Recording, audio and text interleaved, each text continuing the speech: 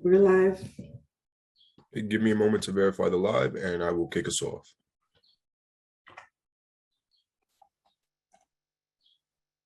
Live is rolling. Thank you, John. Sergeants, can we please start the recordings?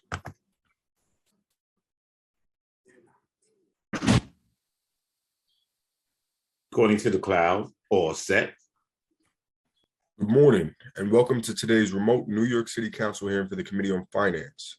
This time we ask that council members and staff turn on their video for verification purposes. To minimize disruptions, please place all cell phones and electronic devices to vibrate or silent. If you have testimony you wish to submit for the record, you may do so at testimony@council.nyc.gov. Once again, that is testimony@council.nyc.gov. We thank you for your cooperation. Chair, we're ready to begin. Thank you, Sergeant. Good morning, everyone, and welcome to the public portion of the executive budget hearing process. Today is May 25th, 2022. My name is Justin Brannon, and I am privileged to chair the Committee on Finance in the City Council, and I proudly represent the 43rd Council District, which encompasses Bay Ridge, Dyker Heights, Bath Beach, and Bensonhurst in the area where I grew up. Over the last 10 days, this committee has heard from more than 20 agencies, authorities, offices, and boards. We've held the administration to task to ensure that city dollars are spent wisely, effectively, and fairly. As we turn to budget negotiations, we'll work towards a balanced budget that is guided by fairness and equity to every single New Yorker. We'll work to ensure that our city's post-COVID recovery reaches all segments of our society and all corners and zip codes of our 5 boroughs. COVID-19 has adversely impacted our students, seniors, immigrant community, small business owners, those with mental health issues, single parents, people living in temporary housing, incarcerated youth, incarcerated adults, caregivers. In other words, every single resident of this city has been impacted by COVID and is struggling in their own way. The challenges are large and the recovery is slow. As we begin our new normal following an unprecedented 2 years, it is the duty of this legislative body and of all 50 of my colleagues on the City Council to ensure that this budget and the budgets to come spend every dime of taxpayer money to achieve positive, lasting change and to reverse the losses suffered from the COVID pandemic. A budget is a reflection of the values one holds. It is a statement by government of what it holds most important. And for this city budget, we need to ensure that those who need the most help get it. We need to ensure that every neighborhood receives the same level of city services and attention, regardless of zip code. We need to undo the years of neglect and unfairness. We have more than 400 people registered to testify today, and I look forward to hearing from each and every one of you. I want to hear the challenges you face, the causes that you're fighting for, and how you think our city budget dollars should be spent. Over the past 10 days, we've heard from over 20 authorities and agencies and boards and offices, but today is arguably the most important day when we hear from the people of this city, to hear from what you want to see in our city budget this year. I want to thank the Council Finance Division, Malcolm Budahorn, and my special advisor, John Yedden, for riding along with me for the past couple of weeks during these budget hearings. We've got a very long day today. It's important that we hear from everybody. It's important that we respect each other's time. We'll be here long through the night. So it's important that the time is kept in check early on so that people who are testifying at 9 o'clock tonight still have enough time and get the attention that they deserve. I'll now turn to committee counsel to review logistics and to begin calling panels. Thank you so much. Thank you, Chair Brannon. Good morning and welcome to the public portion of the fiscal year 2023 executive budget hearings. My name is Malcolm Budahorn and I am counsel to the Finance Committee. As of right now, we have more than 500 registrants for today. We also have received more than 50 requests for panels and special time slots.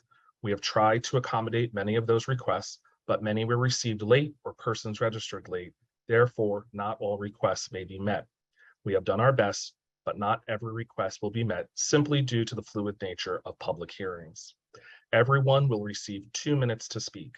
The Sergeant at Arms will let you know when 2 minutes has concluded.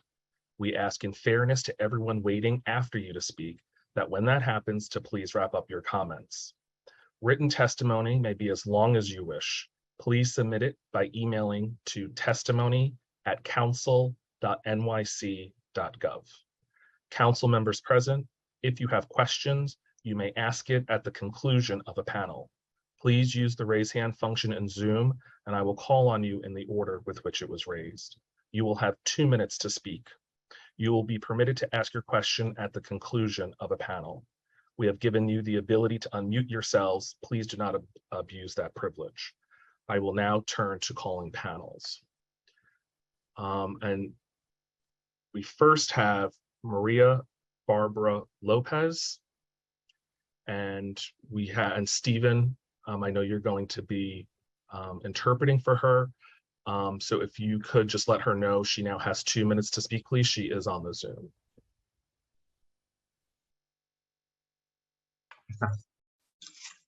Starting time. Hola, me llamo María Bárbara López, líder comunitaria en el Distrito 38 de Sunset Park. Estoy aquí para pedirle al Consejo Municipal que se apruebe un presupuesto que favorezca a los neoyorquinos. Hello, my name is Maria Barbara Lopez.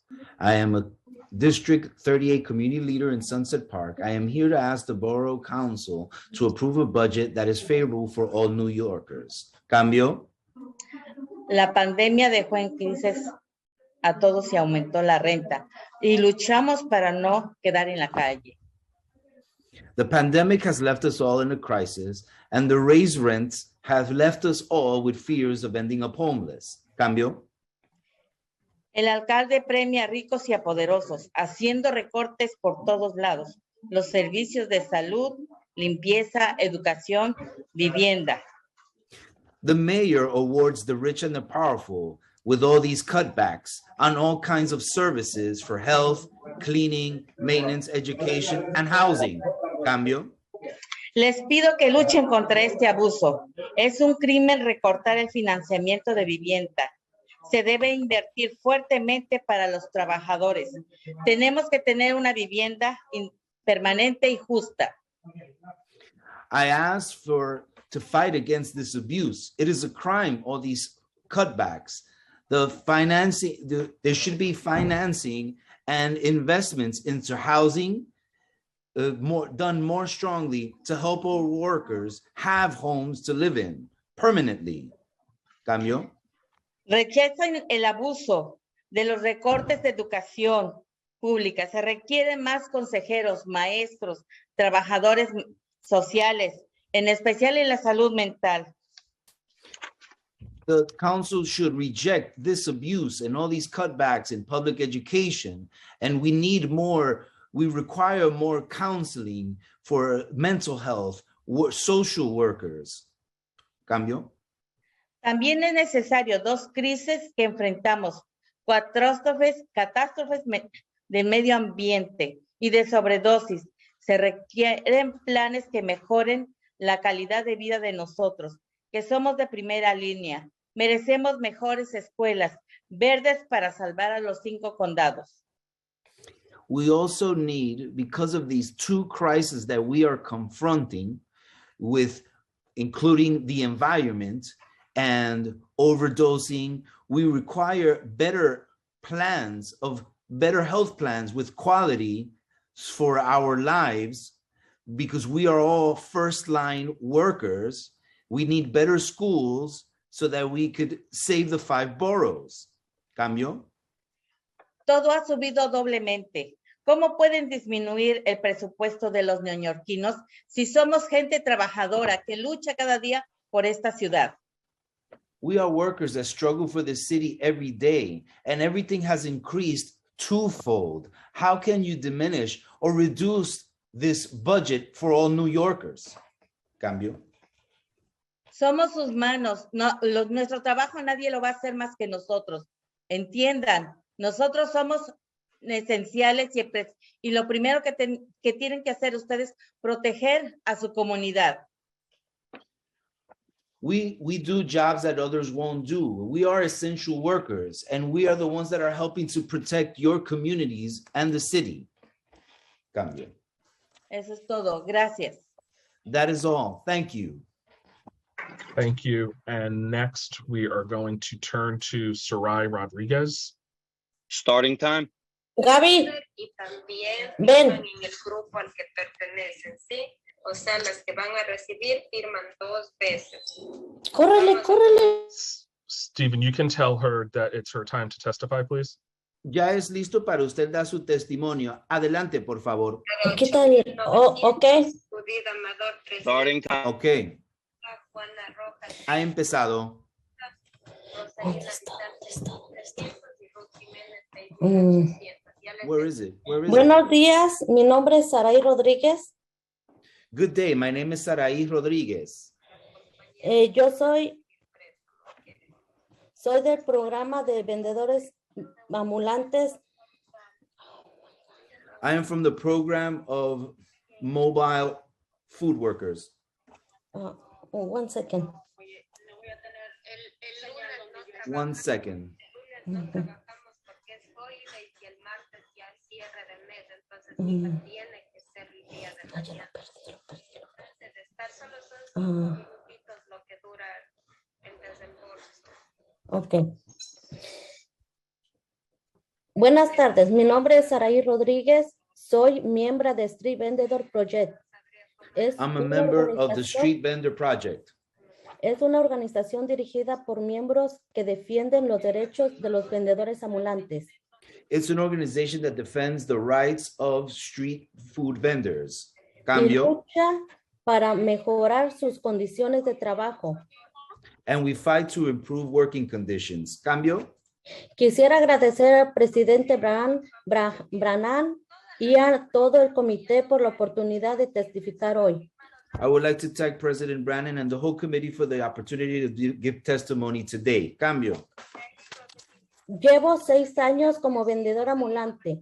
El mayor problema que enfrento actualmente es que no hay suficientes licencias y permisos para poder trabajar. I've been working for 6 years as a street vendor, and the major problem is that there isn't enough licenses for working. Cambio. Nosotros tenemos que recurrir a comprar permisos muy caros y poder trabajar. We have to run around and get very expensive permits just so we can work. Cambio. La organización nos da el apoyo que necesitamos para luchar contra esta injusticia. The program, the organization gives us support so we could fight against this injustice. Cambio. Y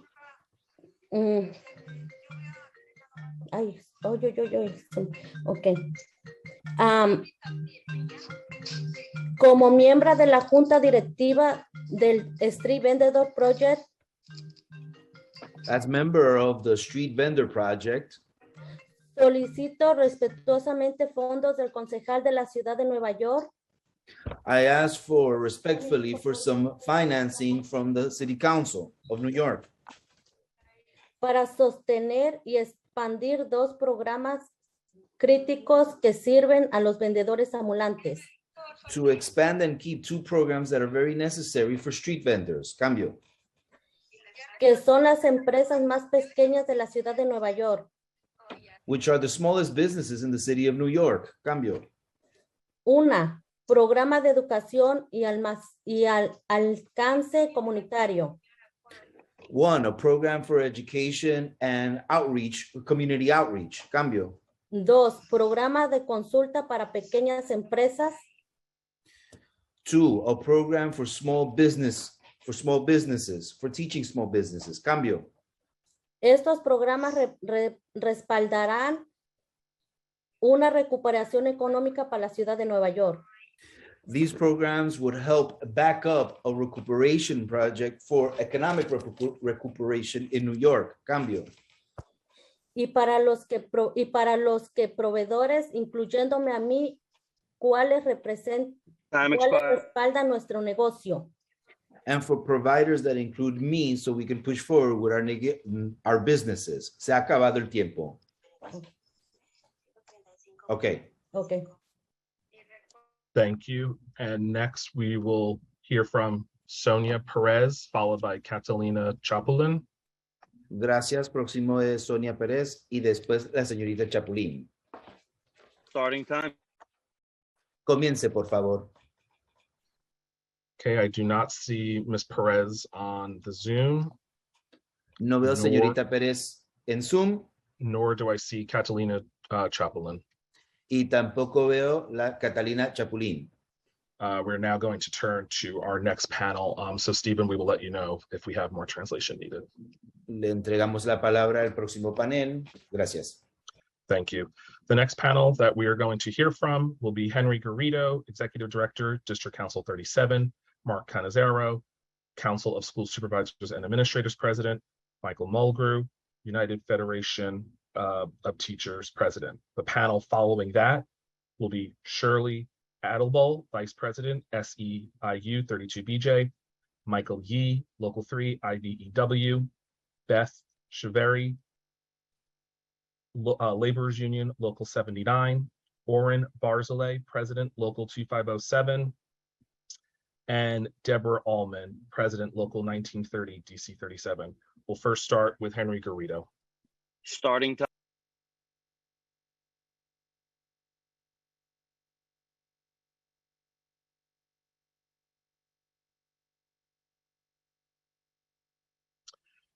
Okay, not seeing him, we're going to turn to Mark Canizaro, President of CSA.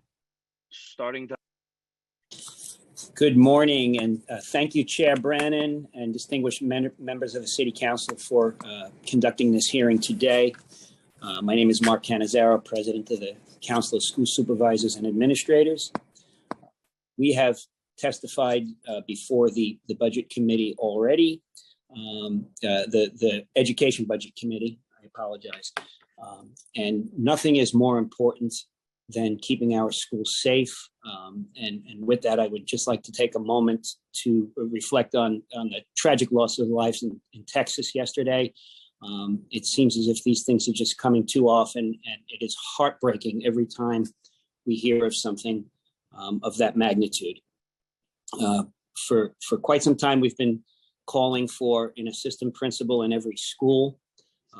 Our contract calls for an assistant principal in every school, but sadly, there are approximately 70 schools in New York City whose budgets do not permit them at this time from hiring an assistant principal. It is our position that the department should be funding those APs anyway, but we call on the Finance Committee to just back us on that proposal and make sure that adequate funding is set aside. We also are calling for a restoration of the almost 1,000 school safety agents positions that are currently vacant in order to make sure that every school is adequately staffed with safety agents. And furthermore, we are in discussion with the Chancellor regarding making sure that school buildings are locked, front doors are locked during the school day. As you know, we've also asked for funding for our professional development group, ELI, and we have submitted testimony on that, as well as our longstanding fight for pay equity for our early childhood educators. These folks have been working for years in the early childhood area. They are seasoned professionals with all the credentials of our Department of Education colleagues, and they are severely underpaid, earning approximately 50% of what their colleagues in the Department of Education make. As I'm out of time, I will stop there, but you do have my written testimony. Thank you all so much. Thank you, Mark Canizaro. Next, we'll turn to Michael Mulgrew from the United Federation of Teachers. Starting time. Thank you all so much. And I want to thank Justin Brennan, the chair of the Finance Committee, as well as the chair of the Education Committee, Rita Joseph. And I was very, very happy to hear Justin Brennan's opening remarks about how this city council is going to hold the task that taxpayers' money is actually going to be spent on the things that it's supposed to be spent on, which is the people and the children of New York City, as well as holding each agency to task. When it comes to the things that we've asked you to fund, I won't go through them. You have that list. I can guarantee you that you are holding us to task, and all of that money is being spent on the children of New York City, as well as additional millions of dollars coming from union members' dues to help with all sorts of different programs that help the children of New York City.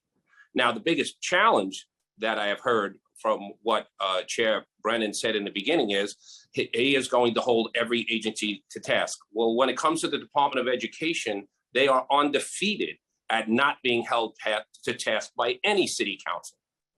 And they have figured out ways for years and decades to continue to waste taxpayers' money, to continue to finance a massive bureaucracy that is not helping the children of New York City. As we talk right now, where the budget is going is in the opposite direction, despite the fact that we received $7.6 billion from the federal government, $5 billion of which is still not allocated. And the fact that the state of New York has now put in an additional $1.3 billion. So when we ask the question about the basic issue that every parent and teacher wants in terms of class size, the Department of Ed's response to us is, well, the state needs to give us more money, or why don't you pay for it? Well, it's time for us to say enough is enough with their garbage, and we need to all come together to hold them accountable. If not, they will continue to just spin and spin and spin, and it is the children of New York City who they are cheating, and it is time for us. Thank you. Thank you, Michael. Thank you. And for the record, we've been joined by council members Brandon, Farias, Lewis, Kagan, Hudson, Joseph, Barron, Sanchez, and Carr. The next panel that we're going to call up, Shirley Adelbohl, Michael Yee, Beth Chevery, Oren Barzilay, Deborah Allman. The panel following will be Joe Pulio, Michael Burke, Daniel Patrick Clay, Dilcy Ben, Vinnie Musillo, Marlena Giga. We will first start with Shirley Adelbohl. Starting time. Good morning, Chairman Brennan and members of the committee. My name is Shirley Adelbohl. I'm Executive Vice President of SEIU Local 32BJ. As you are aware, 32BJ is the nation's largest property services union with 85,000 members in New York. I'm speaking to you today on behalf of over 5,000 cleaners and handy persons employed by New York City School Support Services, represented by 32BJ, to call on the City Council to fully fund our city schools, including funding for schools cleaning and maintenance. These hardworking men and women employed by Nycc work under a contract with the Department of Education to provide school facility cleaning and maintenance services. Since the outset of COVID-19 pandemic, these essential workers have been providing services to the community and putting themselves at risk in order to keep students and staff and the community at large healthy and safe. While schools were closed to students and teachers, they became a resources and childcare centers for children of first responders. They became food distribution hubs, COVID testing sites, and more. The school's facility staff made sure that the schools could remain healthy and safe places for our communities. The hiring freeze in 2020 and 2021 led to a staffing shortage of nearly 750 workers citywide. Since the reopening of New York City public schools last fall, workloads have increased and maintenance staff has had to work overtime to deal with the staffing shortages, as well as enhanced cleaning and disinfection protocols. As we determine our budget for next year, spending to ensure that New York City's public school buildings are clean and safe should be a top priority. Funding Nycc represents a small portion of DOE's annual spending. However, it has an outsized impact on the welfare of our school community. This includes not only students and teachers, but also Nycc workers themselves. We cannot afford to reduce maintenance or cleaning in New York City schools in the midst of an ongoing crisis.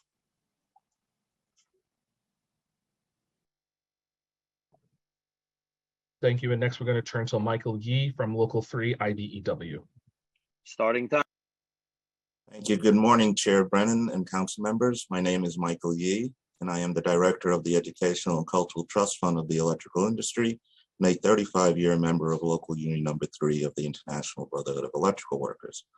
Local 3 represents 28,000 workers in New York City engaged in electrical construction, maintenance, and manufacturing.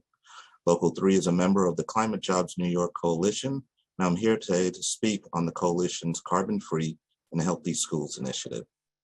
The city is at an inflection point. The pandemic exacerbated deep inequality. We're running out of time to act on climate change, and working families are getting hit hard by inflation and rising costs of living. Climate Jobs New York has a concrete plan that would address all of these issues. This plan works to solve the climate crisis and create jobs that benefit workers and their communities, and presents a roadmap for New York City to fight the climate crisis, make New York City safer, and address racial and economic inequality by investing in pro-worker renewable energy transition.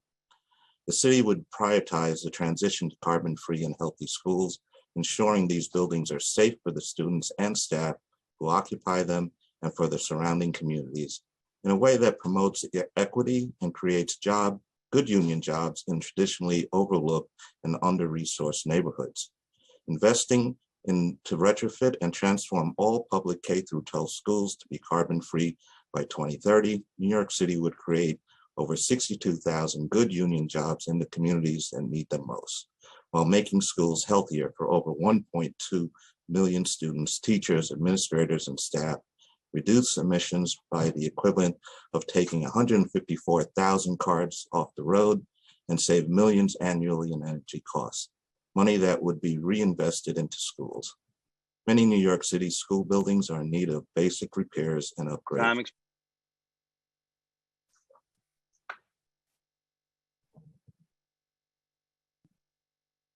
Thank you. And next, and folks, when time is called, just if you have a sentence you just want to wrap up, feel free to just give a sentence to wrap up. And I apologize if I'm messing up anybody's names. Believe me, I go through it myself with my own. Next, we're going to hear from Beth Chevery, Laborers Union, Local 79. Starting.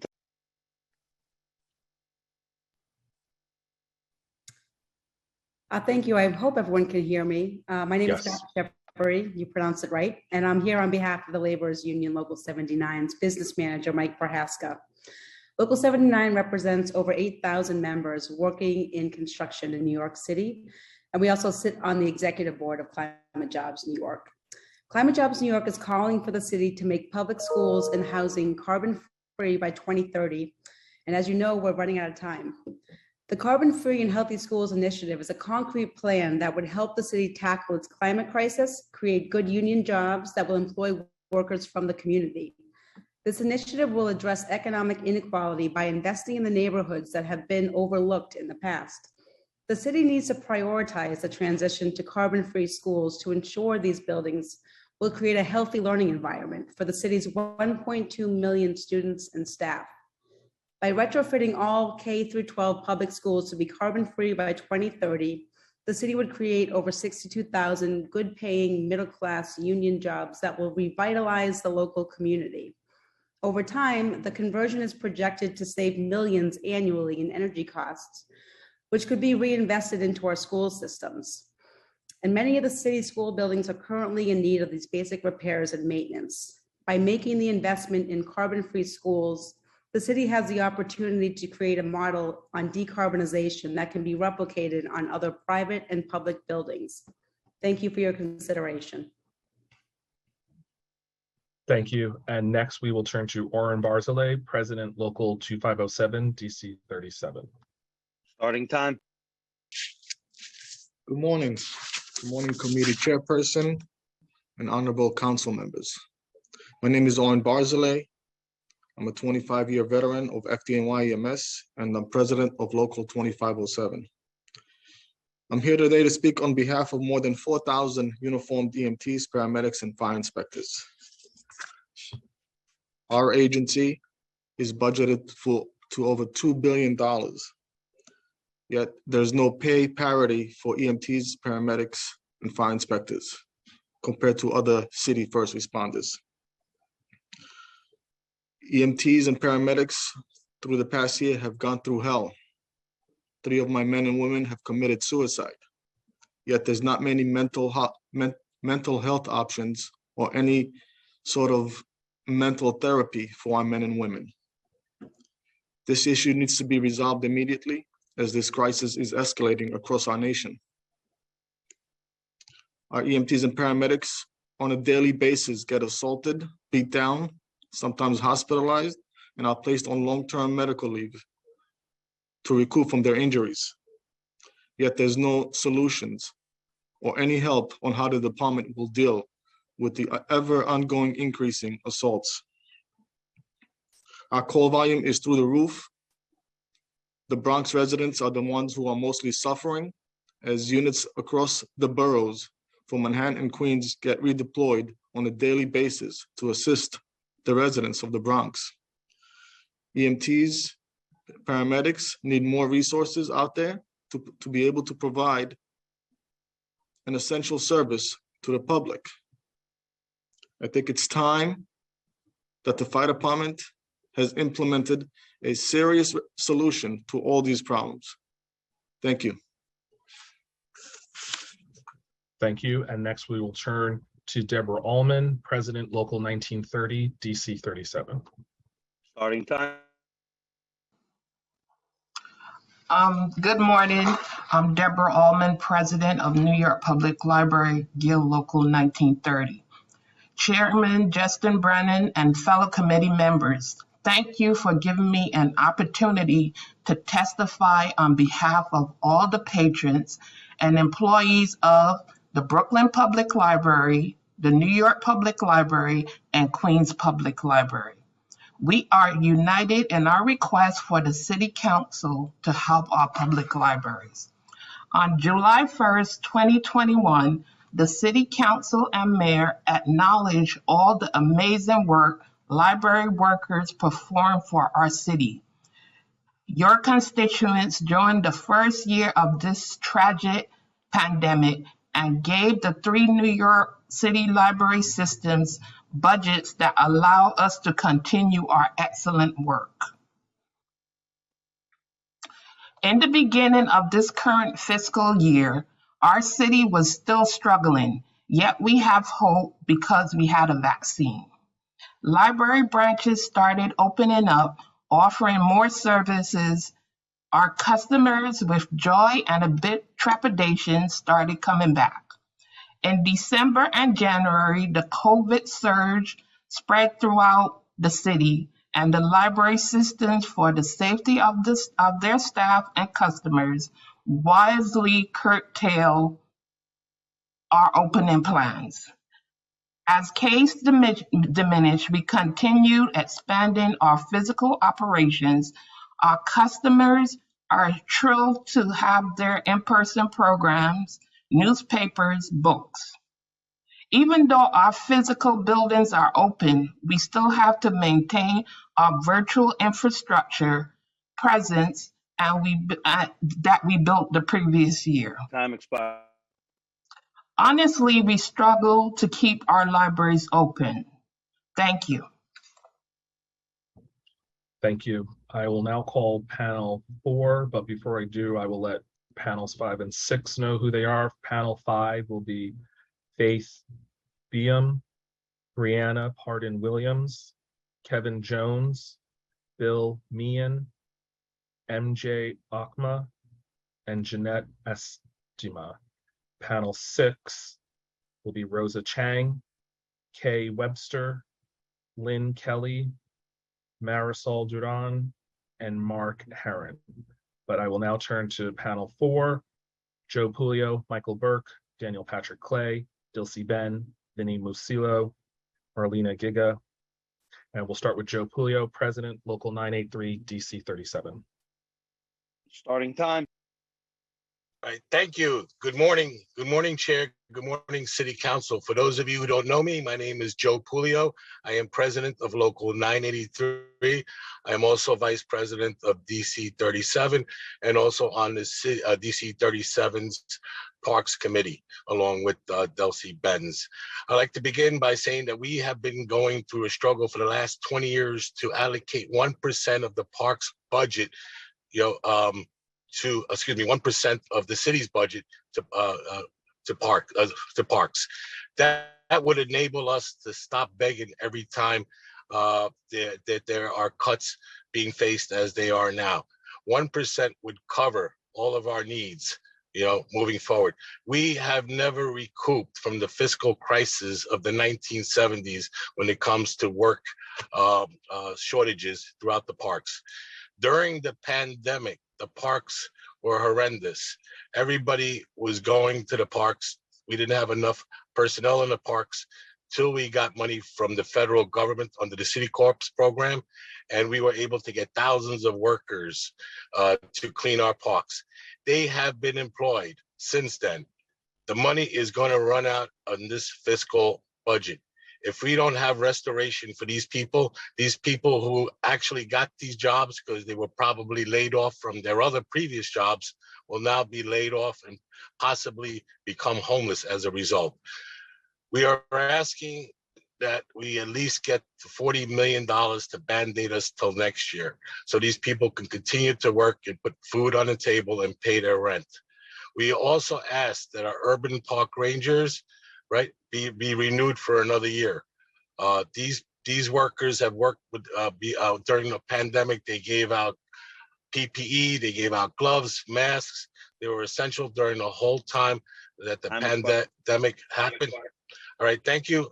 Thank you all for having me, and please restore the funding. Thank you. Thank you, Mr. Pulio, and we've also been joined by Councilmember Brooks Powers. We'll next turn to Michael Burke, Grievance Rep, Local 983, DC 37. Starting time.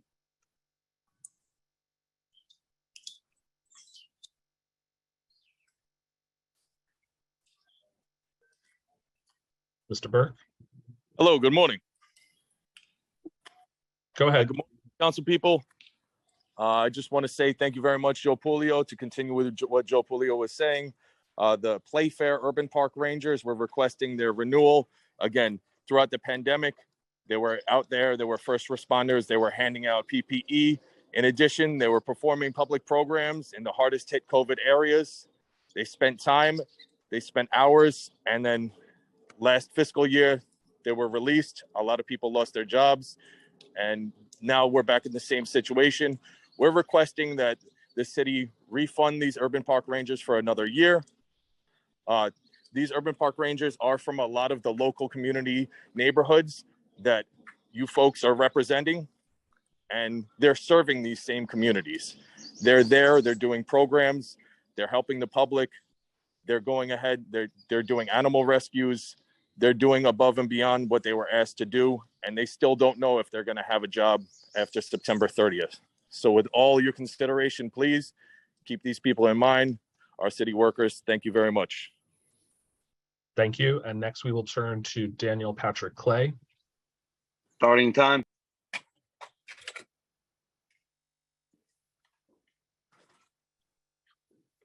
All right, so back to this. Okay, not seeing him on the Zoom. We will turn next to Delcy Ben. Starting time.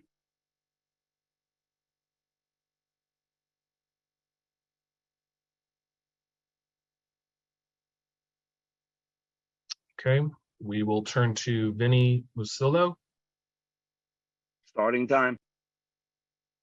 Good morning, Finance Chair Brannon and all council members. My name is Vincent Musillo, President of DC 37's Local 1508, which represents administrative park and recreation managers and park supervisors. I would like to speak on behalf of all parks workers and New Yorkers that will be affected if New York City does not come through on their promise of 1% of the budget for parks maintenance. Since the start of the pandemic, it was parks that former Mayor Bill de Blasio urged New Yorkers to visit. It was the place of refuge and solace for hundreds of thousands of New Yorkers during extremely trying times. And during these times, it was park staff, comfortably known as parkies, that showed up day in and day out to clean, maintain, and safeguard all of the parks they were responsible for. At a time when many were given an option to work from home, our dedicated parkies that worked out in the field were not. We were deemed essential in the fight against COVID. Field workers stood up to the challenge and did their best to keep New Yorkers visiting the always beautiful green space and playgrounds throughout the city. Proudly, we arrived at work every day, knowing at any moment we could fall victim to COVID or a loved one could do the same. Parkies were lost. Loved ones were lost. Despite all of this, we continue to do our job as parkies. Many of these workers have established themselves within the community they were assigned. When a city park worker or a city seasonal aide is fixed post at the same location, they take these playgrounds in as their own. The community can put a smiling face to the playground they visited for the last 2.5 years. If the budget for 1% for parks does not pass, this will end. The effect it will have on the children and families will be enormous.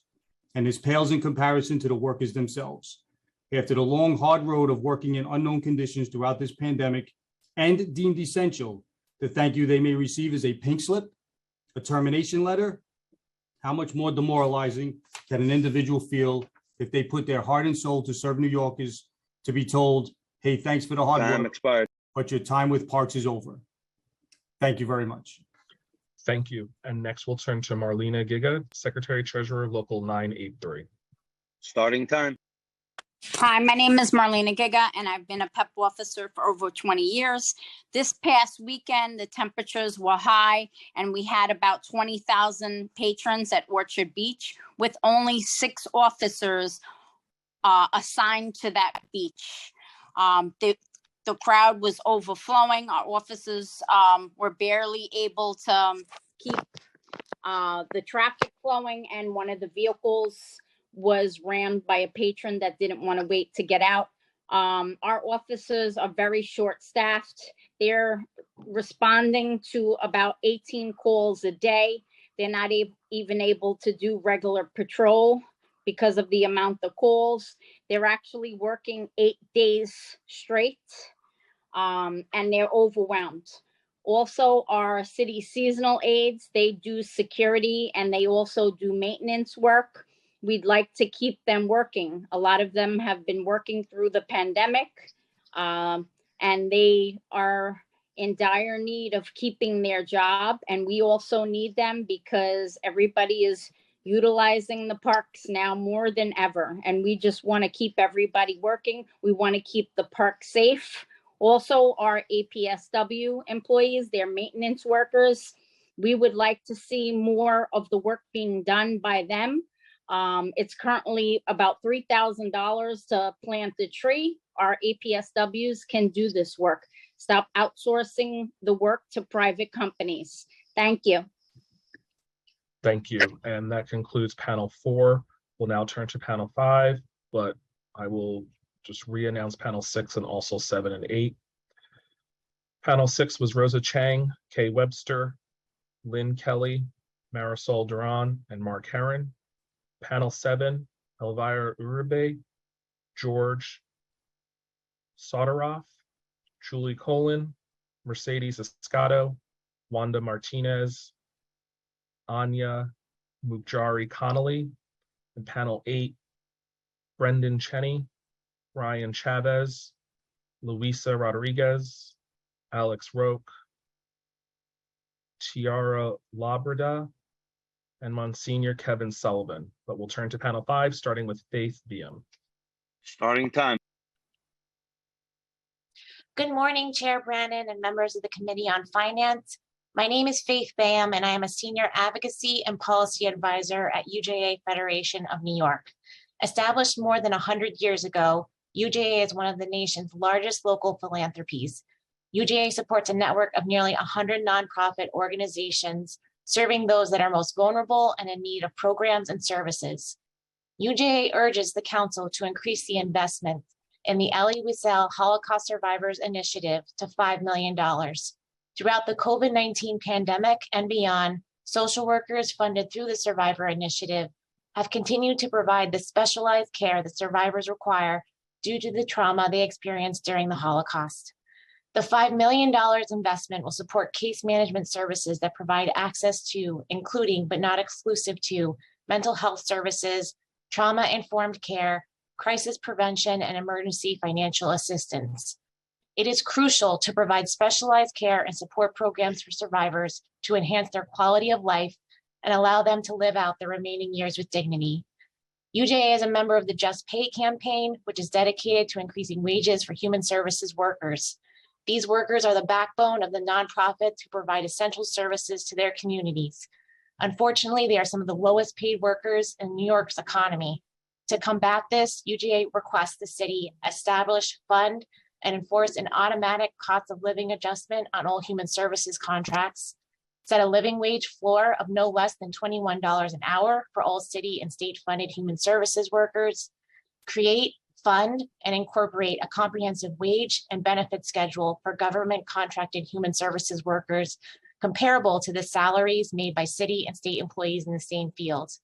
I thank you for the opportunity to testify. The entirety of UJA's budget requests can be reviewed in our submitted testimony. Thank you. And next we'll turn to Brianna Padden-Williams. Starting time.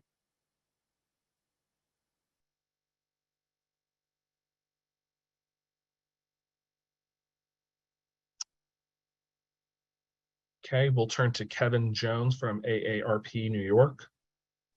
Starting time. Good morning. My name is Kevin Jones. I'm the Associate State Director for Advocacy at AARP New York. Thank you for allowing me to be here and advocate for better services for New Yorkers 50 plus, including for our 750,000 New York City AARP members. Older New Yorkers built this city and made it great, and now it's time to make sure that they can comfortably and safely retire in the homes and communities they love. First, the Department for the Aging is responsible for ensuring the well-being of older adults, particularly the most vulnerable. For that reason, we respectfully request no peg for DFTA. Older adults can't afford rising housing costs either. They deserve better. They need an increased reimbursement rate for senior affordable rental apartments and 1,000 new units of affordable senior housing per year. We also need to ensure that they receive the services to stay in their homes safely. We're grateful for the City Council for their pledge to invest $7 million to clear the home care and case management wait lists. It's what the 50 plus deserve. We're also grateful to the City Council for wanting to increase funding for the Get Food Recovery Meals program, but we need significant funding to meet the demands for weekend and holiday meals because New Yorkers 50 plus deserve food on their tables. They also deserve to have their mental health needs addressed. The City Council has proposed increasing the budget for mental health services, and we thank you for it, but the city budget also must expand the geriatric mental health program. And this is crucial as the 50 plus continue to recover from the isolation and trauma of the pandemic.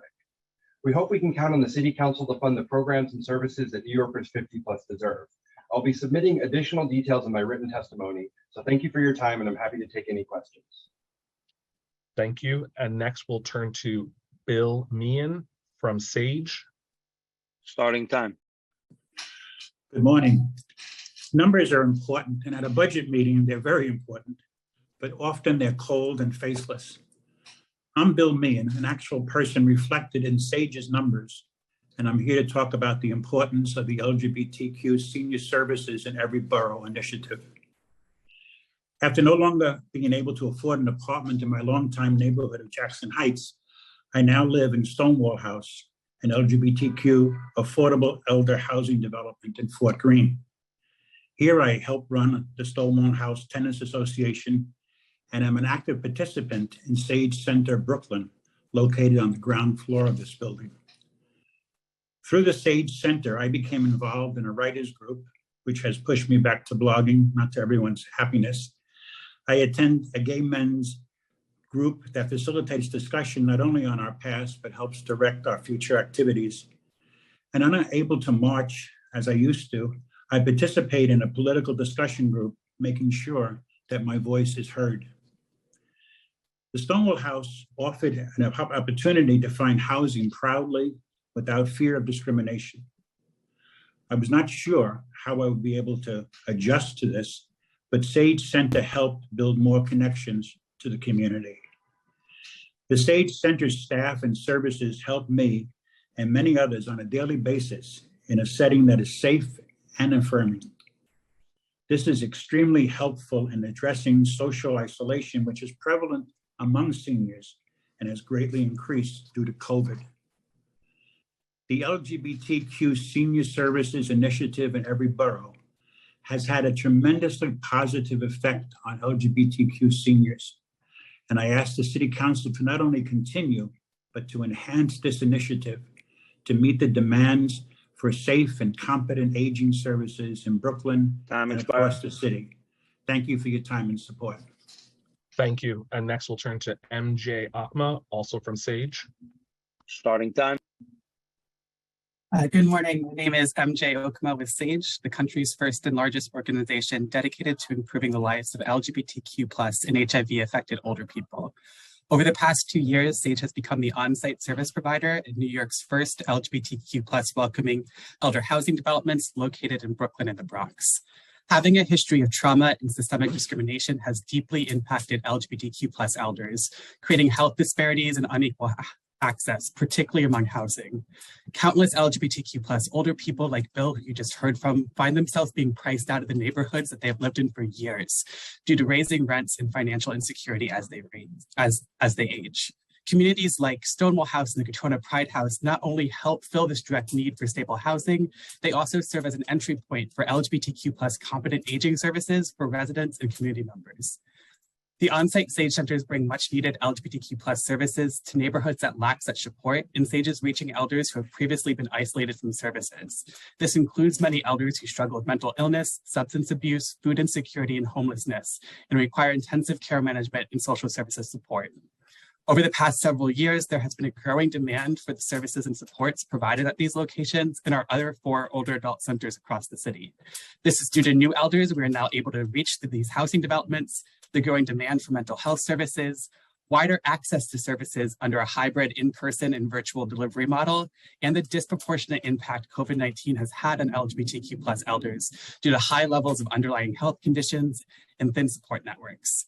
Because of this demonstrated growing need for services, we are asking the Council for an enhancement of $300,000 to the LGBTQ+ senior services in every borough initiative. This enhancement would maintain SAGE's funding under the initiative, as well as directly fund the work of Brio Circle, New York City's only staffed community-based organization specifically serving LGBTQ+ elders of color. Thank you so much for your time and support. Thank you. For the record, we've also been joined by council members Moya, Osei, and Powers. Next, we'll turn to Jeanette Estima. Starting time. Good morning, and thank you for the opportunity to testify. I'm here on behalf of City Meals on Wheels. My name is Vic Benson. I'm the Senior Programs Associate. Jeanette couldn't make it right now. City Meals works in partnership with the city and the network of home-delivered meal providers to cover the cost of delivering meals on weekends, holidays, and emergencies to homebound older adults. These are meals that are not included in DFDA's contracts with HDM providers. For the new clients transitioning from recovery meals, we believe there will be more than 3,000 older adults in need once DFDA's assessment is finished. Many, though, have chosen not to go through with the assessment because they find it intensive and invasive. We believe these people will try to make do on their own and find that they can't. So we continue to ask for the $30 million that was included in the council's response. Though I'd like to add one caveat, that amount did not include funding for weekend and holiday meals. We estimate that for every 1,000 new clients in the system, City Meals has to raise $1.1 million, and it's just not possible for us to raise millions in new funding overnight. I want to be very clear about this because without an allocation for weekend and holiday meals that are provided by City Meals, thousands of people will not receive meals on 115 days out of the year. So we ask for your support in ensuring that there is enough funding to cover a meal for every day for every person who will transition into HDM. Moreover, the system was already strained beyond capacity. The number of meal recipients has been increasing over the years, along with costs for food, labor, and capital needs such as truck repairs or food storage. In order to maintain the current level of services outside of the new clients transitioning from recovery meals, we also request an investment of $12.7 million in the HDM program, with $3 million earmarked for City Meals to continue providing weekend, holiday, and emergency meals. And finally, we ask that the council includes $1 million in senior centers, programs, and enhancement initiatives for our emergency meals program. Thank you again for the opportunity. Thank you. And next we'll turn to Daniel Patrick Clay. Starting time. Hi there, everybody. It's Dan, your friendly neighborhood gardener here in Prospect Park, out here with a couple of our mighty volunteers and General Slocum too.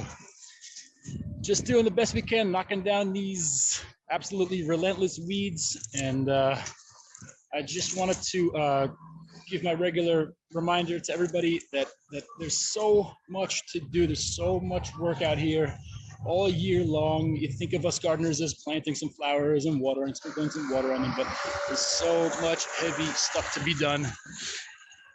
And I'm really just hoping that you guys can do the best you can by us, boots on the ground, and baseline the seasonal workers, the 50 gardeners, and the 100 CPWs, so that these parks efforts can be worthwhile and not look so, sometimes they just look so meager. So thanks in advance, and I'll see you guys around.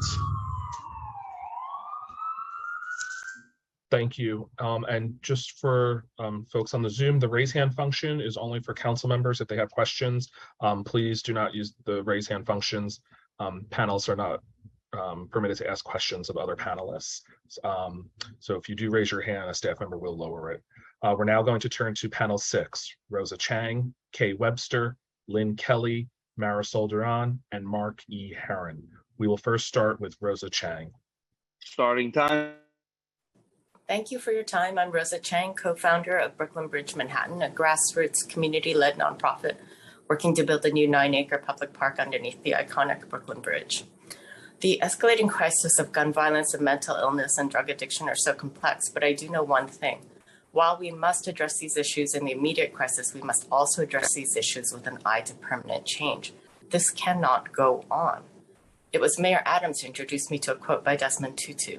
There comes a point where we need to stop just pulling people out of the river. We need to go upstream and find out why they are falling in. Jails are downstream. Building strong, supportive communities is how we address these crises upstream. Communities are not built on our sidewalks and inside our apartments. They are built in our shared common spaces. Communities are built in parks. A straight line exists between our failure to sufficiently fund our parks and the crisis we find ourselves in today. We need to correct that fundamental error today. Where we choose to spend our money is a crystal clear indicator of our priorities. Let's spend our money upstream, or else stop pretending to be surprised when we keep pulling people out downstream. Every resident of New York City should have equitable access to green space, but as we all know, this is not the case. Brooklyn Bridge Manhattan represents the unheard voices of Chinatown and the Lower East Side. Within a half-mile radius of the Brooklyn Bridge, there are 47,000 residents, 64% of whom identify as BIPOC, 20% seniors. 20% of our families are below the federal poverty level. This TRIE neighborhood is one of the city's most densely populated areas and one of the areas most heavily impacted by the pandemic. Since 2010, there has been only $16 million in open space capital investment in our surrounding communities, and we have only 20% of the city median of open space. The Brooklyn side just finished a $370 million publicly funded park. This extreme contrast. Can I keep speaking? If you can just wrap up with a sentence. I would love to invite every single one of you on a tour of Brooklyn Bridge Manhattan. We would love your support because we believe that the best use of the 9 acres underneath the landmark Brooklyn Bridge is not as a parking lot, but actually as a park. And we desperately need your help to get that to happen. Thank you for the opportunity to testify. Thank you. And next we'll turn to Kay Webster. Starting time. Yeah. Yay. Kay Webster. Starting time. You're unmuted if you'd like to begin your testimony. There are 2 minutes allotted. Yeah. Okay. All right. You got it. Kay, are you? Yeah, let's move on. Okay. Next, we're going to call Lynn Kelly. Starting time. Hi, I'm Corey Hassan. I'll be testifying on behalf of Lynn Kelly, who actually has a board meeting right now. Good morning, and thank you, Finance Committee Chair Justin Brannon, for convening this hearing to discuss the FY23 executive budget. My name is Lynn Kelly, and I'm the Executive Director of the New York Restoration Project. NYRP is the only land conservancy operating in all 5 boroughs of New York City, specifically in under-resourced neighborhoods. For over 25 years, NYRP has planted trees, renovated gardens, restored parks, and transformed open space for communities throughout New York City. NYRP brings private resources to spaces that are underserved by municipal support. These communities have been the victims of decades of disinvestment. Parks serving low-income communities of color are generally smaller, serve more people per acre, and do not receive private funding. Decreased private donations compounded with budget reductions from the last year had a devastating effect on parks in low-income neighborhoods, even as park visitation increased to unprecedented levels as a result of the COVID-19 pandemic. As one of the 400-plus organizations in the Play Fair Coalition, NYRP implores the Committee of Finance to help fight to secure raising park funding from 0.6% currently proposed in the executive budget to 1% of the total operating budget. 1% for parks is necessary for adequate staffing, maintenance, and park planning to ensure our public parks are equitable, safe, clean, and accessible for all New Yorkers. The current budget as proposed translates to a net reduction in agency staff. By the end of the month, the Parks Department will lose roughly 1,800 members of the cleanup corps that help beautify our parks during this unprecedented pandemic by keeping them clean and safe. Parks workers have been frontline workers during the pandemic and deserve the resources needed to help support their work. Parks that serve low-income communities would desperately benefit from 1% for parks. New York City must commit to a higher standard of maintenance across all 5 boroughs. It's time for us to end environmental injustice and reinvest our green spaces. Urban green space is not a luxury, but a necessity. We urge our partners in city government to prioritize 1% for parks in this year's budget. Thank you. Thank you. And next we'll turn to Marisol Duran. Starting time. Good morning. I come before you all as a proud Bronx native and community volunteer. Unfortunately, my local park, Crotona Park, faces many challenges. Some of the challenges relate to Crotona Park not having a administrator and council members' lack of funds for capital projects in Crotona Park. Our parks are not equitable or thriving because Crotona Park has not had an administrator for many months. Also, the last park administrator was not involved when the decision to convert parts of the park for non-public use were being discussed and voted by the local community board. Many people in my community find the timing of the proposal to convert parts of Crotona Park for non-public use disturbing. During the height of the COVID-19 pandemic, a nonprofit with money persuaded community board members that a private parking area for non-residents would benefit the community because a nonprofit offer free programs for young people. Even though these few board members think their decision was appropriate, they do not acknowledge that residents were left out of this important decision. Community members did not know or were available to express their concerns to this proposal. Many of my neighbors were struggling with the highest number of unemployment, hospitalization, and deaths. Also, many people in my community struggle to afford the internet or keep a mobile phone in service. In my humble opinion, the local community board was desperate for funding that it approved a proposal not fully thinking of the residents. I have started a petition on change.org with almost 200 signatures raising awareness of this problem in Crotona Park. Please take a look at it to help us address this problem. The second challenge my community confront is the disproportionate number of dog runs in our borough. In fact, constituents of District 16 do not have a nearby dog run. Manhattan, Brooklyn, Queens residents have enjoyed dog runs for many years because they either have the funding or support of their elected officials. The problem residents living nearby Crotona Park is that the park may fall under 2 council members' districts, District 17 and District 15. Also, even though Crotona Park is not in District 16, just one more sentence. In some, Crotona could be more equitable and thriving if there's funding to employ a park administrator who cares about the park for present and future generations. Thank you. Thank you. And next we'll turn to Mark E. Heron. Starting time.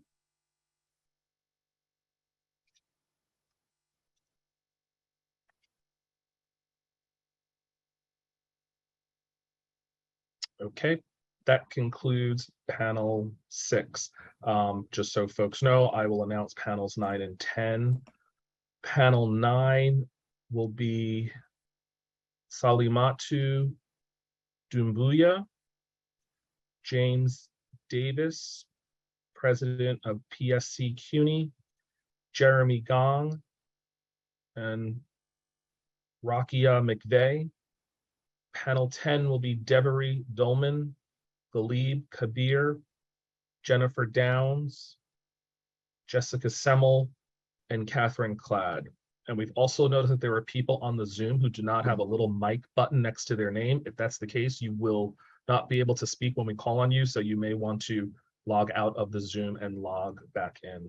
But we will now turn to panel 7, starting with Elvira Urube from CASA. Starting time. Hi, my name is Elvira. I'm an organizer for CASA. So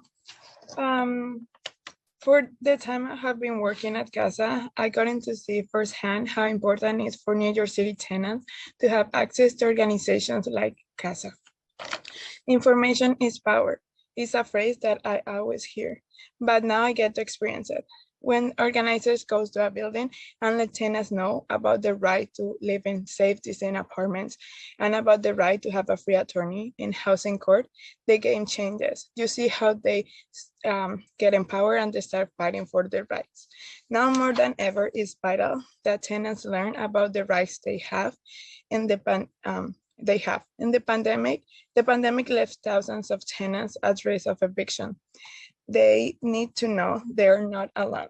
So that's why it's important that local Law 53 supports organizers who will work to ensure that tenants know about the right to counsel and feel supported using it. More tenants will be prepared to defend their homes against eviction and fight for the right to a safe, affordable home. Right to counsel have proven to stop evictions in New York City, but many tenants who are eligible for right to counsel don't know about it or are too afraid to use it. When tenants don't know or use their rights, they are more easily harassed out of their apartments. This leads to the displacement of mostly poor Black New Yorkers. Thank you.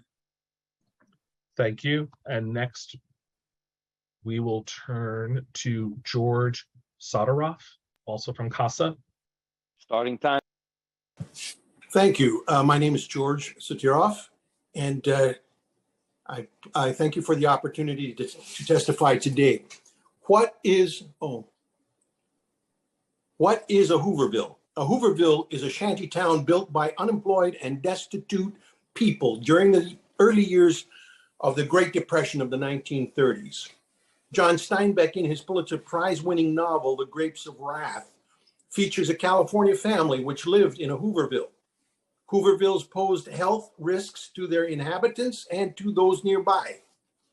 Mainstream media has been reporting the rise of modern-day Hoovervilles ever since the collapse of 2008. And recently, Hoovervilles of significant size have been identified in Oregon, California, and Florida. The right to counsel is a bulwark against the plague of Hoovervilles, but only if it is adequately funded and seriously implemented. I urge the committee here today to implement adequately and fully Local Law 53 and to work with the courts to ensure that no case move forward without a right to counsel attorney. We were told that the city had allocated $3.6 million towards this bill and was going to release it in November of last year. To date, we have seen none of it. The city is now out of compliance with its own law. If we don't fund and then force the courts to implement the right to counsel, then I can only imagine New York City, the light of the world, the citadel of all nations, suddenly collapsing into a single overwhelming Hooverville, complete with all the chaos and depression that is sure to follow. So I'm urging the adequate funding for Bill 53. Thank you very much for allowing me to testify. Thank you. And next we will turn to Julie Colin, Right to Counsel New York City Coalition. Starting time.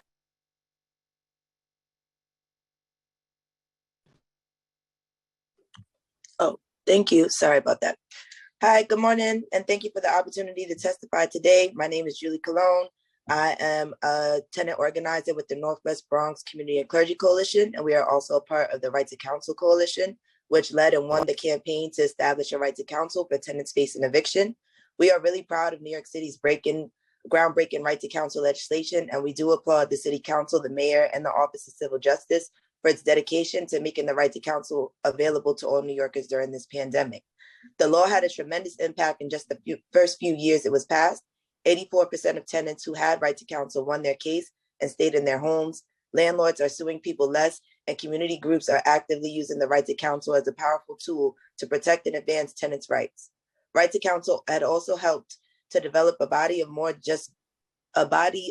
just case law, lower tenants' rents, restabilize apartments, and has forced landlords to make repairs. As we have seen during the COVID-19 pandemic, right to counsel is more important than ever before. And we know that evictions and housing instability have a disproportionate impact on people of color, especially women and children of color. Evictions and housing instability also have significant impacts, not just on people's housing, but on people's education, employment, family relationships, physical and mental health, and so much more. New York City's right to counsel moves us closer to achieving economic, gender, and racial justice. So we are here today to urge this committee to immediately and fully implement Local Law 53 and to work with the courts to ensure that no case move forward without a right to counsel attorney. The expansion of right to counsel to work with and fund community organizing groups to do the necessary education and outreach work of right to counsel Local Law 53 is so incredible. We know the mayoral and city council administrations take time to transition, but with the expiration of the eviction protections and cases moving forward, we can't wait. The city is now out of compliance with its own law and it needs to implement it now. Thank you. Time expired. Thank you. And next we'll turn to Mercedes Escoto, also from CASA. Starting time. Hi, yes, my name is Mercedes Escoto, and I'm really want to make sure that the right to counsel continues, because it's in my personal experience. The landlord gave me an eviction notice in 2019. When I went to court, it was like I didn't know where I was at. It was like I was in a Shark Tank. I didn't know how to proceed. That situation stressed me out. I live with my mother, who's 84 years old. She's disabled, and right now, I just retired 2 months ago. I'm on a very low income. So for me, if I don't have the right to counsel, I wouldn't have the help that I needed it. They helped me to get the ERAP application. They applied for me. They took me to all the steps and how to get that going. Otherwise, I would have been in the streets. The right to counsel is a very important program for us people with low income. Now I'm in a fixed income. I just retired. I will appreciate it if that program is not eliminated. Please don't do it. Do us a favor and let us live a better life. Thank you. Thank you. And next we'll hear from Wanda Martinez, Catholic Migration Services. Starting time. Good morning. My name is Wanda Martinez, and thank you for the opportunity to testify today. I'm a tenant leader with the Catholic Migration Services, a nonprofit legal services provider and community-based organization actively engaged in tenant organizing work.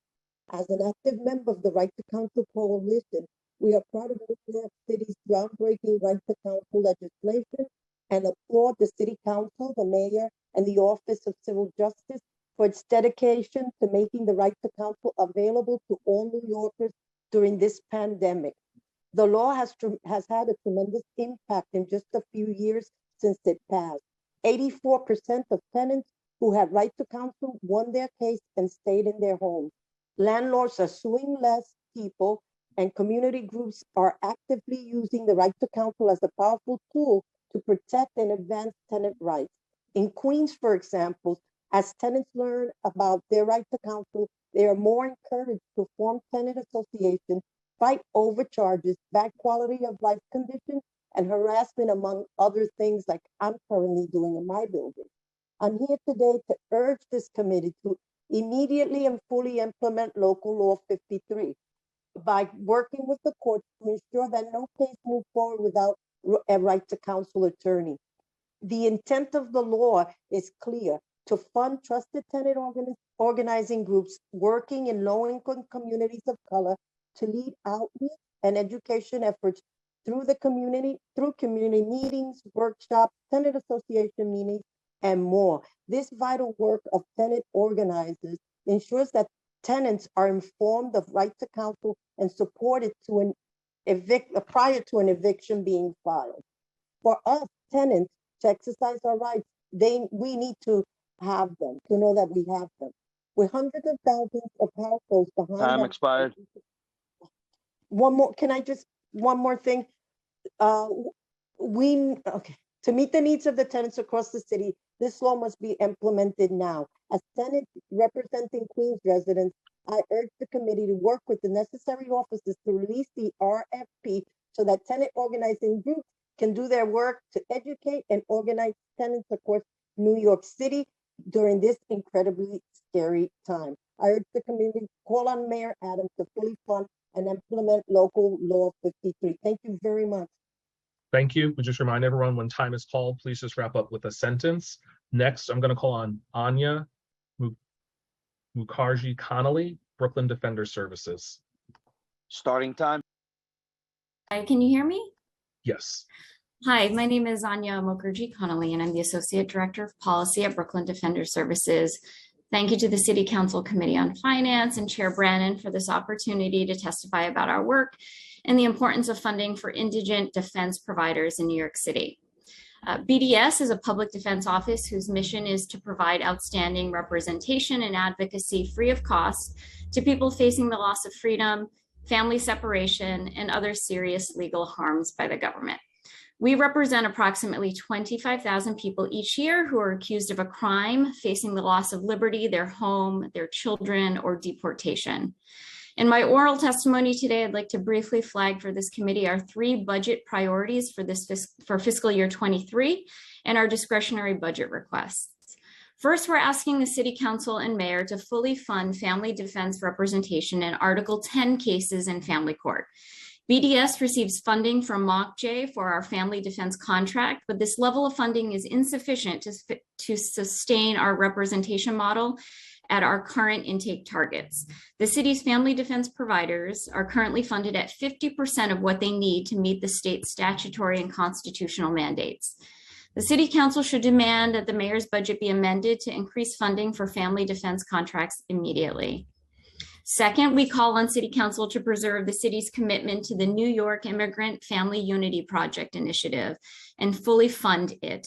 This groundbreaking City Council funded initiative remains the national model for universal representation for immigrants facing deportation. Third, the Right to Family Advocacy Initiative is a 2-year-old initiative that provides critical due process, representation, and advocacy services to parents and families who cannot afford to hire an attorney during an ACS investigation and in hearings before the State Office for Children and Family Services. Lastly, I want to quickly mention our other requests that include the Immigrant Opportunities Initiative, which is funding for our affirmative immigration services, pandemic relief funding, our civil justice practice support, as well as alternative to incarceration and DOVE funding for comprehensive legal services. Thank you to this Committee on Finance for the time to testify today, and to the City Council for your ongoing support of Brooklyn Defender Services. Thank you. Thank you. Next, we'll turn to panel 8. Brendan Cheney, Ryan Chavez, Luisa Rodriguez, Alex Roque, Tiara Labrada, and Monsignor Kevin Sullivan. We will first turn to Brendan Cheney from New York Housing Conference. Good morning. My name is Brendan Cheney. I'm Director of Policy and Communications at the New York Housing Conference. For the past 2 years, we've led United for Housing, a coalition of more than 90 organizations working together to fight the housing crisis. We released a report last year, and our main recommendation was for the city to double housing capital spending to $4 billion per year.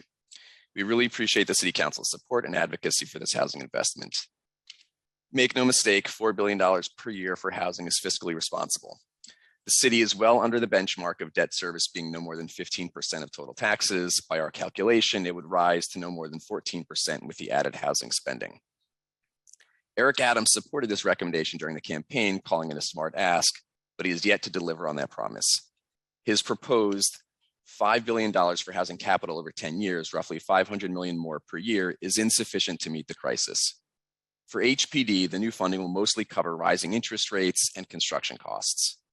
For Nycc, the added funding goes to PACT projects in Wyckoff and Gowanus houses as agreed to in the Gowanus rezoning. It will not assist any of the 110,000 units not slated for PACT.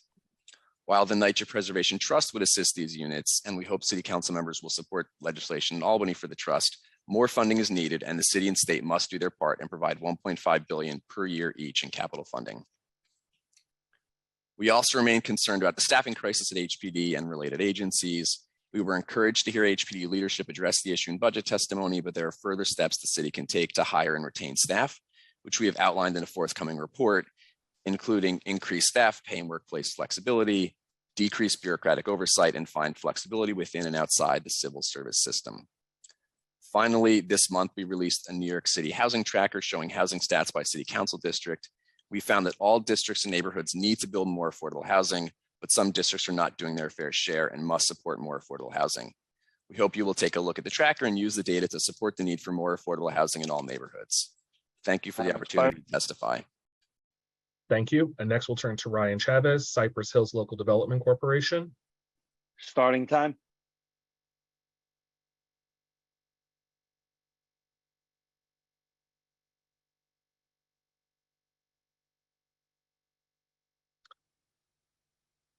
Okay, next I will turn to Luisa Rodriguez. Starting time.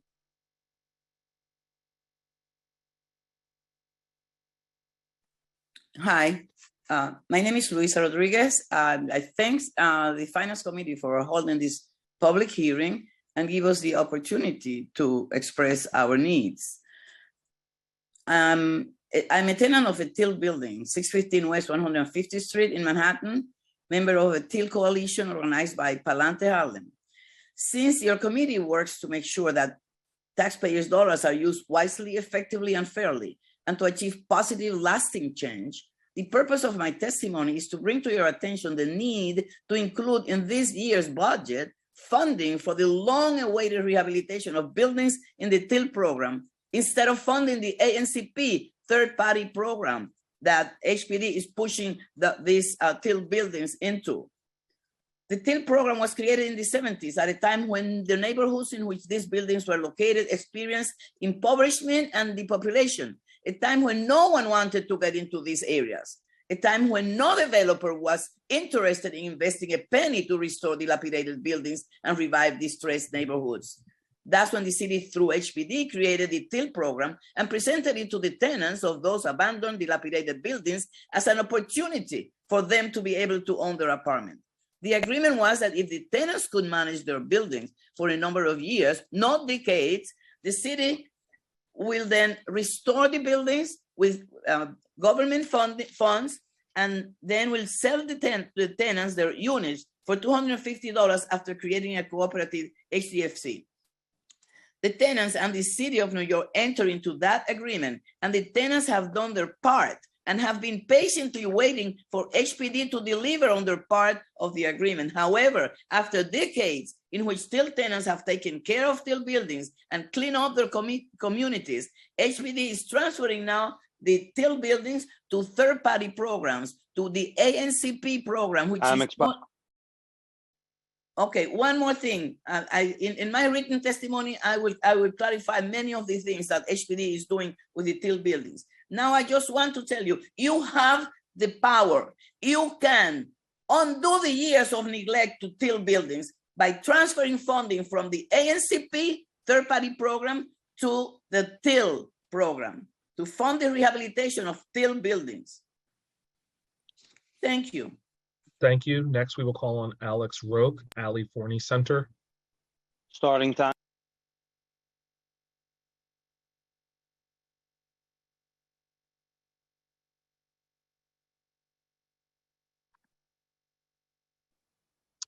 Next, I'm going to turn to Tierra Labrada.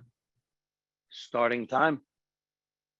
Hi, Chair Brannon and members of the council. My name is Tiara Labrada, and I'm here representing the Supportive Housing Network of New York. Supportive housing is a proven affordable housing model with wraparound support services for people with a history of homelessness who may need support to maintain independent housing. We are making the following recommendations for the FY23 budget. A more detailed testimony will be submitted. 1, continue to push for $4 billion annually in affordable and supportive housing. 2, continue to support Just Pay and insist the mayor include a 5.4% COLA in the adopted budget and to establish, fund, and enforce an automatic cost of living adjustment. 3, match the state's investment in older, underfunded DOHMH scattered site contracts, which are operating at a deficit, leaving tenants in poor housing conditions without the services they need and deserve. 4, improve NYC 1515 by reallocating the 50-50 split between congregate and scattered site to a 75-25 split respectively, and create new units for people leaving jail, prison, and long-term hospital stays who are currently ineligible for the program. 5, dedicate HPD capital, service, and operating funding to holistically preserve 300 units of supportive housing per year.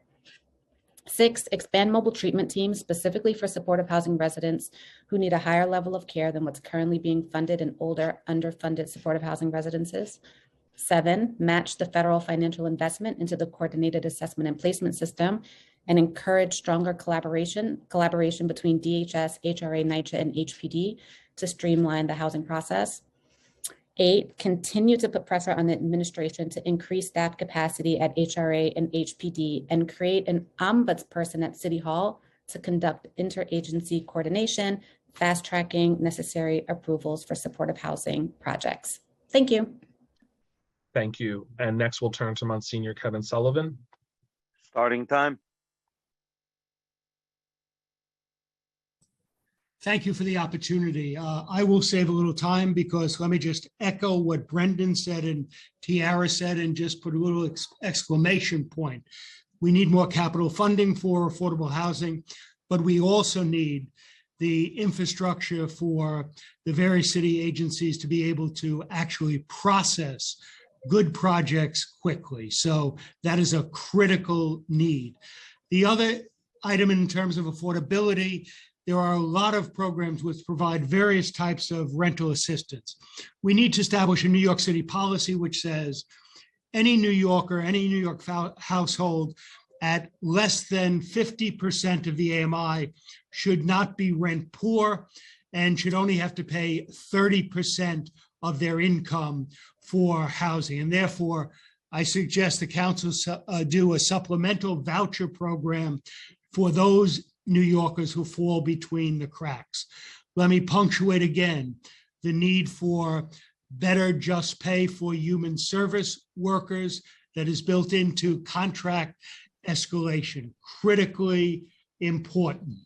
And the final area which I want to speak to is the need for efficiency, accountability, and flexibility in funding.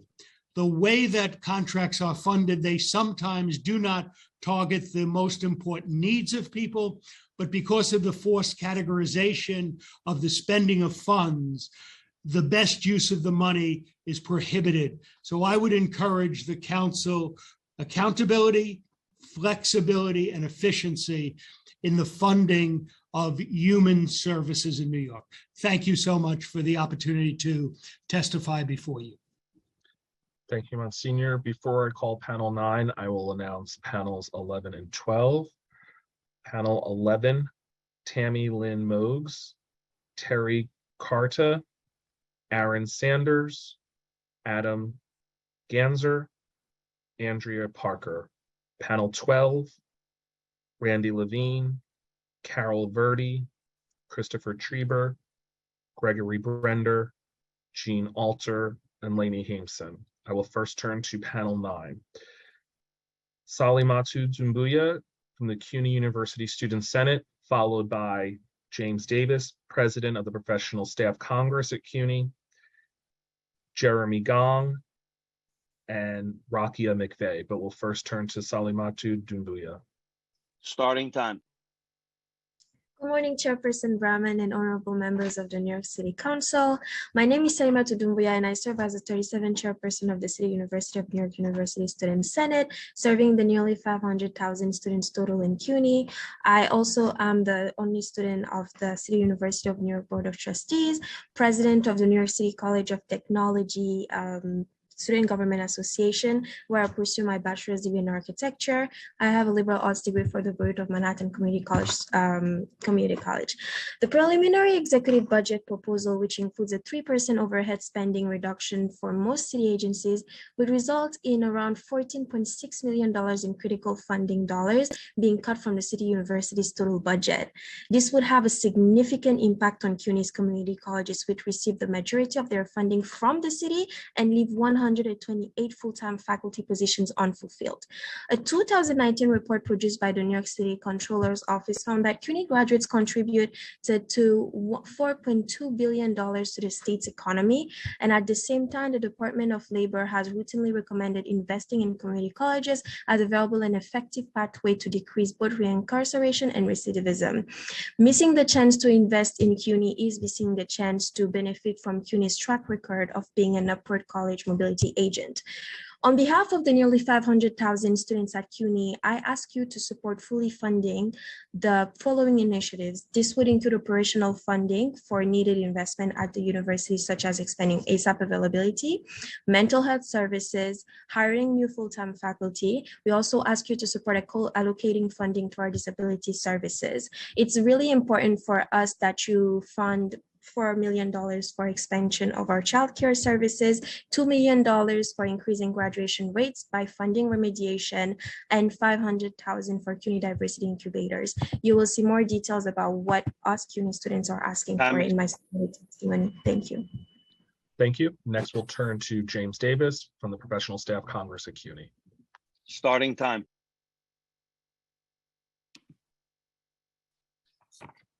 Good morning. I'm James Davis, President of the Professional Staff Congress. We represent 30,000 faculty and staff at the City University of New York.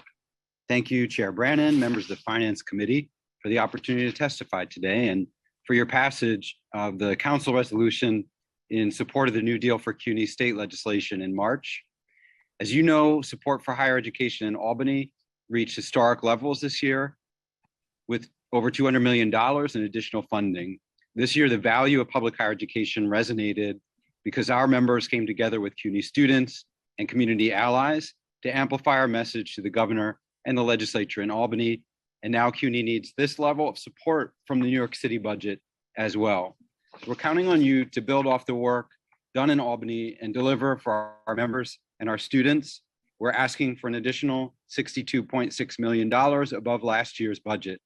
An investment in students, workers, and communities will uplift New York in its continued recovery from the pandemic.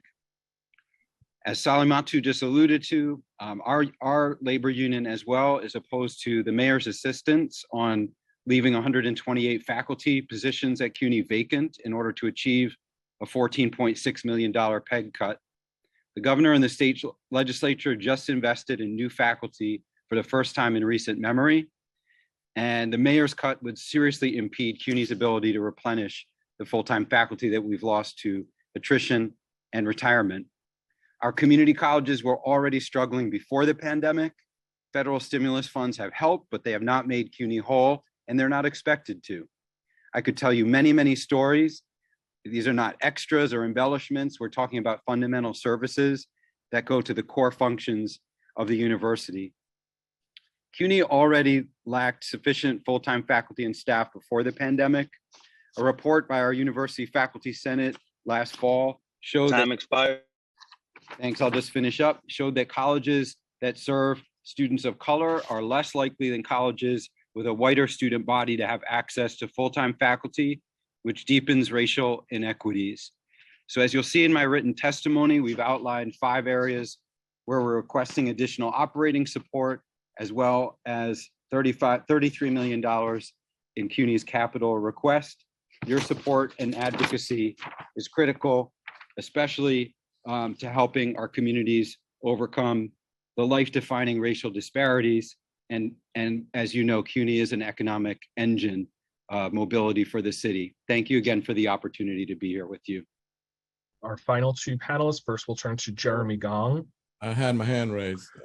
Chair Barron, we're doing council member questions at the conclusion of the panel. Oh, okay. So I'll call on you. Okay, thank you. Jeremy Gong. Starting time.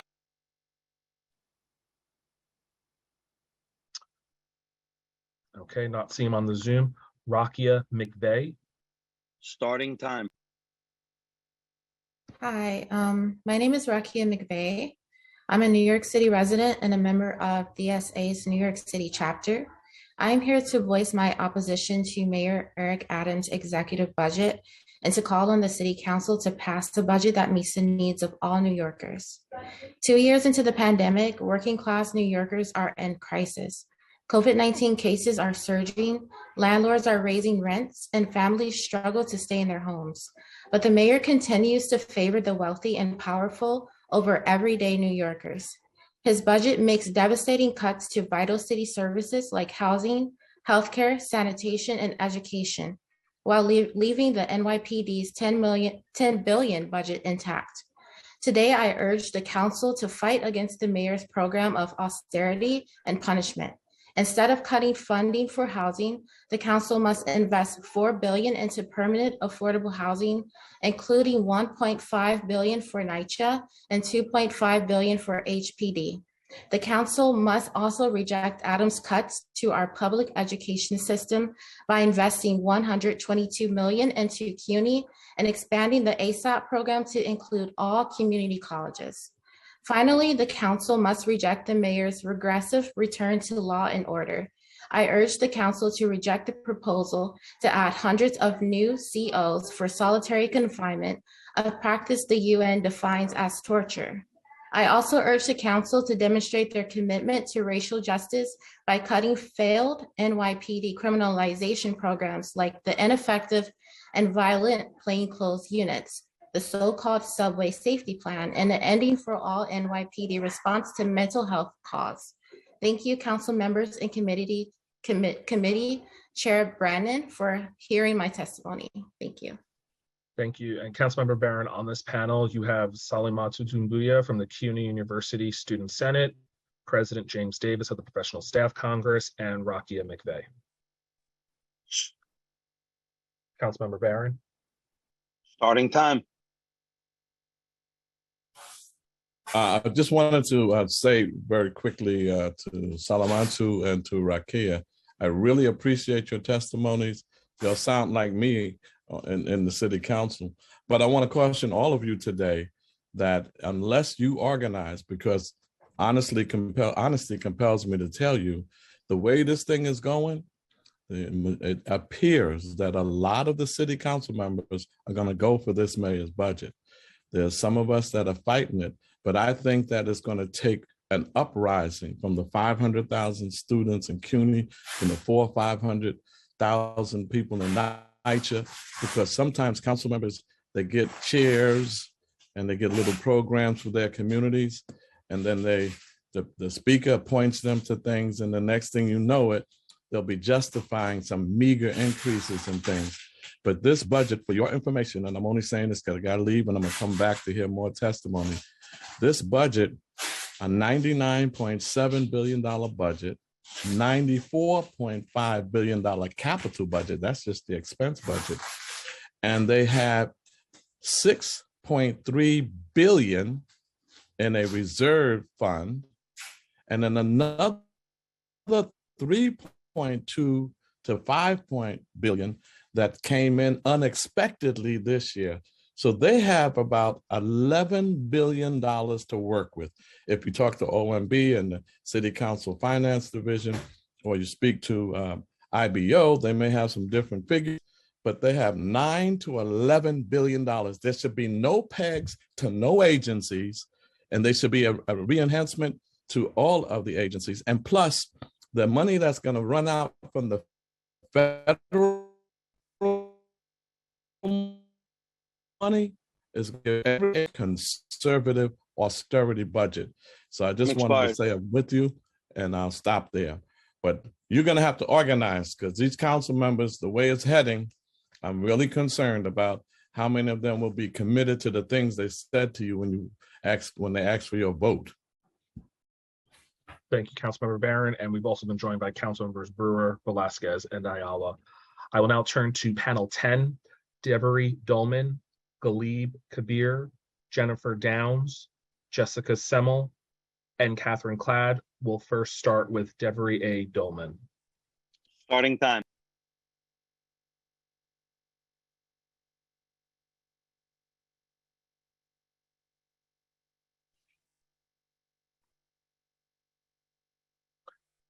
Okay, we will turn to Galib Kabir. Starting time.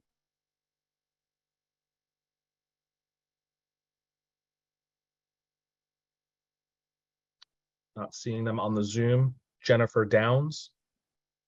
Starting time.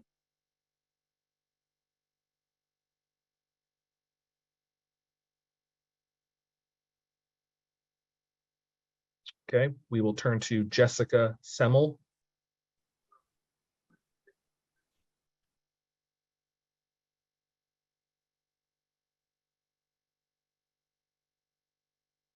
Next on my list is Catherine Cladd.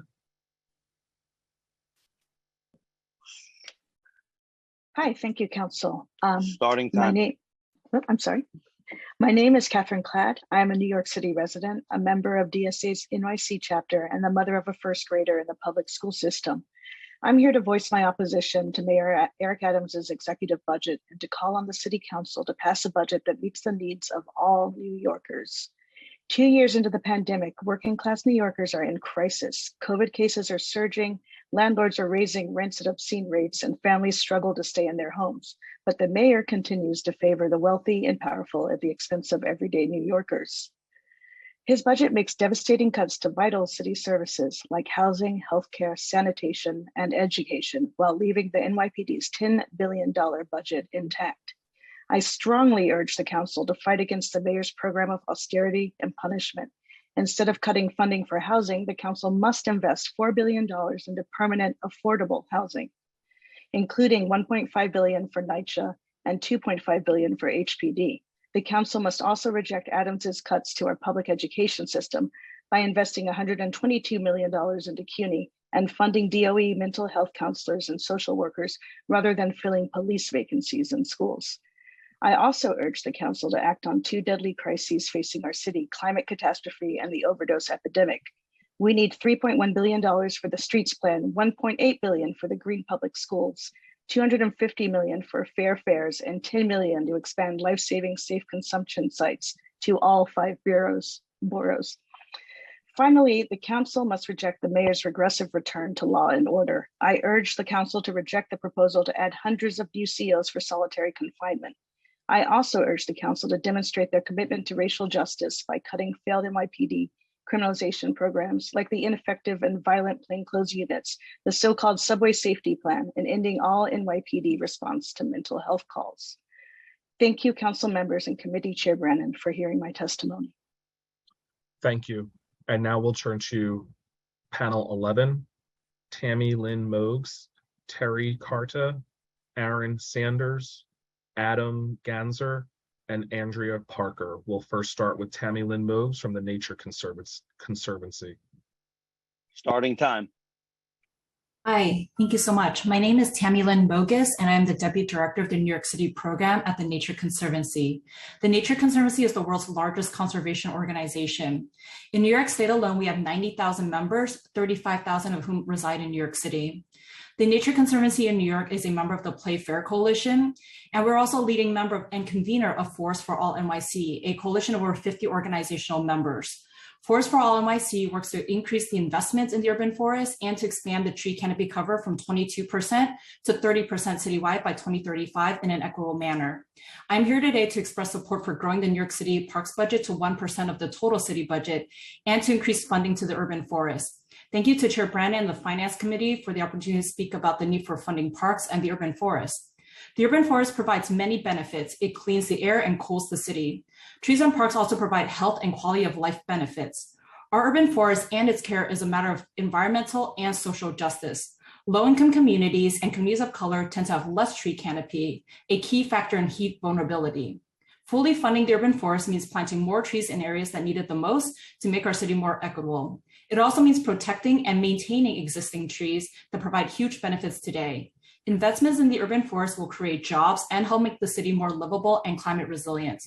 To support the care and growth of the urban forest, New York City Parks needs consistent, sufficient baseline funding for both capital and operations expenses. Further details can be found in our written testimony, which also includes sign-offs from 31 Forest for All NYC organizations. Thank you again to Chair Brandon and the Finance Committee for considering the benefits of parks and the urban forest to New Yorkers as you continue to work on the next city budget. Thank you. And next we will turn to Terry Carta from the Brooklyn Greenway Initiative. Starting time.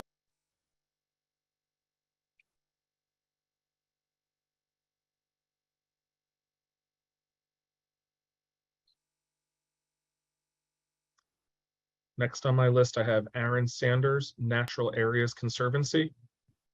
Starting time. Good afternoon. My name is Aaron Sanders, and I'm the Associate Director of Advocacy and Policy at the Natural Areas Conservancy. Thank you, Chair Brendan, for the opportunity to testify about the proposed fiscal year 23 budget. The Natural Areas Conservancy is a nonprofit organization founded in 2012 with the goal of increasing capacity for New York City parks and its partners to restore and manage 10,000 acres of forests, wetlands, and 300 miles of trails under the agency's jurisdiction. Today, I represent our organization, the Forest for All Coalition, and the Play Fair Coalition. I am testifying to highlight the importance of New York City's urban forests, wetlands, and natural areas, but to also advocate for 1% baseline funding for New York City parks.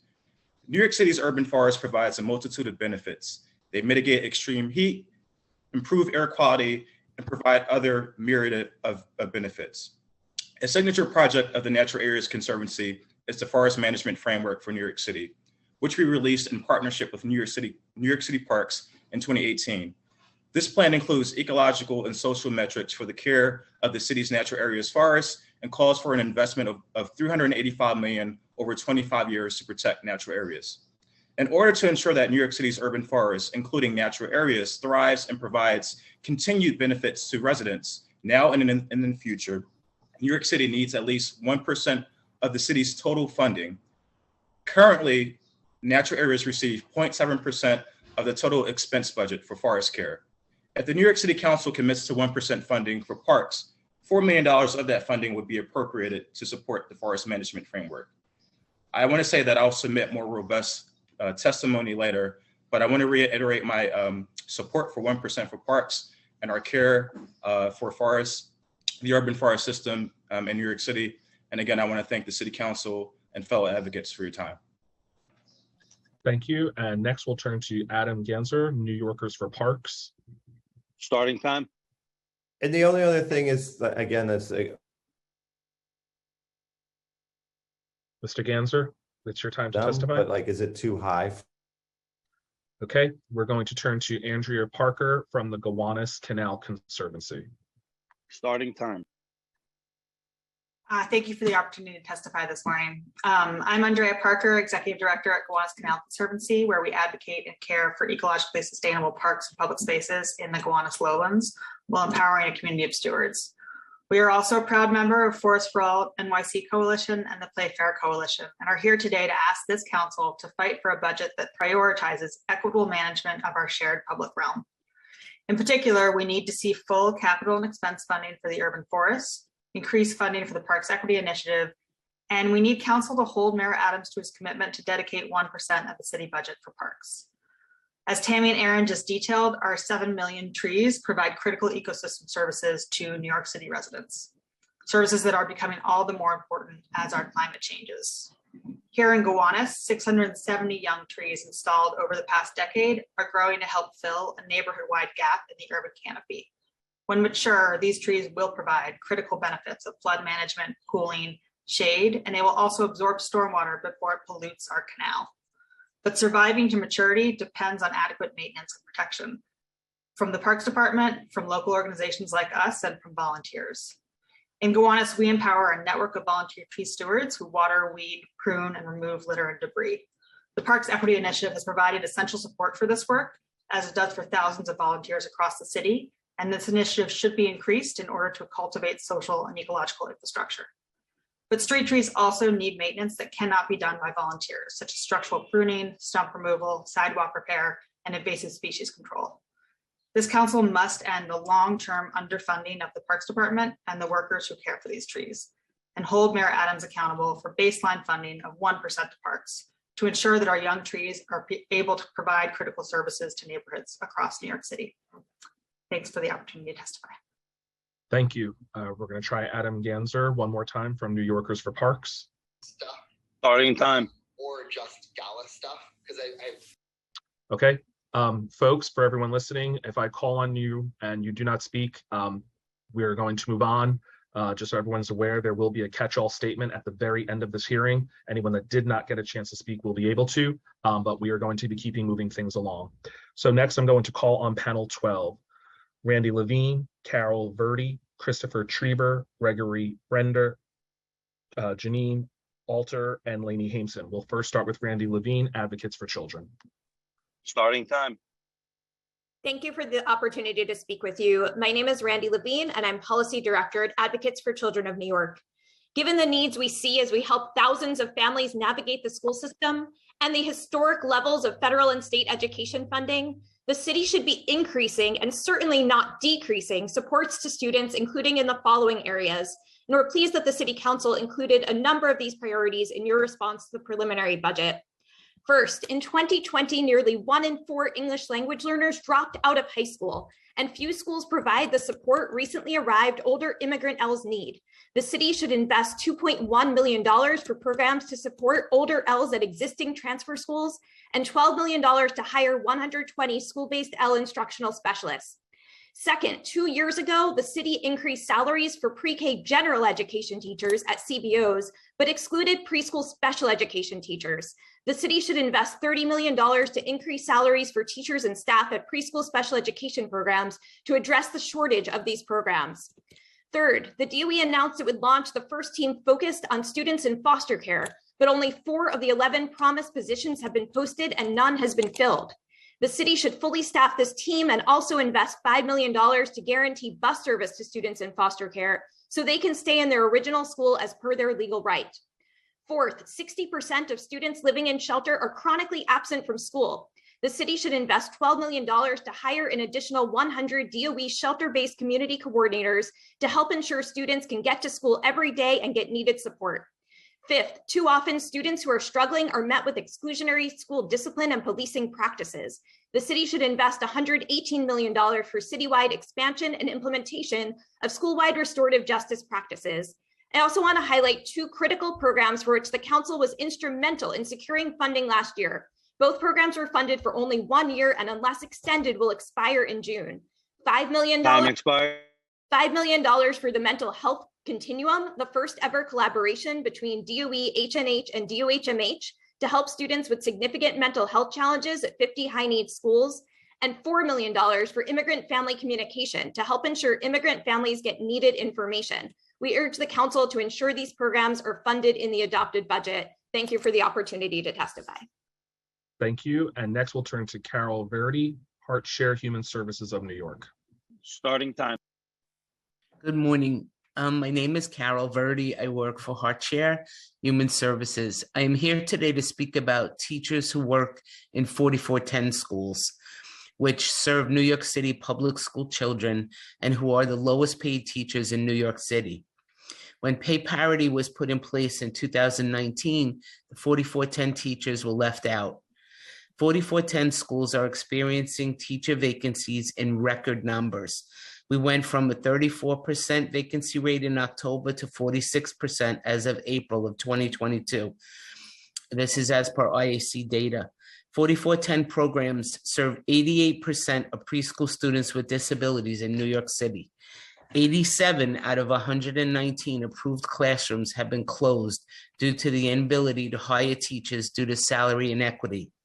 The 4410 programs have lost 102 teachers to higher paying jobs. This year, for the first time in 40 years, HeartShare has 8 dark classrooms due to the inability to hire teachers, yet children wait with calls every day for placement. We are facing a dire situation, which we fear will get worse as we approach September, where we historically lose many teachers to the DOE. It appears that 3K and 4K for all is really only for some, and the most vulnerable students are being excluded because of the fact that we cannot hire teachers.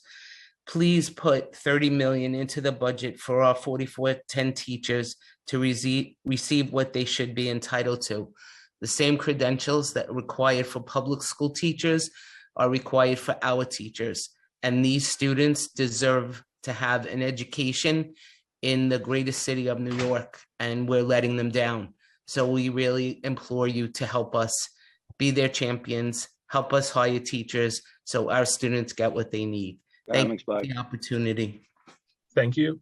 And next we'll turn to Christopher Trieber, Interagency Council, Developmental Disabilities Agencies. Starting time. Good afternoon, Chair Brennan, Chair Joseph, and members of the City Council. My name is Christopher Trieber. I'm the Associate Executive Director for Children's Services with the Interagency Council. I'm testifying here today to advocate for salary parity for the early childhood teachers and preschool special education programs. I'm here today to speak on behalf of preschool children with developmental disabilities and their families. You'll receive a full copy of my testimony, but I want to share some numbers with you. Carol, I think, shared some of these numbers with you already. I think it's important to remember that these numbers, while overwhelming at times, represent preschool children with disabilities, and they are our youngest children in the city with the highest levels of need. 17%, that was the vacancy rate for preschool certified special education teachers in 2016-17. And like Carol Verdi just said, based on our new data, 46% is the average vacancy rate currently in IAC preschool special education programs. The New York City DOE in November of 2021 projected that they would need 900 preschool special education seats in spring of 2022. I'm here to tell you that currently right now, 119 approved preschool special education classrooms are closed because we don't have teachers. The numbers I shared with you document the devastating impact of excluding 4410 teachers from the early childhood salary parity agreement and the impact it's had on our preschool children with disabilities and their families. I'm here to ask the council today, how can New York City continue to justify paying early childhood teachers for children with disabilities substantially less than all other early childhood teachers in New York City? You have the opportunity this year to correct the critical failure of previous administration to address the injustice and to commit salary parity to early childhood preschool special education teachers in New York City. We implore you to include the $30 million in the city's final budget for salary parity for these teachers, and to send a clear message to the parents of children with disabilities in New York City that the city values their children and will guarantee that every child has access to a certified preschool special education teacher. Thank you. Thank you. And next we'll turn to Gregory Brender from the Daycare Council of New York. Starting time. Thank you, Chair Brandon and members of the City Council for the opportunity to testify. My name is Gregory Brender. I'm here on behalf of the Daycare Council of New York. We are a membership organization of early childhood education providers who are serving children in all 5 boroughs of New York City. We are so grateful for the council's leadership in early childhood education, and just want to go through some of the key priorities for this year's budget. First, I want to start with the workforce. We recognize the council has been a leader in moving towards salary parity. The work of salary parity is really unfinished. We urge the council to invest $21 million in line with the council's response to the preliminary budget for program directors' salaries. Community-based organizations are losing their directors at a high level, and these are essential to keeping programs going and keeping them high quality. Second, we urge the council to raise the minimum wage for all support staff to at least $21 per hour in line with the demands of the Just Pay campaign. And third, as you've heard from many other speakers on this panel, we urge the inclusion of $30 million, which the council also supported in the preliminary budget response for the teachers in the 4410 special ed preschools. Finally, the 2019 salary parity agreement never included longevity increases for any staff, including teachers. We urge the city and the council to work with the administration to ensure that for teachers, directors, and support staff, longevity increases are included in early childhood salaries. We also wanted to talk just a bit about the utilization of state funding. The state has made a historic commitment this year, increasing the funding it provides to New York City to support early childhood education programs. We urge the city to use this funding, one, to work with community-based providers, but particularly to ensure that there's increased access to extended day, extended year programs that are longer than the school day that pre-K and 3K provide, as well as programs for infants and toddlers. Finally, we support and are part Time expired. Just one more thing, the Care for All campaign asking for $10 million for undocumented children who've been excluded from childcare. Thank you, and sorry for running over time. Thank you. And next we'll turn to Jean Alter from the Kennedy Children's Center. Starting time. Hi, good afternoon officially, and thank you for the opportunity to address the City Council on the crisis facing the early childhood special education programs in New York City. As my colleagues have already told you, in the 30 years that I have been working with New York City programs and families and children in New York City, I have never seen things as bad as I see them right now. Since July 1st, 2021, I have lost 50% of my staff. 50% of our staff have left our school to work at higher paying jobs in the New York City Department of Education. We have 3 classrooms, like my colleague Carol told you. She has 8, we're a smaller agency. We have 3 classrooms of children sitting at home who are 3 and 4 years old with autism, with developmental delays, who deserve to be in school. They are New York City Public Schools children. In addition, many of our children are not receiving speech and occupational therapy because there is a shortage of staff there as well, because again, they leave to go to the Department of Education. Simply rehiring or hiring inexperienced or not fully certified staff is not the answer. You are cheating children of an education that they rightfully deserve. And make no mistake about this, this does affect the quality of education. This means this affects that child's trajectory to kindergarten to high school. 44 programs like us provide these services, as Carol already told you, using the same exact certification and licensure. There's no difference between a 4410 special ed teacher and a DOE 4410 special ed teacher. The difference is the pay. Why should our staff make any less money than DOE staff who are doing the exact same work with the exact same credentials? It's discrimination, it's unfair, and for us who have been in the field, we've seen this for a long time. The lack of funding and support for staff like ours is to blame for this crisis, and it's a problem that's been simmering for decades. The pandemic's made it worse. You have the power to make this change. I appreciate your time, and thank you for listening. Thank you. And next we'll turn to Lainey Hameson from Class Size Matters. Starting time. Good afternoon, Chair Brannon and members of the City Council. My name is Lainey Hameson. I'm the Executive Director of Class Size Matters, a nonprofit organization that advocates for smaller classes in New York City public schools. The budget cuts proposed to school budgets of $375 million over the next 3 years are projected to lead to a loss of over 3,200 teaching positions. I urge you to prevent these cuts from being imposed, or this will likely cause the largest increase in New York City class sizes since the Great Recession, and the quality of our schools will fall further behind being able to provide children with a better opportunity to succeed. Though the DOE euphemistically calls these proposals right-sizing school budgets or enrollment adjustments, instead they reflect wrong-sizing school budgets and keeping them handcuffed to an outmoded system called fair student funding, devised 15 years ago by Joel Klein, a man who did not believe in small classes and did everything he could to prevent them from happening. As a survey undertaken by the Fair Student Funding Task Force revealed, nearly 80% of principals identified their large classes as a consequence of this formula. Our analysis reveals substantial decreases in average class size this year citywide, especially in the early grades due to enrollment decline. And more than 187,000 students are still in classes of 30 or more, and sharp disparities exist across school districts. I'm including a PDF with charts with the relevant data along with my submitted testimony. Yet instead of seizing on this decline in average class size and moving forward to make it more equitable across the city, the administration seems intent on undoing this progress, however inadvertent, and moving backwards. While the DOE often claims there is not the space to lower class sizes to acceptable levels, at the same time, the SCA proposes to slash new capacity by $1.5 billion or 19% compared to the adopted 5-year capital plan. This would include cuts of more than 11,000 new seats, with especially large reductions in both the Bronx and Queens. Though the SCA has now substantially lowered their classroom capacity standards, at the same time, they counteracted that change by eliminating the classroom efficiency ratios, which means that they expect all classrooms, whether specialty rooms or general classrooms, to be filled 100% of the day in middle schools and high schools, which reflects magical thinking. I urge you to restore the cuts to schools and to the capital plan, and to resubmit Intro 2374, which would phase in smaller classes by amending the administrative code.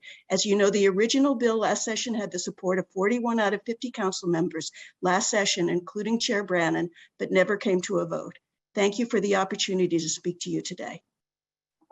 Thank you. And now I will call the next few panels so people know where they are. The next panel we're going to hear from is Anna Sachs, Eric Goldstein, Jane Selden, Maggie Clark, Sharon Silverman. That is panel 13. Panel 14, Rachel Brown, Boris Santos, Hannah Anush, Izuria F., and Will Spisak. Panel 15, Valerie Jimenez, Jordan Rosenthal, Loretta Fleming, Seth Pollack, Greg Milovich, Christopher Norwood, and Michael Hernandez. I will first turn to panel 13, Anna Sachs. Starting time.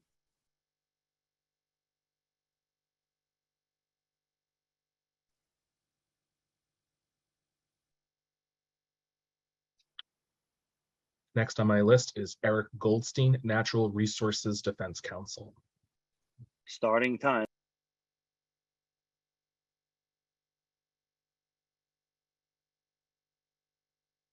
Not seeing him in the Zoom.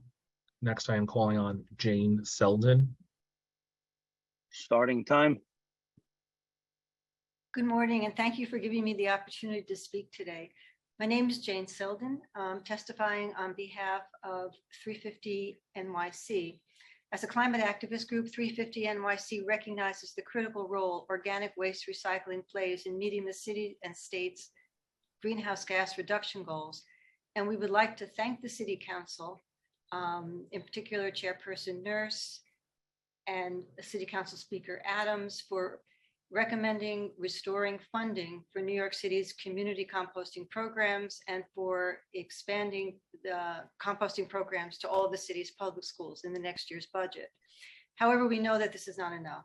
It's been 7 years since the city made the zero waste to landfill by 2030 pledge, yet the recycling rate for organic waste has never exceeded 1.5%.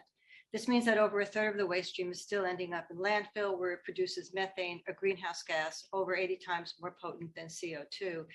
The city now spends $193 million a year exporting organic waste, and this figure doesn't factor in the human costs, the damaging health effects experienced by frontline communities living near landfills, incinerators, and the city's waste transfer stations. It makes no sense to treat organic material as waste rather than the valuable resource it actually is. Instead of ending up in the giant trash cans that crowd our streets, where it's feeding our thriving rat population, it can be enriching the soil of local parks, community gardens, urban farms, and street trees. And as the city faces the threat of rising sea levels, compost can play a vital role in flood mitigation efforts because of its ability to retain many times its weight in water. To make zero waste to landfill by 2030 more than a slogan, we need to codify this pledge into law by passing intros 274 and 275. And in order to achieve this zero waste goal, the city council must pass intro 244, which will expand organics curbside collection to every community. Thank you. Thank you. And next we'll turn to Maggie Clark, Manhattan Solid Waste Advisory Board. Starting time.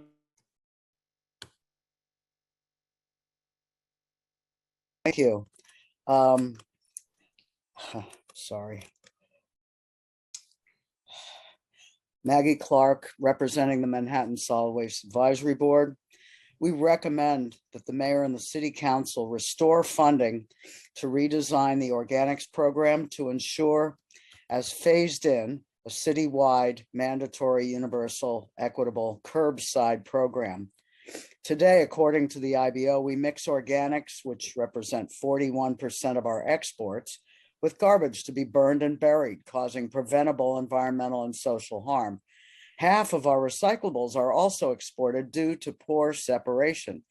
Therefore, almost 70% of what we send to landfills and incinerators is recyclable or compostable, costing us $400 million in fiscal year 23.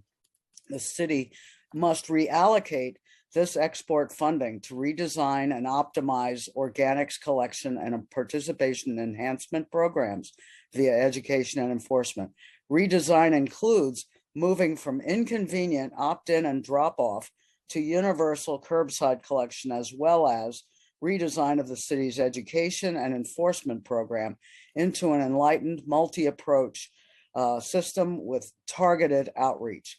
Currently, the trucks do not come back full due to chronic underfunding of inconvenient programs and poorly designed education. We should learn from model cities. For example, Austin has achieved 85 to 95% participation by funding education costing $12 per household per year, compared with New York City's 86 cents per person per year. Both Seattle and San Francisco spend $3 per person per year. Finally, the council must update the city's recycling law so that organics are part of its curbside recycling program, made mandatory and universal, the same as it is for our other recyclables. And we've developed a list of provisions that must be included in any successful organics and zero waste laws. Thank you. And next we will turn to Sharon Silverman, also from the Manhattan Solid Waste Advisory Board. Starting time. Hello, everyone. I would mimic Maggie's comments. I have the same script in front of me, and I urge the City Council, who I thank very much for being here and listening to us today, to re-examine our organics and zero waste programs, our suggestions that will be in our written testimony, and to expand our programs rather than abandon or defund them, because we should be recycling and composting everything that we can. We need to dedicate that funding to education and enforcement and to increase our participation. And it only makes sense, given the climate crisis, that we do this and that we invest in it now, which will reduce costs due to inflation over time. And we will benefit from it environmentally, social, and in regards to social justice. We need to expand our organics programs to Nycc housing and to all buildings, including high rises, not just 2- and 3-story buildings, as a recent organics bill has been proposed. I thank you very much for your time and invite your questions. Thank you. And now we will turn to panel 14, Rachel Brown, Boris Santos, Hannah Anush, Azuria F., and Will Spisak. We will start with Rachel Brown. Starting time. Good afternoon, Committee Chair Brennan and members of the Finance Committee. Thank you for the opportunity to testify. My name is Rachel Brown, and I'm on the steering and outreach committees for the Western Queens Community Land Trust. We're a nonprofit organization made up of community members who fight for democratic and equitable land use in Western Queens. The Western Queens CLT is part of a citywide community land trust initiative that seeks to develop CLTs in permanently affordable housing, commercial, and community spaces in all 5 boroughs of New York City. CLTs are organizing in Black, Brown, and immigrant neighborhoods across New York City to stabilize housing, combat speculation, and ensure a just recovery from the COVID pandemic. I'm here today to urge the committee and the council to support full funding of $3 million for the citywide CLT initiative in the 2023 budget. We further urge City Council to ensure the final budget includes robust capital funding for the construction and preservation of affordable housing to prevent budget cuts to HPD, DSS, and DHS that would threaten the housing security of thousands of New Yorkers.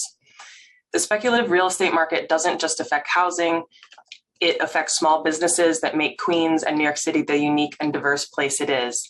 The Western Queens CLT has recently released a feasibility report detailing how our CLT would turn a city-owned building in Long Island City into the Queensboro People Space.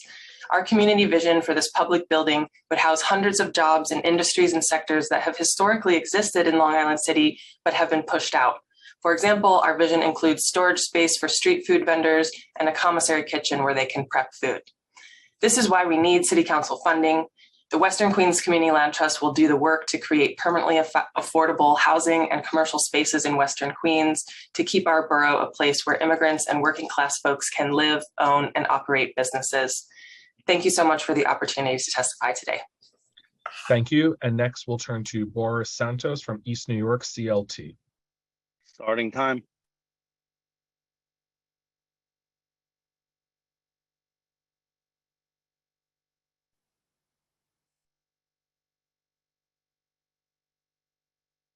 Next, I will turn to Hannah Anush. Starting time. Hi, council members.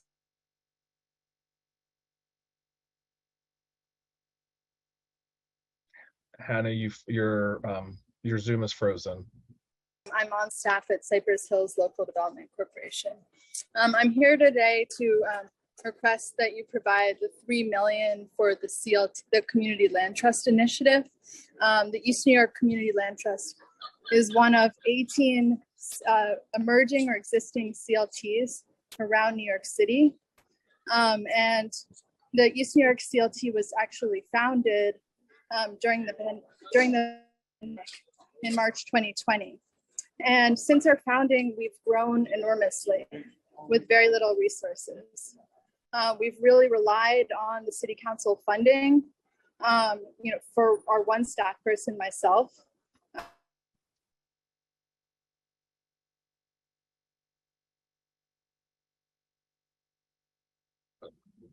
Hannah, your Zoom keeps freezing. You may want to turn off your video. Thank you. Sorry about that. It's okay. With the funding from previous years, we've been able to build out the infrastructure of our community land trust, write our bylaws through a democratic process, create our membership structure, and really set ourselves up to acquire land. There's a real need to grow the community land trust in East New York.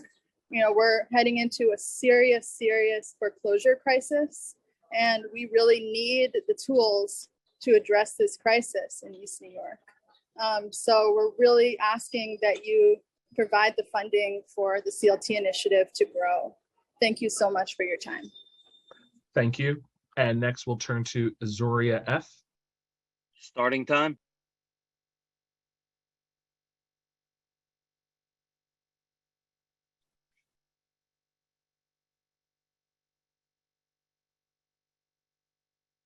Okay, next on my list, Will Spisak from the New Economy Project. Starting time. Good afternoon. My name is Will Spisak. I'm a senior program associate at New Economy Project, a citywide organization that works with community groups to build a just economy that works for all. Among our activities, New Economy Project is a founding member and co-coordinator of the New York City Community Land Initiative, a citywide coalition working to promote community land trusts, or COTs, as a strategy to address the city's affordability crisis and ensure equitable community-led decision-making over land use in New York City. New Economy Project and 19 partner organizations are part of the Community Land Trust Initiative that's seeking $3 million in City Council discretionary funding. So we are urging the committee and the council to support full funding of $3 million for the CLT initiative, as well as urging the council to ensure the final budget includes robust capital funding for the construction and preservation of affordable housing, including deeply and permanently affordable housing. New York City faces unprecedented threats of speculation and displacement in the wake of the pandemic, holding reportedly massive amounts of cash. Global private equity firms are expected to pounce on vulnerabilities in the real estate market. And this feeding frenzy could lead to an unparalleled level of displacement at a time when tenants, homeowners, and small businesses are at greatest risk. This is why the council needs to invest in community land trusts, which permanently take land off of the speculative market and democratize the ownership and stewardship of land and housing. In order to prevent displacement and fight speculation, COTs need access to capital for development. We also need access to land for acquisition. So we're also pushing policy changes like the Community Opportunity to Purchase Act, public land disposition that will prioritize COTs, and the replacement of the predatory tax lien sale. But we can't really take advantage of any of these policy changes if we don't have adequate funding for the ongoing community organizing that COTs need to do. So please make sure COTs are fully funded in fiscal year 23. Thank you. Thank you. And next we'll turn to Valerie Jimenez from Housing Works. Oh, before I call Valerie, that's panel 15. Let me announce panels 16, 17, 18, and 19 so people can be ready. Panel 16 will be Betty Garger, Joni Billy, Martha Camber, Quadira Coles, Rachel Gazdick. Panel 17, Hotriran Kamanis Nur, Mary Cheng, Terry Collins, Vanita Yogeshwar, Denise Mock. Panel 18, Darren Mack, Eileen Marr, Mon, Christina Rodriguez Hart, and Stuart Stout.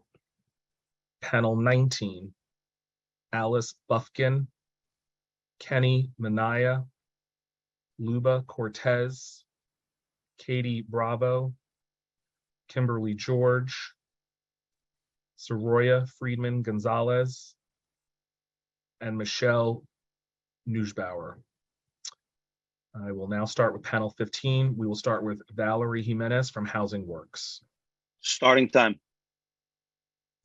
Hi, my name is Valerie Reyes Jimenez. I'm the New York City Community Organizer for Housing Works. And Housing Works is a founding member of the End AIDS New York Community Coalition. And we fully support each of the additional New York City investments for the FY 2023 budget.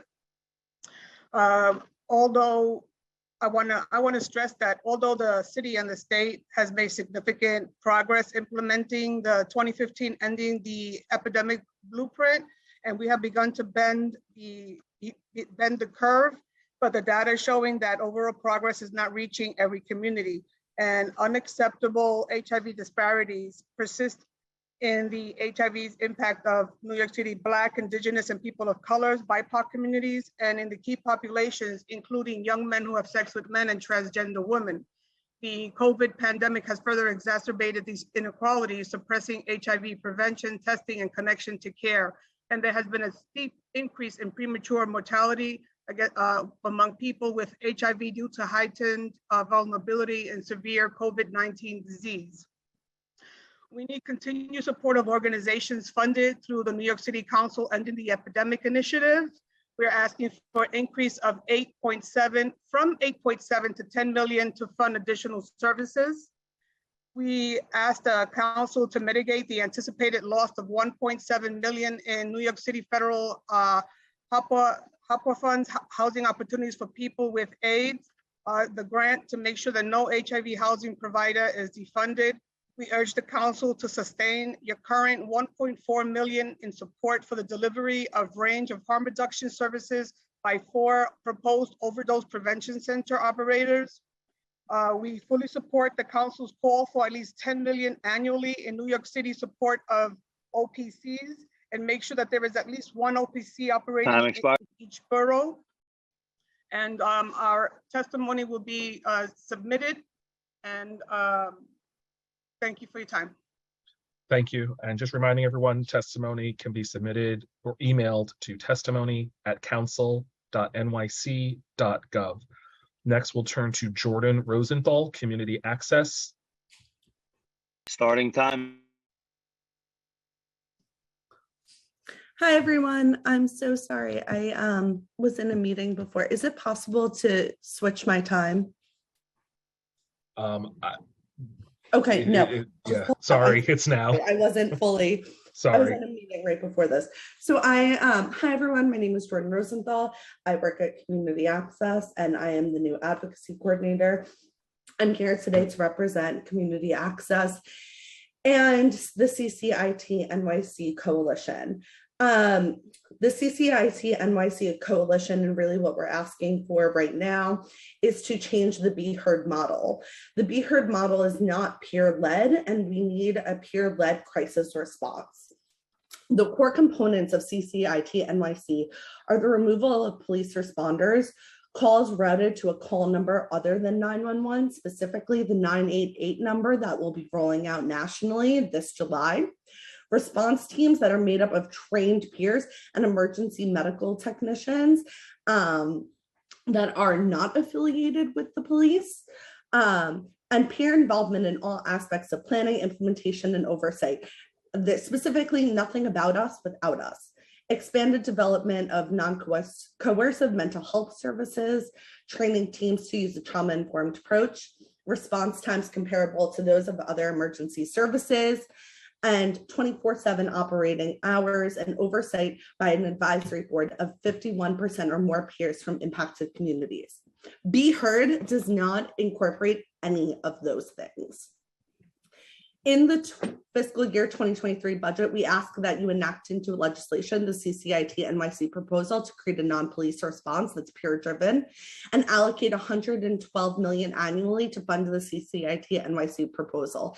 I will be submitting a full piece of testimony to the testimony website. Thank you so much. Thank you. Next on our list is Loretta Fleming. Starting time. Loretta, I see you in our attendees and you are calling in. You should see an unmute request on your phone.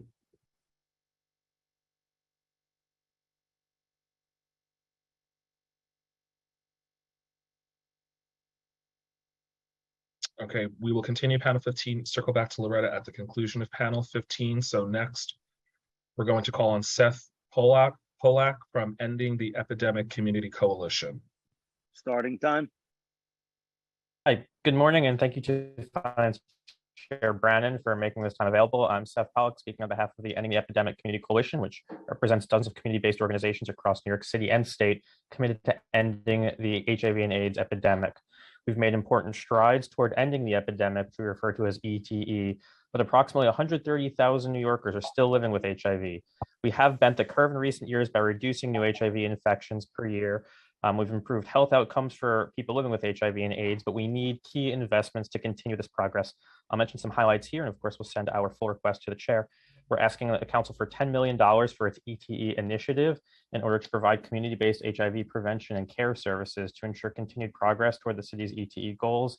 These services are essential to overcome continued barriers to engagement that have been presented by COVID-19.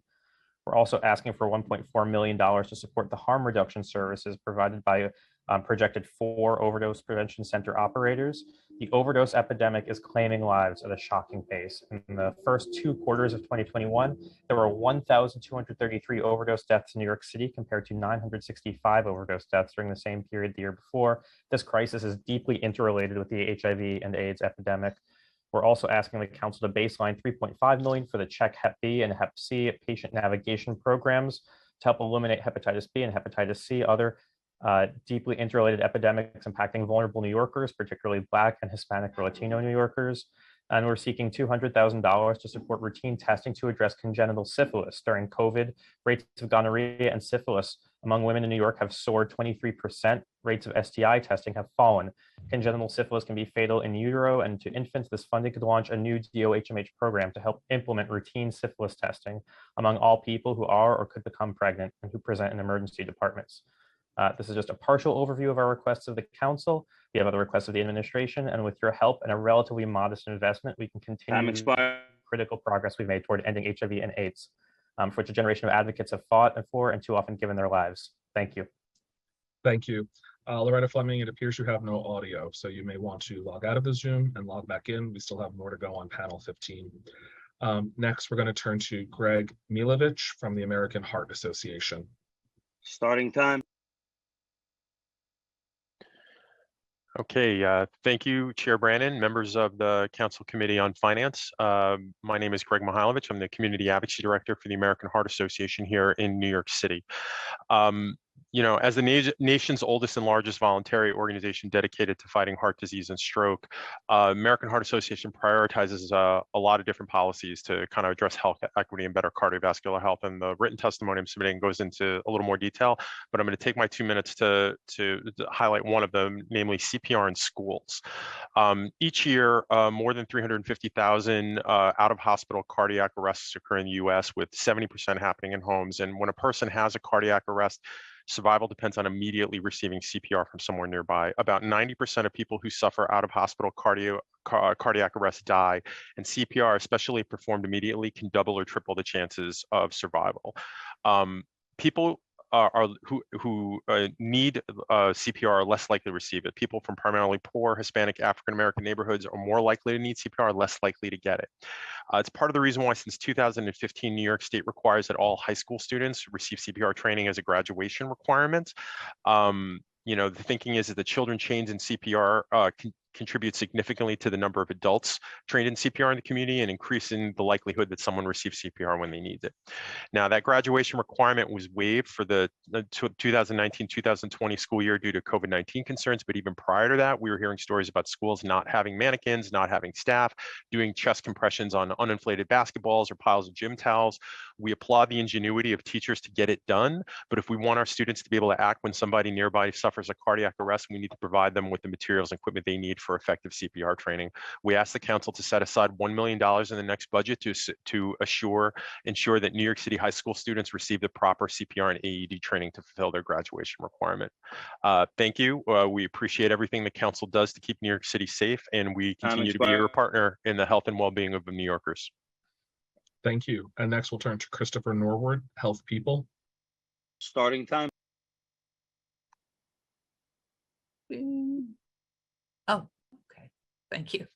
Thank you, City Council and Chair. I'm Chris Norwood, Executive Director of Health People and also co-founder of Communities Driving Recovery.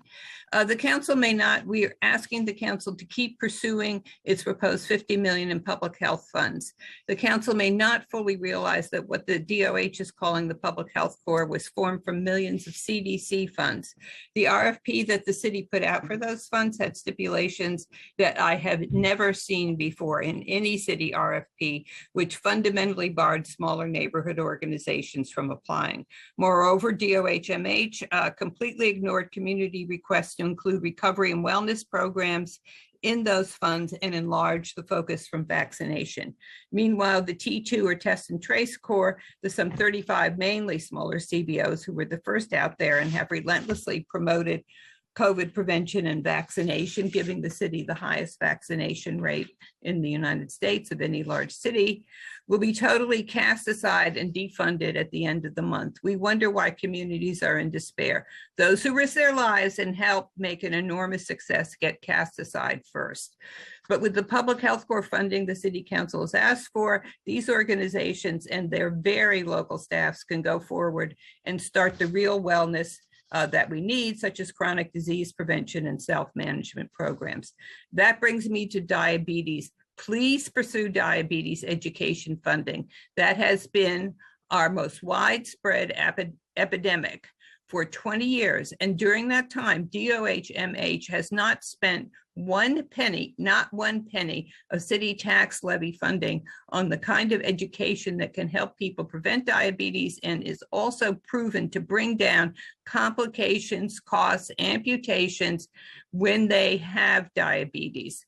Please, let's end this 20 years and keep your diabetes education money in the budget. Thank you very, very much. Thank you. And next we'll turn to Michael Hernandez. Starting time. Hello, and thank you very much. Good afternoon, Chair Justin Brannon and members of the Committee on Finance. Thank you for this opportunity to speak with you. My name is Michael Hernandez, and I am offering testimony on behalf of Communities Driving Recovery. We're requesting continued funding for New York City Test and Trace partners to finish the task that we were asked to do, which is protect vulnerable populations from COVID-19. We know city leadership prioritizes keeping all New York City residents safe, protecting those who are the most vulnerable, building health equity for all, and reducing health costs.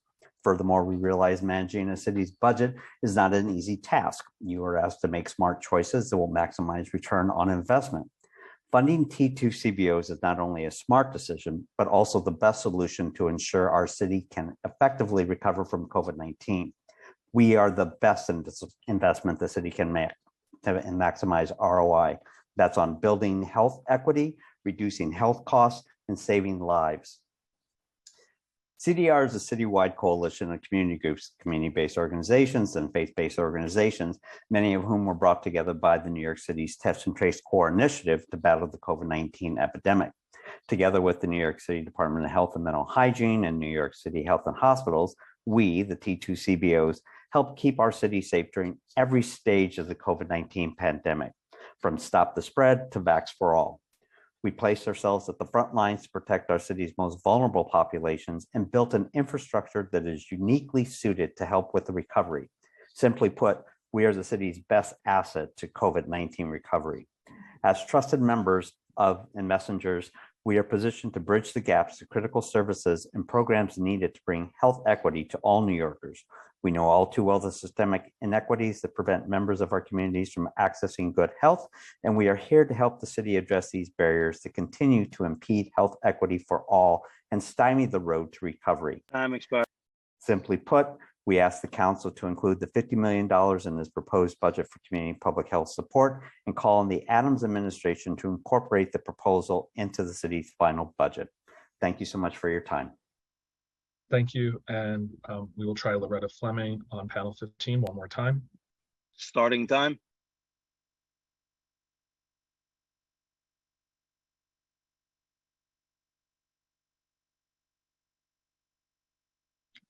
Okay, we're going to turn to panel 16. Betty Garger, Joni Billy, Martha Camber, Quadira Coles, and Rachel Gazdick. We will first start with Betty Garger. Starting time.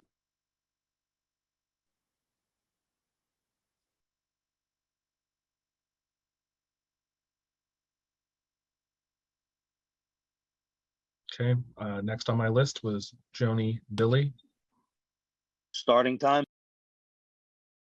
Hello, good afternoon. My name is Janae Billy, and I serve as Director of Strategic Partnerships and External Affairs for Power Play.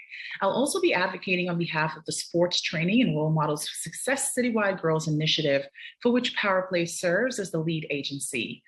Thank you, Chair Brennan and committee members for taking your time to hear our testimony today. Power Play's mission is to advance the lives of girls through sports, helping them grow physically, emotionally, and academically stronger. Through our structured sports and social emotional learning curriculum, we build girls' confidence and resilience and create safe spaces where girls can learn from each other and from strong female role models. Power Play offers opportunities for girls where they would not otherwise exist. Furthermore, Power Play serves as the lead agency for a coalition of 10 New York City nonprofits known as STARS CGI.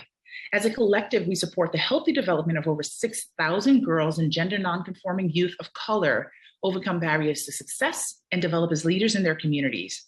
Specifically, STARS develops the lives and leadership skills of New York City youth through after-school and summer sports, academic enhancement, STEM, college prep, and the arts. Because of the Council's generous support for nearly a decade, the cohort of 10 partners have collectively served nearly 50,000 girls of color and gender-expansive youth, many immigrants and first-generation college-bound across all 5 boroughs and in all 51 council districts. We have done so with life-changing outcomes from one of the city's most vulnerable populations. STARS persists in our fight for girls and women causes that have remained severely underfunded. On behalf of girls and gender-expansive youth of color across New York City, we thank the Council for its generous support of nearly $10 million over the course of our history, and we look forward to our continued work together ensuring the social emotional well-being of our communities. The STAR CGI Coalition respectfully seeks total funding of $2 million for FY23 inclusive of the restoration of $1.4 million. I thank you for your time and the opportunity to testify before you today. Thank you. And next we'll turn to Martha Camber. Starting time.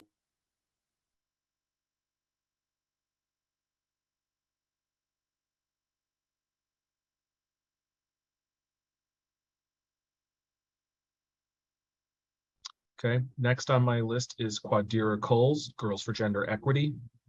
Starting time. Good afternoon, Chair Brandon and members and staff on the Committee of Finance. My name is Quadira and I'm the Deputy Director of Policy at Girls for Gender Equity, and I apologize for not being on camera today, but it makes sense to repurpose some of my old testimonies because here we are again demanding now with the new council to prioritize police-free schools and invest in students' education with healing and restorative services, programs, and support despite our unwavering advocacy over the past years.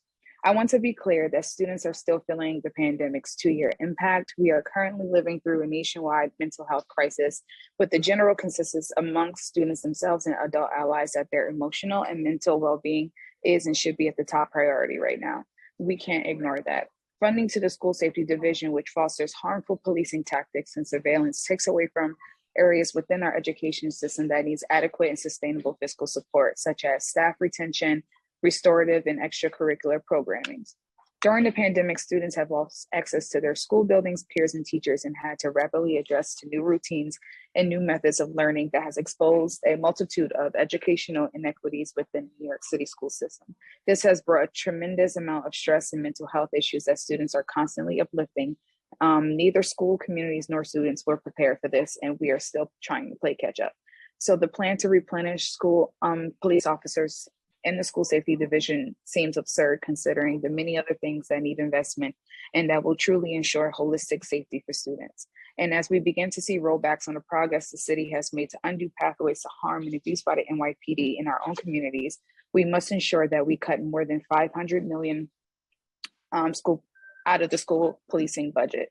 This includes money for police, school police, as well as police officers and the city calls youth coordination officers, who are essentially tasked with surveillance of students in and outside of school.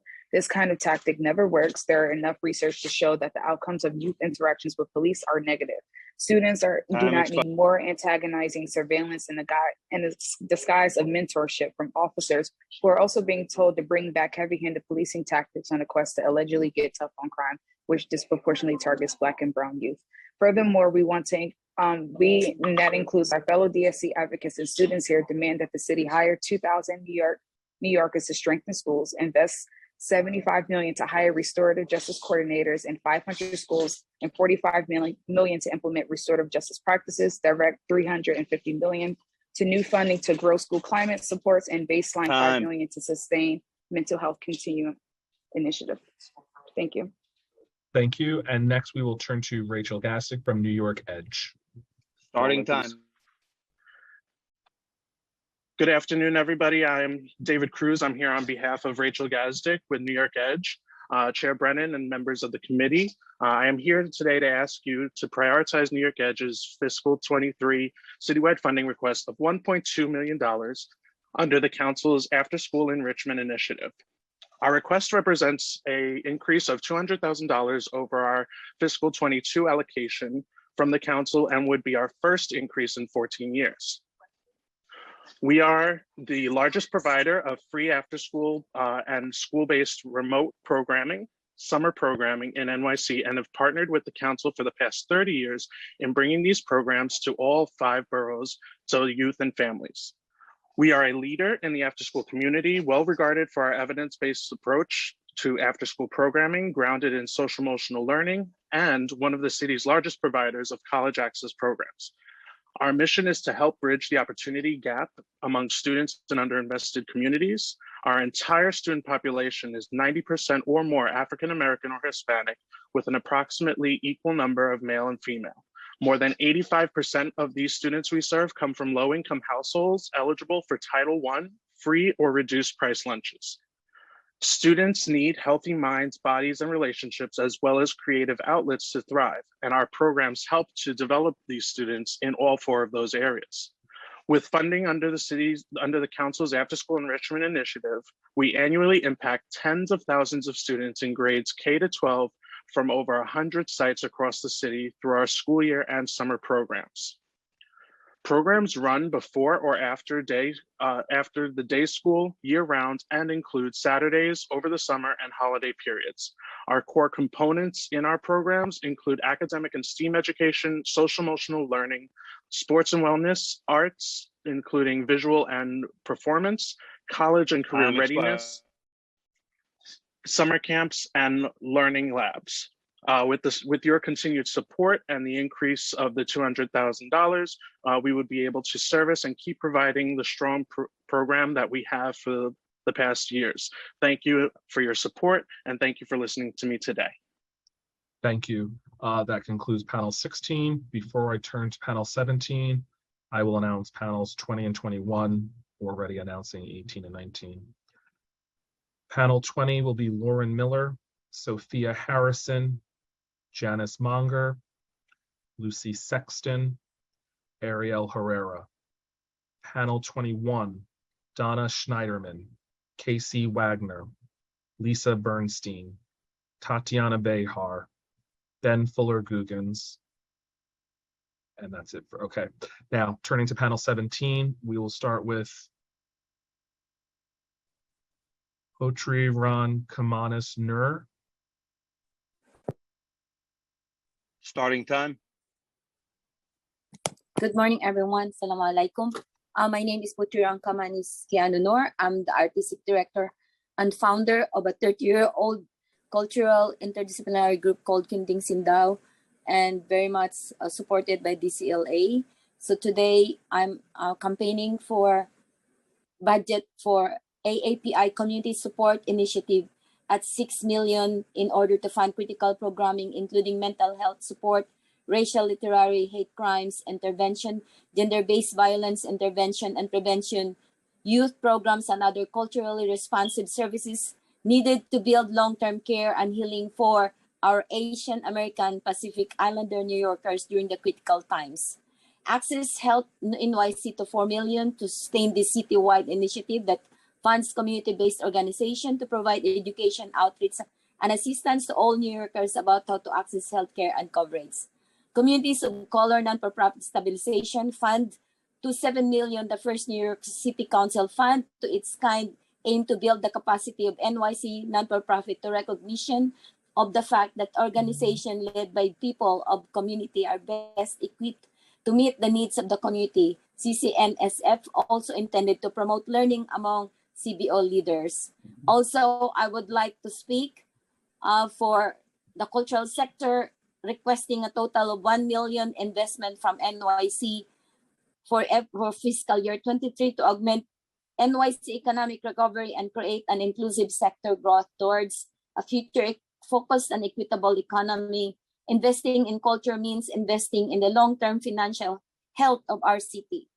The $100 million request represents 0.24% of city total budget and a commitment to our ultimate goal of reaching 1% for culture. $50 million in CID and CBA. Thank you very much. And as I said, I'm campaigning for budget for AAPI and culture and mental health. Thank you. Thank you. And next we'll turn to Mary Cheng from the Chinese American Planning Council. Starting time.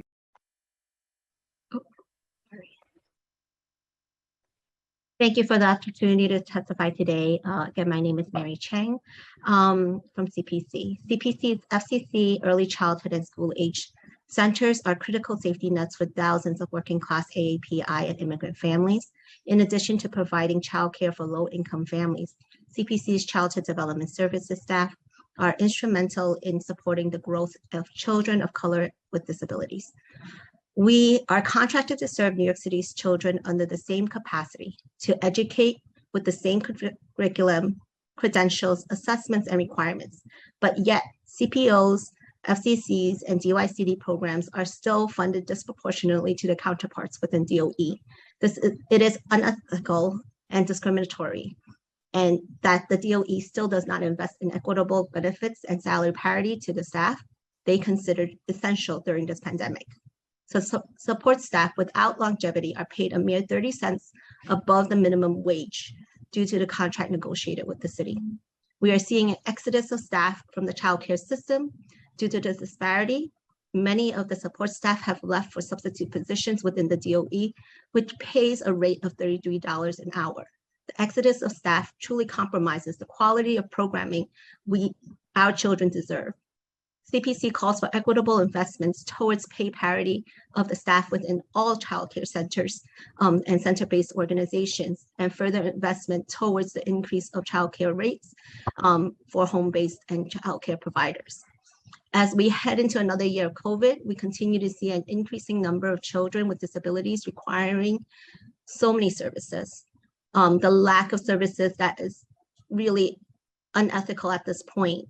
There's just systematic inequities impacting the children, low-income children of color and children with disability and immigrant CBOs, such as language accessibility, digital disparity, and the cultural competence of supporting the teachers.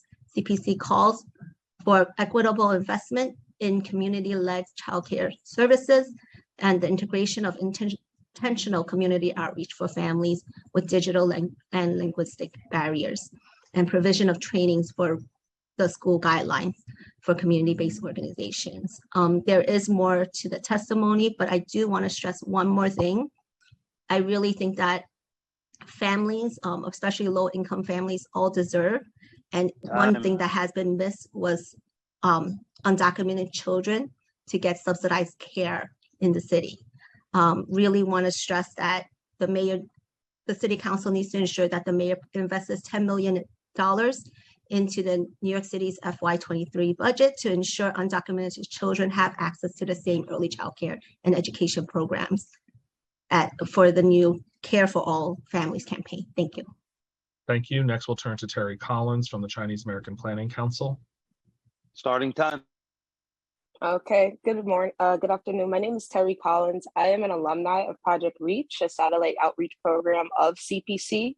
CPC does not only service the Chinese American community, but through Project Reach, we're able to unite and service youth from across all 5 boroughs.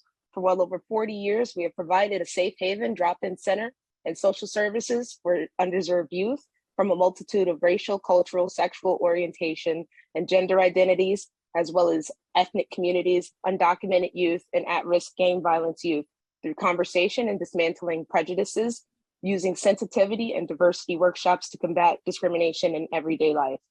We are currently rolling out a training program to combat anti-Blackness and anti-Asian violence in the city, using historical racist imagery to demonstrate the common history of media biases that plagues both communities. Our trainings are always inclusive of the Me Too movement, Black Lives Matter, transphobia, anti-Semitism, Islamophobia, and all the other communities. We are also partners with the American Indian Community House because we are all on stolen land and we always fail to acknowledge Indigenous people and Native people.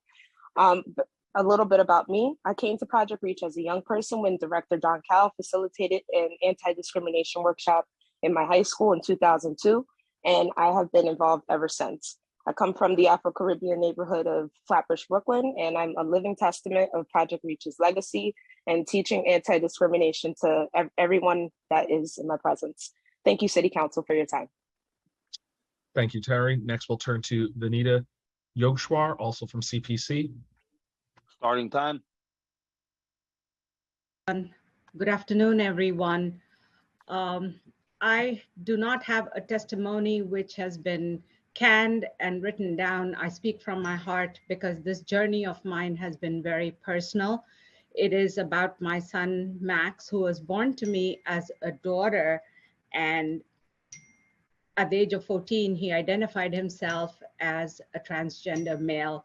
And as a parent coming from a conservative Indian, South Asian background, this was, as you can imagine, whoever are parents in this group probably know what a shock it is to absorb this much information so quickly. But I had a choice to make. Either I get with the program, help my child out, and have him succeed in life no matter what choices he makes or what he identifies as, or lose him and become a parent bereft of a child. So I work for Health and Hospitals, and I'm very proud. I've been working here for 20 years. Through the resources at Health and Hospitals, they connected me with the CPC Project Reach. And as Terry identified so many wonderful things that Project Reach does, Max was able to get the help that he required. He graduated from high school from the Staten Island Technical Institute and moved on with an admission to Syracuse University, where he studies international relations and with a focus on social justice. So seeing the direct effect of how Project Reach gave him the power of knowing oneself, to be able to give him the courage to face life and to face the difficulties that come with being a transgender male. Max has, I'm very happy to report, this summer he's graduating from Syracuse University and from the Maxwell School of International Relationship. He is such a powerful young man now. He works thank you. And he also is focusing on working in the future with Project Reach and making us all very proud to be New Yorkers. Thank you for giving me the opportunity to share my story. Thank you. And next, for our final panelist on panel 17, Dennis Mack, also from the Chinese American Planning Council. Starting time. Good afternoon. Thank you so much, Chair Brannon and members of the Finance Committee for the opportunity to testify today. My name is Benice Mock and I work as a project coordinator at CPC. AAPI hate crimes have surged more than 339% nationwide last year, and CPC's community members have increasingly mentioned their fears of going outside.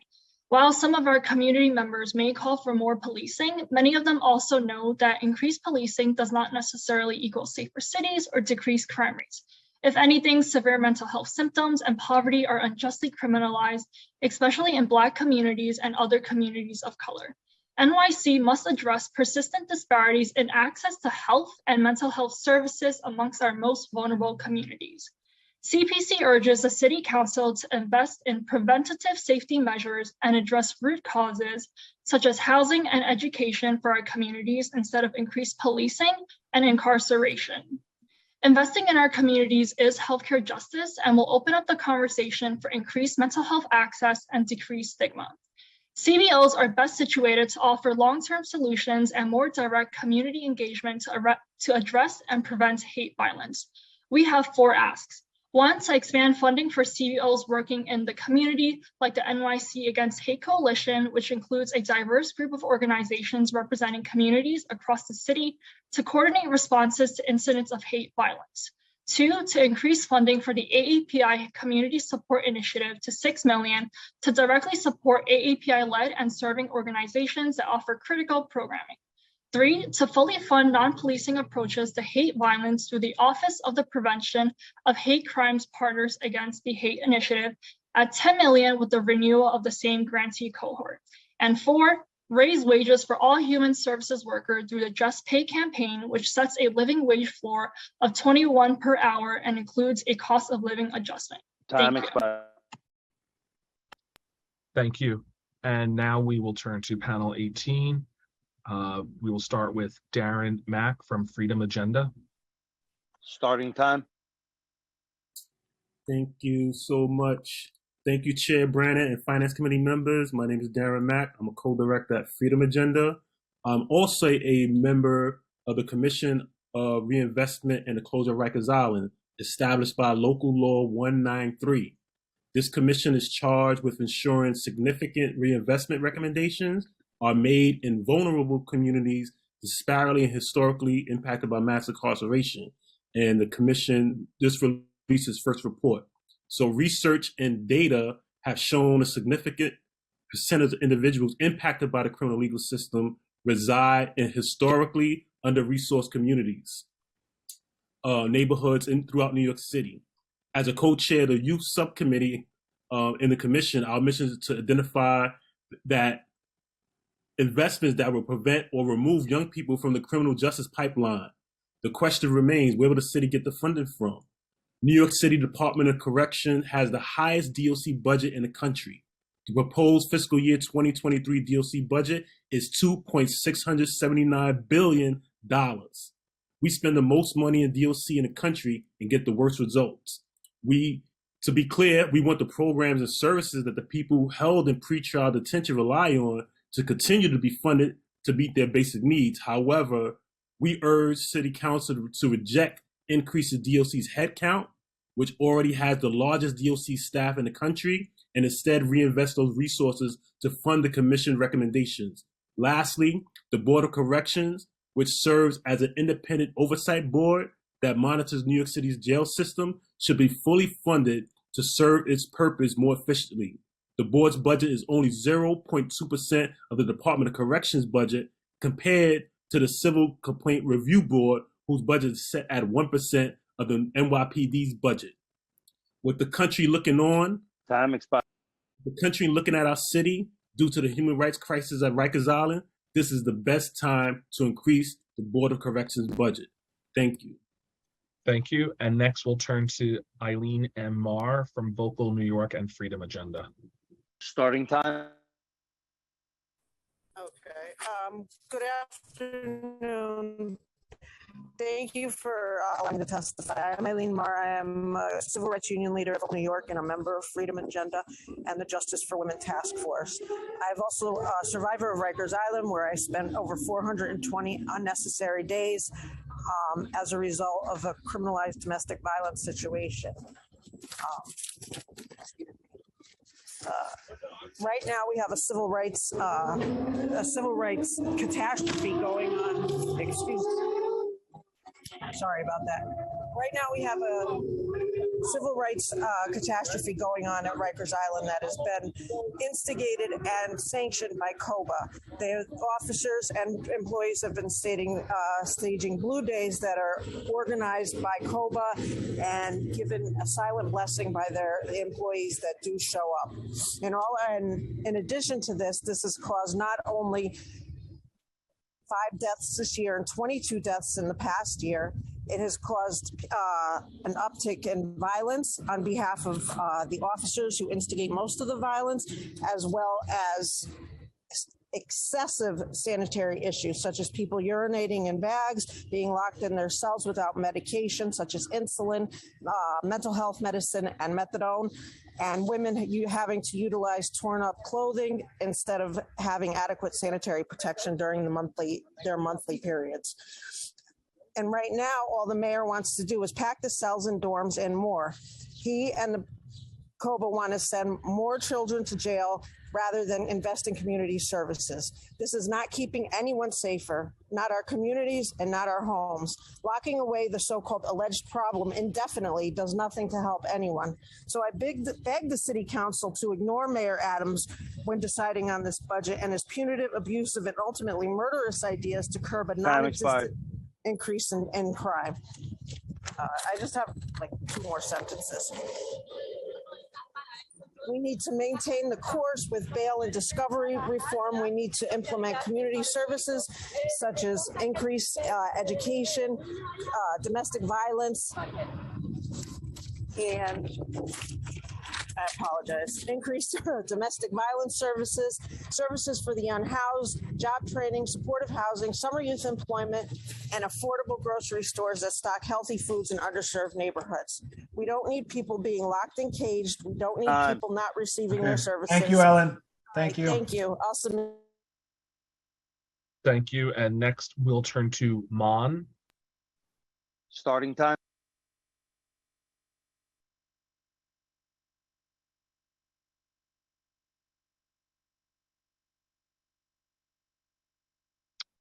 Next on my list is Christina Rodriguez Hart. Starting time. Hi, my name is Christina Rodriguez Hart, and I am a New York City Queens resident and a member of DSA's NYC chapter.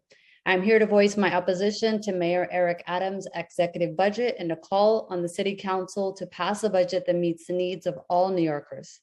2 years into the pandemic, working class New Yorkers are in crisis. COVID-19 cases are surging, landlords are raising rents, and families struggle to stay in their homes. But the mayor continues to favor the wealthy and powerful over everyday New Yorkers. His budget makes devastating cuts to vital city services like housing, healthcare, sanitation, and education while leaving the NYPD's $10 billion budget intact. Today, I urge this council to fight against the mayor's program of austerity and punishment. Instead of cutting funding for housing, the council must invest $4 billion into permanent affordable housing, including $1.5 billion for Nycc and $2.5 billion for HPD. The council must also reject Adams' cuts to our public education system by investing $122 million into CUNY and funding DOE mental health counselors and social workers, rather than filling school police vacancies. I also urge the council to act on two deadly crises facing our city: climate catastrophe and the overdose epidemic. We need $3.1 billion for the streets plan, $1.8 billion for green public schools, $250 million for fair fares, and $10 million to expand life-saving safe consumption sites to all 5 boroughs.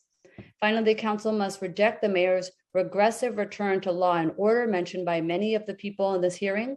I urge the council to reject the proposal to add hundreds of new correction officers for solitary confinement, a practice the UN defines as torture. I also urge the council to demonstrate their commitment to racial justice by cutting failed NYPD criminalization programs like the Ineffective and Violent Plainclothes Unit, the so-called Subway Safety Plan, and ending all NYPD response to mental health calls. And Be Heard, as already discussed, needs to be improved because it's failing us. Also disband the SRG. Thank you very much. Thank you. And next we'll hear from Stuart Stout. Starting time.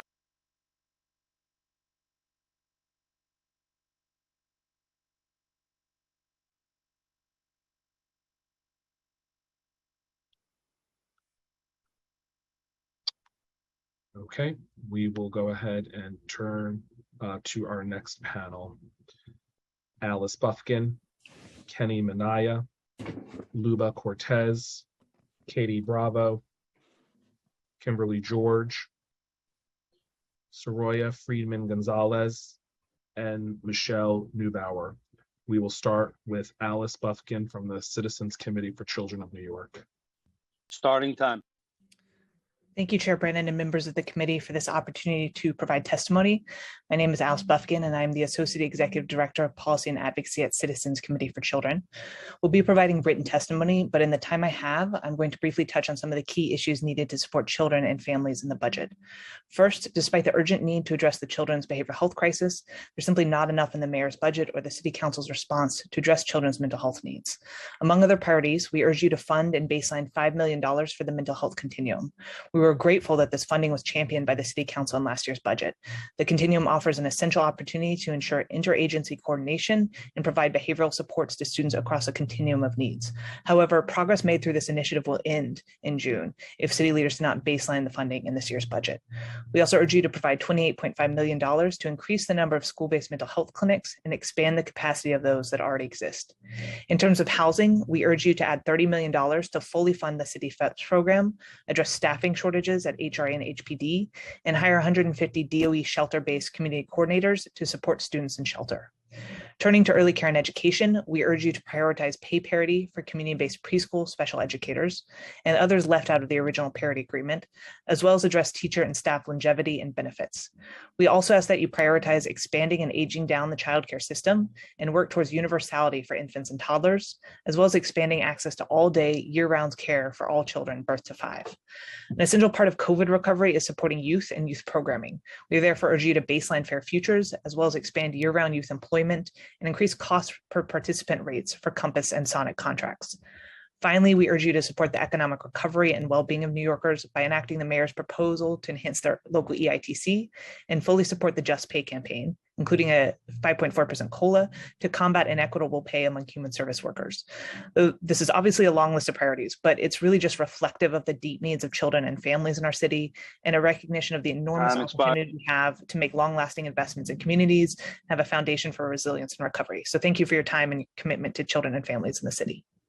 Thank you. And next we'll turn to Kenny Minaya from Make the Road New York. Starting time. Good afternoon, Chair Brannon, members of the Committee on Finance. I'm the Director of Government Affairs at Make the Road New York.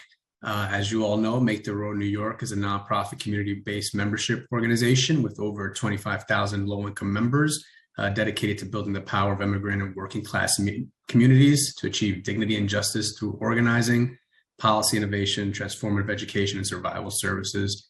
We have offices in Jackson Heights, Bushwick, and Port Richmond, New York City.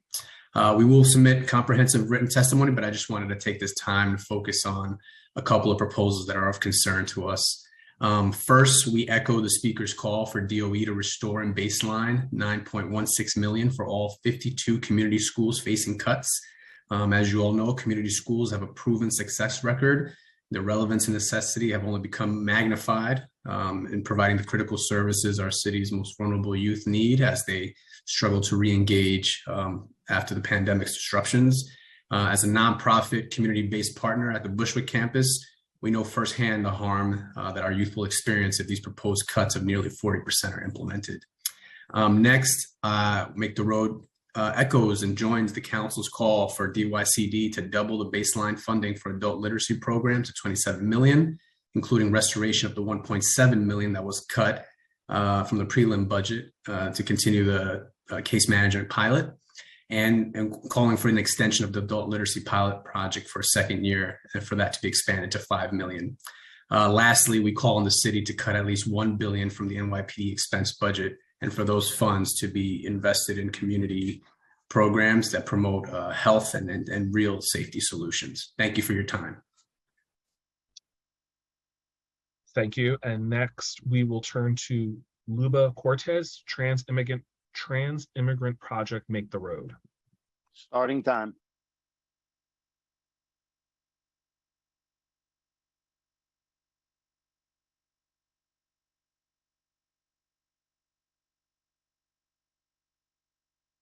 Okay, next on my list, I have Katie Bravo, also from Trans Immigrant Project Make the Road. Starting time.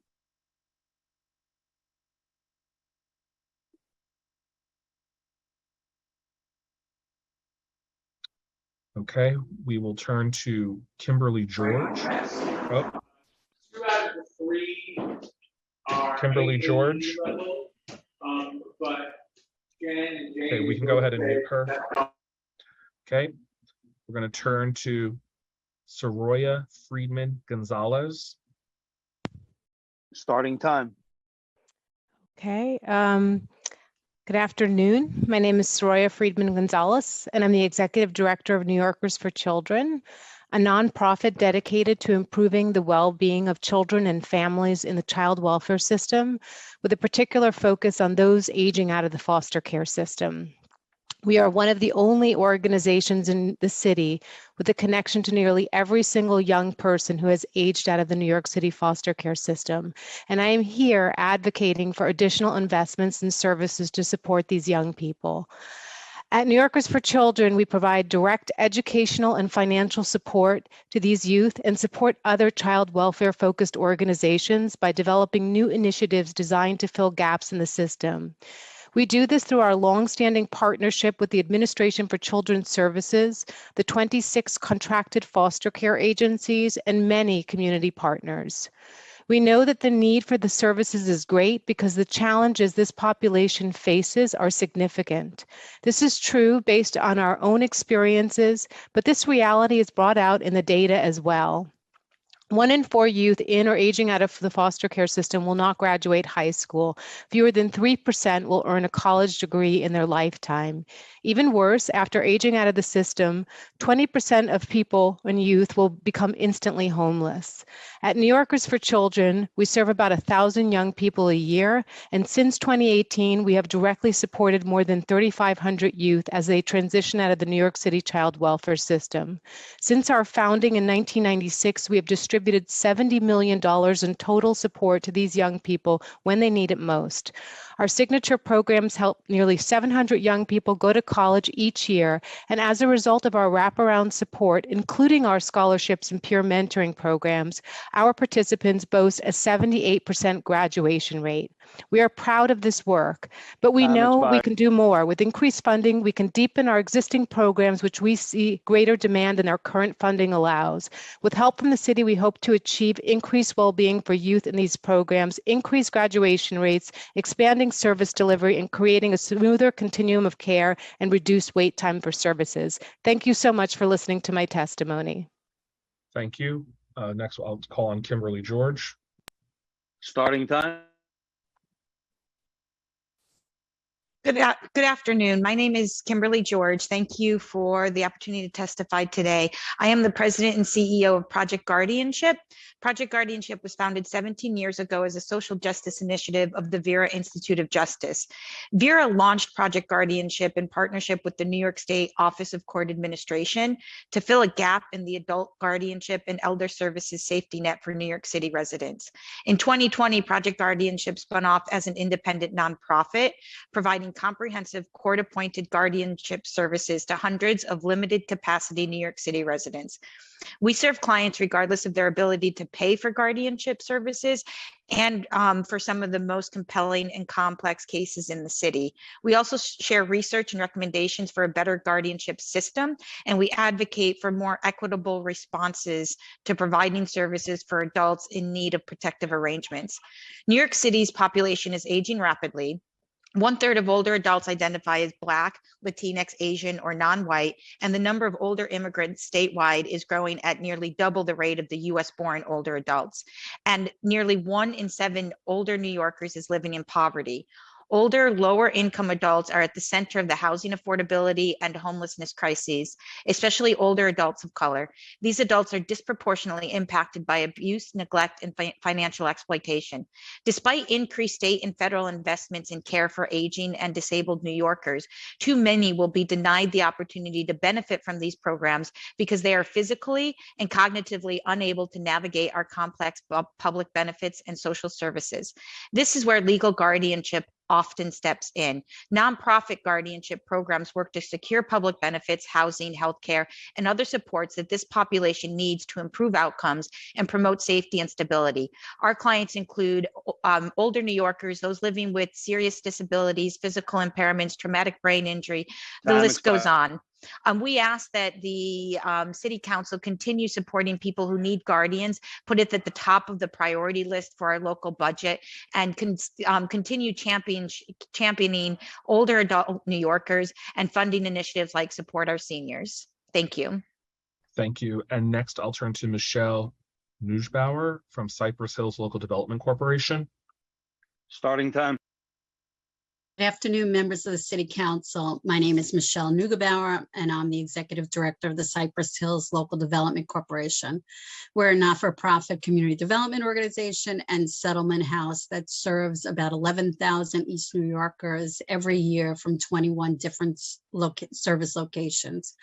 We're also an advocacy organization and fought very hard with houses of worship, other CBOs, and neighborhood residents in the 2016 neighborhood rezoning of East New York. We fought for equity, justice, displacement prevention, local hiring, and deeply and permanently affordable housing. One of the things the community won was the basement legalization pilot. The city committed to $12 million for the neighborhood to legalize 40 basements into apartments and lay the groundwork for a citywide basement legalization pilot. Well, that promise was broken, and we're depending on the new city council to keep their promise to the East New York neighborhood. The pilot had just started, 800 homeowners expressed interest, a pandemic hit, and the program was gutted. Almost all the funding was cut for the program, and the remaining 9 homeowners, who are now 6 homeowners, were promised that they could go through, that their rehabs would be done, that it would be affordable, that tenants could come back to those basements. Well, now the funding is in jeopardy again. We have no assurances in FY23 that the expense or the capital money is going to be there. We need this city council to right this wrong that's been done to the East New York community. Basement legalization means a lot.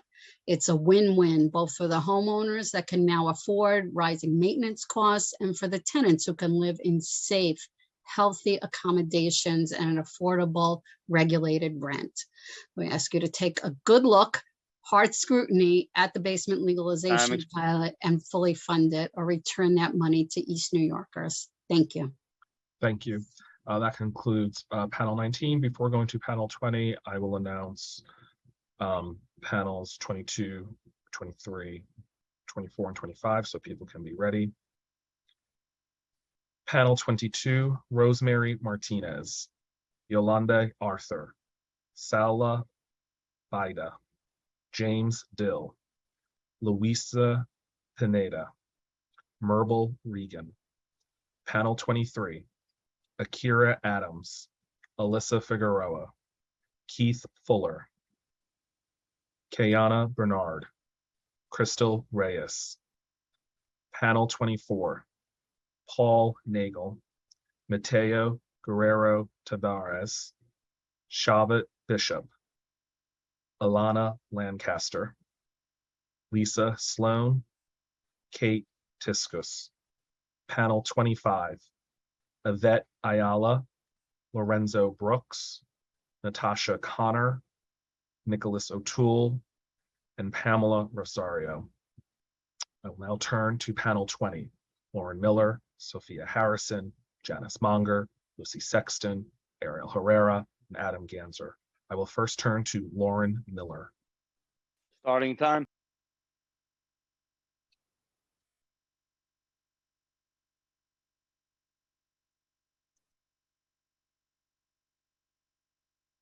Next on my list, Sophia Harrison. Starting time. Good afternoon. I am Sophia Harrison, the founder and executive director of Arts House Schools of Music, Dance, and Fine Arts, the only cultural institution in Coney Island, Brooklyn, that serves the artistic and cultural needs for the children and senior citizens in this neighborhood. Our mission is to provide culture and the humanities for the children in the Coney Island community while providing them with the opportunity to build self-esteem, self-confidence, and develop poise, grace, and balance. I am here today to advocate for the Cultural Vibe Ask for the FY23 $1 million request. This ask includes a $50 million in CGI and CDF baseline funding, $45 million in grants for 5 strategic initiatives, $15 million for a cultural equity fund, $10 million for tourism and marketing for cultural across 5 boroughs, $10 million for workforce development and program support, $5 million for access and inclusion of deaf and disabled communities, $5 million for individual artists and renewal of the City Artist Program, and a $5 million increase for staffing at DCLA for the agency to provide efficiency and timely support.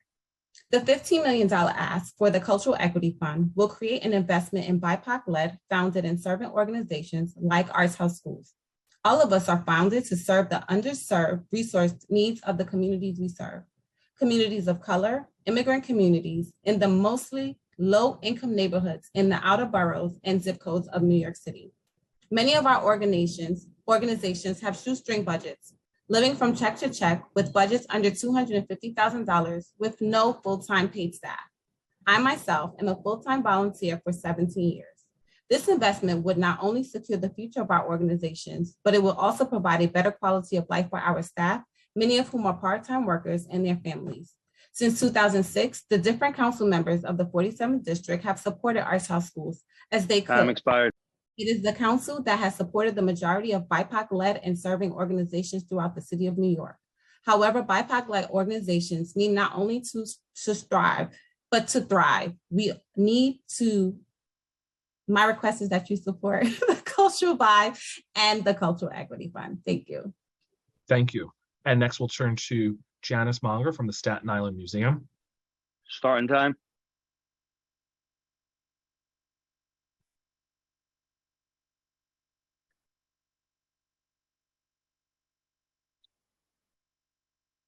Next on my list, I have Lucy Sexton from New Yorkers for Culture and Arts.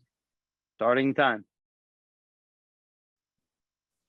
Thank you so much. My name is Lucy Sexton. I lead the Cultural Advocacy Coalition, New Yorkers for Culture and Arts. I'm here to ask you to include an additional $100 million in the city budget for culture as detailed in the Culture Vibe NYC ask.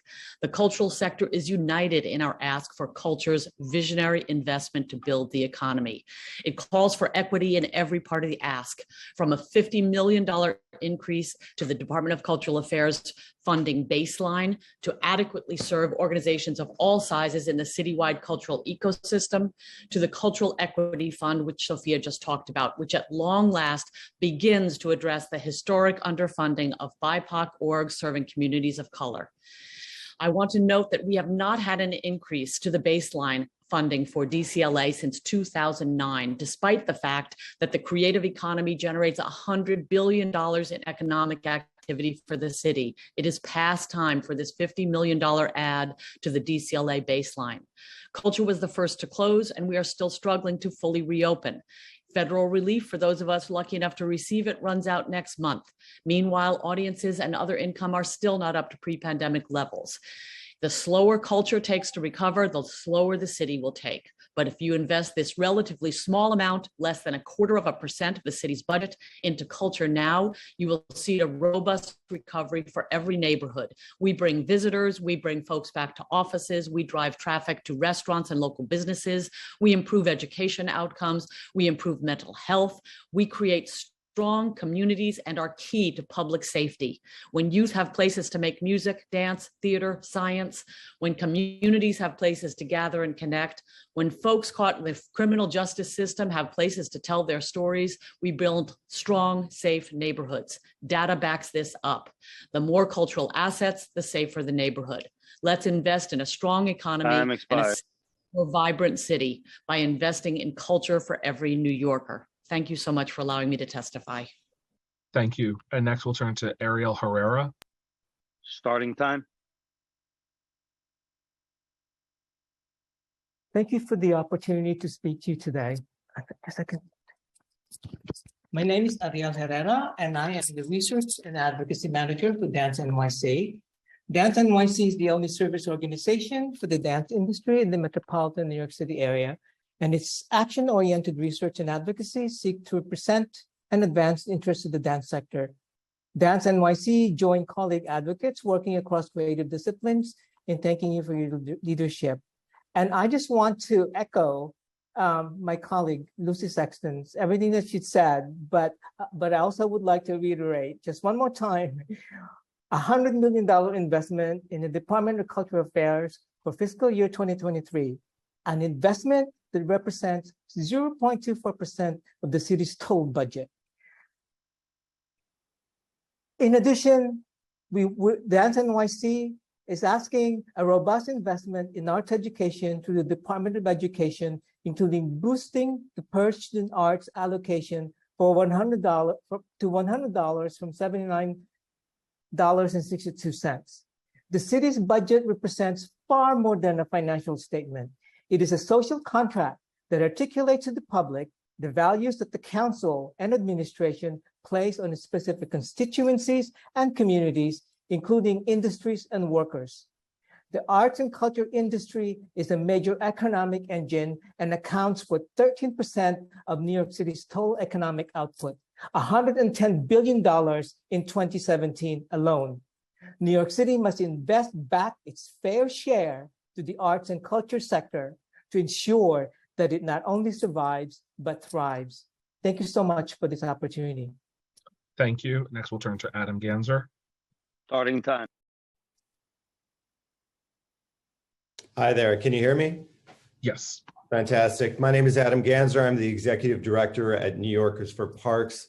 We've been around for 100 years advocating for equitable access to parks and open spaces throughout the 5 boroughs. We are the co-founder of the Playfair Coalition. That's more than 400 organizations across the city focused on parks and open space. We will submit more detailed testimony, but I'm testifying today, asking for the council to hold the mayor accountable to the promises that he made on the campaign trail for 1% of the city budget for parks. We have delivered a letter to the mayor signed by 26 council members, 400 organizations across the city asking for that.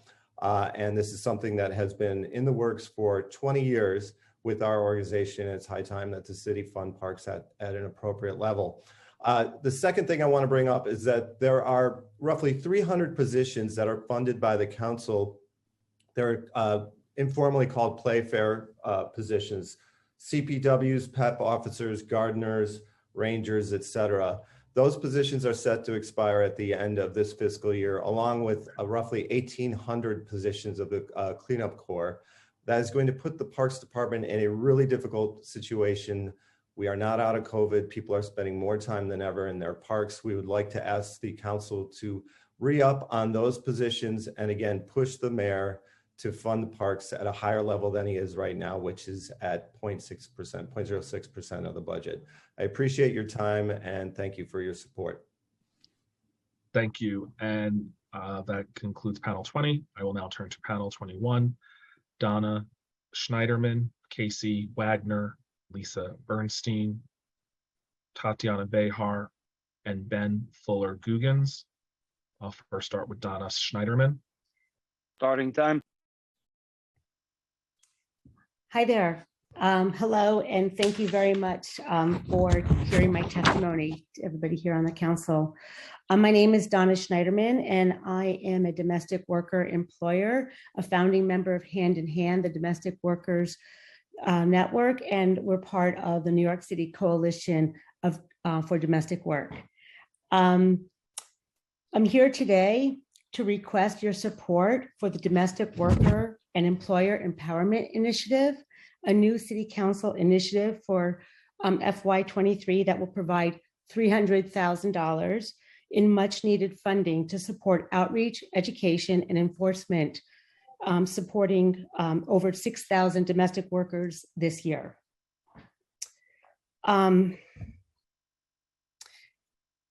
This initiative will enable the outreach and education about domestic workers' rights to both workers and employers, support investigation of rights abuses, create referrals to the City Commission on Human Rights and Department of Consumer and Worker Protection, as well as broaden enforcement of the recently passed Intro 339, which is also known as Local Law 88.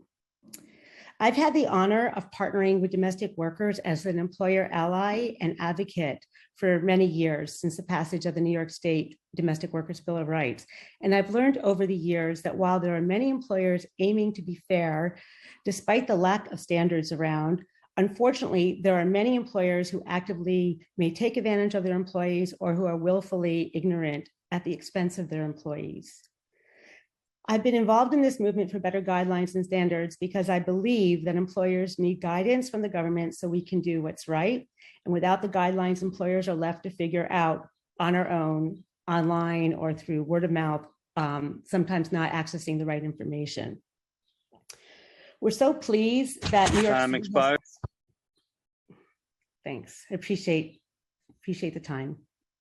Thank you. And next, we will turn to Casey Wagner. Starting time. So thank you so much to the City Council members and Committee Chair Brennan. My name is Casey Wagner, and I'm a domestic worker employer and a member of Hand in Hand. And it is my great honor to be partnering with the Domestic Employers Network and the worker centers that are part of it, the National Domestic Workers Alliance and Carroll Gardens. And I am a better employer because of my membership in Hand in Hand. Maxine, the caregiver for my 96-year-old mother, has made my work possible. Domestic workers have made all work possible, as she has provided devoted care to my mother for 9 years, starting with her first hospitalization, then to her independent living facility, assisted living facility, memory care unit, and finally at the nursing home where she now resides with dementia. Maxine's commitment to my mother's safety and mental health also included her disclosing to me the emotional abuse that my mother experienced at the hands of her then partner with whom she was living. Needless to say, our intervention and their separation was immediate, but I would not have known about this or done anything without Maxine's priceless gift to my family based on her knowledge and expertise.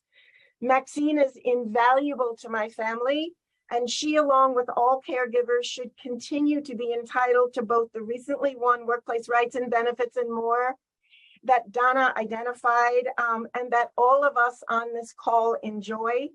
And so we greatly appreciate your support in getting this word out. The collaboration between employers and domestic workers and the training and education that we are doing in partnership to get the word out, to educate domestic workers about what their rights are and to educate employers so we can do the right thing is invaluable.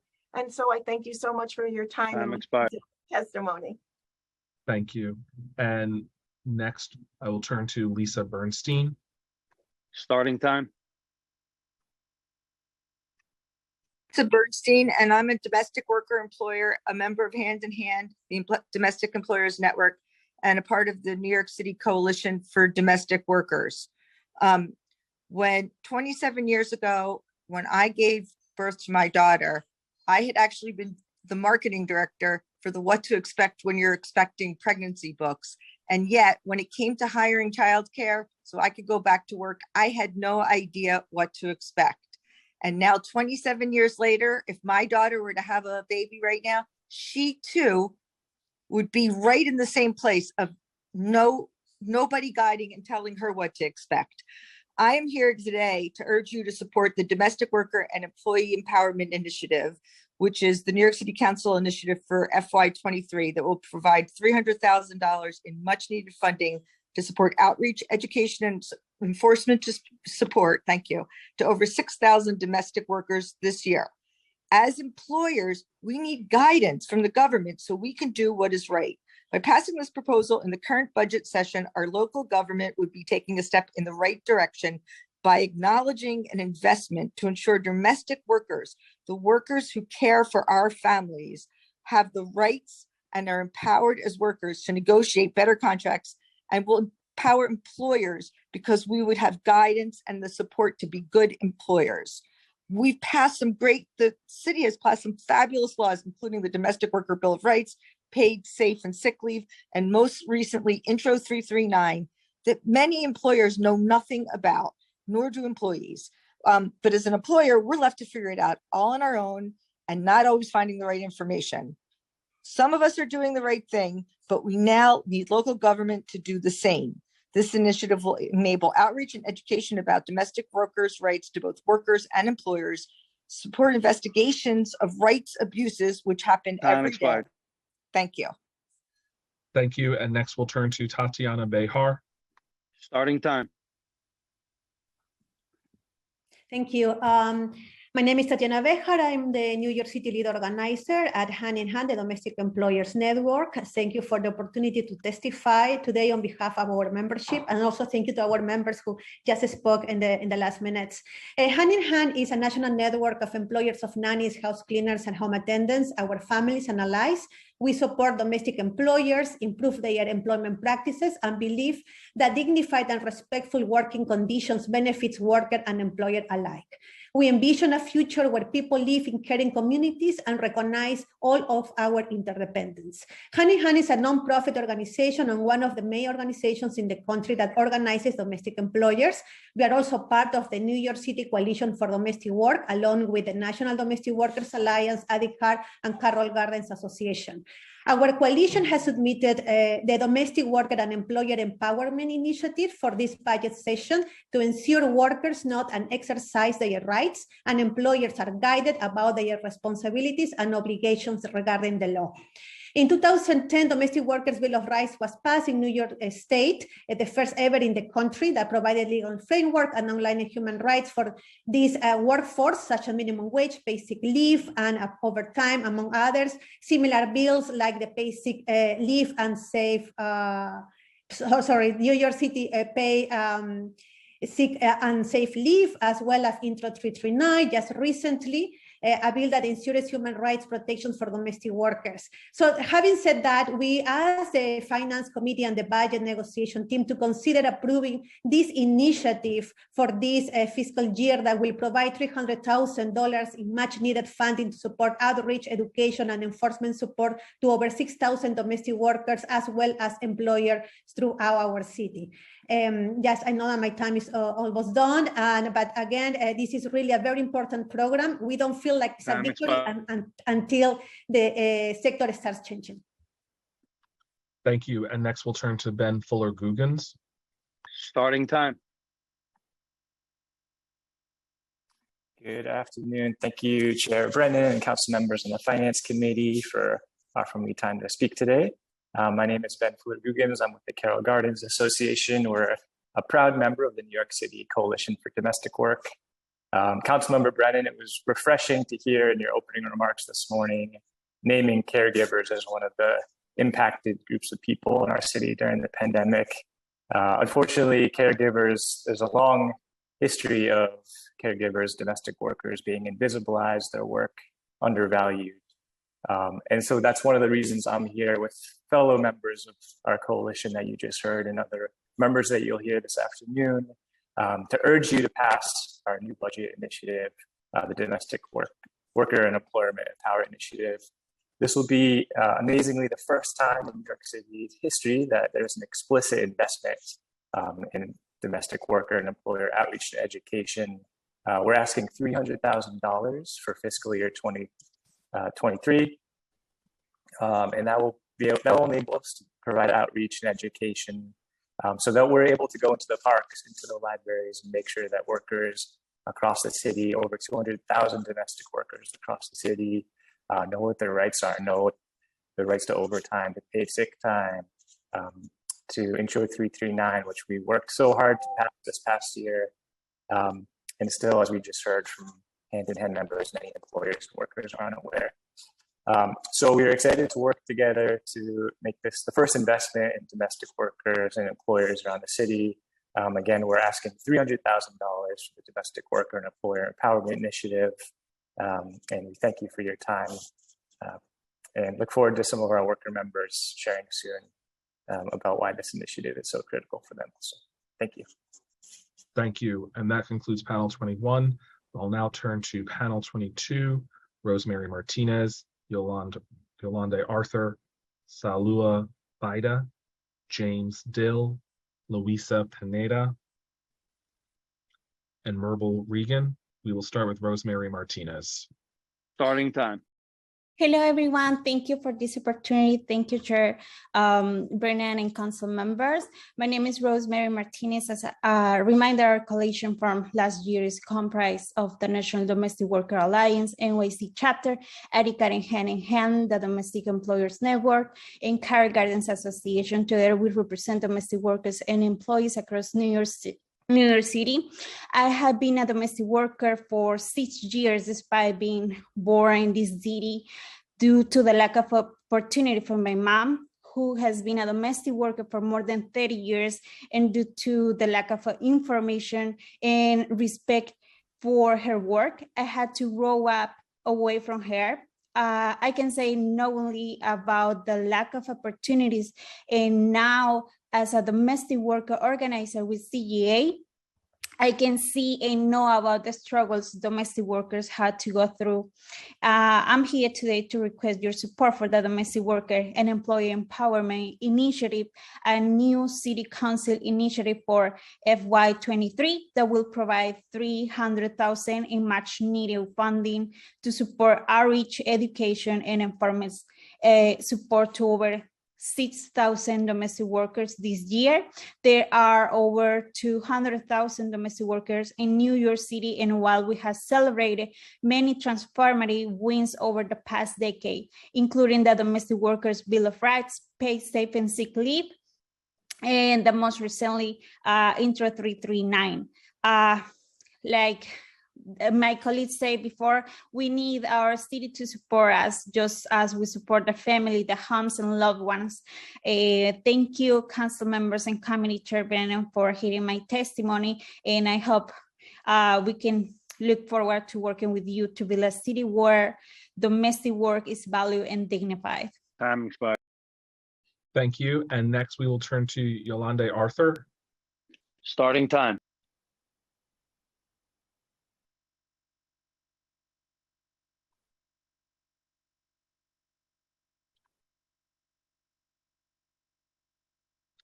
Okay, next on my list, I have Salwa Baida. Starting time. Thank you, Mr. Butenhorn. My name is Salwa Baida. Good afternoon from Forest Hills, Queens. I'm also a part of Hand in Hand, the Domestic Employers Network. And the reason I'm speaking today and testifying today is because, like a lot of my peers that you just heard from, I am both a person who employs a domestic worker inside of my home, and I'm also a Latina lawyer. I'm also the daughter of a now retired house cleaner. And so, like so many of the folks that have spoken already, I find that it's really important for both workers to know what their rights are and what their responsibilities are, and for employers to know what the law requires of them. And so, as we've heard, the paid and sick leave bills have passed. Intro 339, which considers domestic workers to be employees like any other employee. All of these different things, paid and sick leave, all of these different things are wonderful. There we go.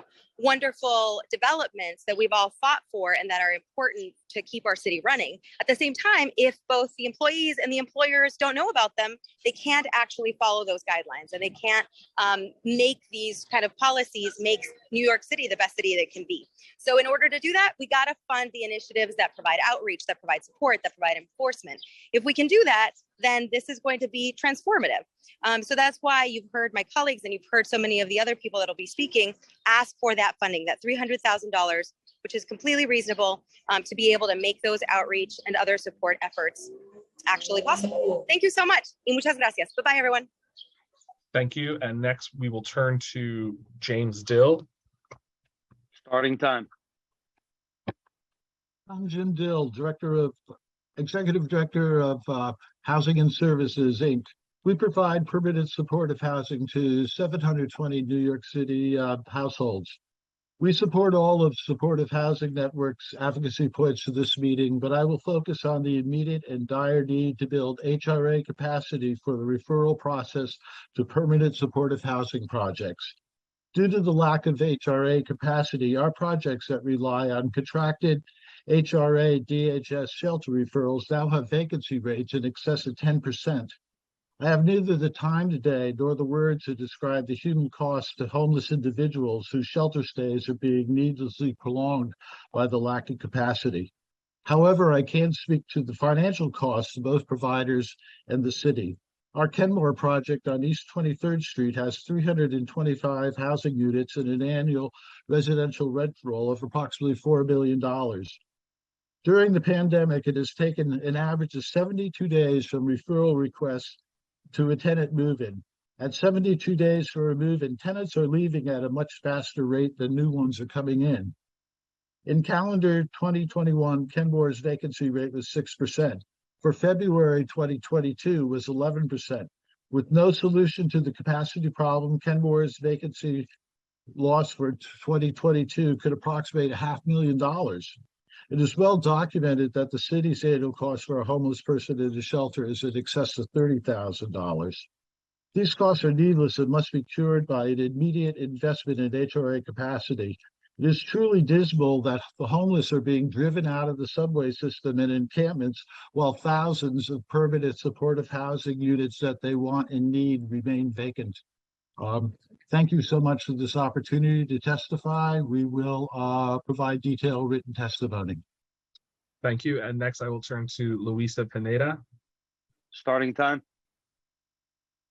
Good afternoon. Thank you, Chairman Justin Brennan and members of the New York City Council Committee on Finance. My name is Luisa Pineda, and I have worked in the human service sector for over 10 years. I currently work as a college retention specialist at the College Access and Success Program at Queens Community House, where we provide individuals and families with the needed tools to enrich their lives and build healthy, inclusive communities. We are a supporter of the Just Pay campaign.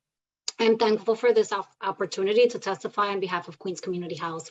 Essential human services workers earn one of the lowest wages in New York City economy due to chronic underfunding from New York City government contracts. If we learned anything from the COVID-19 pandemic, is the importance of human services, because they are just that, human.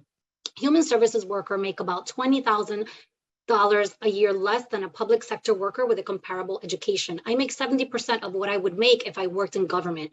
We need human services workers, but it is hard to recruit and retain them when government pays so little. Within the last year, many of programs under Queens Community House have been understaffed, as many leave due to low wage salary, which means many of us are taking on more work for the same pay. New Yorkers across the city rely on me and my team to provide them with broad network of comprehensive services at 34 sites and in 14 neighborhoods. I am a dedicated worker, and I love to support the community I grew up in. I provide students with opportunities to increase their academic performance, leadership skills, as well as supporting them with college and career guidance. Not only do I support students, but I also connect them and families to internal and external resources such as housing, eviction prevention, immigration services, childcare, the list goes on. I advocate for my students when no one else has the time to, providing them and the guidance they need to move forward and have a better future. I serve the children and youth, the young adults and families, older adults, and the LGBTQ population to provide them with my time and understanding and connecting each of them with the resources that will empower them to help them achieve Time wellness expired. along with. We need the city to acknowledge our work and to address crisis in the sector and save jobs of helpless human services workers. We are asking the city to adapt reforms that save Just Pay campaign for fighting. Thank you for my time. Thank you. And next we'll turn to Myrble Regan from the Women's Center for Education and Career Advancement. Starting time. Thank you, Chair Brannon and members of the New York City Council Finance Committee for the opportunity to speak with you today. My name is Myrble Regan. I am Executive Director of the Women's Center for Education and Career Advancement. I have worked for more than 40 years in nonprofit human services. I support the Just Pay campaign. Today, I take this time to urge the committee to factor into its budgetary determinations the factual realities for many of the tens of thousands of human services workers who are providing mandated essential services and earning far less than their government and private sector counterparts. If we don't right this wrong now, then when? This is the right time for New York City to finally address this issue of fairness and wage parity. In my written testimony, you will find the link to our New York City self-sufficiency calculator.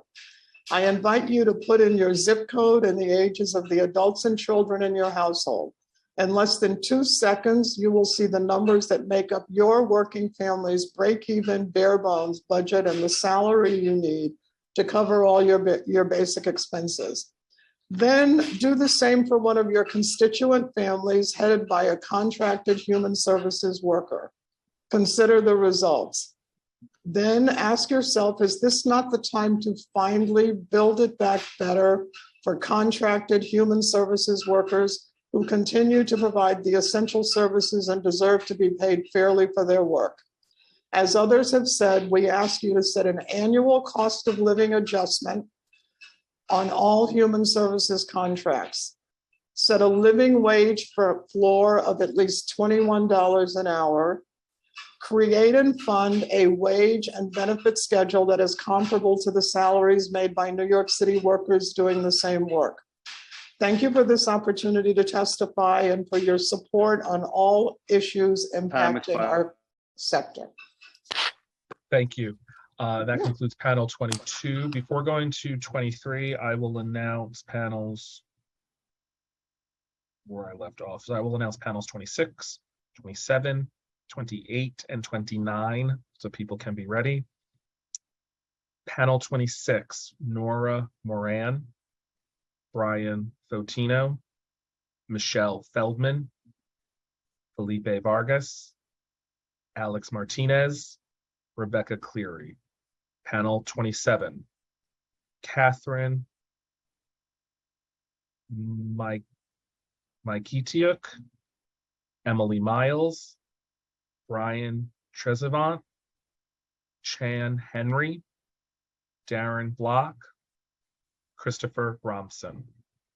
Panel 28, Carlos Castel Croak, Lonnie Portis, Stephanie Ehrlich, Fabiola Sierra, Jennifer Vasquez, Allison Gardy, Karina Garcia, and Tori Casso. Panel 29, Kathleen DiPerna, Nicholas Weiss, Freedom Gerardo, Arlene Cruz, Doxine Roberts, and Juan Pinzon. I will now turn to panel 23, Akira Adams, Alyssa Figueroa, Keith Fuller, Kiana Bernard, and Crystal Reyes. We will first turn to Akira Adams with the Urban Youth Collaborative. Your time will begin.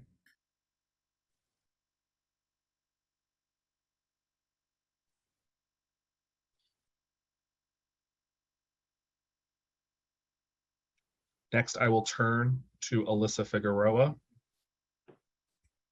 Time will begin.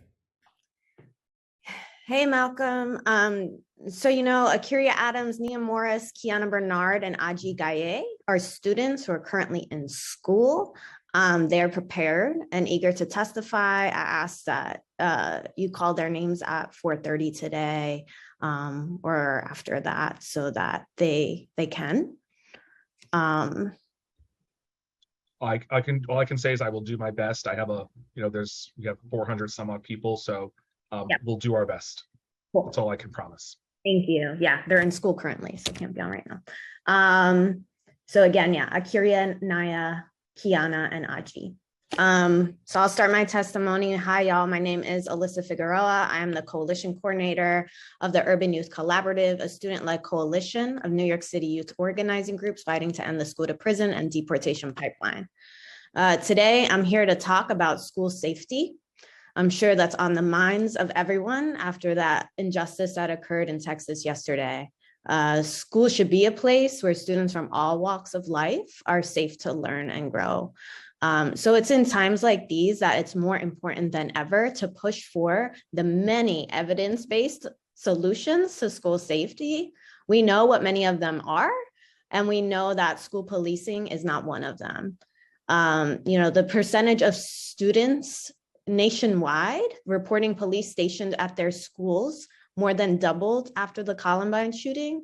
Yet research shows time and time again that school police do not prevent school shootings. In fact, a study of 133 school shootings actually found a higher mortality rate in schools with school police. Yet just this morning, the mayor held a press conference in which he called for, among many things, an increase in police presence in schools.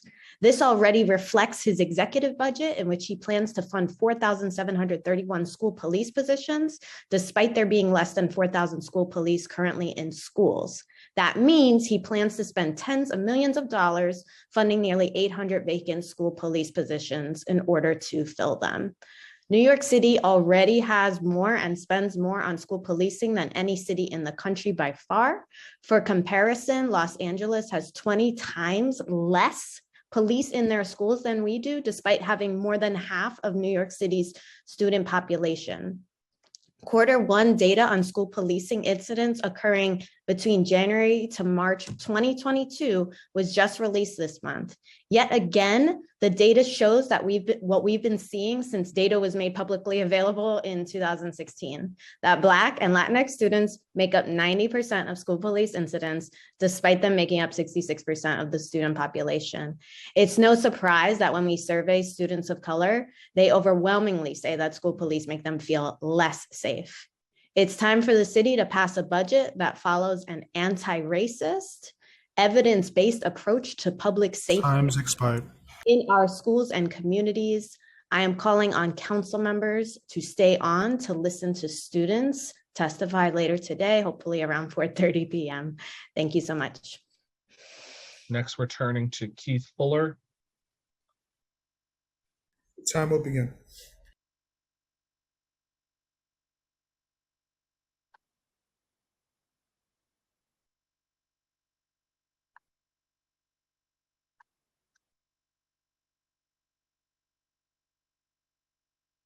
Okay, and just so everyone knows, the raise hand function is only for council members if they have questions for any panelists. So if members of the public are using the raise hand function, we will be lowering it.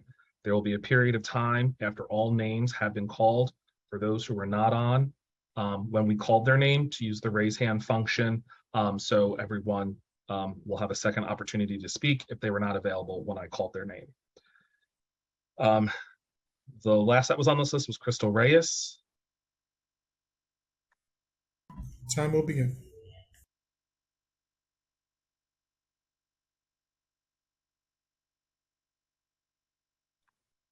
Okay.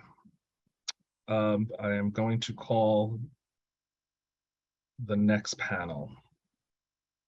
Panel 24, Paul Nagel, Mateo Guerrero Taveras, Shavette Bishop, Elena Lancaster, Lisa Sloan, Kate Tiskus. Apologize if I mispronounce any names. We'll first start with Paul Nagel. The time will begin. Hi, my name is Paul Nagel. I'm the Executive Director of Stonewall Community Development. This is LGBTQ older adults in welcoming housing they can afford with access to health and mental health services that meet their unique needs. Our services are available to all New York City older adults. The housing innovations and solutions we create are meant to be universal and replicable for all seniors, but we know that by centering LGBTQ older adults in the creation and piloting of these models, our needs will not be ignored, as so often happens. New York City is facing an unprecedented senior housing crisis as baby boomers age in. A report on the 2010 census from the New York City Planning Department projected a 40% increase in New Yorkers over 65 between 2010 and 2040, from 1 million to 1.4 million. Where will they live? LGBTQ elders face a number of challenges beyond those of the general elder population. A study by the Equal Rights Center published in 2014 conducted in 10 states uncovered a 48% discrimination rate against same-sex older adults, couples, and housing inquiries. They're more likely than their heterosexual counterparts to lack support networks, lack family, live in poverty, experience increased comorbidities attributed to living lives of anxiety in constantly hostile environments, and experience discrimination or fear of discrimination in housing and healthcare delivery. On the flip side, the LGBT community has elements that uniquely position us to successfully pilot innovative housing solutions. We have a shared lived experience, a history of building networks of support, and a deep well of creativity. This year, we're seeking support from the Speaker's Initiative for Leave No Veteran Behind, a project we're piloting in the Bronx with a 2-year grant from the New York Community Trust, which will create LGBT welcoming supported home shares for 14 adult veterans. Community-based housing solutions will be critical to meeting the challenges of the coming housing crisis for seniors. Please keep your eyes and your attention on innovations emerging from grassroots groups like ours and support them through the budget process. Our budget request information will be included in our written testimony. Thank you for your time. Thank you, Mr. Nagel. Next, we will turn to Mateo Guerrero Taveras from the Trans Immigrant Project, Make the Road. Time will begin. Hi, good afternoon. I'm actually going to read the testimonies of the 3 other members who were skipped in panel 22. So I'm going to start with Dulce. Good afternoon. Thanks everyone for this public hearing. My name is Dulce. I am a member of Make the Road New York and a trans person from El Salvador. I'm an immigrant and resident of Queens, and also a sex worker. Vice has criminalized my community for many years, especially my trans sex worker sisters who have been deported for raids and wrongfully arrests made by the Vice squad. I am here to raise my voice and make it clear that New York needs to dismantle the Vice police units. I know that in the recent city budget, there was an adjustment that reduces the funding of the city of the Vice units to $12 million, but I demand that New York City and Mayor Eric Adams stops providing more money to the Vice units and instead invest in our communities. The rate of discrimination in unemployment, food insecurity, trauma, unstable housing, and police abuse are issues that are little heard of, but it's a reality that we face in my community. Many of our community members are at increased risk for anxiety, depression, suicide, low life satisfaction, self-harm, isolation, PTSD, HIV, and incarceration. Therefore, it is necessary to invest in programs for our communities and to stop investing in police squads that constantly harass our communities and use racist and sexist tactics to criminalize us and put barriers in our futures. These raids and arrests leads to barriers to obtaining a decent job, housing, and being able to fix our immigration status. Mr. Guerrero Taveras, I'm just going to ask that that you wrap up your testimony, and others will be able to give their testimony either submitted to testimony@council@nyc.gov, or they will have an opportunity to be on the Zoom later. For those who were not on when I called their name, they will have an opportunity to speak when we are done with our panels.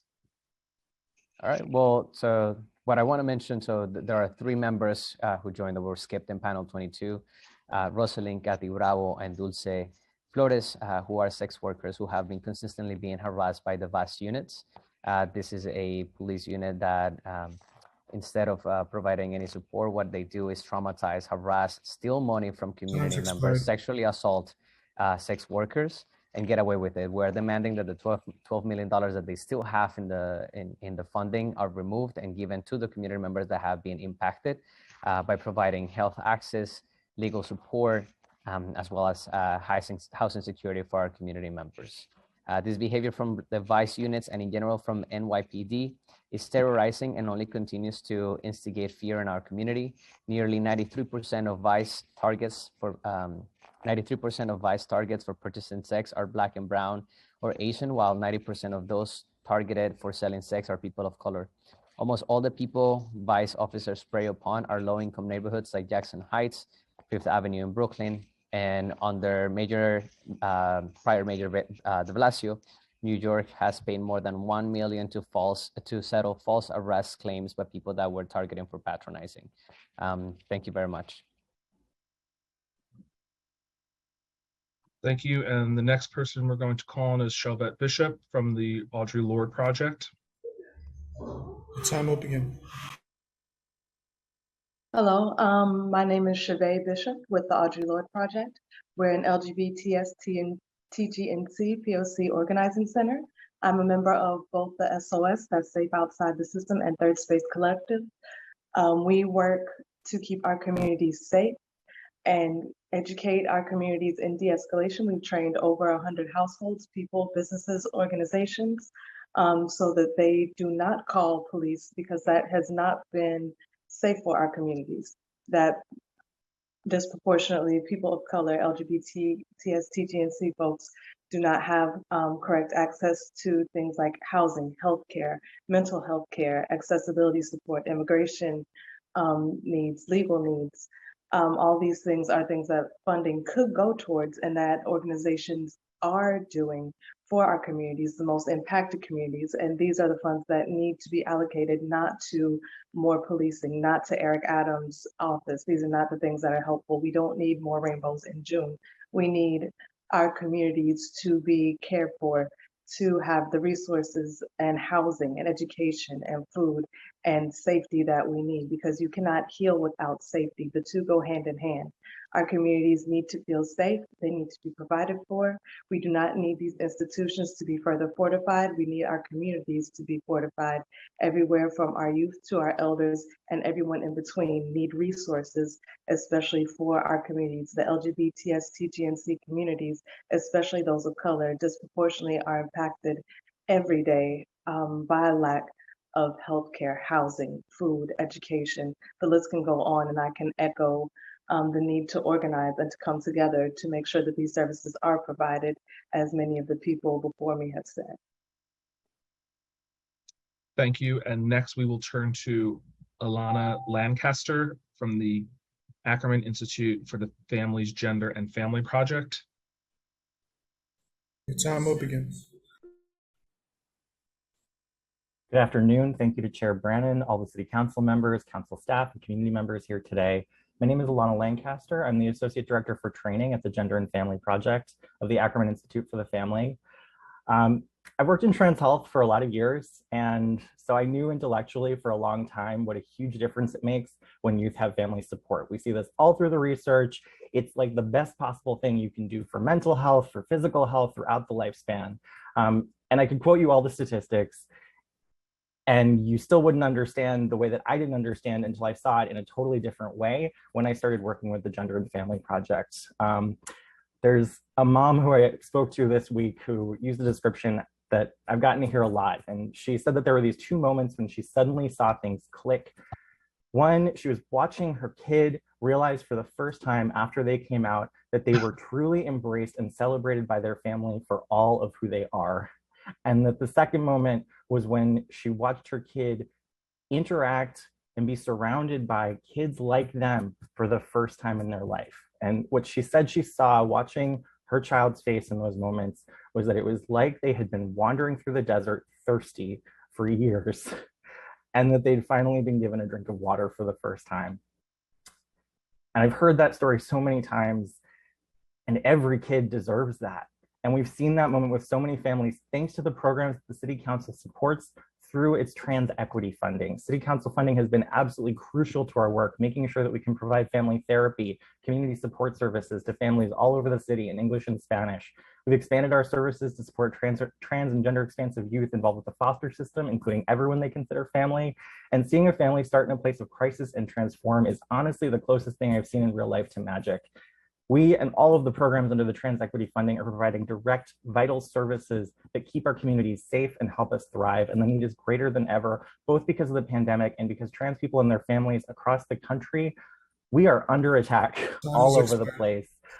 So this is a moment when more than ever, this funding is crucial as a way of knowing that New York City is different, that this is a place where we support our kids and support our communities for all of who they are. And so thank you for your continued support for expanding this funding, and thank you for your time. Thank you. And next we will turn to Dr. Lisa Sloan from the Pride Center of Staten Island. Good afternoon. My name is Dr. Lisa Sloan, and my pronouns are she, her, hers. I'm the Deputy Director at the Pride Center of Staten Island, an LGBTQ plus community center that has received funding through the Trans Equity Initiative since fiscal year 2019. The Trans Equity Initiative has supported the creation and/or expansion of culturally competent programs and services for transgender, gender nonconforming, and non-binary, or TGNC&B individuals and their families across New York City. I am asking for continued support of this initiative. To demonstrate the impact of trans equity supported programs on Staten Island, I want to share a statement from a Latino transgender man who has benefited from trans equity programs and services at the Pride Center of Staten Island. He says, "Finding the Pride Center has truly done wonders for me. It's a place where I've always felt safe to express myself freely and find community. There aren't many LGBTQ plus safe places in my neighborhood, and even fewer places that don't revolve around alcohol use. Finding the Pride Center honestly changed my life for the better. If not for the amazing staff and the programs that they have available, I would be in a very different place in my life. Everyone at the Pride Center has given me the freedom and the space to figure out who I am, to understand my emotions, and most importantly, the Pride Center is a place that I feel seen for who I am instead of seen for what others want me to be. It has been a necessary part of my growth and in understanding myself better, and for that I'm always grateful. The transformative services that this transgender Staten Island describes are made possible by the Trans Equity Initiative. I urge you to maintain or even increase the funding associated with the Trans Equity Initiative so that culturally competent programs and services for the TGNC&B individuals and families can continue in Staten Island and across New York City. Thank you."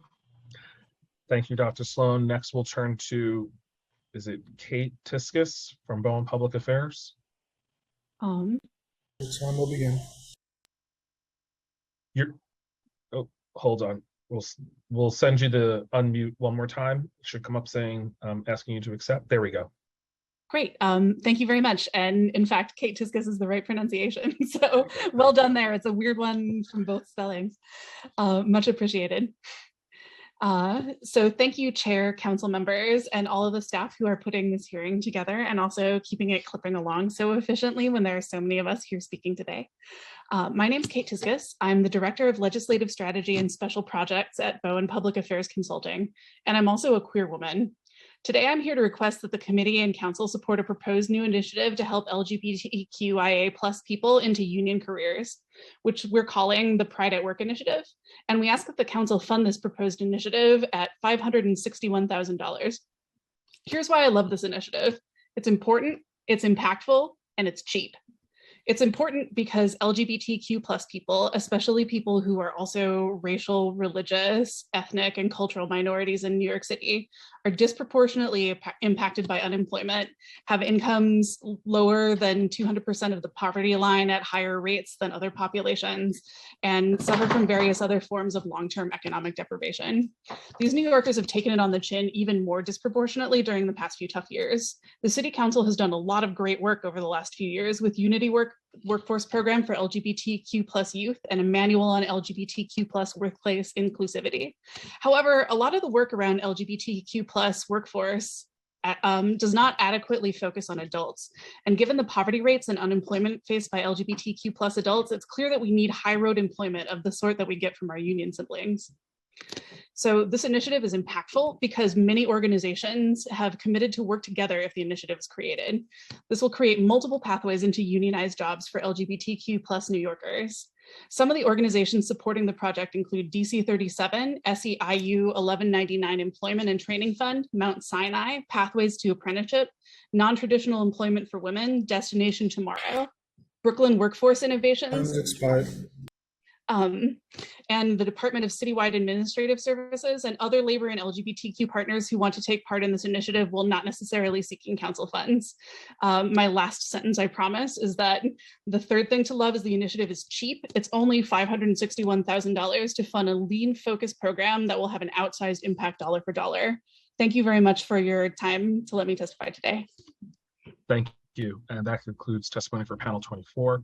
Before we go to 25, I just want to remind everyone that if you are not present when your name is called, no one is being skipped. There is an opportunity at the conclusion of all panels for those people who have a Zoom link and didn't get to speak to use the raise hand function, and I will call you in the order with which you raise your hand, but that is after the conclusion of panels.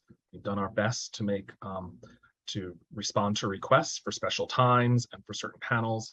And so, again, if you're not on when your name is called, there is an opportunity at the conclusion of all panels to use the raise hand function in Zoom, and you will be called on. I will now turn to panel 25, Yvette Ayala, Lorenzo Brooks, Natasha Connor, Nicholas O'Toole, and Pamela Rosario. We will start with Yvette Ayala at Sheltering Arms. Time will begin. Hi, good afternoon. Thank you, members of the New York City Council Meeting of Finance. My name is Yvette Ayala. I have been working at the human service sector for about 12 years. I work as a supervisor at Sheltering Arms in a preventive department. At Sheltering Arms, our goal is to foster a society where every child and family we serve will have the opportunity to succeed and thrive. We address the effects of social inequality in most challenging communities in New York City.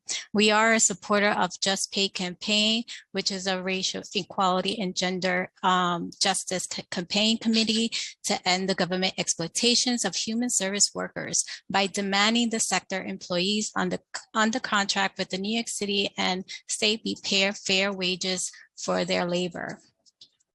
So essential human service sector workers earn one of the lowest wages in New York City economy due to the chronic underfunding from New York City government contract. So human services worker generally makes about $20,000 a year less than public sector workers with a comparable of education and credentials. The sector is facing a high turnover rates and we need human service workers, but it's hard to recruit and retain them when the government pays so little. Since the outbreak of COVID-19 pandemic, while the burden on workers like myself carry out additional work hours, working in person and virtually with families and other essential services for New Yorkers have grown, and the burnout we feel has increased. New Yorkers across the city rely on me and my team to provide them counseling, prevention services to increase safety and decrease any risk of child welfare involvement. Yet I do not make enough to sustain myself in this city. I am dedicated to this work because I know firsthand the values. Thank you. Thank you. And next we'll turn to Lorenzo Brooks. The time will begin.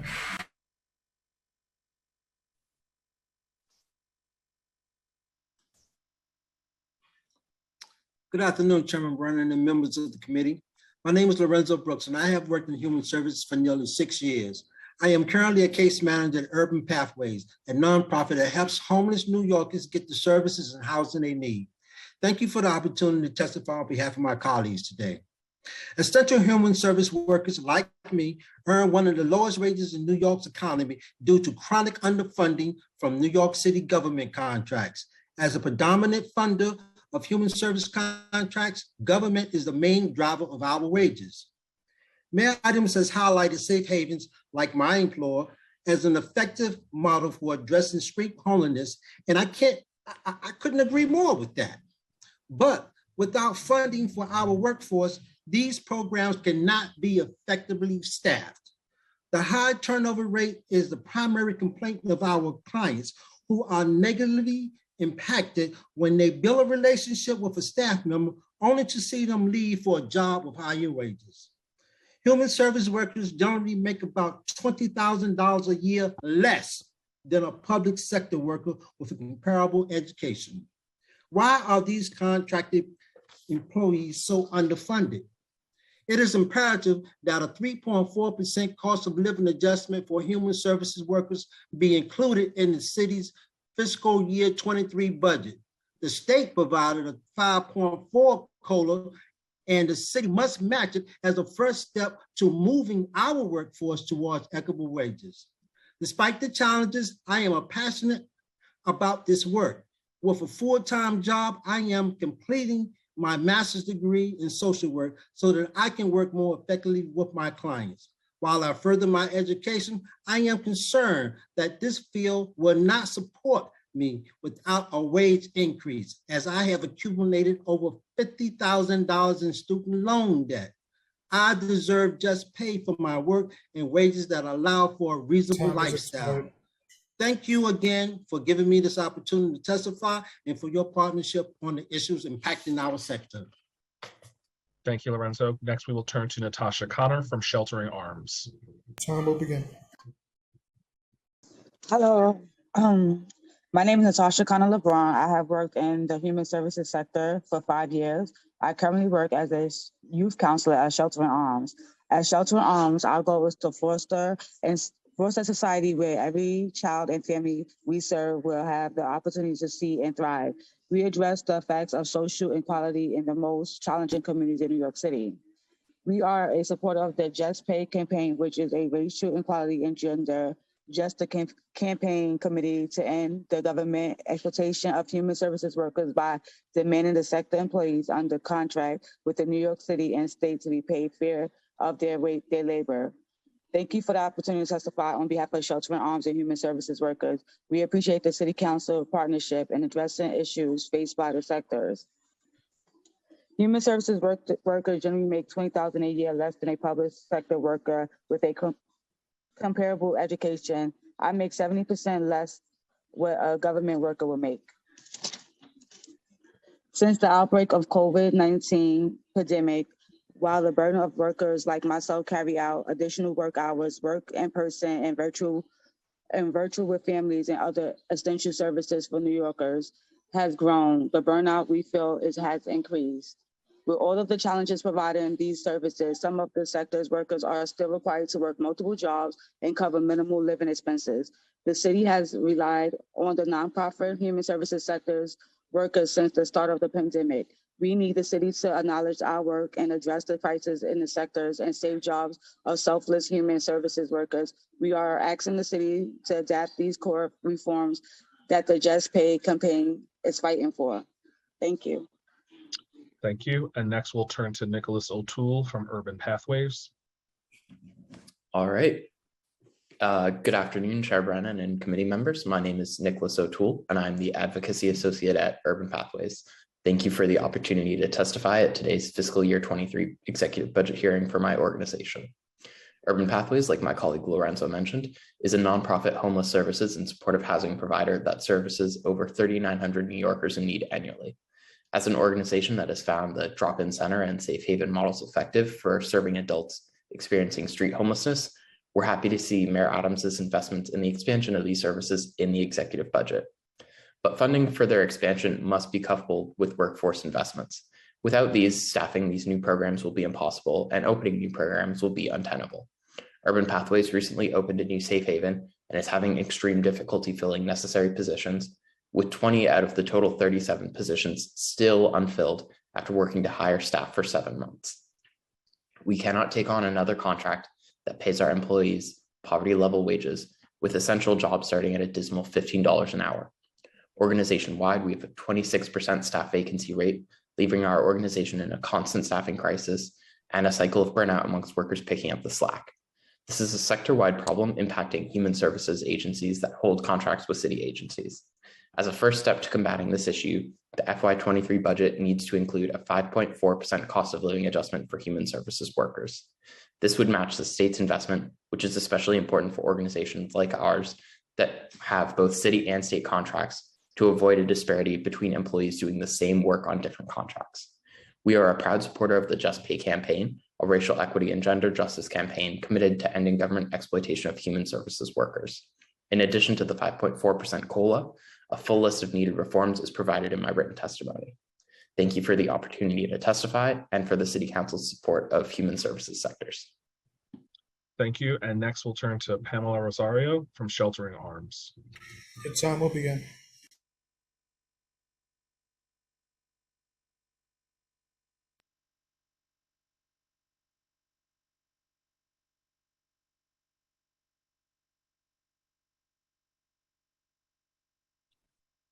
Okay, I will now turn to panel 26. Nora Moran, Brian Fotino, Michelle Feldman, Felipe Vargas, Alex Martinez, and Rebecca Cleary. We'll first turn to Nora Moran with United Neighborhood Houses. Your time will begin. Thank you for the opportunity to testify. My name is Nora Moran. I'm the Director of Policy and Advocacy at United Neighborhood Houses. We're a policy organization representing New York City settlement houses. Our written testimony has a lot more comments, but I'm just going to highlight 3 of our budget priorities. The first, you heard about this on the previous panel, is that the city must fund a 5.4% COLA for human service workers in the FY23 budget. This workforce kept New York City running during COVID and provided essential services when many of us stayed home. They haven't seen a COLA in the last 2 years, and their wages have not kept pace with inflation. Furthermore, many of these workers are understandably leaving the sector in search of higher wages elsewhere, sometimes in city government. A COLA is the bare minimum of what is right and fair for these workers and must be included in the budget. Furthermore, the city should also set a wage floor of $21 per hour for all human service workers and set wage scales for fair wages for workers at all levels in the sector. Second, youth service providers also deserve adequate rates in order to operate both summer programs and year-round programming. We urge the city to raise summer reimbursement rates for these programs to $1,848 per elementary student and $1,410 per middle school student. Furthermore, there has to be rate parity for all summer programs, not just ones in DOE buildings, but also for those in Nycc cornerstones and community centers who are doing similar work. This will also be needed to attract staff to run these programs and to avoid the staffing problems we saw in last summer's programs.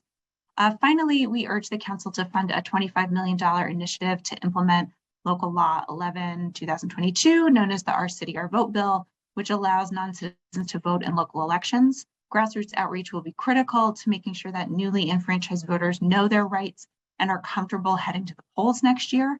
And CBOs are ready and able to do this work as they demonstrated during the 2020 census. Thank you so much for your time, and thank you for keeping everything moving during this hearing.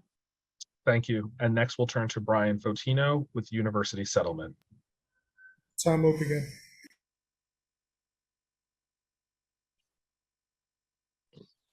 There we go. So good afternoon. My name is Brian Fotino, and I have worked at University Settlement for 2 years. Well, I worked in the human service sector for 2 years now. I'm a case manager at University Settlement. We have 30 locations in Brooklyn and Manhattan, and the program I work for, Project Home, focuses on preventing evictions and addressing the root causes of housing instability. So the support that I provide, along with my colleagues, helps New Yorkers stay in their homes. University Settlement strongly supports the #JustPay campaign. A significant portion of our work is funded by government contracts. However, as other people mentioned, these contracts are chronically underfunded, and we make some of the lowest wages in the city. According to a Center for New York City Affairs report, annual pay in 2019 in the New York City core social assistance sector averaged only $34,000, making it the 5th lowest paid sector in the city's economy. As someone starting out in my career, I chose a lower paying job because I believe in making a difference in people's lives. However, I know many people who chose not to go into this work due to the atrociously low pay. Though I am dedicated to this work, I don't know how long I'll be able to stay in the sector. My wages do not match the rising costs of living. Just like the clients I serve, I'm struggling to pay rent, to pay food, to pay bills. In my time as a social worker, I have seen qualified caring colleagues leave for higher paying jobs. And unless something changes, I may be the next to go. Likewise, we're asking that the city please implement the 3 reforms of the #JustPay campaign. 1, an automatic annual COLA or cost of living adjustment. 2, a living wage floor of $21 an hour for human service workers. And 3, a comprehensive wage and benefits schedule comparable to that of city and state employees in the same field. Again, University Settlement strongly supports the Just Pay campaign. We deserve fair wages, especially for the essential frontline work we do. I thank you for listening, and I please ask you to boost the Just Pay campaign. Thank you. And next we'll turn to Michelle Feldman from Women's Community Justice Association. The time will begin.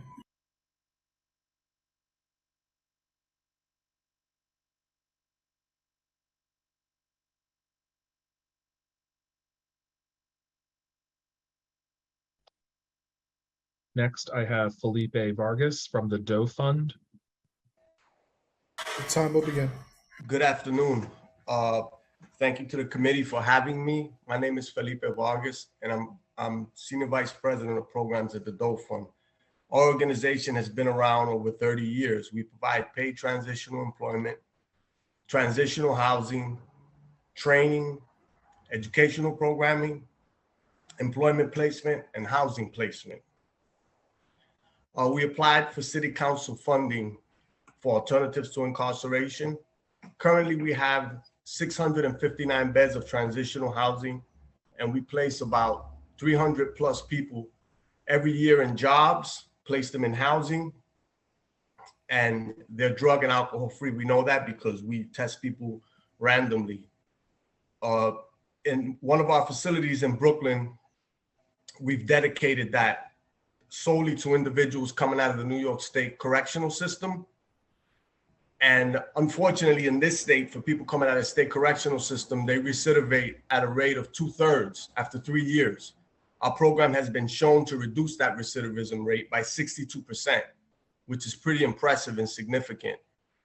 We'd like to be able to offer those services to folks at an alternative to incarceration basis. There's been many great reforms in the city: bail reform, less is more legislation, court process and prosecutorial reforms that have resulted in many less people going into the jail and the state correctional system. We support that because we support the ending of mass incarceration, and there's a realization that our system of criminal justice is racially biased. But true racial, economic, and social justice, the potential of that, cannot be realized unless individuals are provided with jobs, with drug treatment, with health services, and with housing. And our program would be able to do that. And we ask you to please support our funding request for alternatives to incarceration. Thank you. And we have a more detailed request as a written submission. Thank you. And next we'll turn to Alex Martinez from the Kingsbridge Heights Community Center.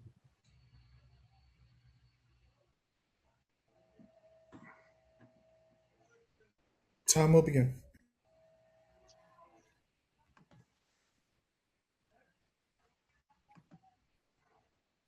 Okay, next we will turn to Rebecca Cleary from Decriminalize Sex Work.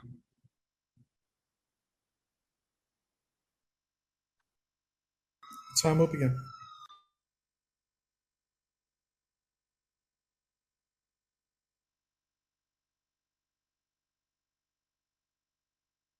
Okay, we are going to turn to panel 27.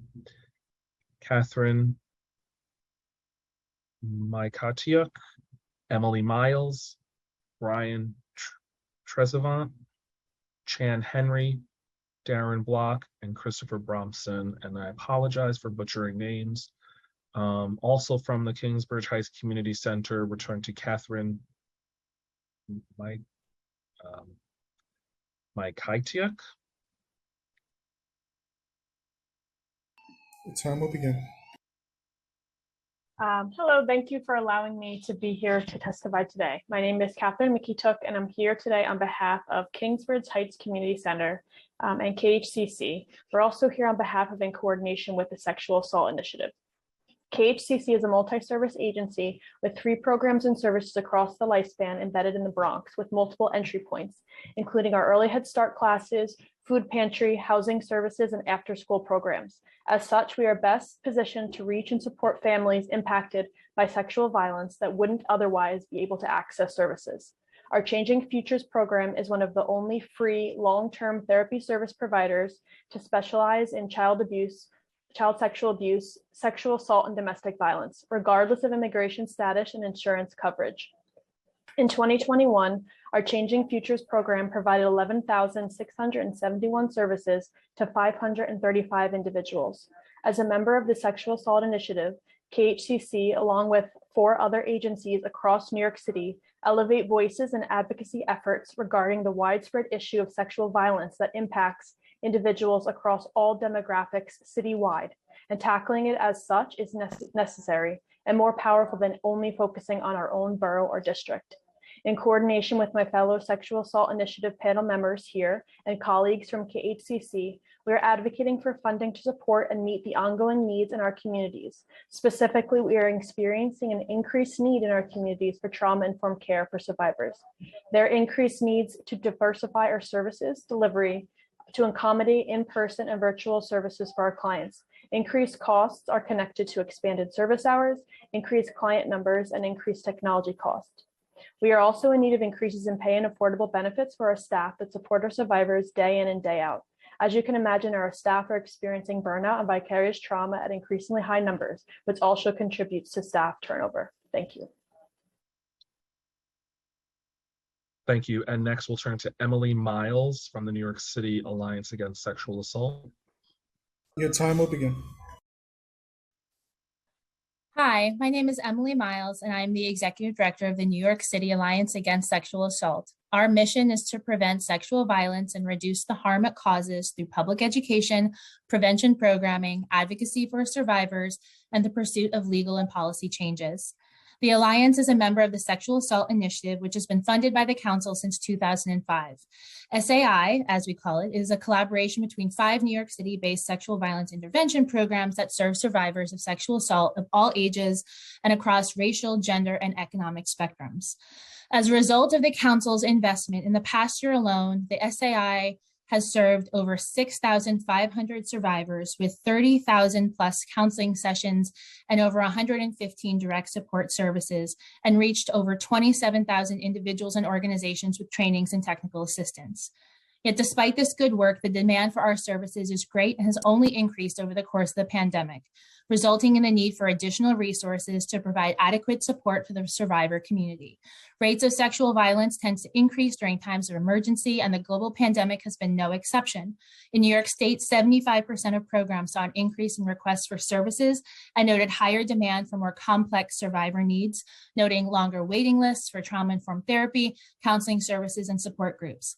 Similarly, trainings and technical assistance that are provided by the initiative have also seen increased demand over the past year. Due to the increased demand for services and trainings, the Sexual Assault Initiative is requesting an enhancement to $2.5 million. For the Alliance, SAI funds and supports our Sexual Assault Forensic Examiner training, which trains doctors, nurses, and physician's assistants to provide competent, compassionate, and prompt care to sexual assault survivors. Many don't know that training in how to address the unique needs of sexual assault survivors is not part of standard training for medical professionals, with the majority leaving their medical education having never worked with survivors in any capacity. As a result, too often survivors present in a medical setting seeking care, and those on staff lack the knowledge in how to support them during this critical and traumatic time. Our training seeks to change that, bringing together a multidisciplinary team of experts to provide comprehensive training in evidence collection, injury identification, trauma-informed practices, and culturally competent care to child, adolescent, and adult survivors of sexual violence. This is only possible due to the ongoing support of the City Council, and we appreciate that support for this critical initiative and for your support for survivors across New York City. Thank you. And next we will turn to Brian Trezevant. Your time will begin. Trezevant. Yes, you said it right. It's Brian Trezevant. Thank you. Thank you. Hello, everyone. Thank you to my elected officials for hearing our testimonies today. My name is Brian Trezevant. I am a program director at Oldewire Gardens Community Center. And I work for organization Brooklyn Community Services. And I want to tell you a little bit about why I'm here, more personally. At the beginning of my career here back in 2020, March 2020, even as a newly promoted assistant director, at the time, facing homelessness, insecurities, it was hard for me to live day to day because I couldn't afford it. And I'm facing the same problems that we're providing for our community. I couldn't understand that as a program director. How am I struggling living paycheck to paycheck, can't afford a home, sleeping on a mattress floor in my mom's one-bedroom apartment? It didn't register to me. So I am here to let you guys know that I am a supporter of and advocate of the Just Pay campaign, and to let you guys know that we need a 5.4% COLA or $86 million increase to address the sector crisis. That is my spiel. Thank you for my time. Thank you. And next, we're going to turn to Chan Henry from Urban Pathways. The time will begin. Good afternoon, and thank you, Chair Bannon and members of the committee. My name is Chan Henry, and I've worked in the human service sector for 4 years. I currently work as a housing specialist at Urban Pathways, a nonprofit homeless service and supportive housing provider. Thank you for this opportunity to testify on behalf of Urban Pathways and human service workers. I recently authored an op-ed featured in the Daily News on May 7th, highlighting the need for increased pay for our workforce in order to combat homelessness. If staff cannot afford to work in the programs that serve New Yorkers in need, opening new programs alone will prove ineffective. High turnover rates lead to burnout among the staff that do stay, who take on extra work. The pandemic has also amplified the challenges our clients already face, increasing the burden on workers like myself as I help my clients obtain stable housing and other essential services. Yet I do not make enough to sustain myself. As the main funder of human service, and thereby the main driver of human service wages, we need the government to do more. My organization cannot fundraise itself to fair wages. The inclusion of a 5.4% cost of living adjustment for human service workers in the city's fiscal year 2023 budget is critical to the health of the sector. The state provided a 5.4% human service COLA. As an employee working on a city contract, I am concerned that I will not get a COLA equal to my colleagues working on state contracts. I know the work that I do makes a difference. Seeing people grow and obtain the life that they want is rewarding to witness, and that is what drives me to keep going in this field. But I deserve fair wages for my work. Thank you again for providing me this opportunity to testify and for your partnership on the issues impacting our sector. Thank you. And next, we'll turn to Darren Block from Greenwich House. Your time will begin.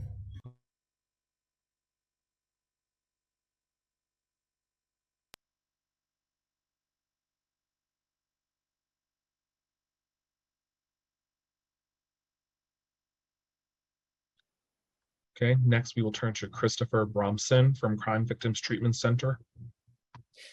Hi, everybody. Thank you. Thank you to the committee members, the council, Malcolm. Thank you to the sergeants who are keeping beautiful time. My name is Christopher Bromson, and I'm the executive director of the Crime Victims Treatment Center here in New York City. We have been around providing expert treatment to survivors of any type of interpersonal violence since 1977, completely free of charge. I'm here today also as part of the New York City Sexual Assault Initiative, which is comprised of the 5 leading programs that provide direct services and support to survivors of sexual violence in New York City. And the Sexual Assault Initiative funding is the only direct funding that these programs get and that survivors of sexual assault get directly from the city. So we've been getting funding since 2005, like my colleague Emily said, and at CVTC that allowed us to start New York City's only free program for male survivors of childhood sexual abuse, adult survivors of sexual assault, and domestic violence. And to them, we provide individual trauma-focused therapy. We provide a number of different support groups and help people heal. In 2005, we were serving about a dozen male-identified individuals a year. Since that time, thanks to council funding, now over 20% of our overall client population is male identified. So each of the 5 programs really focuses on a different population that faces immense barriers to service and seeking healing after sexual assault. We've heard a lot today about how COVID has really wreaked havoc on systems and individuals, and sexual assault survivors are no exception to that. The increase for demand and services that we have seen at our one program over the past year and since COVID and since we made everything hybrid has gone through the roof. The number of people calling in severe mental health crisis has expanded immensely. So CVTC requests the increase with the Sexual Assault Initiative to meet these needs. And support through this initiative doesn't only make a profound impact on the 6,500 people who come to our offices each year for services. It impacts their families, their friends, their neighborhoods, and their communities. And it's multiplied by the hundreds of thousands of people who are supported by the 21,000 people we train each year. It's just policies and systems, and it's how change happens. And supporting this initiative is how the city can make that change. Thank you. Thank you. And that concludes panel 27. I'm going to announce a few others in advance so people know if they're coming up. It turns out, okay, so for panel 28, we have Carlos Castel-Croke, Lonnie Portis, Stephanie Ehrlich, Fabiola Sierra, Jennifer Vasquez, Allison Gardy, and Karina Garcia, and Tori Casso. Panel 29, Kathleen DePerna, Nicholas Bues, Freedom Gerardo, Arlene Cruz, Doxine Roberts, and Juan Pinzon. Panel 30, Catherine Hoy, Lisa Gilday, Jeanette Farias, Jonathan Diaz, Shamsul Hussein, Erica Gonzalez. Panel 31, Jolene Gunther Doherty, Jennifer Choi, Maggie Maroff, Chantal Hinz, Cal Hedigan, Joy Cam. So I will now turn to panel 28. We will start with Carlos Castel-Croke from the New York League of Conservation Voters. The time will begin.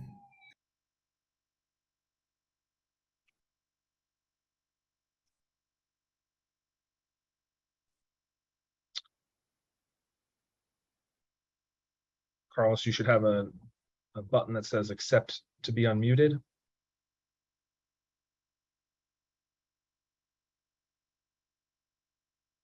Okay, I'm going to call Lonnie and then I'll come right back to you. So we will turn to Lonnie Portis from We Act for Environmental Justice. The time will begin. Good afternoon, Committee Chair Brandon and Committee on Finance. I'm Lonnie J. Portis, the Environmental Policy and Advocacy Coordinator at We Act for Environmental Justice. We Act is testifying on the need to invest in the city's future by funding environmental and climate policies and programs. We Act, an organization based in Harlem, has been fighting environmental racism at the city, state, and federal levels for more than 30 years. We are in the midst of a worsening climate crisis, and the city must do everything it can to reduce emissions, decarbonize our building, remediate environmental health hazards, and more, all with environmental and climate justice as the foundation of this work. We strongly urge the committee to make this budget as climate forward as possible, which means bold, necessary investments for the following policies and programs. $1 million to fund staffing and outreach at the Mayor's Office of Climate and Environmental Justice, fund childhood lead poisoning prevention programs and lead service line replacements, restore the $47.8 million in fiscal year 23 cuts to DSNY budget, invest a investment of $1.8 billion in our school infrastructure through HVAC upgrades, adding solar to roofs, and accelerate the transition away from the use of fuel oil number 4.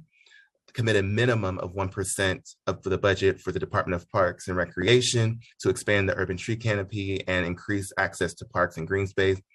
Add $6.5 million in the executive budget for the 81 positions removed from the Department of Buildings budget in the preliminary plan to ensure the DOB has adequate staffing for equitable implementation of Local Law 97. And provide funding for the implementation of Local Law 120, which mandates school buses be electric by 2035. We also want to see city agencies maximizing all state and federal resources, especially federal government funds, including the Investment and the Infrastructure and Investment and Jobs Act that has signed into law in November 2021. If equitably distributed, can bring much needed investments that will begin to address present and legacy social and environmental injustices and improve the lives of these communities in New York City. A more detailed written testimony will be provided after this hearing, and We Act is looking forward to seeing New York City invest in climate and environmental justice. Thank you. Carlos, there's a problem on our end, so you should be able to speak now. Yes, can you hear me? Yes, sorry about that. Go ahead. All right, thank you. Good afternoon. My name is Carlos Castel-Croak. I'm the Associate for New York City Programs at the New York League of Conservation Voters. NYLCV represents over 30,000 members in New York City, and we are committed to advancing a sustainability agenda that will make our people, our neighborhoods, and our economy healthier and more resilient. I'd like to thank Chair Brannon for the opportunity to testify today. Year in and year out, NYLCB has fought for a New York City budget that prioritizes green spaces, public health, and climate resiliency. This year is no different. With so many new leaders in government, it is imperative that we set a strong precedent of environmental accountability and climate action in the FY23 budget. We are thankful that the mayor committed significant dollars to environmental initiatives in the executive budget, including $900 million for the New York City Streets Plan and $600 million for the Parks Department. However, the budget could go even further to fully fund parks, sanitation, and building initiatives that help us fight climate change, invest in resiliency, and reduce emissions. I'm just going to go into a few of our priorities, but I will send out a full detailed testimony in for review. For the Parks Department specifically, we have been adamant that no less than 1% of the New York City budget is significant for keeping our parks safe, clean, and accessible. Parks are our most valuable environmental assets. They absorb stormwater runoff, keep our neighborhoods cool, and clean our air. Providing 1% of the budget will ensure parks have the money that they need to maintain our green spaces so that they can effectively provide these crucial environmental benefits. In 2021, Mayor Adams and many city council members committed to 1% for parks because they knew how crucial this funding was for the health of our communities and the green future of our city. We hope that our elected leaders will make good on their promises to help us work towards 1% for parks. Also, making sure that we have money for sanitation, specifically organics recycling programs, and the pilot program that has gone back and forth over the past couple of years is really important for us to reduce our emissions. Budgets express priorities, and we have made our priorities clear. Climate change is here, and we must be doing everything in our power to fight it and protect New Yorkers. While the mayor and city council have proven they will invest in efforts to do so, there is still more work to be done. We look forward to working with elected leaders as they continue to finalize the budget. Thank you. Thank you. And next we'll turn to Stephanie Ehrlich.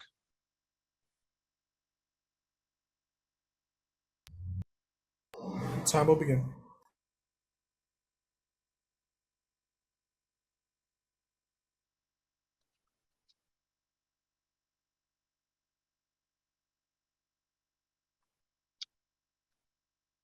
Okay, I will turn to Fabiola Sierra.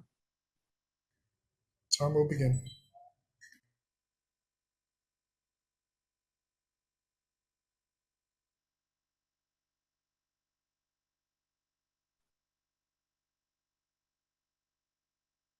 Okay, next we have Jennifer Vasquez, Healing Ambassador Program.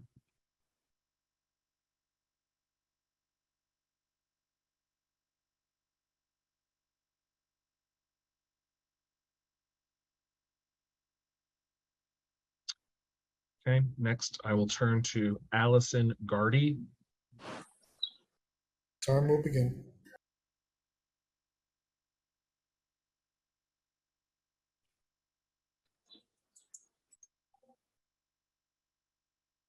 You're Okay. unmuted. Okay.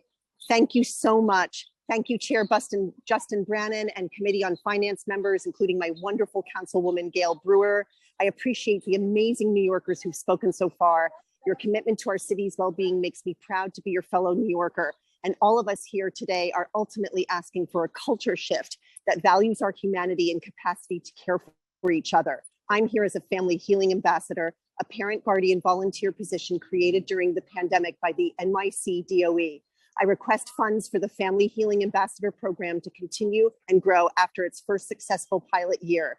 Like nothing I have ever seen before, this program is positioned to create the culture shift we need to incubate a healthy, productive future for our city.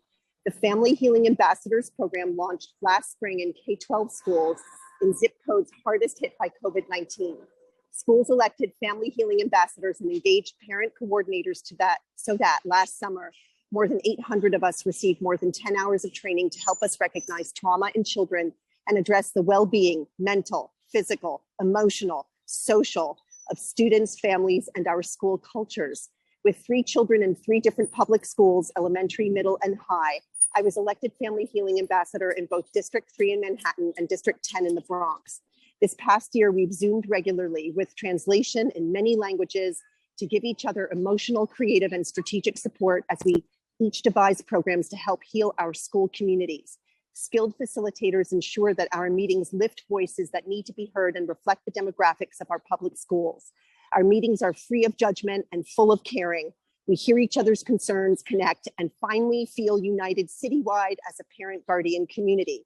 In a time of division, strife, and fear, we need the Family Healing Ambassadors program to have a second year and a long future so that we can support the recovery, resilience, and progress of our children, families, schools, and our great city.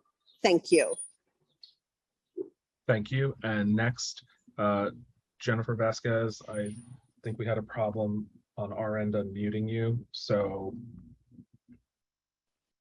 Yes, Starting I am time. here. Okay. How are you? Thank you so much. Good afternoon, everyone. My name is Jennifer Vasquez, and I'm a District 10 Healing Ambassador supporting PSA Isaac Varian in the Bronx. I live in Council District 11, and my representative is Eric Dinowitz. As a former educator, I know he knows how important healing-centered schools are. I am absolutely honored to hold this title as District Healing Ambassador, as this program has truly changed my life for the better. It has forced me to deal with my own traumas, insecurities, and lack of self-care. It has also empowered me to be a better parent leader, help other members in my school community deal with their own traumas, and educate them on a variety of topics, such as self-care, coping with financial stress, managing parental stress, etc. The Healing Ambassador program is very much needed and supported wholeheartedly by my school leaders. It is also supported not only by parents in my school community, but by family members outside my school community and staff members at other schools. I truly hope to see this program expand and continue to be funded. We really need the City Council to become our allies and support this program to create a greater impact for all of New York. Thank you all for allowing me to speak today. Thank you, Jennifer. Next, we will turn to Karina Garcia. Starting time.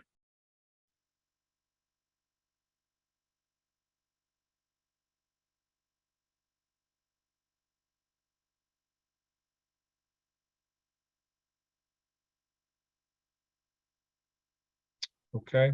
Next, we will turn to Tori Casso from Climate Jobs New York. Starting time. Hello, thank you, Chair Brannon and members of the Finance Committee. My name is Tori Caso, and I am the Campaign Director of Carbon Free and Healthy Schools, an initiative driven by Climate Jobs New York, a coalition of labor unions, many of whom you've heard from earlier today.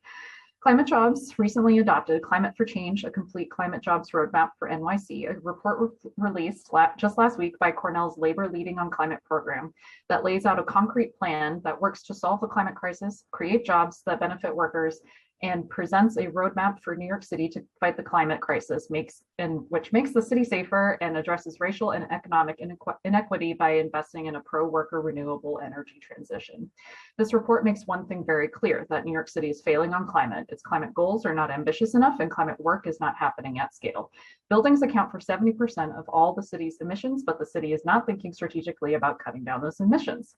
The transition to carbon-free and healthy schools will ensure that these buildings are safe for the students and staff who occupy them and for their surrounding communities. By investing in deep energy efficiency retrofits and installation of solar and battery storage at all schools by 2030, the city would create over 62,000 good union jobs in the communities that need them most, while making schools healthier for students, teachers, administrators, and staff, reducing emissions by the equivalent of taking 154,000 cars off the road and saving millions annually in energy costs, money that can be reinvested into schools.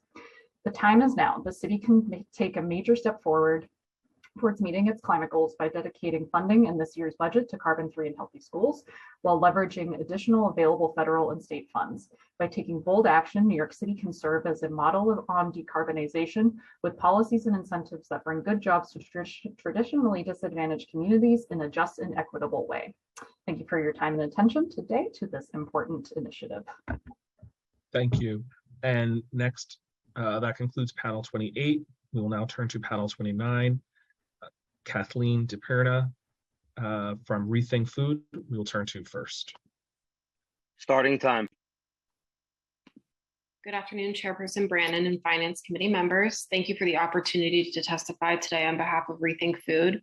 My name is Kathleen DePerna, and I'm the Director of Government Relations at Rethink, a New York City-based nonprofit with a mission to create a more sustainable and equitable food system, one where every New Yorker has access to dignified and culturally responsive and nutritious food. We seek to support from this council on our citywide funding requests, and we operate in 35 council districts across all 5 boroughs and have plans to expand to 40 council districts by fiscal year 2023. Support and partnership with the council will be critical to ensuring that Rethink can continue to operate its programs to support the lives of our fellow New Yorkers. Rethink was founded in 2017, operating the Rethink Commissary Kitchen by transforming excess food from restaurants, corporate kitchens, and grocery stores into meals delivered to community-based organizations free of charge, a model that concurrently tackles food waste and food insecurity. Today, that same kitchen prepares an average of 7,000 to 8,000 meals per week and distributes to 8 CBOs in Queens, Brooklyn, and Manhattan. Our work has evolved to include another innovative solution to address food insecurity, the Rethink Certified Restaurant Program. Launched at the height of the COVID-19 pandemic, with food insecurity escalating and restaurants facing widespread closures, Rethink leveraged its experience to partner with restaurants to prepare meals for the community. In exchange, we provide grants to support food operating and staffing costs. We had a unique opportunity to distribute meals and help restaurants stay open and retain their staff. In 2021, Rethink and its partners delivered nearly 3.3 million meals to 88 CBOs, invested $15.7 million into 76 restaurants, 75% of which were minority and or women-owned, and recovered nearly 500,000 pounds of excess food. Rethink services are greatly needed now more than ever across the city because nearly 1 out of 4 every New Yorkers is experiencing food insecurity, and due to the COVID-19 pandemic, the existence of up to 50% of New York City restaurants are endangered. We cannot let our neighbors continue to wonder where their next meal will come Time from. expired. Allow restaurants to close when they're a viable conduit for feeding their community, all while perfectly edible food is continuing to be wasted. Thank you for the opportunity to testify today, and I will be expanding on different points in my written testimony.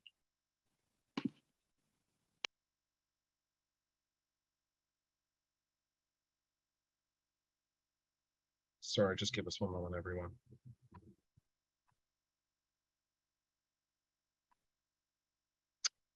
Next, we're going to call on Nicholas West from Food Bank for New York City.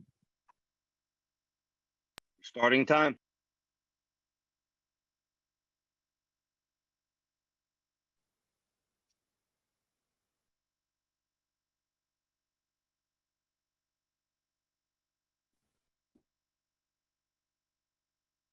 Okay, we will turn to Freedom Gerardo. Starting time.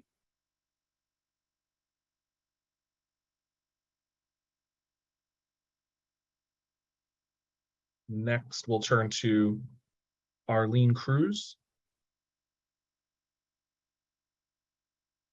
Good afternoon. Can you hear me? Yes. Starting time. Perfect. Thank you. Good afternoon. My name is Arlene Cruz. My pronouns are she, her, ella, and I'm the Associate Director of Health Programs at Make the Road New York. We thank you for the opportunity to testify today on behalf of the Make the Road New York and our 25,000 members in Queens, Brooklyn, Staten Island, Long Island, and Westchester. We've reached over 8,000 low-income immigrant New Yorkers through our health access services, which we continue to provide via a hybrid model. Based on these experiences, we are making the following recommendations for this fiscal year 2023 budget to support the crucial health access services and programs that benefit some of the most marginalized BIPOC communities. We ask the council to expand funding for Access Health Initiative to $4 million and allocate $2.3 million for the MCAP initiative.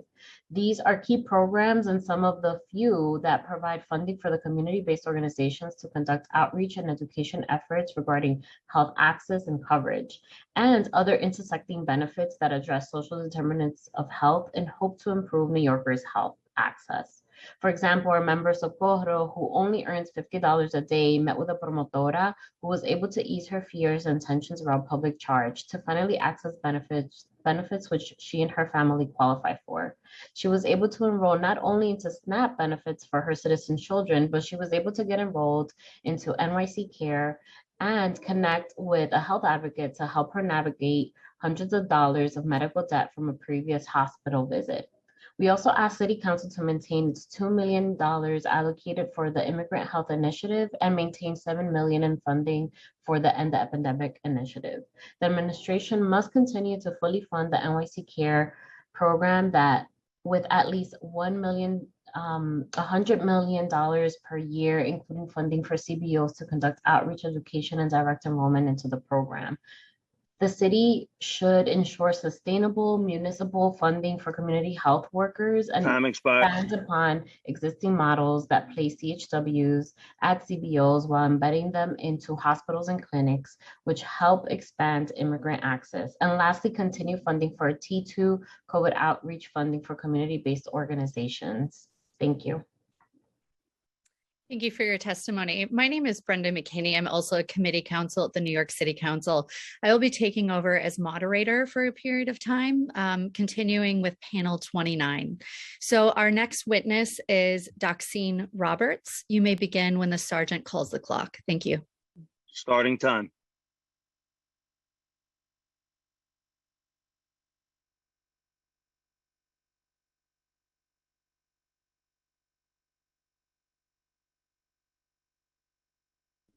We'll wait just one moment for Doxine Roberts.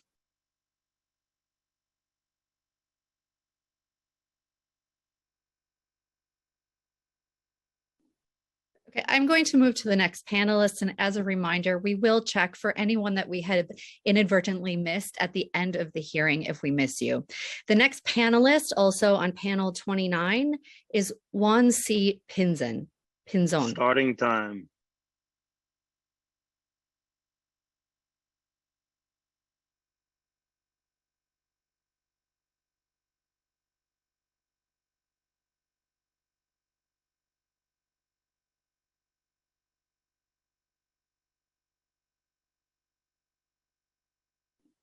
We'll wait one more moment.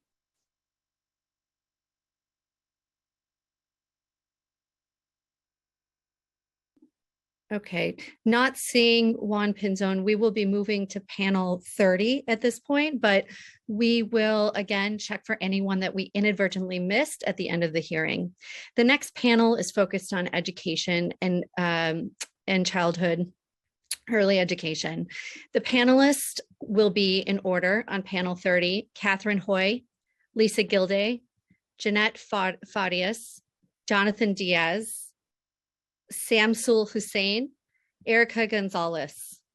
I will call you in order and you may begin when the sergeant calls the clock. The first witness will be Catherine Hoy.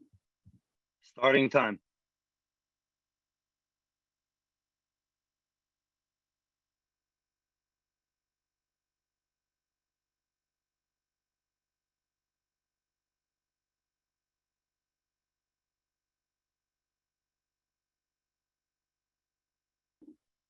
Okay, we'll wait just one moment. Thank you for your patience.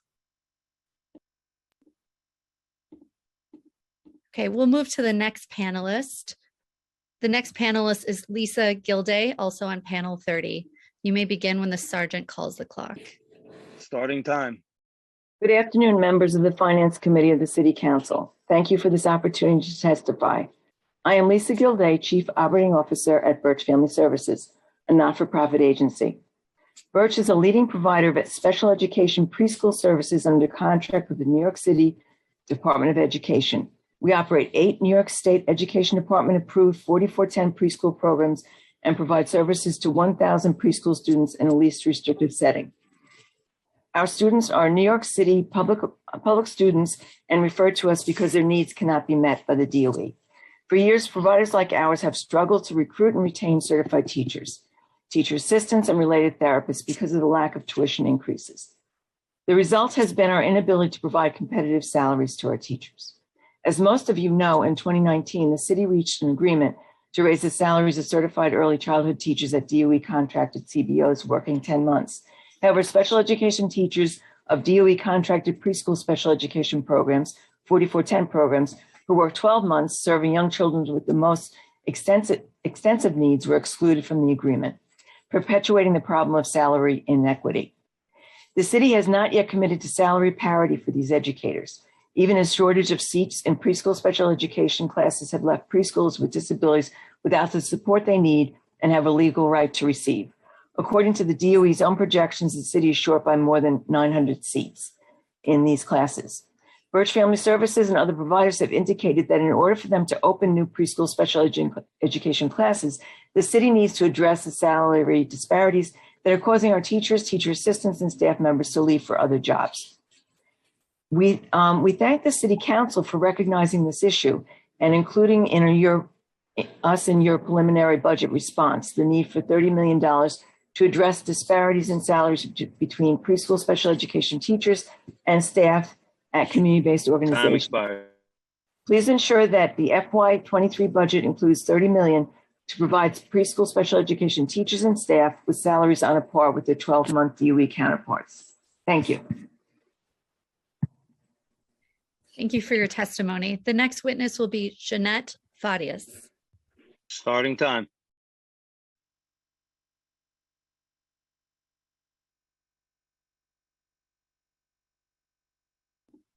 Waiting one moment. Okay, the next witness moving on is Jonathan Diaz. Starting time.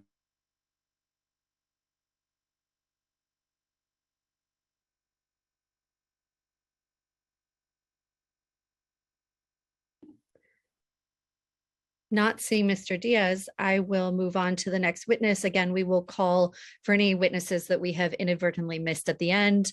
The next witness will be Shamsul Hussein. Starting time.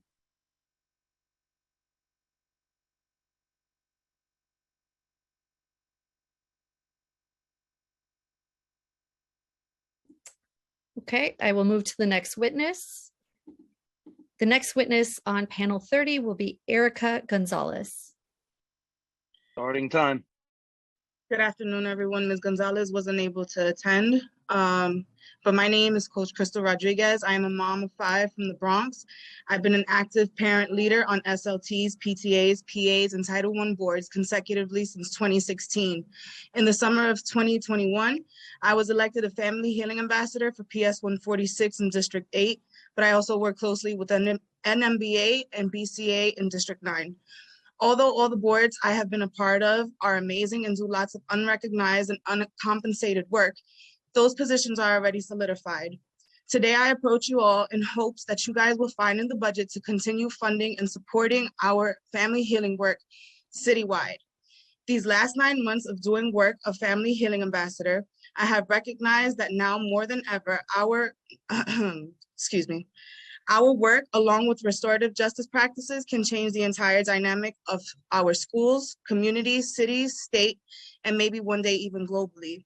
Yes, our schools are incorporating SEL into their curriculums, but honestly, how much of an impact has this truly made in our schools? As healing ambassadors, we have already done so much work in such a short amount of time. From workshops on testing anxieties, parents and teachers collaborating to recognize and help our students with trauma while healing our own, to classes of Zumba, group walks, relay rally races, meditation workshops, promoting self-care, and those are just to name a few. We're getting parent engagement going again, bringing back hope and getting conversations started again in our communities. We hope to continue to expand our work outside of our schools. I believe that with more time and funding, we can make a huge impact in our school systems, our neighborhoods, and our communities. This work has been an inspiration for myself. It has changed my perspective on life. It has helped me to begin my own healing journey, to become a better parent, a better coach, friend, neighbor, a human being overall. And I'm sure that my fellow ambassadors would concur. I thank you all for the time to be able to speak today, and I truly hope that this movement will continue to be backed with your support, because this is history in the making. Thank you. Thank you so much for your testimony. This concludes panel 30, and we will now be moving to panel 31. This panel will also be focused on education and childhood education, as well as education, disabilities, foster care, and health. The panelists in order, as I will read them, are Jolene Gunther Doherty, Jennifer Choi, Maggie Maroff, Chantel Hines, Cal Hedigan, and Joy Camby or Cambe. Please forgive any pronunciation.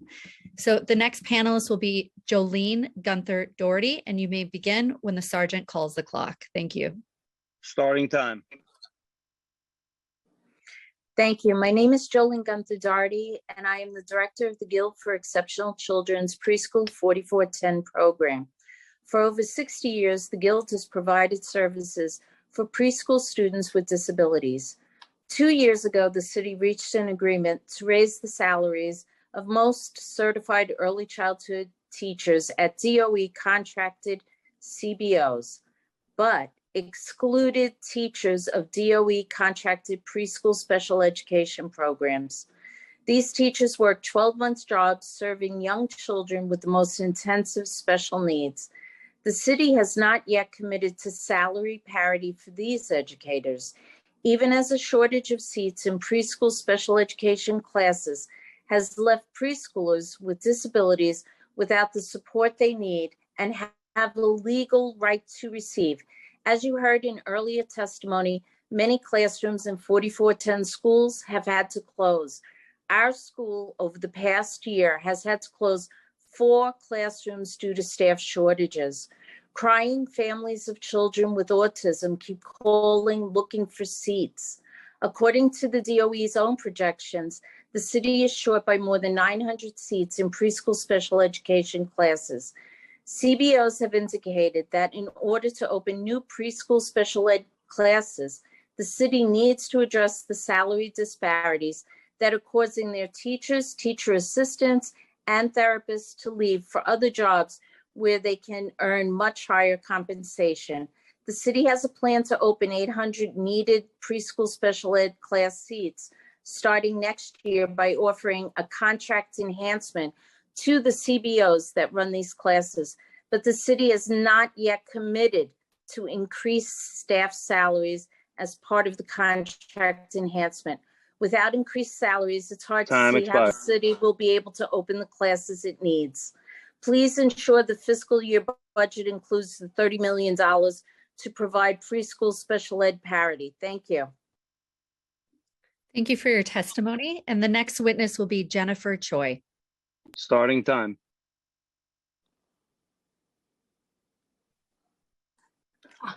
Yeah, I'm unmuted. Thank you. I'm Jennifer Choi. I am a special education advocate at Special Support Services. I'm also a parent of 2 students with disabilities in Queens. The New York City Comptroller's report revealed that the DOE had spent only 12% of the $251 million of federal COVID relief funding allocated for students with disabilities. This is unacceptable. To provide the council with a picture of just one way this can happen, I'll share with you my own child's story. He's an 18-year-old student with dyslexia, autism, and ADHD who used to go to every class every day and attend hours and hours of tutoring to make progress in school. The pandemic changed all that. Zoom school did not work for him. He became addicted to the computer and lost his motivation. I wake up every morning not knowing if he'll go to school. He cannot fill out college applications. He cannot manage money nor his hygiene. And now my son is failing and will not graduate with his peers next month. I asked the school to send him to a New York State approved therapeutic boarding school, but the school said no, because he'll probably graduate in January. Why do schools still not know the purpose of the IEP is not just about getting a diploma? The purpose is to help students with disabilities pursue further education, employment, and independent living. My agency just released a survey report on students with disabilities refusing school. 57% never refused school before the pandemic. 34% are expressing self-harm. Today, I request this council to please add items to the budget to police not our students, but instead the New York City Department of Education administrators to stop wasting money, stop breaking the law, and stop ruining the lives of students with disabilities. Thank you. Thank you. And next we'll turn to Maggie Maroff from the Arise Coalition. Starting time. Thank you, Malcolm. Good afternoon, Chair Brennan and all other council members here today. I'm here on behalf of the Arise Coalition, a group of parents, advocates, and other stakeholders interested in improving experiences and outcomes for students with disabilities in New York City. I want to talk about 3 things: all laid out in more detail in my written testimony already submitted. As you just heard, a recent controller's report revealed that as of March, the DOE had spent only 12% of the $251 million in federal COVID relief funding allocated for fiscal year 22 for extra support for students with disabilities and creation of new seats in preschool for preschool students with disabilities. I wish I could say that came as a surprise to us. Well, the DOE allocated funding to schools for after school or Saturday special education recovery services, SERS, to students with disabilities and launched the SEED program for students with sensory challenges. We've heard repeatedly about children unable to access those services. For some time now, around those makeup services, we've been recommending improved delivery of the services actually offered, clear information for families about those services, expansion to all students with disabilities, regardless of where they attend school, targeted instructional interventions at all SERS programs, and guaranteed busing for students with IEPs, mandating transportation after school and on weekends to SERS and SEED programs. There's no way around it. To be successful in making up for what was lost for all these students, the DOE must use the COVID relief funds already committed to support students with disabilities. We ask for your help making that a reality. We also want to be sure that all new education initiatives funded in this year's budget explicitly include students with disabilities. Think about the Career Pathways program and the executive budget for that and all other new programs to be successful. Time expired. Students who require accommodations and modifications to participate must receive them or risk being effectively cut out. Finally, we join with all the others who have testified about the need to provide pay parity for preschool special education teachers working at CBOs. Thank you very much. Thank you, Maggie. And next we'll turn to Chantel Hinz from Next 100. Starting time. Thank you. Good afternoon, Chair Brannon and members of the Committee on Finance. Thank you for the opportunity to speak with you today. My name is Chantal Hines, and I am a policy entrepreneur at Next 100, a startup think tank working to diversify the public policy sector. Prior to Next 100, I was an attorney at Advocates for Children of New York, working to ensure students in foster care receive the support they needed to succeed. I am here to ask the City Council to support students in foster care by ensuring the DOE will follow through on its commitment to create and fully staff a foster care office, and for the budget to include $5 million to guarantee transportation for students in foster care. Students in foster care are disproportionately Black and come from the city's poorest communities. Black and Latinx children make up about 80% of children in foster care in New York City. Many students in this unique population have significant academic needs. Nearly half of this population has special education needs, and less than half graduate high school in 4 years. It's important that the DOE move quickly to hire and fully staff its first ever team to support these students. This office is especially important to improve policy development, educational interventions, and data collection and transparency for students in foster care. While the DOE has started posting some of these positions, it is important that all 11 of the promised positions move forward. Additionally, children cannot succeed in school if they aren't able to get there. The DOE must guarantee busing or other door-to-door transportation for students in foster care. Federal and state law require the city to provide transportation to students in foster care so they can stay in their original school unless it's in their best interest to transfer. Since the law went into effect nearly 6 years ago, the DOE has refused to guarantee bus service or another comparable mode of transportation to these students. The city should include and baseline $5 million for bus service or other door-to-door transportation for students in foster care who need it to maintain school stability. Thank you for the opportunity to speak with you today. Thank you. And next we'll call Cal Hedigan. Starting time.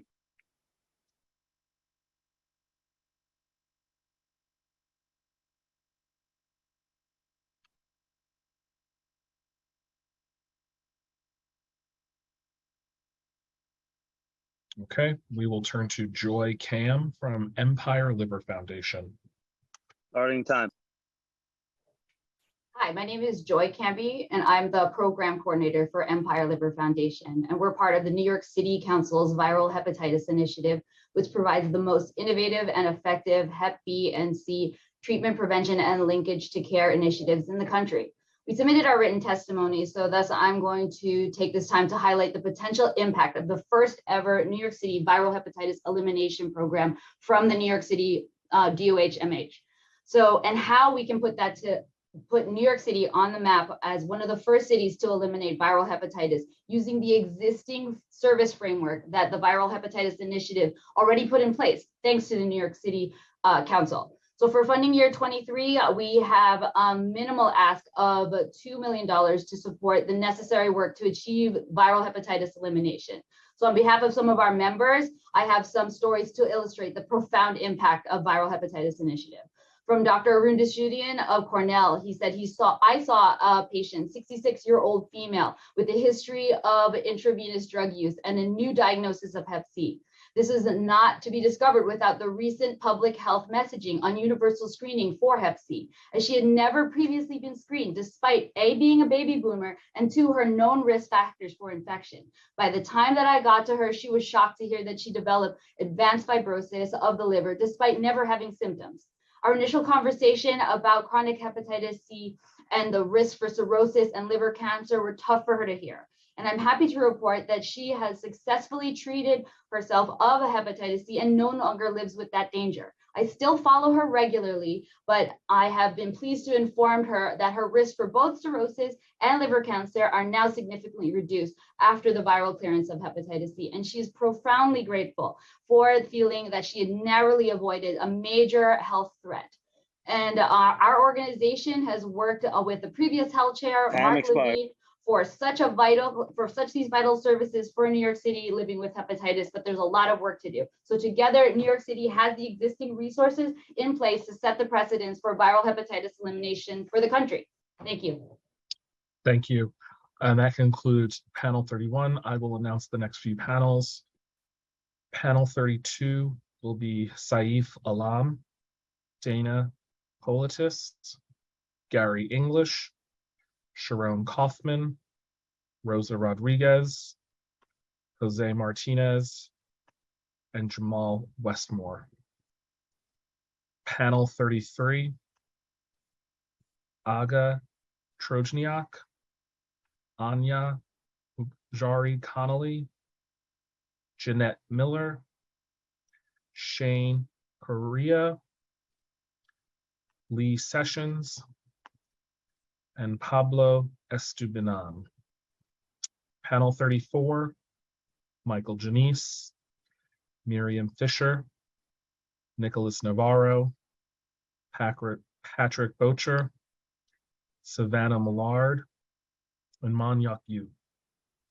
Panel 35, Andy Bowen, Christine James McKenzie, Karina Kaufman Gutierrez, Hannah Tofiak, Muhammad Atia, and that's panel 35. So I will now start with panel 32, Saif Alam. Starting time.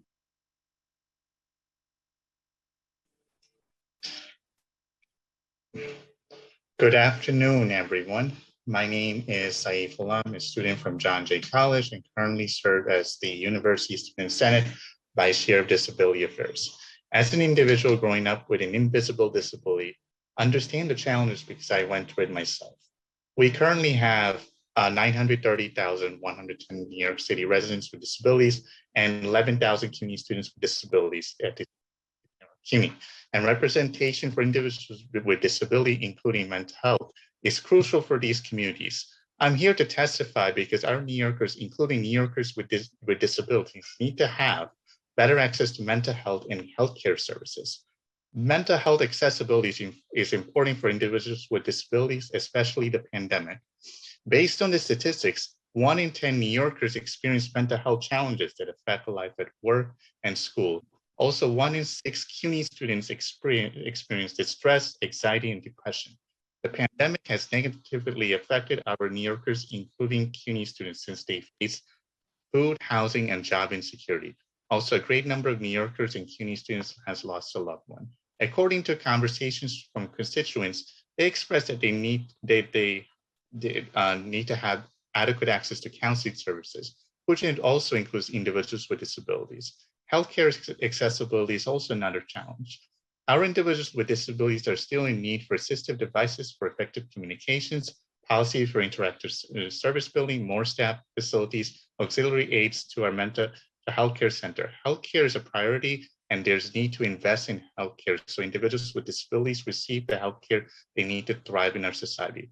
I want the City Council to acknowledge that this month is Mental Health Awareness Month, and please prioritize the $393 million funding for mental health and $145 million from the Mayor Adams Healthcare Funding initiatives to our New Yorkers, including New Yorkers with disabilities, Time expired. access to healthcare and mental health services, which also includes CUNY students with disabilities. Thank you for allowing me to testify today. Thanks. Thank you. And next we'll turn to Dana Politis. Starting time.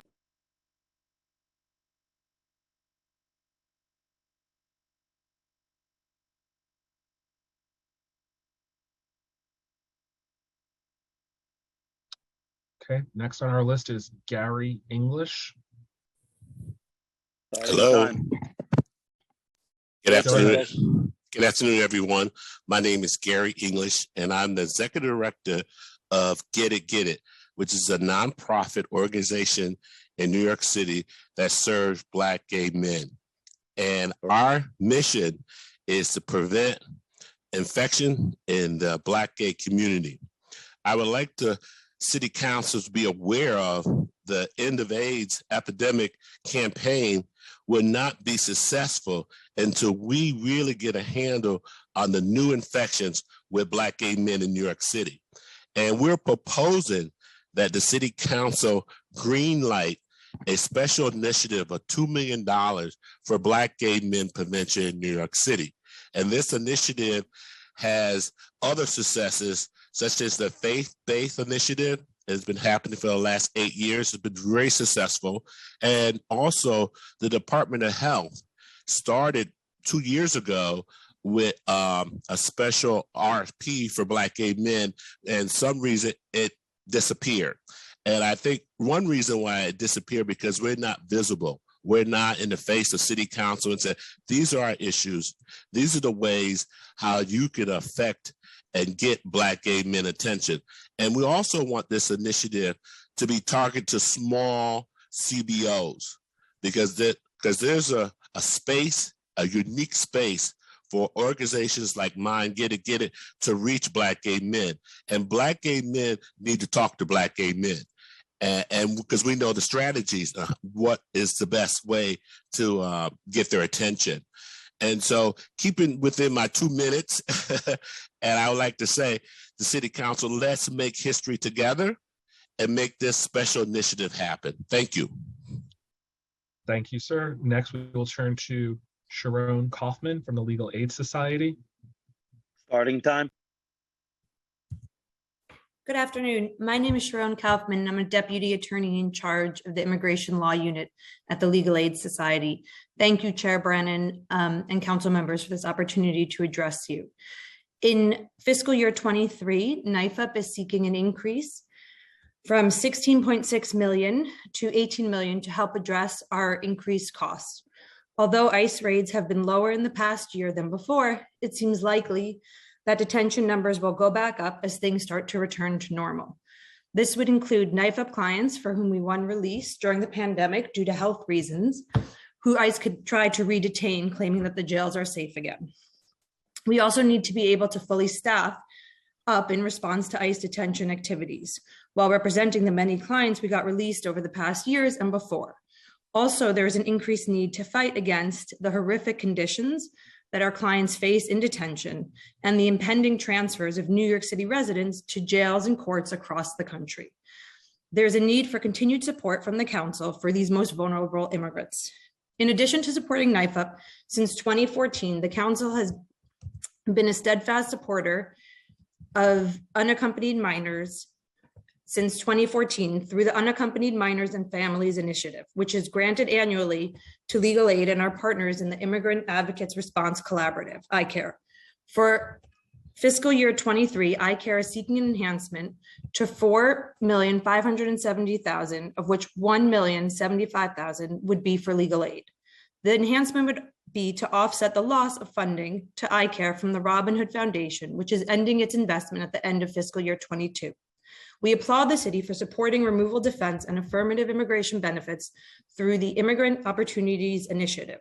We encourage the city to keep the flexibility it adopted in the last 2 fiscal years regarding meeting deliverables through overall units of service rather than specific of cases. Just one more minute, please. We also thank the council for their continued support and funding for the Low Wage Workers Initiative, which we hope can be baselined. And finally, we're seeking $710,000 for our immigration federal practice to allow us to continue our cutting edge work. Thank you. Thank you. And next I'll turn to Rosa Rodriguez. Starting time.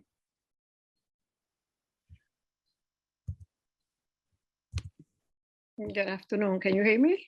Yes, we can. Okay, thank you very much. Good afternoon. I appreciate your attention. My name is Rosa Rodriguez. I'm the president of the 7981 Post Avenue 10 Association. I'm in Washington High. This is a reference about the Teal Coalition.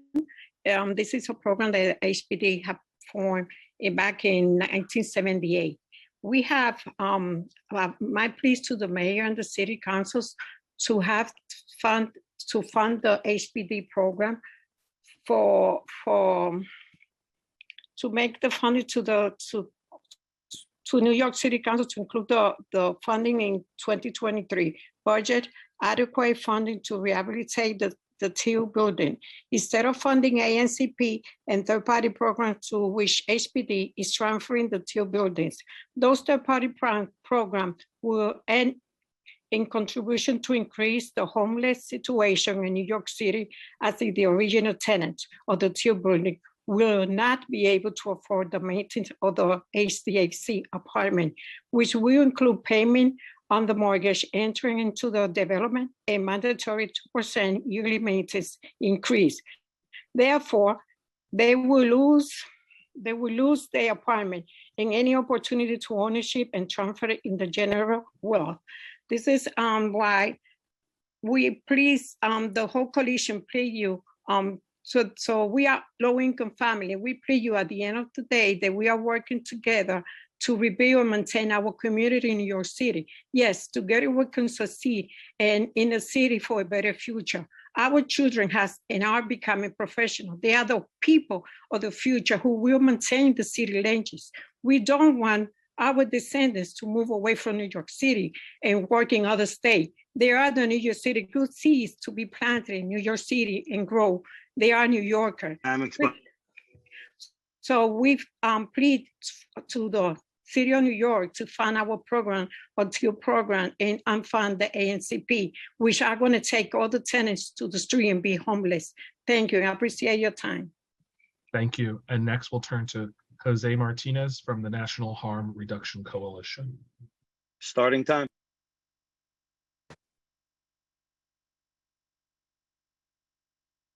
Hi, sorry. Hello, my name is Jose Martinez. I'm the Hepatitis C and Harm Reduction Associate for National Harm Reduction Coalition, National Advocacy and Capacity Building Organization, whose main office is in Midtown Manhattan. Under my role, I'm responsible for providing a general support system for Hep C navigators throughout New York City. Support may be assisting a navigator with creating new outreach methods and approaches, navigating resources for community members, workforce development, or support with personal issues. The Viral Hepatitis Initiative has played a vital role in harm reduction efforts to combat viruses that affect our communities like Hep C and HIV. Since 2014, we've been responsible for over 10,000 linkages to care, many of which led to community members being cured of Hep C. Many of our navigators who were responsible for keeping community members engaged in care have done it with very little funding and resources.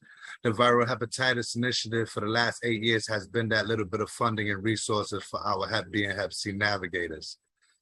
My experience with the Viral Hepatitis Initiatives has been a lesson every day. My work has allowed me to see how our community is affected by Hep C, how much services we really need, how much more we can do with a little more focus on this problem. I'm not living with Hep C. I was introduced to the program when I used to go to the Hep C group in St. Anne's Corner of Harm Reduction. I was in a bad space and would go to the groups to receive the Metro. After a month of attending the groups, I became more interested in being a part of the movement that tackles Hep C than receiving the Metro.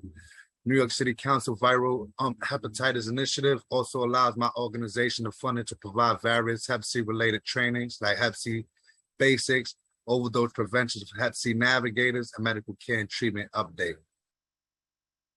With these workshops, we provide navigators through the city with skills and information they can use to help themselves and community members. Time expired. Thank you for having us. Thank you, Jose. Next, we will turn to Jamal Westmore from the New York State Nurses Association. Starting time.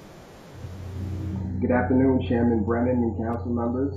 I would like to thank you for this opportunity to provide my testimony. My name is Jamal Westmoreland. I am a registered nurse employed at Woodhull Hospital in Brooklyn. I am also a proud NYSNA member and the membership committee chairperson at Woodhull Hospital. NYSNA represents 9,000 registered nurses who work for the public hospital system. As a frontline staff nurse, I am more than familiar with the invaluable role registered nurses play within the public healthcare system, and their recruitment and retention are essential to ensuring that New York City public hospitals are able to provide high quality, safe, effective patient-centered care. Yet the nursing profession continues to face shortages due to the lack of potential funding, educators, high turnover and burnout rates, and inequitable workforce distribution. As I can attest to, nursing shortages can only lead to more potential medical errors, higher morbidity and mortality rates, and ultimately patient dissatisfaction. An environment that empowers and motivates nurses is imperative in order to rejuvenate and sustain the nursing workforce, especially within these uncertain times we find ourselves living through. NYSNA continues to support initiatives directed for the recruitment and retention of nurses within the NYHH hospital system. Thank you for your time.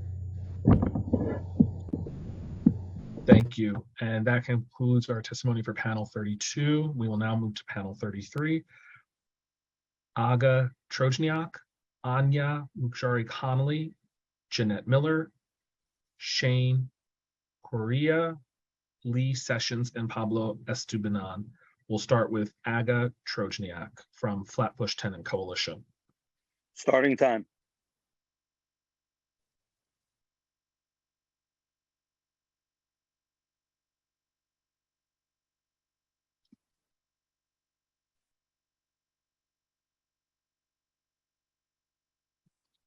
Okay, next I will call on Anya Mukjari Connolly from Brooklyn Defender Services. I felt like I called that name. Starting time. Okay, I did call on Anya already and she did testify. Okay, so Jeanette Miller from Canva Legal Services. Thank you. Thank you to Chair Brannon. Thank you to Chair Brannon, Chair Ayala, and to the New York City Council at large for the longstanding support of the Legal Services for the Working Poor Coalition. My name is Janet Miller. I'm an Executive Vice President at Campbell Legal Services, one of the 5 members of the Legal Services for the Working Poor Coalition that includes Housing Conservation Coordinators, Mobilization for Justice, NYCC, and Take Root Justice. The coalition was created 18 years ago with support from the City Council to address the civil legal needs of working poor and other low-income New Yorkers whose income is slightly higher than the poorest New Yorkers. Their income renders them ineligible for free civil legal services, and yet they are often one missed paycheck away from facing eviction or other dire consequences. Our services are critical to allowing working New Yorkers to maintain financial independence and preserving economic stability in communities across New York City. In fiscal year 2022, each of the five coalition members received $455,000. In FY23, each of us are asking for an allocation of $600,000 from the City Council to support civil legal services for working poor New Yorkers. Additional legal services in these areas are needed to support working poor New Yorkers, particularly as they were and continue to be disproportionately impacted by the COVID-19 pandemic. The Council's funding for civil legal services is the only funding that targets the civil legal needs of working people to ensure continued self-sufficiency for families struggling to survive in New York City. Our organizations represent these New Yorkers in all 5 boroughs in housing, consumer, foreclosure, immigration, benefits, and employment matters. If we are not able to meet the legal service needs of the many people who seek our help, particularly those affected by the COVID-19 crisis, the human consequences will be dire. It is vitally important that the council not only continue to support this flexible funding stream. Thank you. We urge the council to fully fund civil legal service initiatives overall and for the legal services for the working poor allocation in particular. The positive benefits of civil legal service funding for the city's budget and its economy make it the right choice for economic, social, and humanitarian reasons. Thank you. Thank you. And next from the Center for Court Innovation, I'll turn to Shane, but I won't butcher his name anymore. Starting time. You actually did a great job. It's Karaya. Thank you for allowing me to testify today. My name is Shane Karaya. I'm the Deputy Director of Government Partnerships at the Center for Court Innovation. Briefly, we're an organization that researches and implements justice system reforms. Our first program being the Midtown Community Court, established 25 years ago, helping change the nature of Times Square with proportionate responses. Since then, we've grown to reach and provide expert assistance across the nation and the world, but the majority of our direct service sites are actually here in New York City, where we help improve civil, family, criminal, and non-court-based processes that touch the justice system. In fact, I'm a South Bronx native and a participant in one of the programs after 2 of my siblings were arrested, convicted, and deported for violent felony crimes back in 2002. Which brings me here to talk to you today about what the Center for Court Innovation is doing in increasing public safety, yet reforming the justice system. Specifically, we're implementing new approaches to addressing intimate partner violence, anti-gun violence programming, and reducing unnecessary incarceration through community supervision. Regarding budget asks, I want to highlight the following items in our testimony that I think are exceedingly important. Our ask to expand our core center funding under the Innovative Criminal Justice Initiatives is where we have the flexibility to respond to needs in our communities as they arrive throughout all 5 boroughs. Over the last 2 years, that spanned everything from deploying remote youth engagement programming during the height of the pandemic to implementing new methods of gun responses in the following months. We're asking that this be expanded to $1 million. Similarly, we're asking that the city continue its support of felony alternatives to incarceration in Brooklyn at $1.3 million and take over the funding that will expire from Daney's asset forfeiture dollars sunsetting for a total ask of $2 million in Manhattan and Brooklyn. It's effective through our Brooklyn mental health court practices, which have shown to reduce recidivism while keeping communities safe, and we hope to continue to show its efficacy and expand. Time expired. Thank you for your time. Thank you. And next we will turn to Lee Sessions. Starting time. Hi, my name is Lee Sessions. I'm a New York City resident and a member of DSA's NYC chapter. I'm here to voice my opposition to Mayor Eric Adams' executive budget and to call on the City Council to pass a budget that meets the needs of all New Yorkers. 2 years into the pandemic, working class New Yorkers are in crisis. COVID-19 cases are surging, landlords are raising rents, and families struggle to stay in their homes. But the mayor continues to favor the wealthy and powerful over everyday New Yorkers. His budget makes devastating cuts to vital city services like housing, healthcare, sanitation, and education, while leaving the NYPD's $10 billion budget intact. Today, I urge the council to fight against the mayor's program of austerity and punishment. Instead of cutting funding for housing, the council must invest $4 billion into permanent affordable housing, including $1.5 billion for Nycc and $2.5 billion for HPD. The council must also reject Adams' cuts to our public education system by investing $122 million into CUNY and funding DOE mental health counselors and social workers, rather than filling school police vacancies. I also urge the council to act on 2 deadly crises facing our city, climate catastrophe and the overdose epidemic. We need $3.1 billion for the streets plan, $1.8 billion for green public schools, $250 million for fair fares, and $10 million to expand life-saving safe consumption sites to all 5 boroughs. Finally, the council must reject the mayor's regressive return to law and order. I urge the council to reject the proposal to add hundreds of new COs for solitary confinement, a practice the UN defines as torture. I also urge the council to demonstrate their commitment to racial justice by cutting failed NYPD criminalization programs like the ineffective and violent plainclothes units, the so-called subway safety plan, and ending all NYPD response to mental health calls. Thank you, council members and committee chair Brannon, for hearing my testimony. Thank you. Thank you. And our final panelist is Pablo Estebanon from the Right to Counsel New York City Coalition. Starting time. Good afternoon, Chair Brannon and council members. Thank you for the opportunity to testify. My name is Pablo, and I'm the coalition coordinator for the Right to Counsel New York City Coalition, and I'm here today to testify in favor of Local Law 53.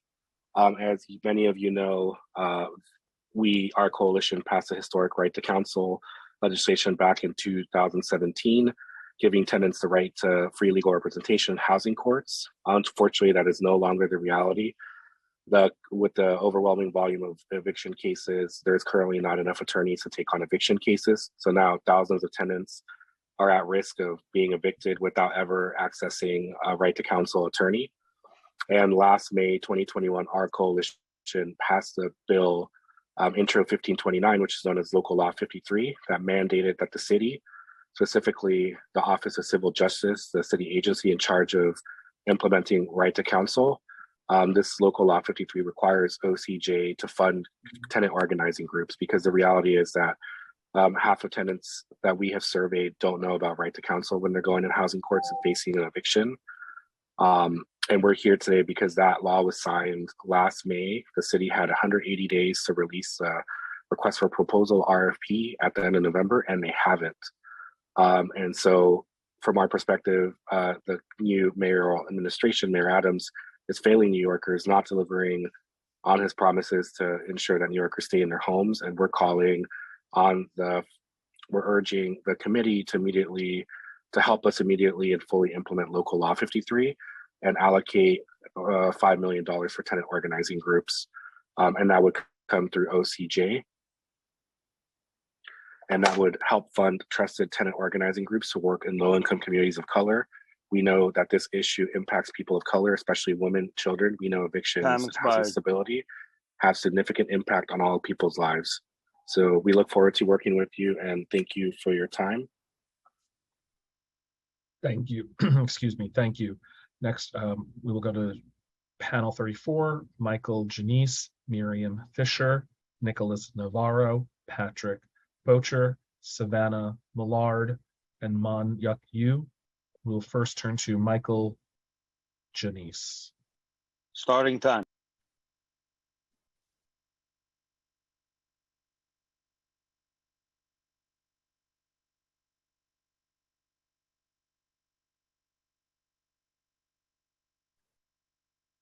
Okay, next on my list, I have Miriam Fisher.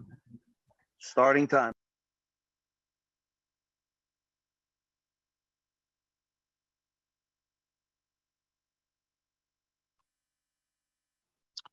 Next, I have Nicholas Navarro. Thank you for the chance to speak. I am Nicholas Navarro, a volunteer with the New York Civil Liberties Union. I've been monitoring police activity at protests for almost 2 years. So recently I've had a lot of encounters with the SRG, which is supposedly the counter-terrorist unit. However, many, many times recently, I have seen them being deployed in just completely inappropriate situations. I remember I was at Union Square and there was a small group of people singing and dancing, pro-choice protesters, and a couple blocks down the street, there was the SRG parked. So I've seen them incite violence many times at protests. They're very opaque and unclear about their funding and strategies. So I would request that the city council seriously reconsiders funding for this department and demands accountability for where their money is going. Thank you for your time. Thank you. And next we will turn to Patrick Bocher from the Divest from the Strategic Response Group. Starting time. Hello, my name is Patrick Betcher. I'm a veteran of the Army and a CUNY student. I'm here today to urge the City Council to cease funding the New York City Police Department Strategic Response Group. I've personally witnessed several incidents of misconduct by the SRG. On one occasion, I saw an officer armed as though we were going into battle. As I passed him, I heard the distinctive click of his rifle safety and looked over to see the officer playing with it, the safety on a deadly weapon in a crowded street. If he were a soldier and he were caught by a sergeant, he would suffer severe consequences. However, this officer was not a soldier. These officers do not have the training, discipline, or responsibility to be entrusted with the equipment and the funding that they've been given. I was recently at a climate protest where the SRG demonstrated this to me by inappropriately using a reciprocating saw to cut protesters down from wooden structures that they had erected. As they were doing this, most of the officers who vastly outnumbered the protesters were simply standing around idly, some chatting casually. I asked an officer if they truly had no other more pressing matters to attend to, and he said no. I then asked why, in that case, were all of these officers on duty. He simply said, I don't know. However, when I was recently attacked on the subway, the police were nowhere to be found. Given the clear misuse of the funds by the SRG and their self-professed lack of need for their services, I urge the City Council to shift their funding to areas that will meaningfully improve the lives of New Yorkers. I'm currently attending City College on the GI Bill, and I can tell you from firsthand experience that many of the buildings are badly run down, with ceilings that leak in the rain and bathrooms regularly shut down due to plumbing malfunctions. I once even had a ceiling tile fall on me at BMCC. As many of my classmates come from around the country and around the world, I ask you, is this the image of our city you want to leave them with? Do we want to be a city that takes pride in our dedication to educating the next leaders of the world, or one that takes pride in cracking down on its citizens as they practice their First Amendment rights? The proposed New Deal for CUNY would be a much better use of the funds and would bring us much closer to embodying the ideals that we claim to hold than SRG ever could. Thank you. Thank you. And next, I will turn to Savannah Millard from the NYCLU. Starting time. Hi, thank you. Good afternoon. My name is Savannah Millard, and I'm a volunteer with the NYCLU. I'm here to urge the City Council to remove funding of the NYPD Strategic Response Group from the police budget. The unit has been a consistent presence at protests across New York City and has been known for escalating and bringing violence to protesters. In 2020, the unit's brutality was in public view as members of the unit deployed militarized tactics against protesters. The SRG has been central to many lawsuits and investigations related to the NYPD's abuse of protesters throughout 2020. And as someone that did participate in the Black Lives Matter movement of 2020, I can personally attest to seeing these things happen. However, the violence of the SRG is without coincidence. The unit's training overwhelmingly focuses on the use of force, and members of the unit are trained to treat racial justice protesters as enemy combatants. In the SRG Bike Squad's manual, protest groups are divided into two categories, peaceful and violent, with examples of violent protesters as being part of the BLM movement, Occupy Wall Street, and anti-Trump demonstrators. SRG officers receive disproportionately high levels of misconduct complaints and have a history of racial violence. The SRG has inflicted emotional and physical harm on New Yorkers with impunity. City Council must put an end to the SRG's abuse by disbanding the unit and removing its funds from the hands of the NYPD, and then reinvesting those funds into our communities. Thank you for your time. Thank you. And our last panelist is Nycc Yu. Starting time.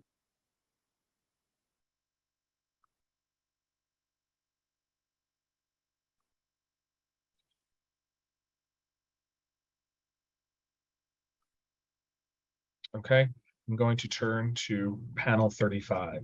Andy Bowen, Christine James McKenzie, Karina Kaufman Gutierrez, Hannah Tofik, Muhammad Atia. We'll first start with Andy Bowen from the New York City Network of Worker Cooperatives. Starting time. Good afternoon, Chair Brannon, members, and outstanding staff of the New York City Council Committee on Finance. I'm reading the testimony of Clara Calvo, a worker owner at Cooperative Home Care Associates, CHCA, and a member of the New York City Network of Worker Cooperatives Advocacy Council. I came to the United States in 1955 from the Dominican Republic looking for an opportunity to improve my life and the life of my 3 children. For 5 years, I worked long hours, unpredictable schedules, and in challenging work environments while making very little money. In 2000, I found and was trained by Cooperative Home Care Associates, or CHCA, a Bronx-based company that trains and employs home care workers. Shortly after beginning my career at CHCA, I joined the company as a worker owner and have served on the board for multiple terms. Whether as a board member or worker owner, I am always an engaged leader, providing insight and guidance to my fellow worker owners. I believe I am an amazing reflection of why the model of a worker cooperative is so powerful, transformative, and necessary for worker protection. Like my cooperative, there are a number of cooperatives in New York City with different economic activities, from cleaning, support from the elderly, for the elderly, childcare, and a lot more services that help the economic growth of this city. However, as with many small businesses, the pandemic wreaked havoc on some of the cooperatives. With the support of the Worker Cooperative Business Development Initiative, or WCBDI partners, though, our cooperatives have largely sustained the challenges of the pandemic by getting grants, loans, and other financial support, technical assistance, and making sure we did our work safely under pandemic conditions, and more formal kinds of support, like with bookkeeping. Your commitment to cooperatives is necessary and urgent in our growth, so we're not among the small businesses that disappear as a result of the pandemic. We hope that you will consider the Worker Cooperative Business Development Initiative at $5.012 million during this year's budget negotiation process. Thank you for your time. Thank you, Andy. And next we will turn to Christine James McKenzie from Jobs First NYC. Starting time. Good afternoon, Committee Chairman Brannon and the distinguished members of the City Council Committee on Finance. Thank you for allowing Jobs First NYC to provide testimony today on important issues affecting New York City's budget. My name is Christine James McKenzie. I'm the Communications and Policy Manager at Jobs First NYC, which provides research and develops systems that impact how philanthropy and government invest in workforce development. In 2021, Jobs First NYC published a report titled Equitable Recovery for Young Adults, an Agenda for Young Adult Workforce Development in New York City. It provides a set of citywide policy priorities that are rooted in the real needs of young people. It also includes the perspectives of on-the-ground practitioners and the literature on successful policies and interventions. It details the changes needed to quickly connect our 18 to 24-year-olds to employment now and to effectively prepare them for the future of work in a rapidly shifting and increasingly virtual economy.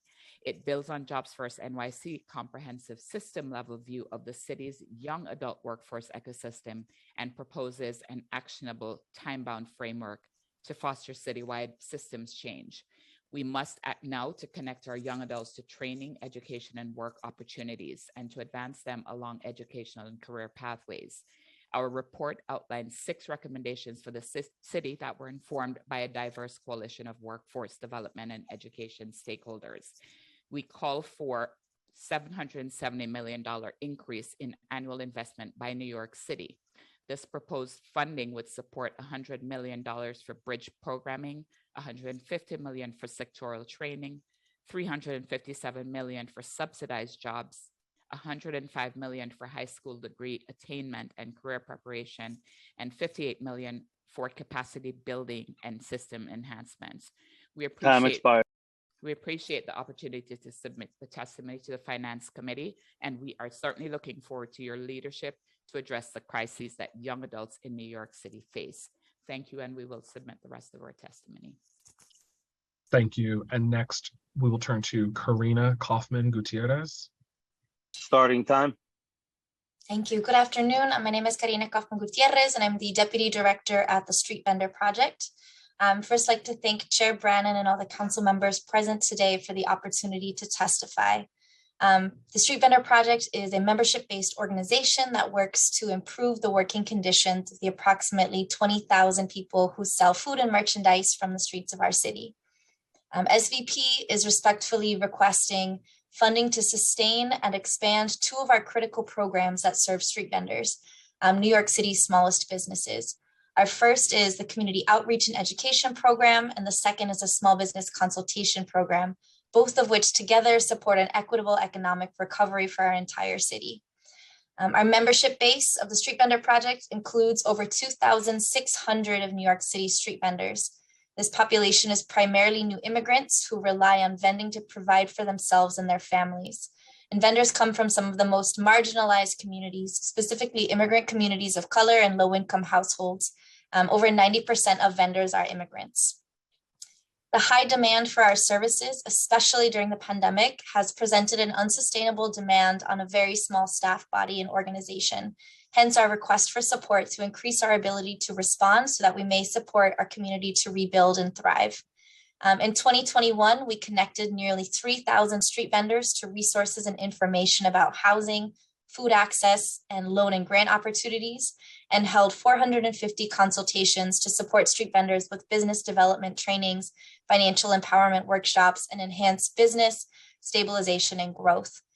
We work in 5 different languages, in Spanish, Mandarin, Arabic, Bengali, and a little bit of English. And with New York City's council support, we do hope to sustain and expand our vital programming for small businesses and community outreach, so that we can ensure that street vendors receive the support and education that they deserve. Thank you so much for the opportunity to testify and your consideration. Thank you. And next we'll turn to Hannah Tofik. Starting time. Good afternoon, Chair Brannon and fellow council members, and thank you for the opportunity to testify today. My name is Hannah Tawfiq, and I am the Middle Eastern and North African member organizer at the Street Vendor Project and a resident of Bensonhurst, Brooklyn. So as my colleague Karina had mentioned, we request support to both sustain and expand our community outreach and education program. Through this program, we conduct multilingual outreach in a range of formats to street vendors to educate them on the rules and regulations of vending, teach them their legal rights and responsibilities, and connect them to a variety of resources ranging from public health to immigration. Our staff provides interpretation and translation services for outreach materials in many languages, including Spanish, Arabic, Mandarin, and Bengali.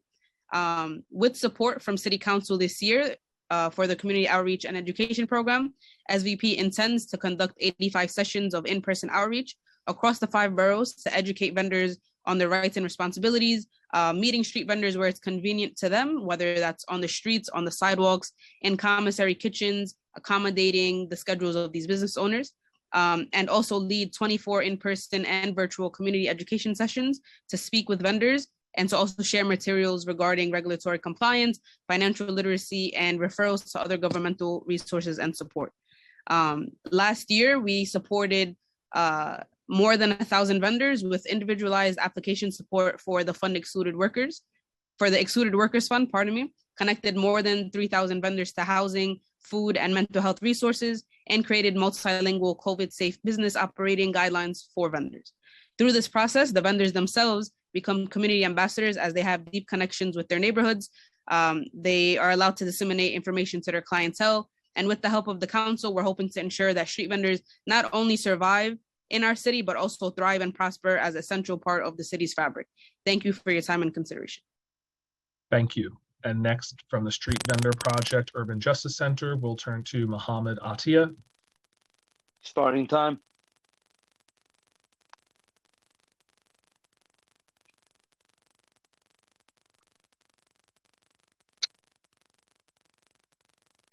Mr. Atia, oh, I see you speaking, but I don't hear anything.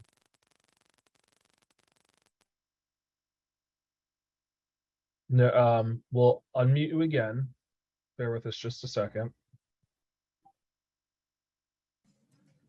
Okay, try speaking again. Is now better? Yes, now I can hear you. Starting time. All right. Good afternoon, my dear council member, Chair Brannon, and members of the committee. My name is Mohammed Atiyah. I'm the director of the Street Vendor Project, a part of the Urban Justice Center. I would like to first thank you for the opportunity to testify today. As the only organization, the Street Vendor Project serves the street vendors in New York City. SVP is the centralized hub of this underserved population, providing regular services, including legal consultations, small business development, outreach and education, and even more. Additionally, SVP supports vendors across several issues, including but not limited to immigration, housing, childcare, and food access needs. SVP respectfully requests funding to sustain and expand 2 critical programs that serve street vendors, our city's smallest businesses. The first one is Community Outreach and Education Program, and the second is Small Business Consultation Program. The programs will support an equitable economic recovery for New York City by serving the smallest businesses. The street vendor industry has grown significantly within the last 2 years, with many New Yorkers who lost their jobs, their businesses, turned to street vending for an income, dramatically increasing the demand for our services and our work. With a membership base of more than 2,600 street vendors, our organization currently has a growing list of over 300 individuals interested in accessing our services. The current ratio of staff to street vendors in the city is 1 to 400. As we have seen also in Monday's hearing with the committee, some council members asked the questions to the agencies about services provided to street vendors, and we didn't hear any answer from the city. What the city offers street vendors usually is enforcement by multiple agencies who hand vendors tickets with very high fines. Street vendors need investment from the city and they deserve it. We hope that the council will consider our request and help us support our smallest businesses. Thank you. Thank you.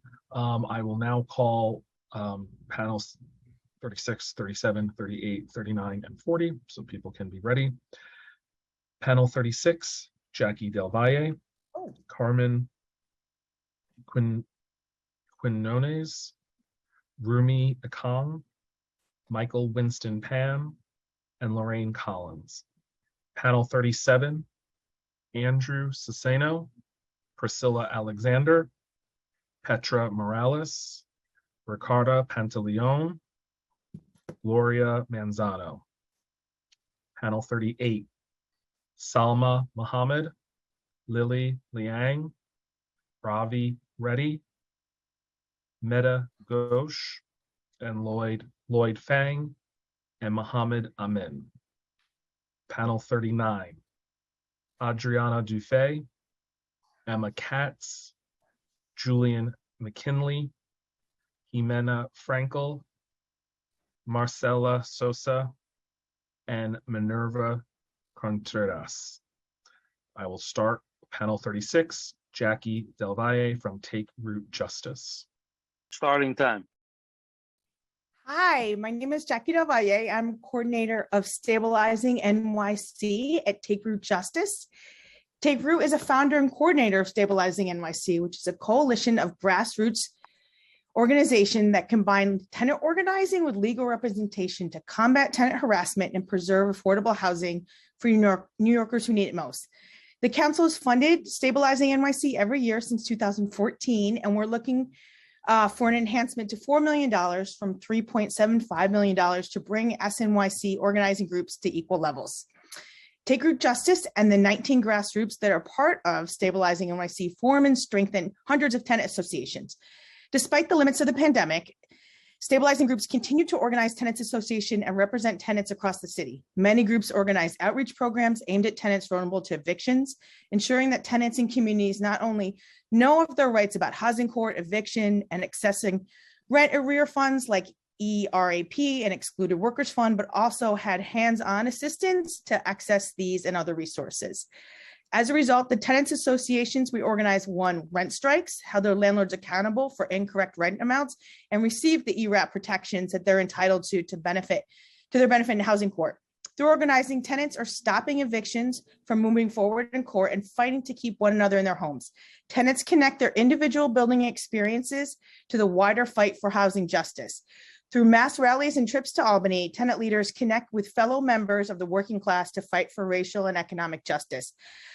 I don't think I need to spend a lot of time explaining our housing crisis and its disparate impacts across the city and the tolls of the pandemic on housing and community stability. Speaker Adams herself spoke passionately in her State of the Speaker's address about the importance of having people living in good conditions and that the foundation of health for every neighborhood in our city is safe and stable housing.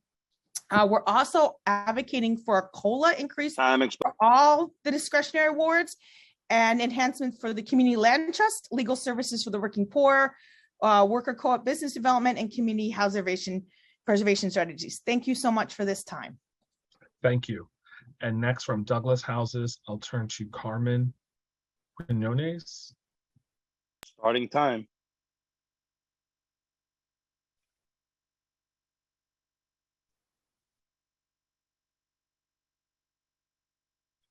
Okay, not seeing them on, we'll turn to Rumi Akong. Starting time. Afternoon. My name is Rumi Akong. I'm the Trans Justice Program Coordinator at the Audre Lorde Project.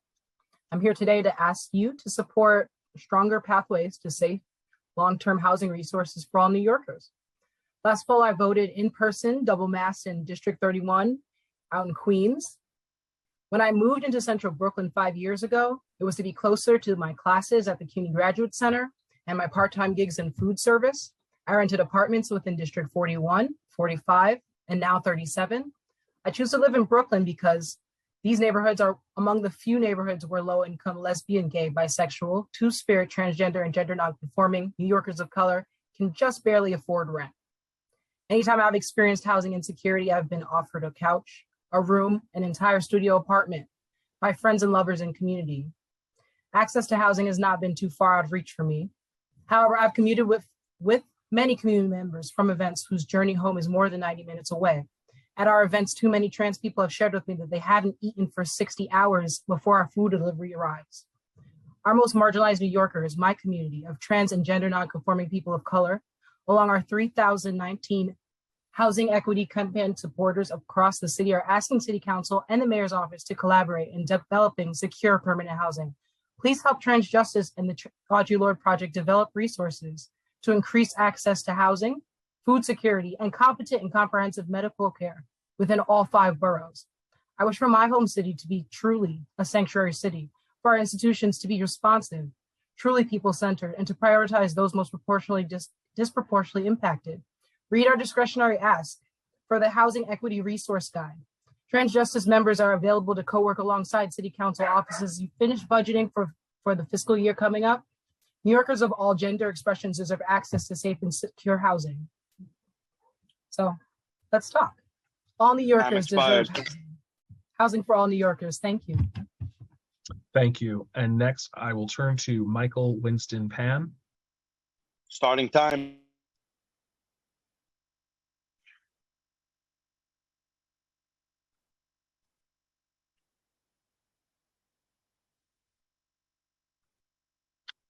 Okay, the next person on our list is Lorraine Collins. Starting time.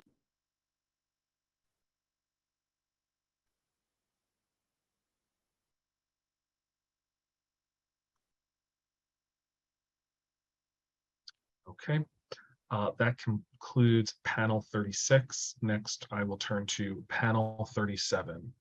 Andrew Ciceno, Priscilla Alexander, Petra Morales, Ricarda Pantaleon, Gloria Manzo. I will first call on Andrew Ciceno. Starting time.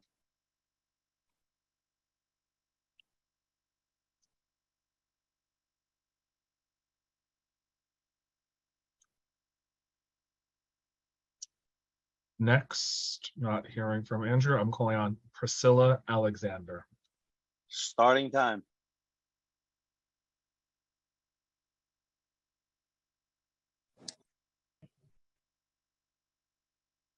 Go ahead, Priscilla, you're unmuted. Okay, thank you. Hi, everyone. Thank you for allowing me to speak today. I am here on behalf of the Healing Ambassadors. I am the Healing Ambassador for PS 199 in the Bronx. I can vouch that the Healing Ambassador program has been beneficial to our school community and also our surrounding community. People love having a space where they can confide with one another, get resources, tips, and information. After our meetings, they leave feeling with a clearer head and a mentality that lets them know that they are not alone and they can conquer anything. Getting rid of this program will be very detrimental to our community. Healing Ambassadors have been the bridge that's needed between a community who is afraid to speak with Department of Education representatives or for anyone for that matter. We have created a safe and trusting environment. Keeping this program is what our community desperately needs. Thank you. Thank you. And next we will turn to Petra Morales. Starting time.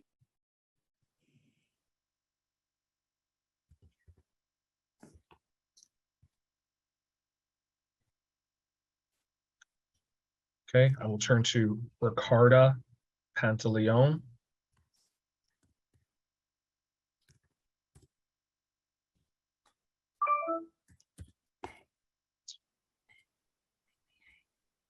Okay. Next, we'll call on Gloria Manzano. Starting time.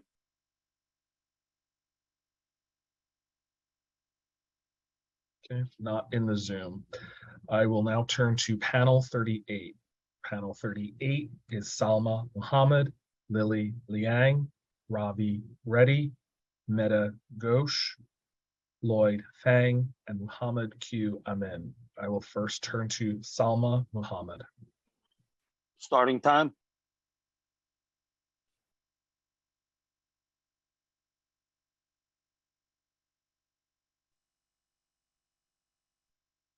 Okay, I will now call on Lily Liang. Hi. Starting time. Hi, everyone. My name is Lily Liang. I am the NYC organizer of National Asian Pacific American Women's Forum. We are the only organization for abortion rights and economic equity for Asian AAPI women. Well, I just want to point it out to the City Council that based on 2020 census, that NYC has 3 million immigrants. New AAPI immigrants are almost 850,000. Most of them came in with inadequate English. But NYC doesn't have a designated fund for quality translations. Yes, there are over 100 languages appeared on HRA's website, but the mayor's office openly admits that they use Google Translate and cannot guarantee accuracy. And we have identified numerous translation errors. And the most common thing we hear on street while doing canvassing from mothers, seniors, are cannot have someone who speaks my language to help me navigate the application of public benefits. But there is no translator corps at a city agency. So the community-based organizations pick up the work and be the de facto translators for government agencies. They help with schools, with parents, and the doctors with patients, and the low-income communities who need to sign up for subsidized housing or food stamps. But their work are not recognized. So just want to call on City Council to recognize the work and the need to fund AAPI organizations. Thank you. Thank you. And next I will turn to Ravi Reddy from the Asian American Federation. Starting time. Thank you so much to Committee Chair Brandon, my home Councilmember Hudson, and all council members here for this endurance test of a hearing. Special thanks to Malcolm. I don't know how you're doing it. I'm Ravi Reddy from the Associate Director of Advocacy and Policy at the Asian American Federation, where we proudly represent the collective voice of more than 70 member nonprofits serving 1.5 million New Yorkers. We want to thank Speaker Adams for advocating on our community's behalf during the State of the City address and pushing for change, and for Council for asking the critical questions and advocating for our community throughout the executive budget hearing. Specifically, when it comes to mental health, AF just recently released a first Asian-focused mental health directory in our city, featuring more than 100 culturally competent and language accessible mental health therapists, and the database is growing. Here are some of our mental health recommendations. I'm just going to race through these. Provide increased, consistent investment in Asian mental health organizations to build bilingual and culturally competent staff capacity and expertise to address the increasing needs of our clients with severe mental illnesses. Develop the capacity of Asian-serving community-based organizations to identify mental health needs and provide non-clinical interventions. Develop workforce initiatives that create a pipeline of Asian mental health professionals skilled in bilingual and culturally competent mental health care. And on language access, we're thankful that City Council has expressed support for the Community Legal Interpreter Bank and worker co-ops for that support the need for quality language access from within our communities. Now we need the funding to bring this home, to the tune of $2.25 million for the Community Legal Interpreter Bank and $300K per worker co-op for 3 worker co-ops covering African, Latino, and Asian languages. The Asian one is the one that Asian American Federation would focus on. In addressing public safety and anti-Asian hate, we urge City Council to continue funding our Hope Against Hate campaign, which amongst other things has already trained thousands of upstanders through trainings with partner organizations through the city since last year, and implement these other recommendations. Increase funding for the API Community Support Initiative to the tune of $6 million in order to sustain expanded direct services that are seeing increased demand, as well as fund critical anti-violence programming and our Hope Against Time Hate. expired. Finally, there are a few other things we'd like to discuss, but we'd also just like to raise up the plight of our seniors and are thankful that they have been prioritized in several ways through the exec budget hearings and in the State of the City speech. For now, thank you, and our written testimony will feature more thorough breakdowns of our community and organization asks. Thank you so much. Thank you. And next we'll turn to Meta Ghosh. Starting time.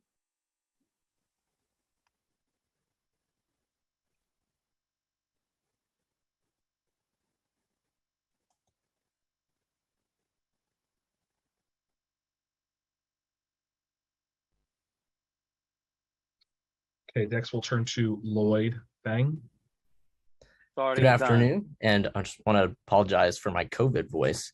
My name is Lloyd Fang. I am a policy coordinator at the Coalition for Asian American Children and Families, CACF, the nation's first and only Pan-Asian children and families advocacy organization that leads the fight for community equity. CACF also leads the 18% and growing campaign, which brings together nearly 70 API organizations across all 5 boroughs of the city to fight for a fair and inclusive budget that protects the needs of our most vulnerable API community members. There are currently over 1.5 million residents of API descent in New York City, comprising over 18% of the city's total population.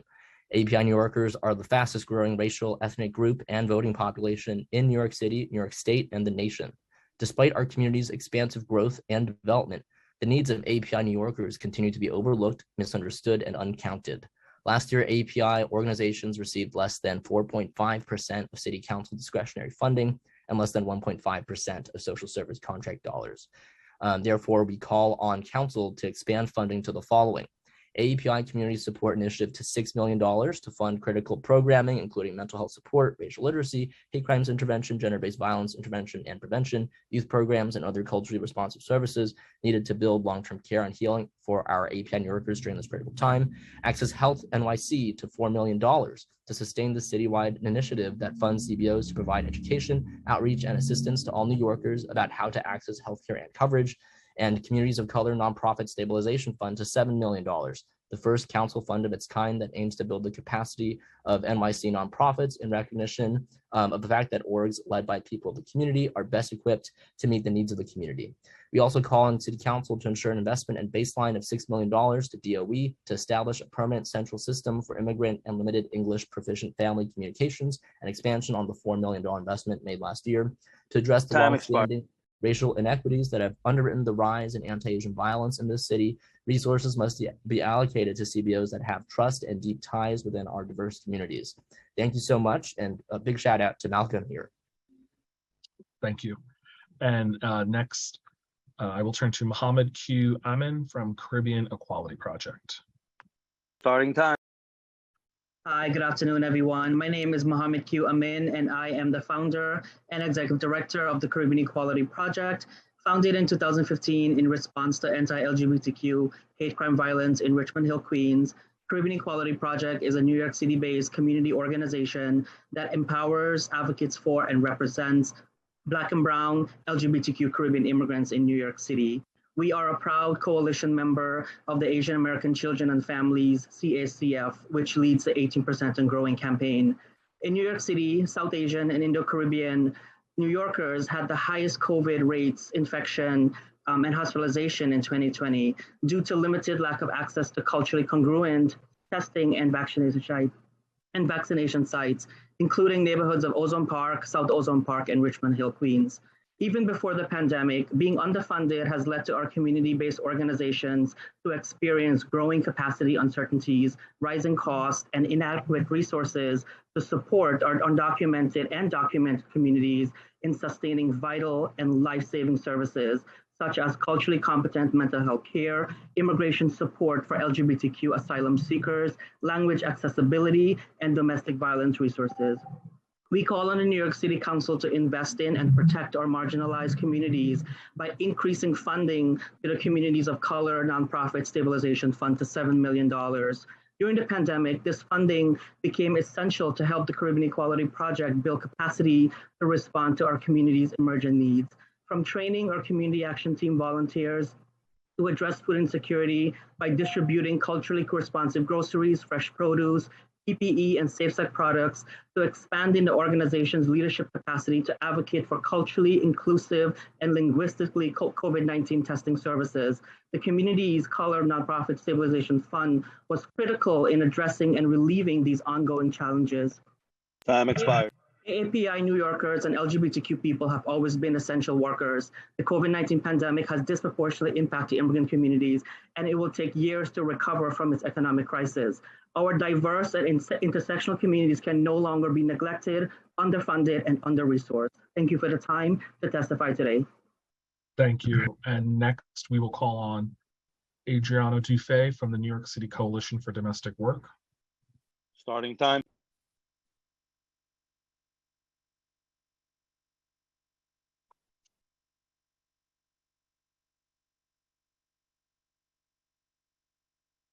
Okay. That concludes our panels. I'm now going to announce the next 5 so people can be ready. So panel 39, Emma Katz, Julian McKinley, Jimena Frankel, Maricela Sosa, and Minerva Contreras. Panel 40, Jonathan Robinson, Keith Signore, Roxanne Delgado, Christina Fernandez, and Destiny Tucker. Panel 41, Jeanette Bocanegra, Sarah Nispel, Stephanie Glass, Victoria S., Jessica Marshall. Panel 42, Lyric Thompson, Catherine Cladd, Ombre Chamet, Brandon Acton Bond, and Harrison Newhouse. Panel 43, Cheryl Warfield, Eleni DeCiervo, Jessica Chen, Francine Garber Cohen, and Taryn Sacramone. Beginning with panel 39, Emma Katz. Starting time.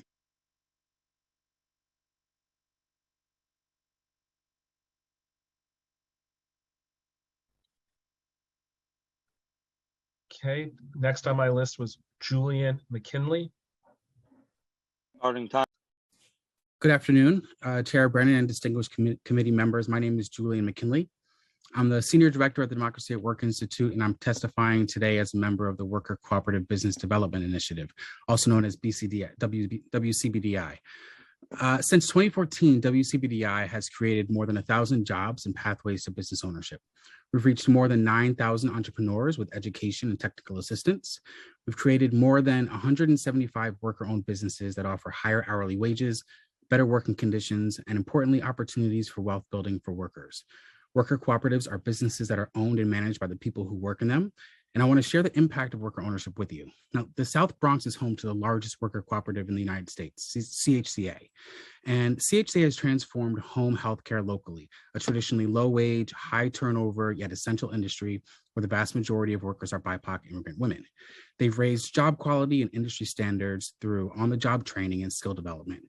Now, this is a fundamental component of worker ownership that's investing in long-term worker success. Now, compared with similar programs, CHCA has nearly tripled job placement rates with quality wages and doubled long-term employment. When you invest in worker ownership, you invest in a more resilient future for businesses and for workers. And now, in response to COVID, WCBDI sought to preserve conventional businesses we love and the jobs we rely on. At the request of SBS, we provided the signature service of the Employee Ownership NYC initiative. It's the first initiative of its kind in the US, and we've helped more business owners than ever access support for a more resilient and equitable approach. Worker-owned small businesses are unique in their ability to establish, grow, and retain community wealth, as well as to create stable, dignified work for all New Yorkers. We ask City Council to continue investing in worker cooperatives through WCBDI as an innovative economic and workforce development strategy by enhancing WCBDI funding to $5.012 million for FY23. Thank you for your opportunity today. Thank you. And next, I will turn to Jimena Frankel. Starting time.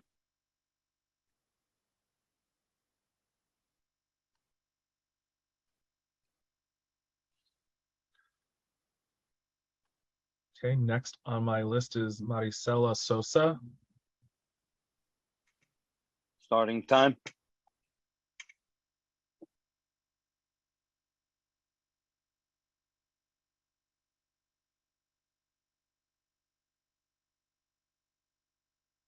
Okay, next I will turn to Minerva Contreras. Starting time. I heard a voice, I thought.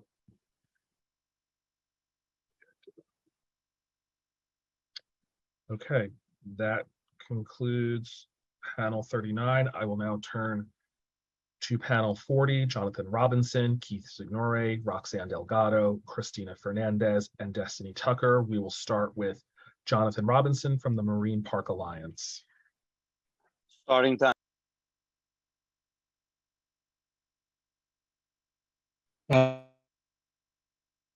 Jonathan, there we go. You're unmuted. You can begin. Great, thank you. Good afternoon. I'm Jonathan Robinson, Communications Director for Marine Park Alliance. We're a nonprofit that advocates for our namesake park. Today, I'd like to share with you the letter our board chair, Maria Carol D'Alessandro, wrote to Mayor Adams regarding the inadequate state of parks funding. Dear Mayor Adams, it is paramount that I share with you the concerns of my organization and the constituency it advocates for, particularly regarding the lack of resources and support parks receive to fulfill their critical role in our communities. The city's parks have received inadequate funding for over 4 decades, and the meager funds that are allocated to them are inequitably distributed. Marine Park, the largest city park in Brooklyn, has nearly 800 acres of green space across its natural grasslands, salt marshes, and its recreational areas. It has a range of uses, including leisure and sporting activities, ecological conservation, and outdoor recreation.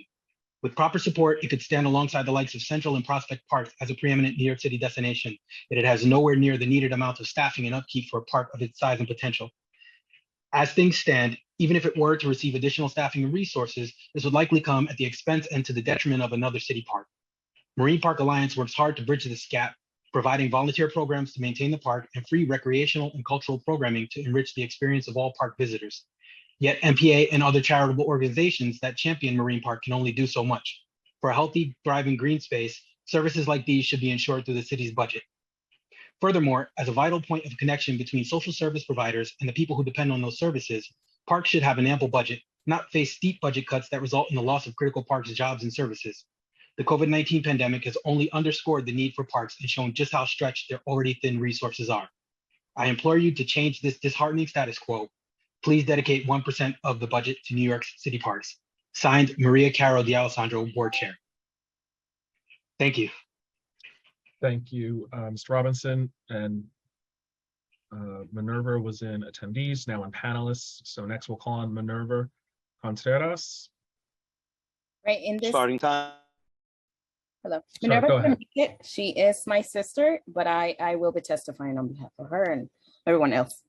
So my name is Daniela Contreras, a former domestic worker and currently an organizer at the National Domestic Workers Alliance, also a volunteer at the PTA at my child's school, and a proud constituent of District 43. I'm here today because I want to speak up on behalf of the people who, while so many of us had the opportunity to be safe at home while the pandemic was hitting hard, they had to go to work and care for the families they work for. Unfortunately, many of them risking their lives. As we say at NBWA, domestic work makes all the work possible. Today we're here because someone is caring for our loved ones at this event.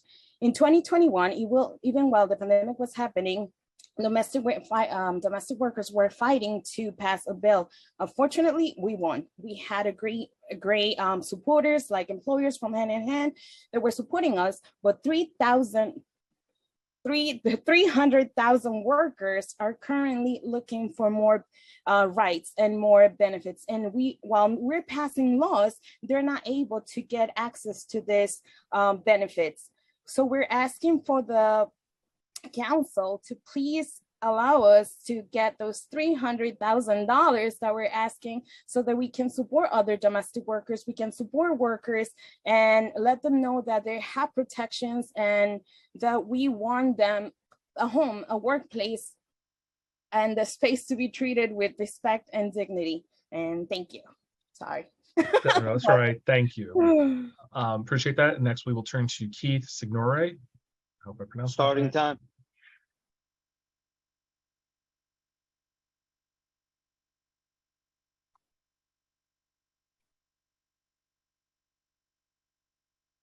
Okay, next on my list, we will turn to Roxanne Delgado. Starting time.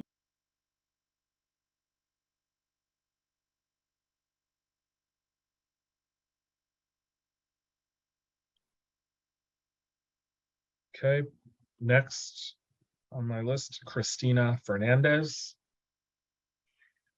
Starting time.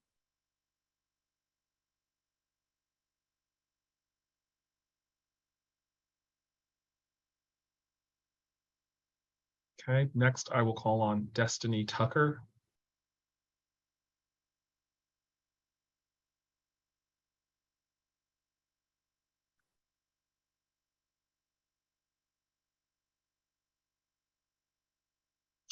Okay, I'm going to move to panel 41.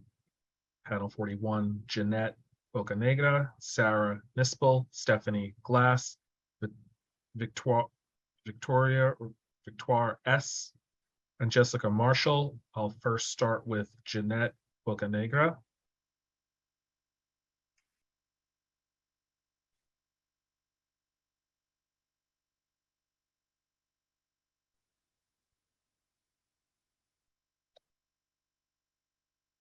Sarah Nispel.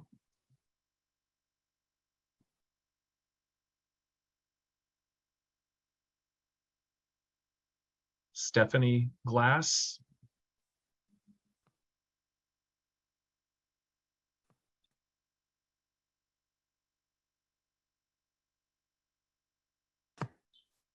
Hi, Starting time. can everyone hear me? Okay, Yes, great. you can. Yep. Hi, I'm Stephanie Glass. I'm personally very familiar with the Strategic Response Group, and I can tell you firsthand that as a unit, they are violent, cruel, and functionally useless at counterterrorism. And they must be disbanded by eliminating their immense budget. In April of 2021, I was at a march in honor of a 13-year-old who had been killed by Chicago PD, Adam Toledo. For some reason, the SRG had a particular interest in us that night. That night, I was with a friend who tended to walk in the back of the march to make sure everyone was safe. I remember very clearly my friend is walking backwards away from the line of SRG following us with his hands up, and Captain Julio Delgado, who is the captain of Strategic Response Group 2, suddenly he just points at my friend and he says, "Get him." And 4 officers push in and grab my friend, and they're manhandling him into the cuffs, and I'm freaked out and I'm screaming and screaming, let him go, he didn't do anything. And the SRG officers are shoving me back. And then suddenly I see a different friend of mine on the ground, and she has 4 or 5 SRG officers on top of her. She's this very short Black woman, and multiple men have their knees on her back and her limbs, and they're holding her down, and she's screaming in pain. These men are in full body armor, covered in weapons. There is no way my friend in her miniskirt was posing a threat, much less a terroristic threat to any of them. In that moment, I thought she was going to die. At the moment Frank James opened fire, the SRG were throwing out the possessions of homeless people and arresting their supporters. That is a fact. They only exist to intimidate and traumatize people who are trying to do the right thing. Their only purpose is to hurt people. I am not a terrorist. I am a taxpayer. I'm a good neighbor. I try very hard every day to do the right thing, and the SRG live in my nightmares. If I believe the speaker said at the beginning of the meeting, the budget is a moral document. Time expired. If the budget is a moral document, which I agree that it is, the SRG cannot be funded. Thank you. Thank you. And next we will turn to Victoire S. Sorry if I mispronounced that. Starting time. Hi, my name is Victoire. I'm a New Yorker here to urge City Council to completely remove funding from one of the NYPD's most violent units, the Strategic Response Group. On June 5th, 2021, I was violently arrested by the SRG while protesting the illegitimate curfew imposed on Washington Square Park. That night, hundreds of SRG officers rushed into the park, and before I knew it, one of them had slammed me to the ground. Had I not been carrying a backpack that cushioned my fall, I could have fractured my skull. Despite being compliant and yelling that I wasn't resisting, 4 officers insisted on carrying me by each of my limbs. I cannot express how distressing it was to have been carried with my legs spread apart in the air by 2 male officers. I wish I could say I'm the only person this has happened to, but I'm not. In fact, like Stephanie mentioned, this is just one of the many instances of SRG brutality we've witnessed over the past 2 years. I've personally seen the SRG beat, shove, drag, pepper spray, tase, kettle, strip, and humiliate civilians, press, medics, and legal observers at protests. I've witnessed the SRG thrust heavy bikes into people's chests and use the LRAD, a military weapon that can cause ear damage and migraines, even when not used at its full power. Removing the SRG from policing protests isn't enough because the unit also harms communities, specifically Black and Brown communities outside of protests. In 2018, SRG officers were involved in the murder of Sahid Vassell in Crown Heights. More recently, they have been assisting in the city's violent homeless sweeps, destroying the property of houseless folks. The SRG needs to be stopped. I urge City Council to disband the Strategic Response Group and prevent it from ever being recreated in any form.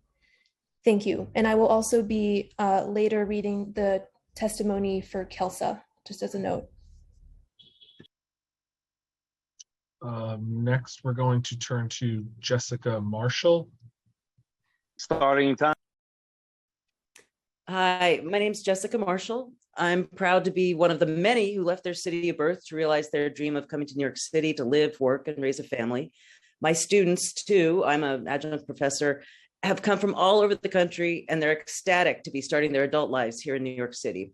This is a city that is all about tolerance and doing the smart thing. And here today, I'm here as a New Yorker, a teacher, and a parent to urge you esteemed City Council members to do the right thing and remove the funding for the NYPD's Strategic Response Group from the NYPD's budget.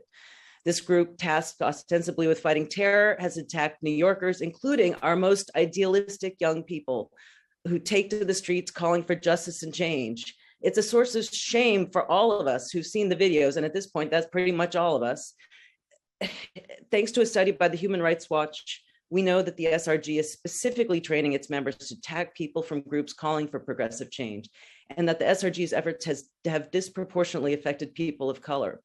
In that report, New York City, the city that we love, seems like one of those throwback regimes so popular in other parts of the country, cities and states where bullies believe they can silence people calling for social equity. Come on, that's not New York.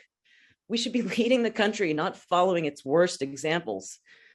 City Council members, you have the opportunity to fix this and to prove that New York City, the city that people around the world dream of, is back and better than ever. Please, I urge you to remove the funding from the NYPD's SRG and instead invest in these wonderful organizations that have testified here today. Thank you so much for your time and your work. Thank you. And now we will go to panel 42. Lyric Thompson, Catherine Cladd, Ambre Chamet, Brandon Acton Bond, and Harrison Newhouse. We will first turn to Lyric Thompson. Starting time.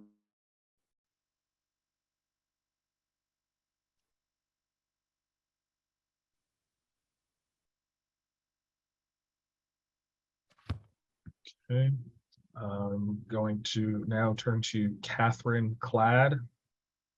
Starting time.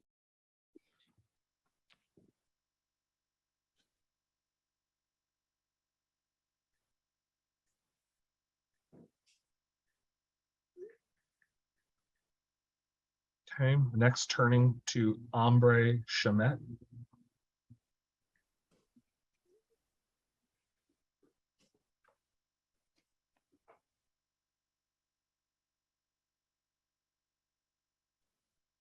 Okay, next on the list is Brandon Acton Bond.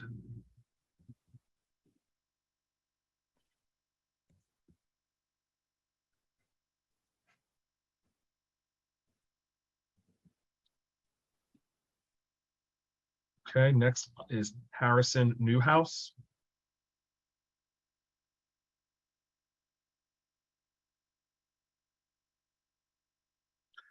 Okay, I'm going to turn to the next panel, panel 43, but I will announce a few others. Panel 43, Cheryl Warfield, Eleni DeCiervo, Jessica Chen, Francine Garber Cohen, and Taryn Sacramone. Panel 44, Miss Amal Vega, Jeff Coots, Nathaniel Evans. Panel 45, Zachary Katznelson, Sholanda Curtis Hackett, Shania Morris,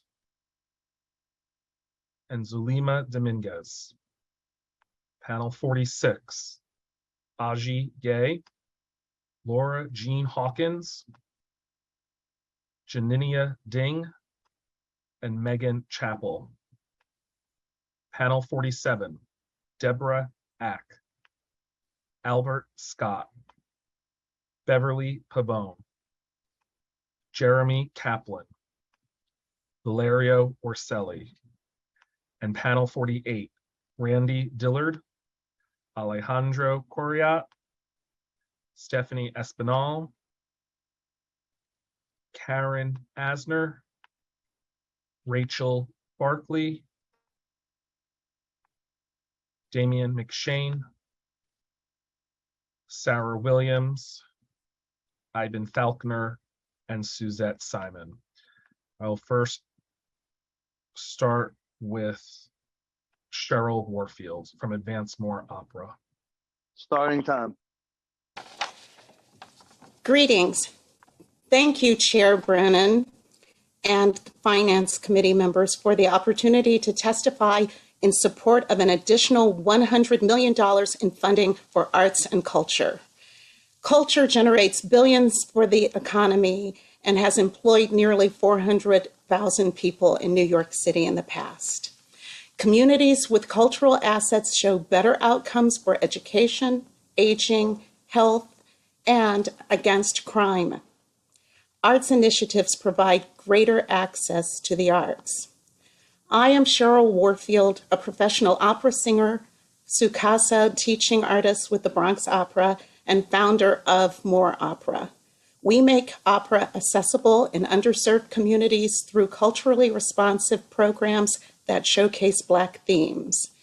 We presented free outdoor concerts of opera, spirituals, and Caribbean music in Spanish and English in Washington Heights and East Harlem through a grant initiative last fall. Now we are in partnership with the Department of Transportation to present the program in public spaces around the city. I urge you to support Culture Vibe's request for an additional $100 million in the fiscal 23 budget for $50 million in CIG and CDF baseline funding, $45 million in grants for strategic initiatives, and an additional $5 million to increase staffing for DCLA. The additional $100 million would bring the city's annual investment in culture to less than 0.25%. That's 0.24% to be exact, of the city's total budget. I wish to thank New Yorkers for Culture Arts and Culture at 3 for including More Opera in its advocacy work. And I thank you, council members, for your efforts towards a greater, more equitable and just New York. Thank you. Thank you. And next we will turn to Eleni DeCiervo. Thank you. Starting time.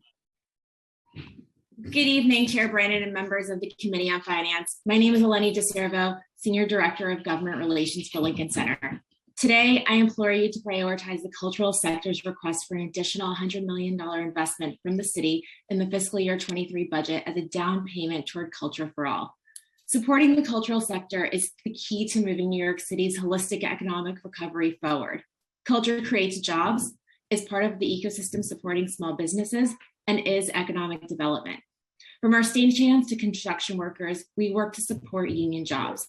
At a time of high unemployment, the Lincoln Center accelerated its timeline for the new David Geffen Hall to get New Yorkers back to work by supporting 6,000 jobs, awarded 43% of construction contracts to MWBEs, and developed a workforce development program with Turner Construction that put 30 local residents on track for full-time union positions. Culture is a pathway to upward mobility for the leaders of tomorrow. Lincoln Center invests in students through programs like the DOE's Middle School Audition Camp, participating in the Summer Youth Employment Program, Ladders for Leaders, and CUNY Cultural Corps. We know this is important to raising the next generation of New Yorkers working as artists and art as administrators. Art is healing. Throughout the past 2 years of uncertainty, culture played an essential role in the city's pandemic response. Despite incredible loss, organizations found new ways to engage audiences to help us process our collective grief, grapple with heart-wrenching injustices, and continue to heal. At Lincoln Center, we firmly believe in the rejuvenating power of the arts, and we're dedicating our summer season called Summer for the City with hundreds of free events for all New Yorkers to rejoice, remember, reclaim a city built on equity and inclusivity. And the arts is interwoven in social service and civic life. We've hosted countless community graduations, blood drives, food distributions, naturalization ceremonies. We encourage the City Council to restore initiative funding like Autism Awareness and Geriatric Mental Health Initiative. As a proud member of the 34 Cultural Institutions Group, we encourage the City Council and the City Administration to work together to pass the additional $100 million request under the NYC Culture Vibe. Thank you for listening. Thank you. And next we'll turn to Jessica Chen. Hello, everyone. My name is Jessica Chen. I am Artistic Director and Choreographer of Nycc Project, a contemporary dance company. Thank you, Malcolm, Chair Brennan, council members, and my colleagues for the time to speak today. New York City is a place where culture thrives and trends are set. The arts are vital to our city's soul and our collective humanity, as well as an essential economic driver. New York City Comptroller's report before the pandemic, NYC's creative industries employed nearly 300,000 people and accounts for 13% of the city's total economic output, totaling $110 billion. As the most populated city in the United States, we have the power to set trends globally. Let's use this power to make a positive change in our city and our country. Trends I would like to see reflected in the city's budget includes: 1, a significant investment in the arts. My colleagues at New Yorkers for Culture and Arts, Cheryl, who just spoke, Eleni, who just spoke, and all other cultural workers who have testified today, request for an additional $100 million investment in culture, which brings us to a 0.24% of the city's total budget. Let's start there. And 2, budget equity for the Asian American Pacific Islanders communities. 2021 saw a 343% increase in anti-Asian hate crimes. At the same time, API is the fastest growing racial group in New York City, currently representing 18% and growing. We are advocating for budget equity. Nycc Project's mission is to create dance works that emphasize identity, cultural diversity, and belonging. Our work challenges stereotypes and negative biases. We believe that culture connects and representation matters. I'm happy to answer any questions you may have to help navigate the budget negotiations. Thank you so much for your time. Thank you, Jessica. And next we will turn to Francine Garber-Cohen from the Regina Opera Company. Starting time.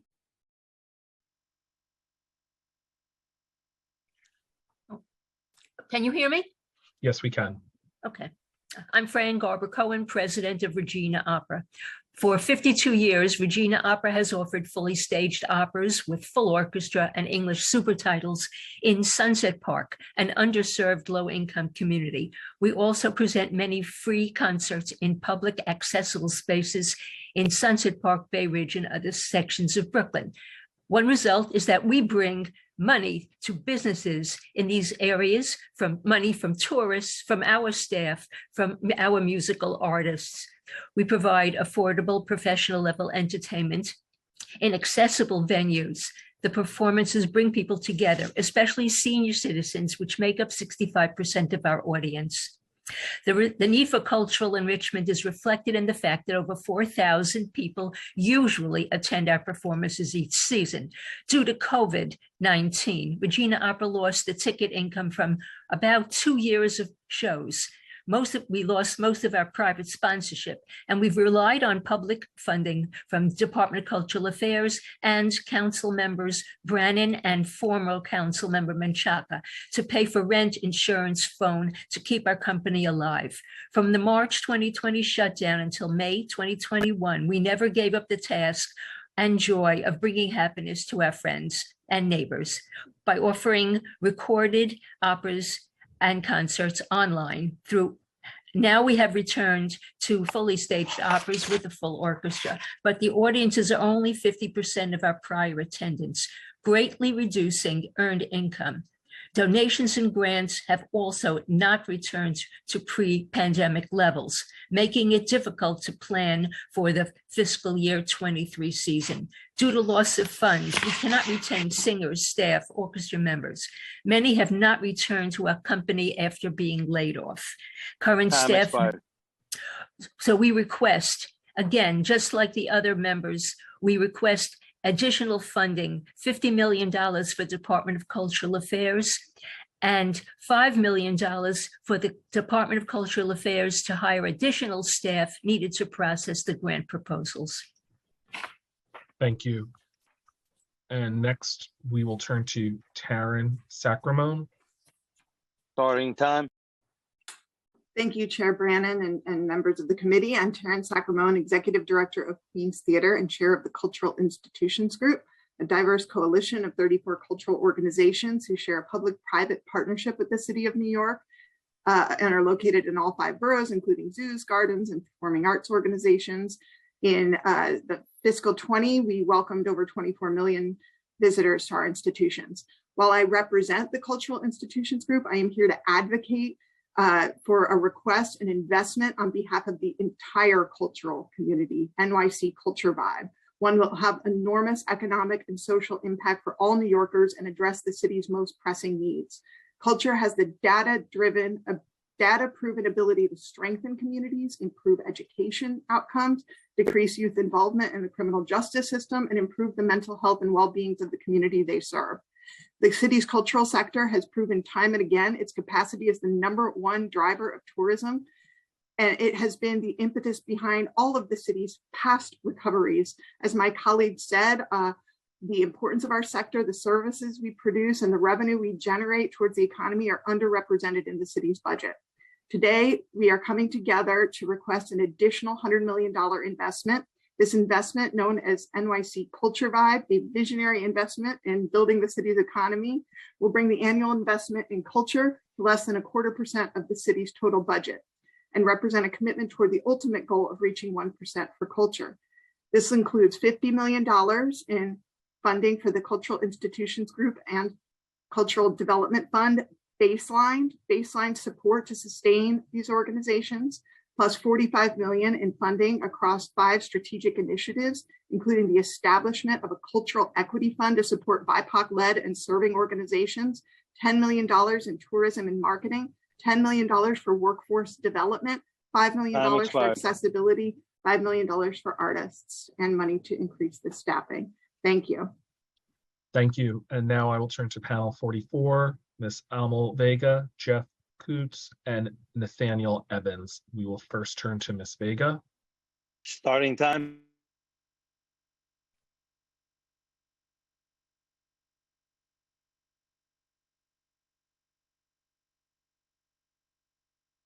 I will turn next on my list to Jeff Coots.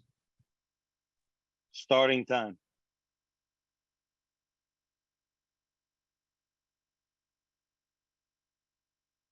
Okay, next on the list, Nathaniel Evans. Starting time. Hello? Yes, you can go ahead. We can hear you. You can hear me? Yes. Okay, yes. Thanks for having me. My name is Nathaniel Evans. I'm a member of Freedom Agenda. This is a great value in closing Rikers Island, and that is the protection of life. When life is not the ultimate goal to look forward to, then life takes on little meaning. Today, the Department of Correction is responsible for more suffering and the loss of too many lives instead of care and control, as it claims to be its purpose. It is time to stop the devaluing of life that is being perpetuated within a system designed for pretrial detention and not death. New York City does not have a death penalty, so there is no reason for anyone to lose their life within the system. Value life above the system of dehumanizing and death that is taking place in Rikers Island. The mayor is proposing to hire over 500 new CEOs. The Department of Correction already has the largest budget and staff than any Department of Corrections in the country. DOC does not need any more guards, as the federal monitor has made clear. DOC needs transparency and accountability to maintain the dysfunction and reduce the harm people in their custody are experiencing every single day. The $63 million of taxpayers' money proposed for more jail guards should actually go into more vulnerable communities in our city. This action will validate the true purpose of a city budget, which will also contribute to public safety. We need to make urgent investments into the most vulnerable communities in our city. Investment needs to be made in developing people that have a social impact into the community. For instance, creating one-on-one mentorship programs for individual leads from Rikers Island will ensure the lowering of recidivism rates, thereby improving public safety as a whole. I encourage this committee to also fully fund the Department of Corrections, the Board of Corrections, which serves as an independent oversight board that monitors New York City jail system. My last phrase in closing: do not increase DOC's already bloated budget. Instead, we should be deflating DOC's budget and redistributing those resources to the communities that the jail system is extracting its population from. Thanks a lot. Good day. Thank you. And that concludes panel 44. Next, I will turn to panel 45, Zachary Katz-Nelson, Shalonda Curtis Hackett, Shania Morris, and Zulima Dominguez. I'll first turn to Zachary Katz-Nelson. Starting time.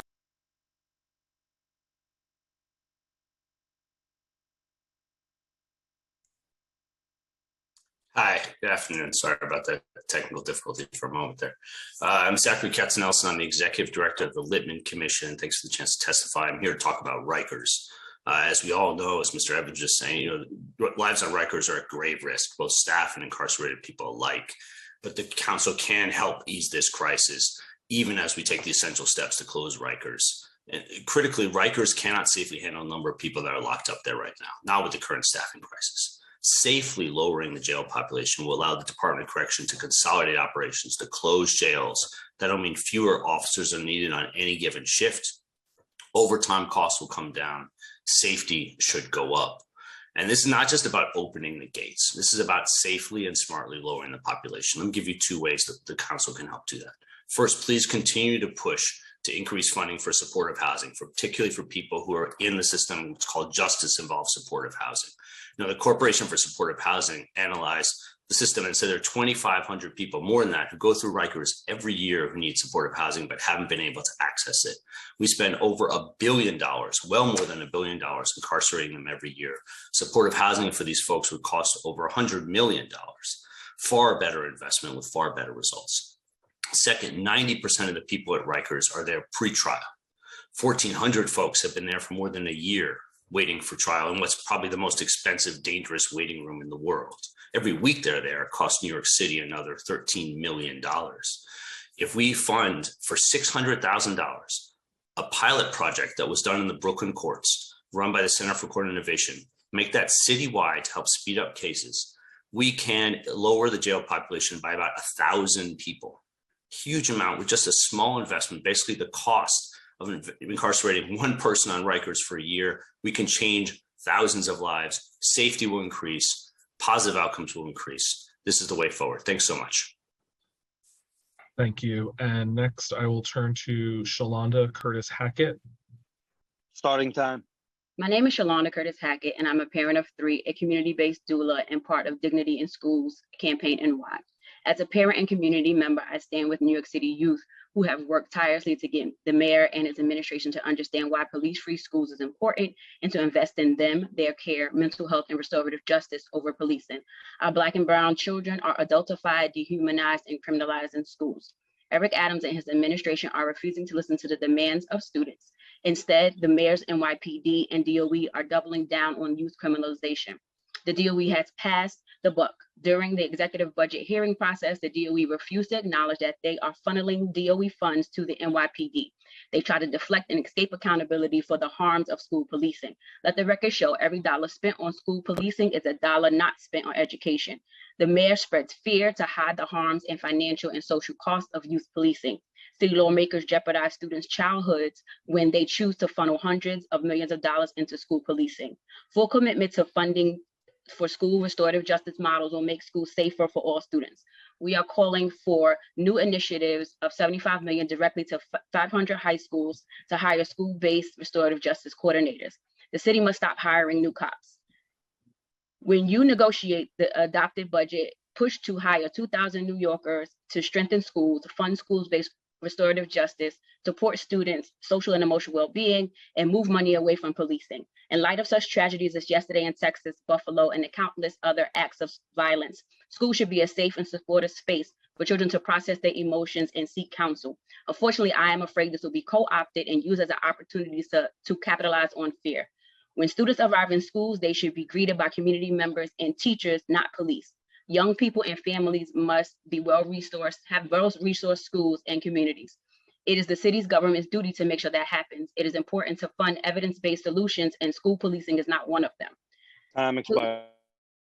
I urge the city council to reject the mayor's cuts to the public school system. The mayor's proposed budget would set the city back. It doesn't have to be this way. When you negotiate the adopted budget, please push for all the initiatives I said earlier.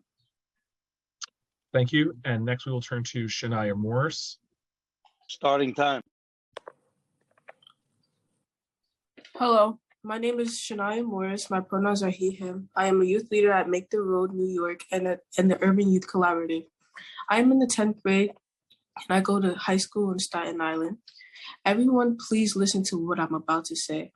In New York City, Black and Latinx youth represents 91% of all arrests, despite being only 66% of the students' population. Ain't that injustice? For almost a year, I have been fighting for mental health support, guidance counselors, nurses, teachers, after-school programs for Black and brown students. Students like myself are constantly ignored. All we are fighting for is our own future. It infuriates me to see how each year city council members turn their back on us as they keep passing a city budget that spends more than $400 million on police in schools. Yet, there is no proof that school police actually prevent conflict in our schools. In fact, we have seen them mostly escalate any conflict that does happen, making things worse. As a Black gender nonconforming student, every time I go through a metal detector at my school, I feel intimidated, threatened by police officers, especially after what happened to me in 8th grade. I was pushed to the ground and held down by school cops when they thought I was going to fight another student. School police don't know how to de-escalate situations. Often they try to resolve confrontations with more violence. Schools are supposed to be welcoming. Police in schools don't make me feel safe or any of the other students.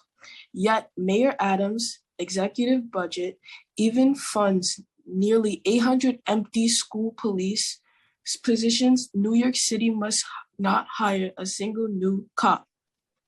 New York City already funds more school cop positions than Time school expired. counselors, social workers, or restorative justice coordinators. New York City already has the largest school police force in the country. For comparisons, Los Angeles has 20 times less police officers in schools than we do, despite having more than half of New York City's students' population. It is time for students' voices to be heard by the City Council. Stop funding racist policing and start funding our futures. Thank you. Thank you. And next we will turn to Zalima Dominguez. Starting time. Hi, Zulema is an organizer and I'm the student leader and will be testifying. My name is Akira Adams. I'm a youth leader at the Urban Youth Collaborative and a high school senior in Queens. I'm here today testifying on the city's budget, which will fail me and my peers by prioritizing funding police in schools instead of the resources that help students like me. As a student that attends a heavily policed public school with mostly students of color, I witnessed and experienced the impacts of spending so much money on school cops. Every day when I walk into school, the first thing I see is about 10 cops waiting to scan students at metal detectors. But getting support inside the school building is hard to come by. My school has one college advisor for 100 students, 100 seniors, and one guidance counselor for 400 students. As a senior, I wanted to start my college application process early, but it was difficult for me to do so with both my school's college advisor and counselor being busy to give me support. When I tried to reach out to them, they were often busy and would postpone the time we were supposed to meet for weeks. This led to me feeling discouraged to apply and even led to me missing application deadlines.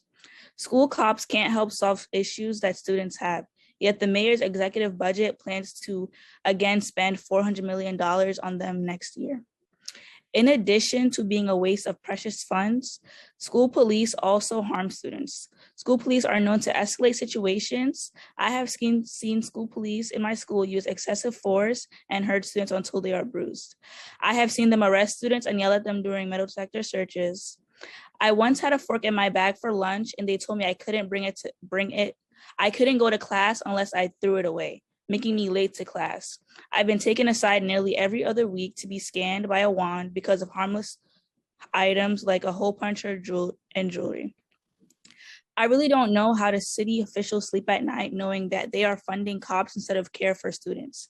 And it is a slap in the face Time that the expired. mayor's executive budget funds nearly 800 vacant school cop positions.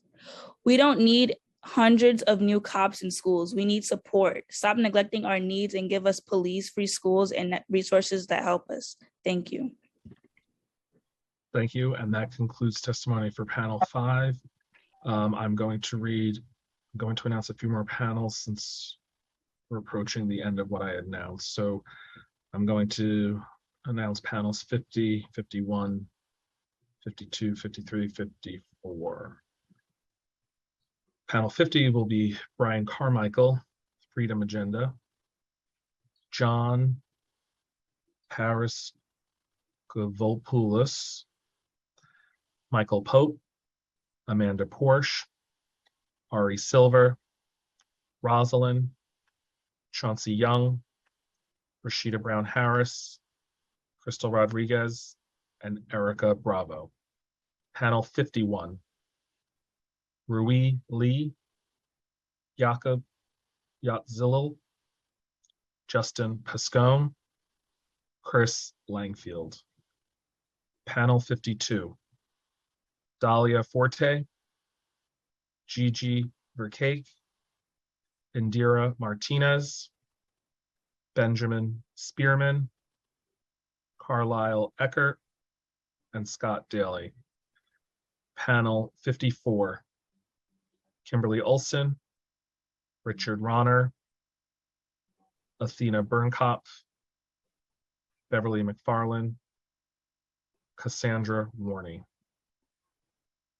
I'll now start with panel 46, Aji Gay.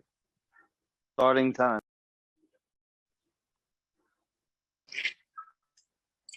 Good afternoon, everyone. My name is Aji Gaye, and I'm a freshman at high school in the Bronx, a youth leader with Sisters and Brothers United and the Urban Youth Collaborative.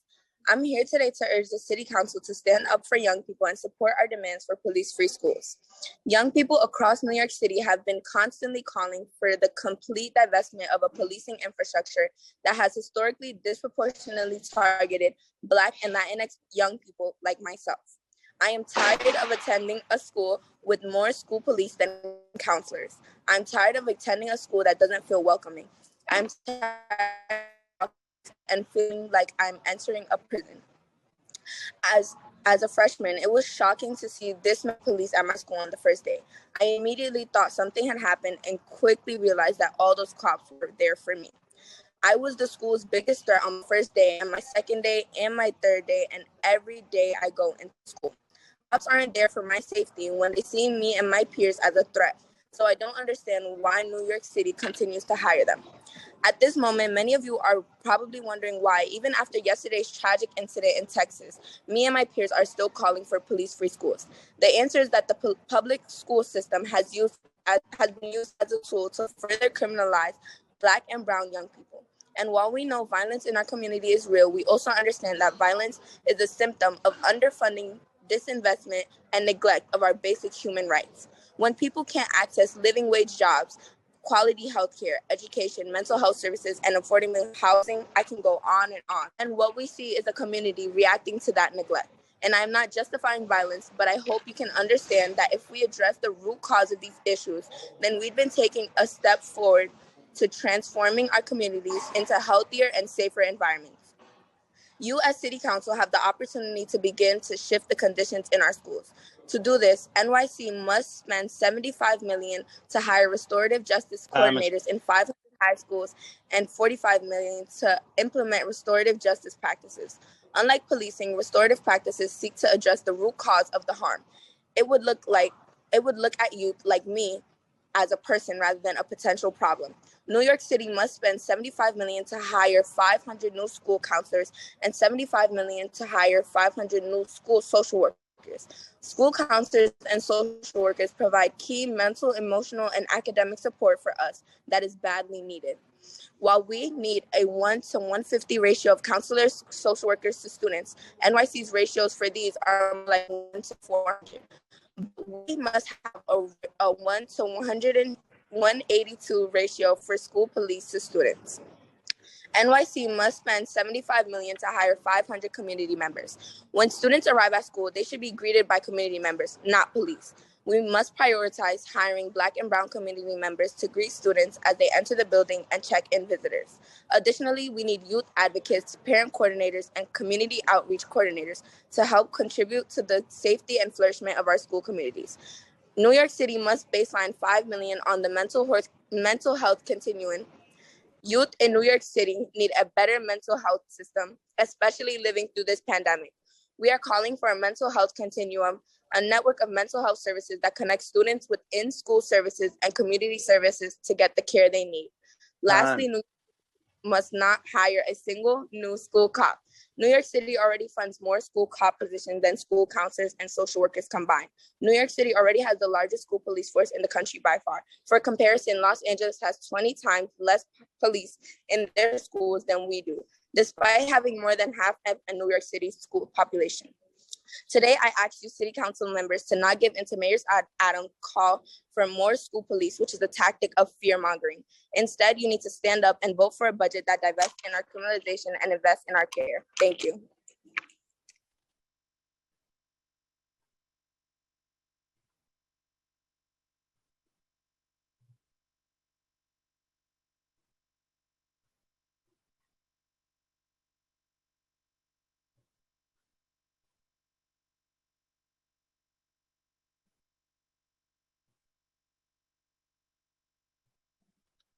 Next, we will turn to Laura Jean Hawkins from Astoria, Queens, Sharing and Caring.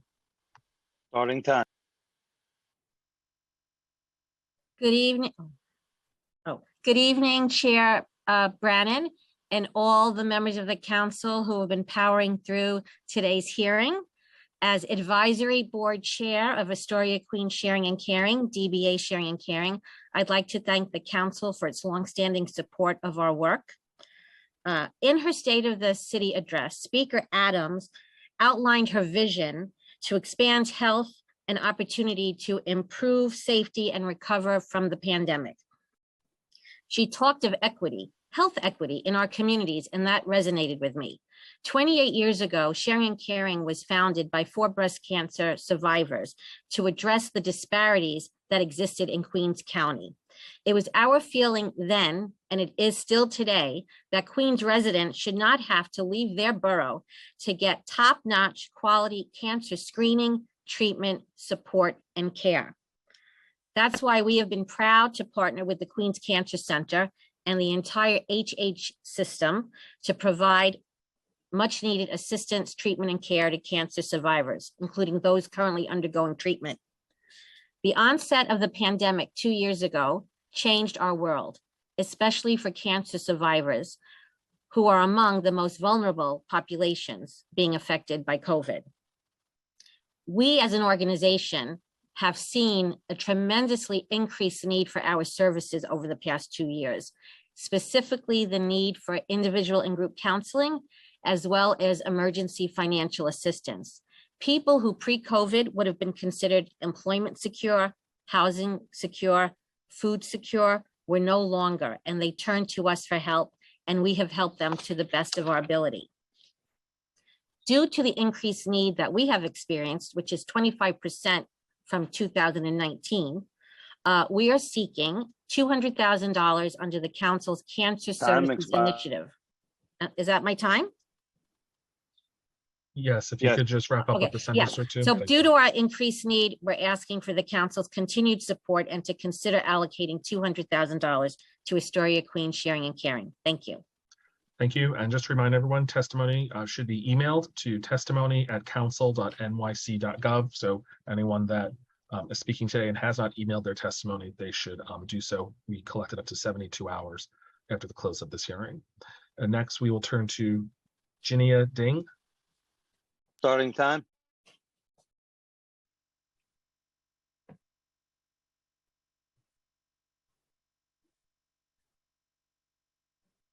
Okay, next we will turn to Megan Chappell.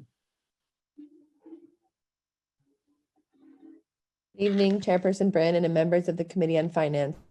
My name is Meg Chappell, and I'm the Program Manager at Empire Liver Foundation. The New York City Council Viral Hepatitis Initiative funds 34 organizations to provide the most innovative and effective Hep B and C treatment, prevention, and linkage to care education initiatives in the country.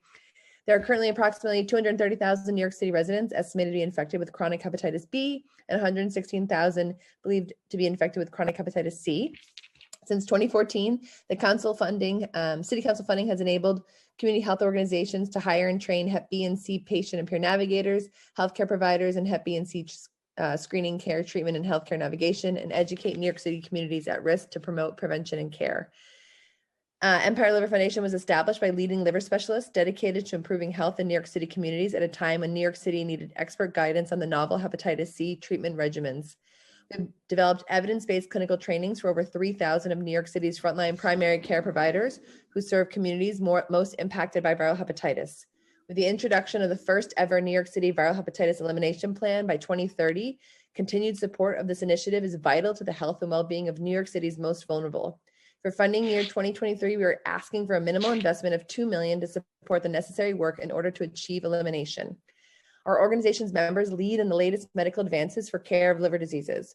We recognize the stark gaps in healthcare access and work to expand viral hepatitis treatment prescribers so New Yorkers can access these life-saving treatments. With your support, we can continue to offer care, treatment, and education to protect the health and lives of our New York City communities and eliminate viral hepatitis together. Thank you. Thank you. And next, I will call on Deborah Ack. Starting time.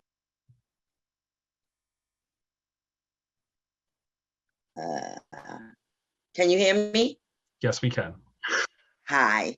Good afternoon, Chairman Brennan. Good afternoon, council members. My name is Deborah Ack, and I am a board member of the East New York Community Land Trust. We are a grassroots, non-for-profit, boots on the ground, volunteer resident-led CLT fighting for community control of land so that what is built in our community meets the needs of truly low-income Black and Brown residents forever. East New York CLT and approximately 19 partner organizations and growing are part of a citywide CLT initiative that seeks $3 million in city council discretionary funding in FY 2023. We asked the committee to recommend renewed funding for the citywide CLT initiative in the FY 2023 budget. We rely on the CLT.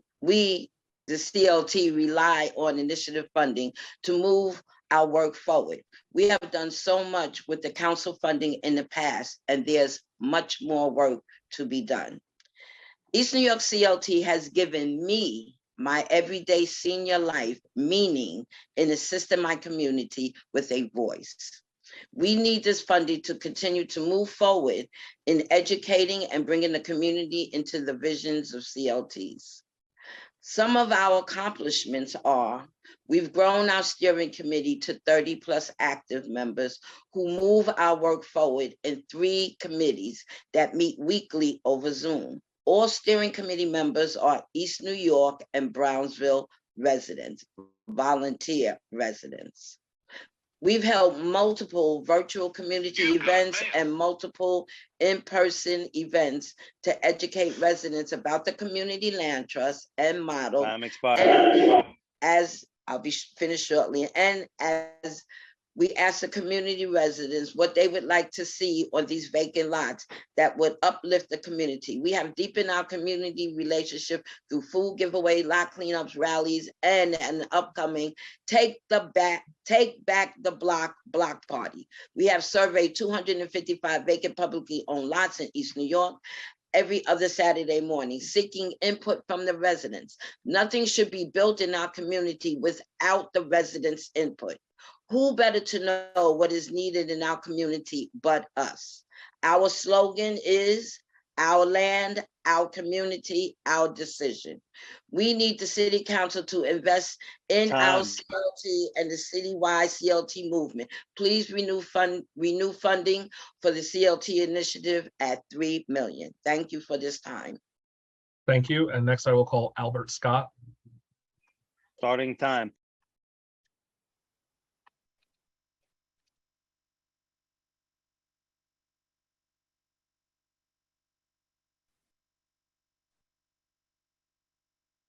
Okay. Next on my list is Beverly Pabon. Starting time. Good afternoon. Okay, thank you. Good afternoon, City Council Committee of Finance members and its chair. My name is Beverly Pabon, and I'm the officer of 2 East 127th Street Tenant Association. And we were contracted into the tenant interim lease program at 1997 at the behest of HPD with the goal and promise of becoming homeowners at the end of 3 to 5 years.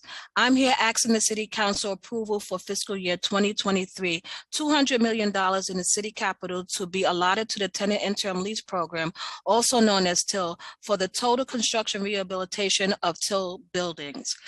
Committee of Finance members, some of you have already heard about the flight and plight of the TIL buildings and its struggle with the lack of support under HPD financially. But let me tell you why it's important for you to fund the TIL program as it originally was. What's problem that it is with the ANCP program that HPD has committed to having us go into since 2012 is that there will be a large debt on the building once the rehabilitation is done. If you fund the TIL program, there will be no debt, private debt, for the TIL buildings, their tenants, and prospective homeowners of low income. Another benefit of this is that we will be able to decrease the profit dollars and tax dollars that the developers get, and which is under the ANCP program. It started out with a flat fee that they would get under the ANCP program, but now it's 10% of whatever the construction cost is. That's a lot of money, an incentive for them to spend as much money as they can and then put it on the backs of the tenants and prospective tenant owners of low income. There will be no need for no third-party management company under you guys funding the tenant program because the tenant buildings have 25 years of experience of monitoring and managing buildings under TIL. We ask that you please stop funding the ANCP program and fund the TIL program in totality for the construction work that needs to be done for all the buildings that are suffering right now under the TIL program. Please fund it, $200 million for the year, and it will go a long way and save the city a lot of money and homelessness in the future for buildings that are and people that are in these buildings and are in homeless shelter. Thank you so very much. Thank you. And next I will call Jeremy Kaplan. Starting time. Good evening. I am not Jeremy Kaplan, but I am speaking on his behalf and on my behalf. My name is Gigi Verkaic, and I am the Senior Director of Development at Encore Community Services, a nonprofit providing life-saving support to older adults in Manhattan. We're known for our home-cooked, home-delivered meals, which go to about 1,000 seniors every day. And we also provide 70% of the city's recovery meals, an emergency food program that was assisting about 12,000 seniors who were or became food insecure during the pandemic. This program ends at the end of this budget season. There is nothing in place to provide for the thousands upon thousands of seniors who will go hungry. Right now, there's $8.8 million in the budget, and it's estimated to keep meals running is about $40 million. Sadly has often been the case when it comes to city budgets, including this year's executive budget. It's being balanced at the expense of human service organizations like Encore, and even more concerning, at the expense of our aging population. This despite that we are in an era where the 65 plus population is growing at a rate 12 times faster than those under the age of 65. You may have heard this budget touted as generous, and that may be the case in some areas, but for organizations like Encore and other nonprofits, it barely allows us to stay afloat. This as we take on more and more responsibility to ensure that our growing population of older adults is not going to bed hungry. The DFTA budget continues to make up less than 0.5% of the overall budget. However, organizations like Encore get it done anyway. We find ways to make sure seniors get their meals, whether we're tested by the extreme obstacles of the pandemic, be it the lack of working building buzzers or elevator. In spite of it all, Encore and other nonprofits deliver on sweltering days of summer, the snowiest days of winter, climbing up numerous flights of steps to reach those who are homebound, hungry, and in need. Encore will always come through, but we cannot continue to cover the funding gaps and claims on the backs of our overworked workers and our dedicated staff. #JustPay. We call on every member of this committee, every council member, and the mayor to do right by our older adults and our human service workers. Thank you for the time. Thank you. And next we will turn to Valerio Orselli. Starting time.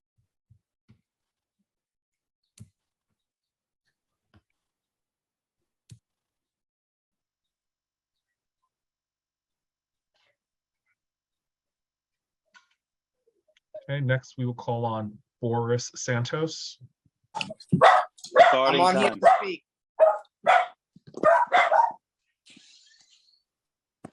Boris, you're unmuted and you can begin your testimony. Hello? Yes, Can you hear can me? begin. Yes. Good evening. Thank you so much to the council, to Mr. Chair. I appreciate you, and we at the East New York Community Land Trust appreciate you dearly as well for this opportunity to speak.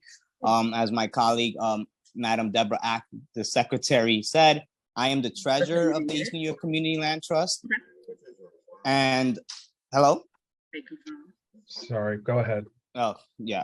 Hope I could get recompense for that time. But we at the East New York Community Land Trust use community-based urban planning, or what we call planning for us by us, to collectively determine what will be developed on vacant and underutilized land. As the secretary said, we operate on a tripartite board, three-part model. 5 of us are East New York residents, 5 of us hail from the community at large, East New York and Ocean Hill, Brownsville, excuse me. And then 5 of us are skilled technicians and business owners and so forth.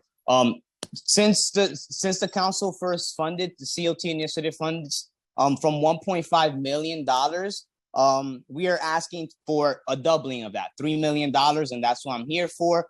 Of that 1.5 million, we've only gotten as a COT $98,000. That only covers money for one staff. But we're looking to expand to at least 3 staff. And we've helped generate and actually secure 1.5 times the city amount of allocated funding that y'all have given us. And I just quickly want to talk about one project that's a mixed-use development that we're planning for. 2 mixed-use developments we're planning for, one on Hinsdale and Blake, and one on Sutter and Elton, which will amount to 124 units of affordable housing, rental, and home ownership. Our land report, which I'll provide forward or is provided in my written testimony, the link to, details all the lots that we want to go after and seek to target for ownership. And beyond that, we are doing other revitalization work, such as in the Jewel Streets, which lies 20 feet below regular grading. I'll just finish up. And then beyond just supporting our operating costs, the city needs to invest its capital dollars on COT-led projects. In the long term, this means creating a COT acquisition fund, because we know to truly remove speculation off the market, we have to take over costly private land. And in the short term, we must increase investment to HPD's capital budget to further increase production of affordable housing. The numbers reported and the numbers even given after Adams made an increase is just simply not enough. I'll leave it at that. And thank you so much again, Council and Mr. Chair. Thank you. We'll call now panel 48, Randy Dillard, Alejandro Corriat, and Stephanie Espinal. We'll start with Randy Dillard. Starting time.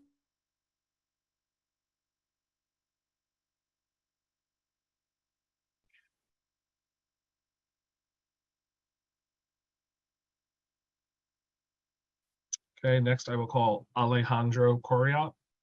Starting time.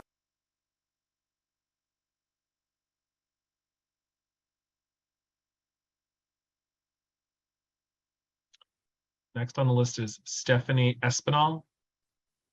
Good afternoon, all the brave people here since 10 a.m.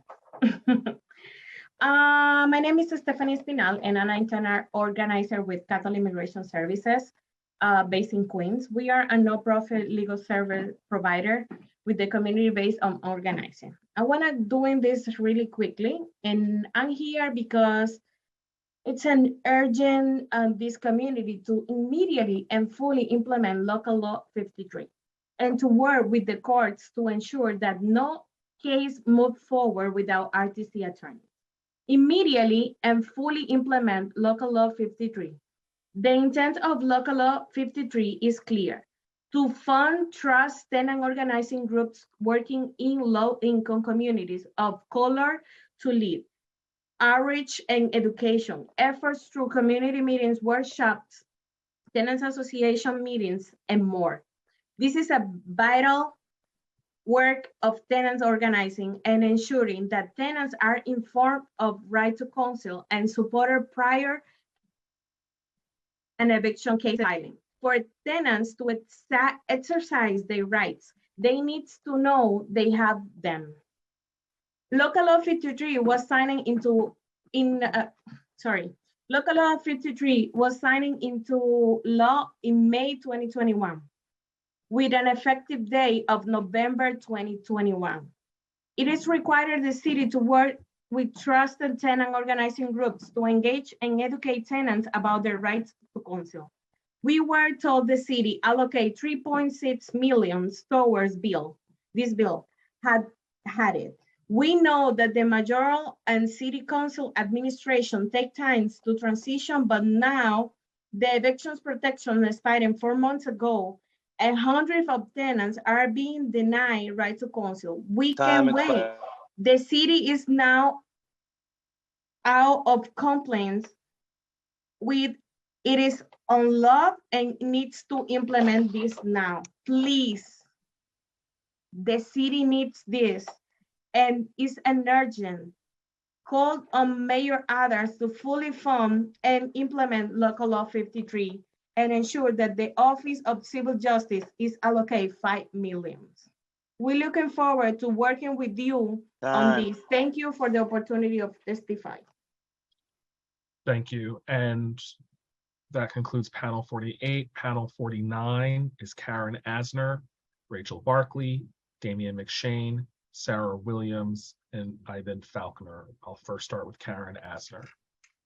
Starting time. Thank you. I act as the volunteer president of the Friends of St. Nicholas Park, and we're an all-volunteer organization that works to improve St. Nicholas Park, which is a 23-acre New York City park in Harlem. I'm speaking today to urge the City Council to hold the mayor accountable for his unambiguous campaign promise to increase funding to our New York City parks to the 1% budget level. New York City parks are critical city infrastructure, but they're not funded that way. In our park, we lack the staff and resources to achieve even the basic level of maintenance.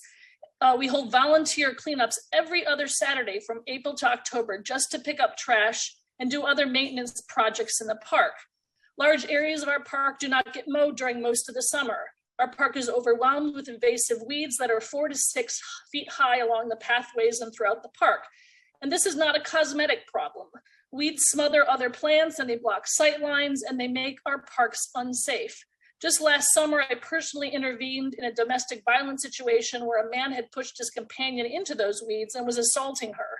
He thought he was invisible and could assault her there without any worry. And lack of maintenance in our parks is also just bad policy.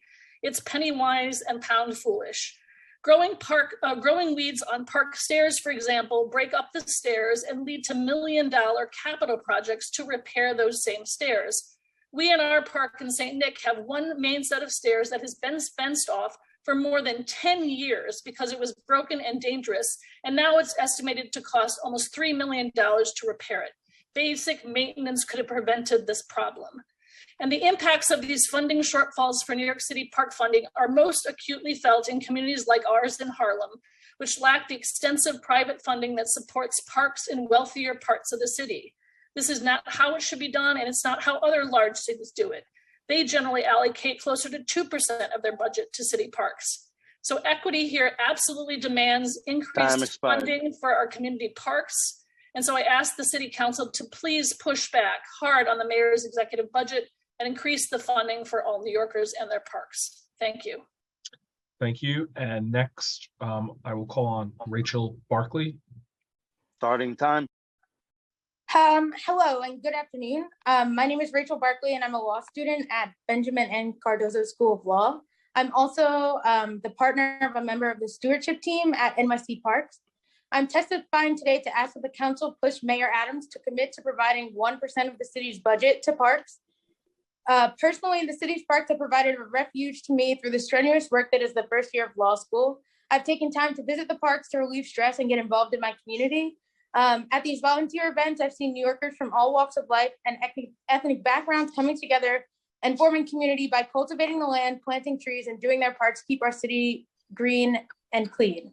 Additionally, as the partner of a parkie, I've gotten a close connection to the parks team, and I've had the immense pleasure of getting to know the wonderful people who keep our city's green spaces safe and beautiful for all.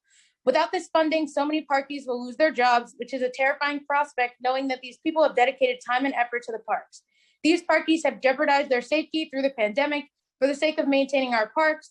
They put their livelihoods on the line, and now it's up to you all and the mayor to repay these parkies for their service by fulfilling Mayor Adams' promise to dedicate 1% of the budget to parks. Thanks for the opportunity to testify. Thank you. And next we will turn to Damian McShane. Starting time.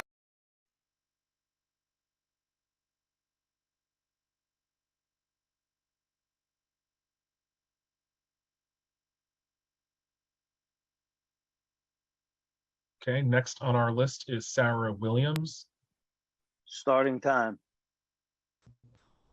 Hello, and thank you for your time. I'm Sarah McCollum Williams, Executive Director of Green Gorillas, a nonprofit organization that supports community gardens across the city. We use a mix of education, organizing, and advocacy to help people cultivate community gardens, engage youth in historically underrepresented neighborhoods, and advance food and environmental justice. Our vision is for sustainable, equitable communities across New York City. I'm here to speak in support of the budget request of the Playfair Coalition, as well as the New York City Food Policy Alliance. We are requesting 1% of the city budget for NYC Parks, a number that Mayor Adams repeatedly committed to, and the funding of $6.5 million for the Parks Equity Initiative and $4.5 million to protect and conserve our natural areas. New York City's park system has been underfunded and inequitably funded for 40 years, operating with just 0.5% of the city budget. We ask the council to invest in Green Thumb by hiring more outreach coordinators, providing youth with compensation for their work, and compensating community gardeners for taking leadership roles within programming and mentoring the youth in Green Thumb's youth program. We urge the council to utilize food systems as a catalyst for building community wealth. Among other things, this would include allocating $5 million to establish a new food justice grant program housed within the Mayor's Office of Food Policy that supports community-led projects to grow food justice and build wealth in BIPOC and low-income communities. We request that the council fully restore funding for NYC composting programs. We were disappointed to see that the administration cut funding for the reintroduction and planned expansion of the curbside composting program. If NYC is to meet its climate goals and zero waste goals and take the burden off of CBOs that have stepped in to fill in this gap, the city must reinstate and fully fund the city's composting program.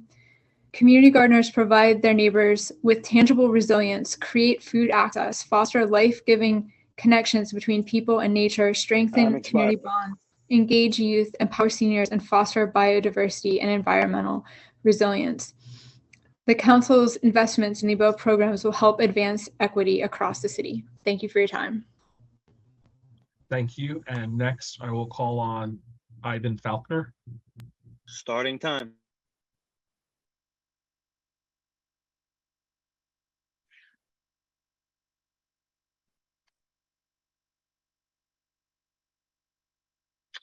Okay, next we're going to call Suzette Simon. Starting time.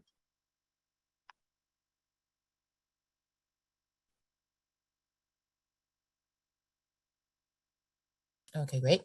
Hi, my name is Suzette Simon. I have an organization called NY Labs, and what we do is we use the power of laughter to change New York City. For the last 15 years, we've been producing events in city parks, museums, like the Brooklyn Museum, Lincoln Center. And so what we do is we basically believe that we use the power of laughter to heal and to bring happiness to New Yorkers. We've entertained over 27,000 New Yorkers in 3 boroughs. And so we put in a request because we really would love to come to the Bronx and be able to produce an event in the Bronx. So we're hoping that we've gotten funding already for Staten Island. And so we're hoping that the city council would see, some of the work that we do, that we serve seniors, we serve people of color, people come to our shows from Accessoride. And so basically we serve all of New York. And so we're hoping that we can get funding for the Bronx, as well as we're going to be partnering with the Staten Island and New York Public Library for an educational series on comedy, because right now Staten Island is the center of comedy in New York. And so it's not just about performing, but it's also producing and everything that goes behind it, producing, writing, the technical skills behind putting together things like that. So we want to serve the underserved community in Staten Island, as well as take it online. And so we're hoping that the city council can see that, comedy is such an important business in the city. We have the late night shows. It's a tourist attraction.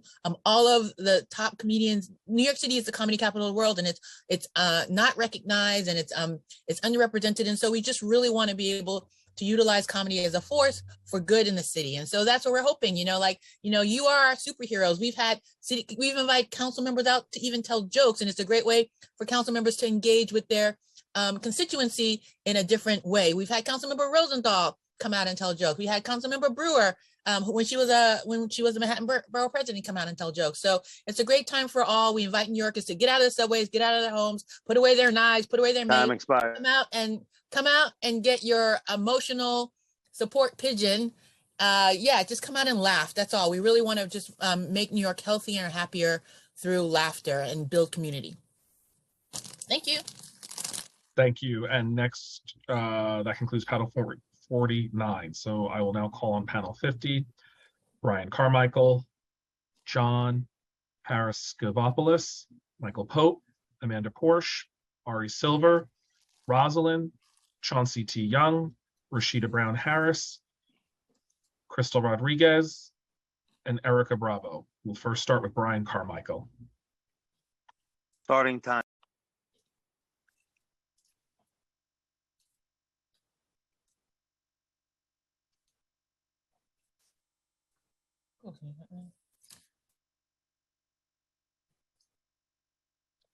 Okay, next I will call John Paraskopoulos. Starting time.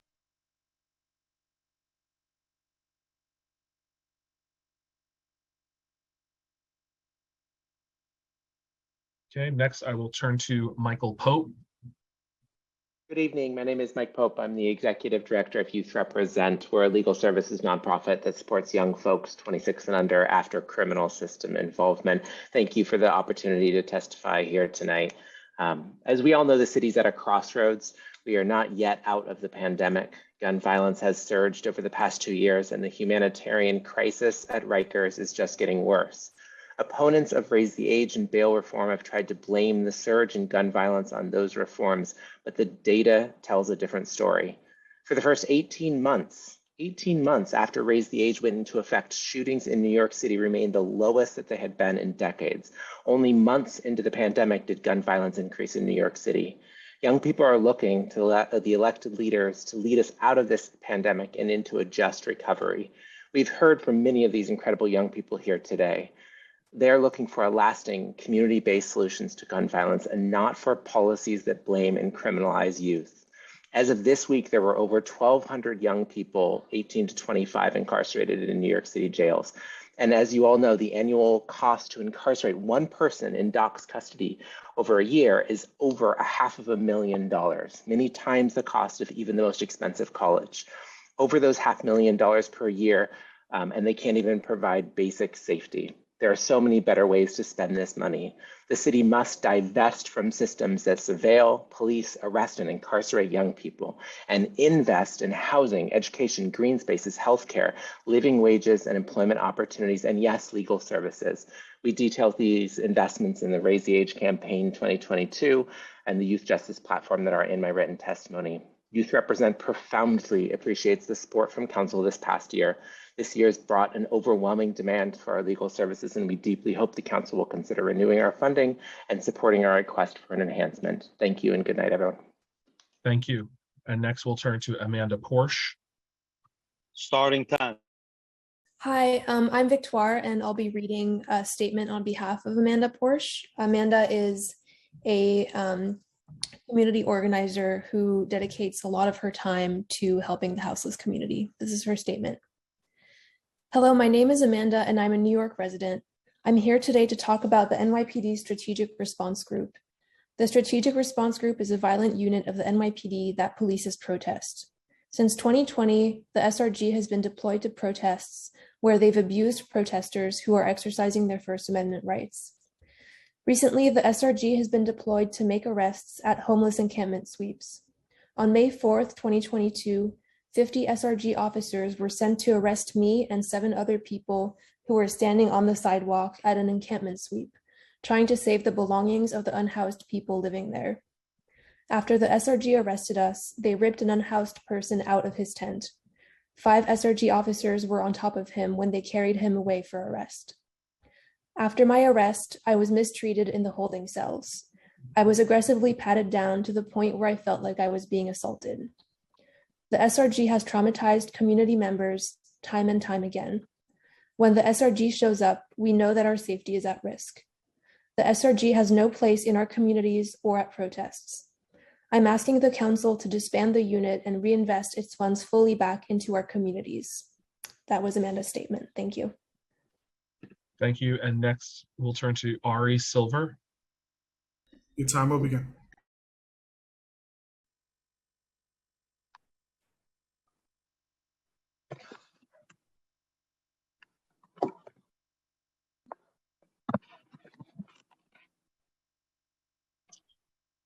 Ari Silver, we have. Sorry, I think that there's an error with the Zoom. You unmuted the wrong account. Go ahead, Ari. No. Go Hello, ahead. my name is Ari Silver, and I'm a New York City resident. And I'm here to ask that the City Council remove the funding of NYPD Strategic Response Group from the police budget. I've spent the last 2 years volunteering with the ACLU of New York as a protest monitor. During these last 2 years, I have consistently seen firsthand the brutality inflicted by the NYPD Strategic Response Group, which was created after 9/11 to help supplement New York City's police department's counterterrorism efforts. I have seen firsthand peaceful gatherings of marginalized New Yorkers turn into unprovoked beatdowns at the hand of the SRG. In addition to the violence that SRG has inflicted upon activists, predominantly folks of color, fellow protest monitors and I have experienced relentless harassment, coercion, and threats of violence towards ourselves. Last summer, while the SRG was enforcing a crackdown, or as they like to call a curfew, of gatherings at Washington Square Park, a fellow protest monitor and myself were threatened with arrest from multiple SRG officers for simply executing our duties, which are allowed according to the NYPD's handbook. We even saw the SRG that night arrest bystanders on their first date, simply for being near the NYPD-made chaos. Even more recently, we have seen the SRG assist the DHS, sanitation, and other city agencies in their constantly recurring sweeps of unhoused encampments, where folks are simply on the sidewalk and not blocking any traffic. During one protest 2 years ago, after a car rammed into a group of protesters outside the UN headquarters, Good Samaritans who were delivering first aid to the injured were brutally arrested by the SRG. They simply do not serve the needs of the community and instead are directly responsible for inflicting harm and trauma against peaceful civilians just trying to exercise their First Amendment rights. You, the City Council, have a great opportunity here to help serve the community and ensure that there's an end to this violence, and to ensure that New Yorkers feel safe being able to exercise their First Amendment rights, just like every other American should be able to. So that's why I'm here asking you, the New York City Council, to disband the SRG and to help reinvest those funds, the billions of dollars which we are spending in this police department, to help ensure that Time's expired. Street. And I thank you for the opportunity. Thank you. Thank you. And next we will turn to Rosalind. Your time will begin.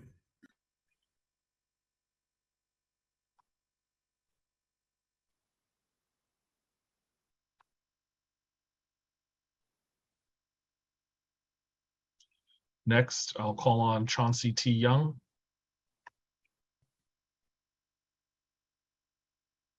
Good evening, all. My apologies that I cannot undo my video this evening, but my name is Chauncey Young. I'm the director of the Parent Action Committee. I am a resident in the Highbridge neighborhood of the Bronx, and the Parent Action Committee is a part of several coalitions that have been testifying this evening, including part of Dignity in Schools, part of the New York City Coalition for Educational Justice, and part of the Healing Centered Schools Working Group. We'd like to address the way that the New York City's budget is going and ensure that funding is going to support our students and families socially and emotionally, put additional funding into counselors and social workers for our students, and not fund punitive things for our students. We don't need new metal detector technology in schools. We need social emotional supports for students in crisis. We also want to remind the City Council that our last administration put forward an incredible goal of a culture responsive curriculum that they called Mosaic, that either was $500 million or $200 million, depending on what you hear.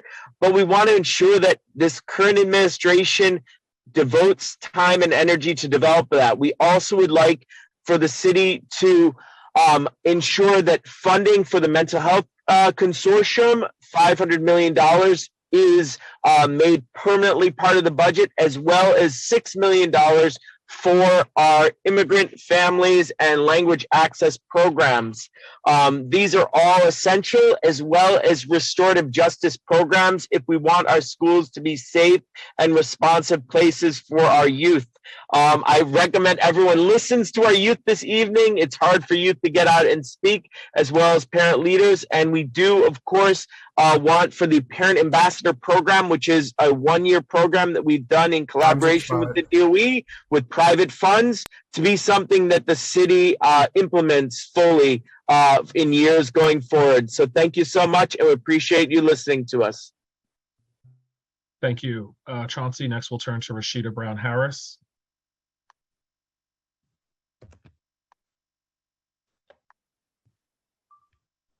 Okay, can y'all hear me? Yes, we can, Yes, ma'am. the time will begin. Okay. Peace and blessings. My name is Rashida Brown Harris. My pronouns are she, her, hers, and thank you for the opportunity to testify, Chair Brannon, other City Council members, and hey, Malcolm. I'm proud to represent Legal Services NYC, LISNY, for this testimony. LISNY's mission is to fight poverty and seek racial, social, and economic justice for low-income New York City residents. Through litigation, advocacy, education, and outreach, LISNY has advanced the interests of our clients and created systemic changes that strengthen and protect low-income communities. Thank you, City Council, for many years of your support. The education rights practice at LISNY assists hundreds of New York City school children and their families to ensure equitable access to education. I'm here today speaking not only as a legal services advocate, but as a parent leader in education reform, specifically with LISNY's Ed Unit with the Healing Centered Schools Working Group. Me and my two siblings were raised by a single Black man, my father. He's a Vietnam veteran suffering with substance abuse issues, PTSD, and other mental illnesses. We struggled as children growing up. We moved around a lot, living with friends, family members, and neighbors. I was in a different school every year, sometimes 2 or 3 different schools within one school year. Whew. When I see the services we provide at LISNY, I wish we were able to get a hold of these services for myself and my family growing up. The schools should have been a safe place for me. It was not. The unjust education system that did more harm than good for us still exists to this day. Therefore, the need for LISNY's education services are great, but our capacity is limited. We ask that you provide $500,000 to support our Access to Education project, which delivers legal services to help children get the support they need to catch up and keep up with their education, and support families with their social, emotional, Time is expired. Thank you. I'm going to finish. The support and advocacy we provide at LISNY takes a holistic wraparound approach with our families that is non-traditional but very much needed, providing empathy and dedication to our community members like no other organization. We ask that you please support us so we can continue to support our school community. Thank you and peace. Thank you, Rashida. Next, we will turn to Crystal Rodriguez.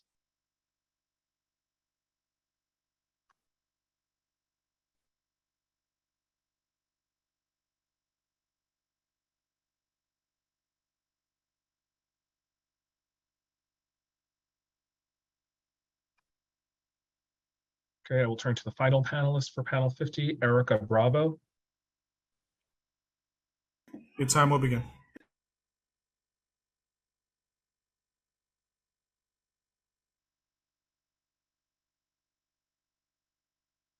Okay, that concludes panel 50. I will now turn to panel 51, Rui Lee, Jakob Yatzel, Justin Pascone, Chris Langfield, and Chris Langfield.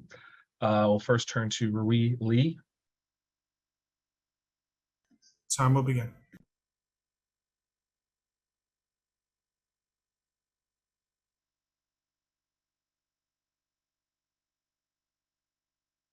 Next on the list, I have Jakob Yatzel.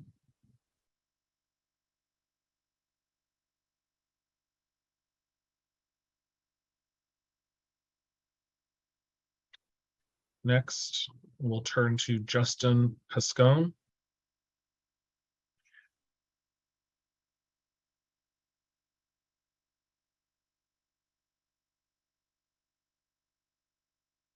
Next on my list is Chris Langfield. Hi, thank you for the opportunity to testify. My name is Chris. I'm a longtime New York City resident, and I'm a member of the New York City DSA.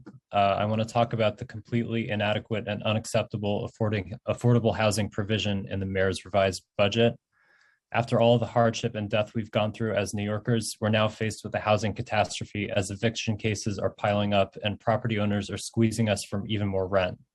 I know people who live with 4 or 5 people in one apartment who are still being forced to move because of thousands of dollars of rent increases. I worked as an emergency medical technician in the city for 3 years, 2 of those years during COVID. I've seen the shelter facilities that the city claims are adequate and safe.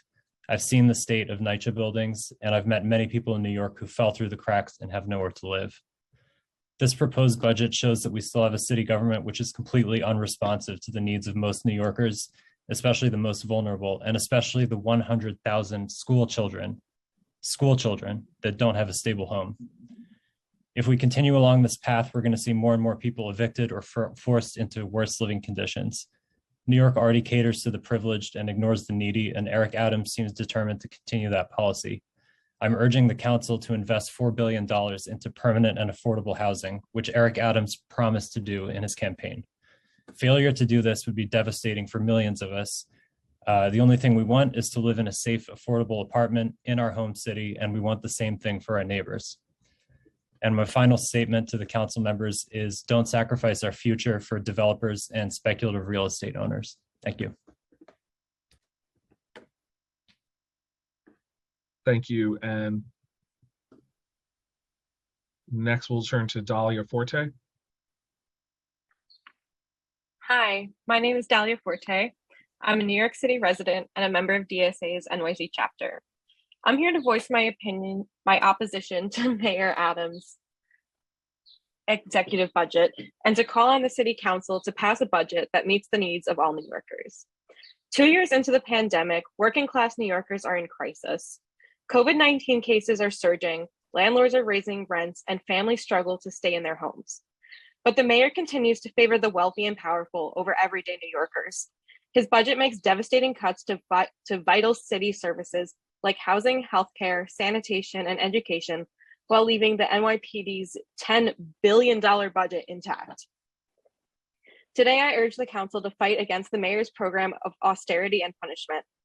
Instead of cutting funding for housing, the council must invest $4 billion into permanent affordable housing, including $1.5 billion for the New York City Housing Authority and $2.5 billion for HPD.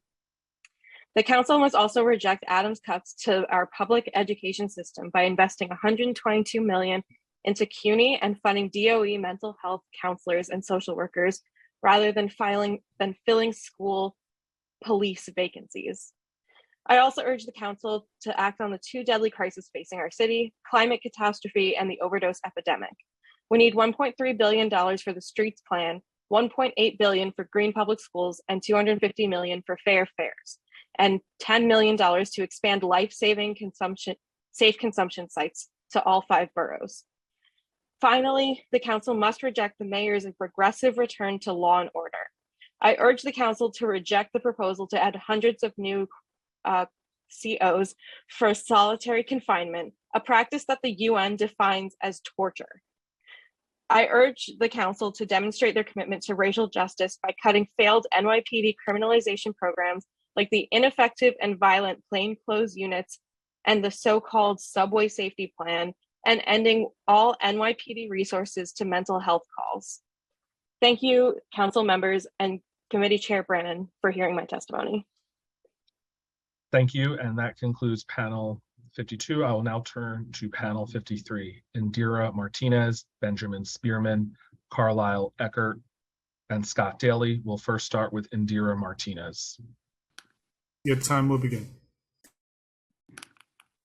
My fellow New Yorkers and members of the council, I was not born in New York City, but like so many others, I've chosen to make it my home. As a young woman of color in rural Georgia, New York City represented a kind of safety for me, a place I could be myself that was accepting of people from all walks of life. Since the mayor took office, we've seen what safety means to him. It means authorizing the NYPD to violently remove unhoused New Yorkers from public spaces. Last year was the deadliest year on record for unhoused New Yorkers. It also means cutting the DOE budget by $1.2 billion while simultaneously increasing the already $10 billion NYPD budget by $690 million. This is the mayor's vision of safety. I am here to echo my fellow constituents, Rakia McKay, Catherine Cladd, Christina Rodriguez-Hartz, and others, and voice my vehement opposition to Mayor Eric Adams' executive budget.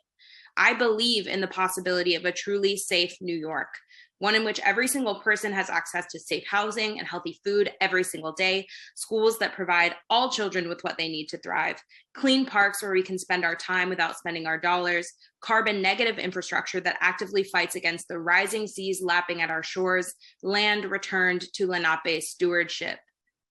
This future is possible, and it is not idealistic to ask for it. Government was created to meet the needs of people, and we have the resources, technology, and skills to accomplish all of these things and so much more. What you lack is political will. Listen to the people here representing community-based organizations. Why? Because they are doing your work for you. On this very call, New Yorkers are begging for their lives, then thanking you for the opportunity to speak about it. About 7 hours ago, a council member joined the call and told us that we needed to organize and rise up. And I appreciate the sentiment, but I can't help but find it ironic that we're being asked yet again to do your jobs for you. Those who are most marginalized are being held responsible for enduring and solving all of NYC's most egregious injustices. Do your jobs, fight for a budget that prioritizes the millions of New Yorkers that are struggling to survive. You report to us, and respectfully, I will not be thanking you for my time. Thank you. And next we're going to turn to Benjamin Spearman. Time will begin. First of all, good afternoon to Chair Brennan and council members. I'm Benjamin Spearman, a New York City resident, General Director of Bronx Opera, and a board member of the New York Opera Alliance. Off topic, I also urge the council to adjust the mayor's budget as requested by so many people, and including Ms. Martinez a few moments ago. Bronx Opera has received city support via the Cultural Development Fund and through council initiatives, using that support to work with kids after school, with the Bronx's immigrant community, and with senior citizens, in addition to presenting 55 years worth of opera performances. Though my organization has needs, today I'm here to talk about our alliance and the impact our members make. Pre-pandemic, the 45 organizations in the New York Opera Alliance provided over 2,000 jobs to New Yorkers, providing these arts workers with over $30 million in salaries each year. This includes people on stage and backstage, instrumentalists, administrators, and more. Organizations in our alliance usually bring in over $90 million in revenue each year, but obviously that economic power has been challenged since March 2020. Most of us survived thanks to a combination of creativity, grit, and the support of our faithful funders, very much including the New York City Department of Cultural Affairs. Mid and small-size opera companies all over New York City are an underappreciated source of economic power, and we all know how to spend our money wisely. But wise spending does not preclude the need for greater support. In that spirit, the New York Opera Alliance asks that the City Council support the request laid out in the 2023 New York Culture Vibe Ask, particularly the $50 million increase to the Cultural Affairs baseline budget. At the least, we think that the council should hold the cultural affairs budget harmless for Mayor Adams' 3% across the board cut. As we recover from the pandemic, we're all seeing live audiences that are reduced from pre-pandemic levels. Your funding will help our community remain the bang for the buck industry that it's always been, and will help opera producers keep working in the community and keep the music echoing in places and spaces all over New York City outside of the center, and allow us to continue raising our voices as we help provide entertainment to audiences and dollars to the people who bring opera to life in New York. Thank you for the chance to speak today. Thank you. And next we will turn to Carlisle Eckert. Time will begin. Hello, my name is Carly Eckert. Thank you for hearing my testimony today as a representative of Dance Parade, a nonprofit arts organization in New York City. I'm the Community Engagement Director for Dance Parade, and my responsibilities are to coordinate year-round dance education in schools and community centers across the boroughs, which culminate in the annual Dance Parade on Broadway and Festival in Tompkins Square Park. That event took place this past Saturday. We held the 16th annual Dance Parade and Festival in NYC, and our theme was Back to the Streets. This was our first live event in 2 years with 10,000 dancers representing over 100 styles of dance. The Dance Parade and Festival was covered by ABC, NBC, CBS, Telemundo, and New York One, Noticias, and dozens of others, including a print edition of the New York Times as the #1 pick in their weekend roundup. On Saturday, Folk Dance Club Kaleidoscope, a Brighton Beach-based children's dance group, led out the parade with a display of Ukrainian and Russian dances. This beautiful, poignant performance shared with the public the similarities and differences of these two peoples and cultures embodied side by side and unified in dance. Our mission is to celebrate diversity, inclusion, and cultural equity through the promotion of dance in all its forms. Throughout the year, we serve the dance community by employing scores of teaching and performing artists based in New York City, of which 94% are BIPOC artists and immigrants. And through our programs, we reach over 150,000 New Yorkers each year. We believe that live dance performance has the potential to awaken communal spirit, help the public and dance community heal from the pandemic, and creates a more vibrant and equitable society. This year, through our community engagement programs, we've worked closely with 12 schools across the 5 boroughs to bring back in-person 10 to 20 week dance education programs for K through 12 students. And our teaching artist work in senior centers March through June, thanks to a partnership with the Department of the Aging, offer joyful physical activity that supports coordination and flexibility, improve circulation and honors life experiences, strengthening connections between older Americans and vibrant NYC arts and culture. Through our continued efforts and experiences of this time, we pledge to continue our work of bringing the joy of dance in all its forms to New Yorkers. We're grateful to the DCLA and the Council's effort to support the cultural sector. We ask City Council to approve the request of NYC Culture Vibe, $100 million in additional investment to the cultural sector, and bring us closer to our goal of 100% for culture in NYC. Thank you very much. Thank you. And next we will turn to Scott Daly. Time will begin. Good evening, Chair Brennan and all members of the Executive Budget Committee. On behalf of the board and the staff of the New York Junior Tennis and Learning, NYJTL, I want to thank you all for allowing us to testify today. I also want to thank you all for hanging in there for these past 8 hours. It's been a long day for all of us, and I want to particularly thank everyone here. I am the Senior Director of the Free Community Tennis Programs of NYJTL. NYJTL is the largest free youth and teen tennis program in the country. This year, we are seeking $1 million, an increase of about $200,000 under the Council's Physical Education and Fitness Initiative. Over the past years, we believe, and we've seen it, that talent, the kids have the talent, and it's universal, but the opportunity is not. And that's where the City Council comes in through these initiatives. We allow tennis to be played. You allow it to be played in all 51 council districts throughout the entire city of New York. Kids get the opportunity to become physically fit. They have the opportunity to reach new educational heights, the opportunity to make friends.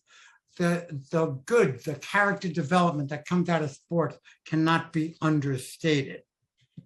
You know, we're asking for an increase mainly because 14 years ago, minimum wage in the city of New York was $6.50. We all know what it is today, $15. And what we start the people out with NYJTL, we want to give them a living wage. We do need the increase that we're asking for. Through the community tennis program throughout the city, we annually reach over 85,000 kids in schools and parks throughout the city of New York. The overwhelming majority of these kids are Black, Latino, and Asian. The registration in each group is about 25% each. Two-thirds of the group are 10 years of age and younger. We want to give them a safe haven, an opportunity to play. We're not unmindful of the other factors involving the city and significant challenges that are faced. Tomorrow, we start the largest interscholastic free tennis tournament of middle school and high school kids in the poorest congressional districts in the country. Again, I just want to say that I want to thank you for your time. We just ask and we join with other youth providers in urging that the upcoming budget not be balanced on the back of the city's youth. Thank you very much, everyone. I'm grateful for your time. Thank you. And before calling panel 54, I will announce panels 56 through 60. Panel 56, Yusara Tavares, Shannon O'Neill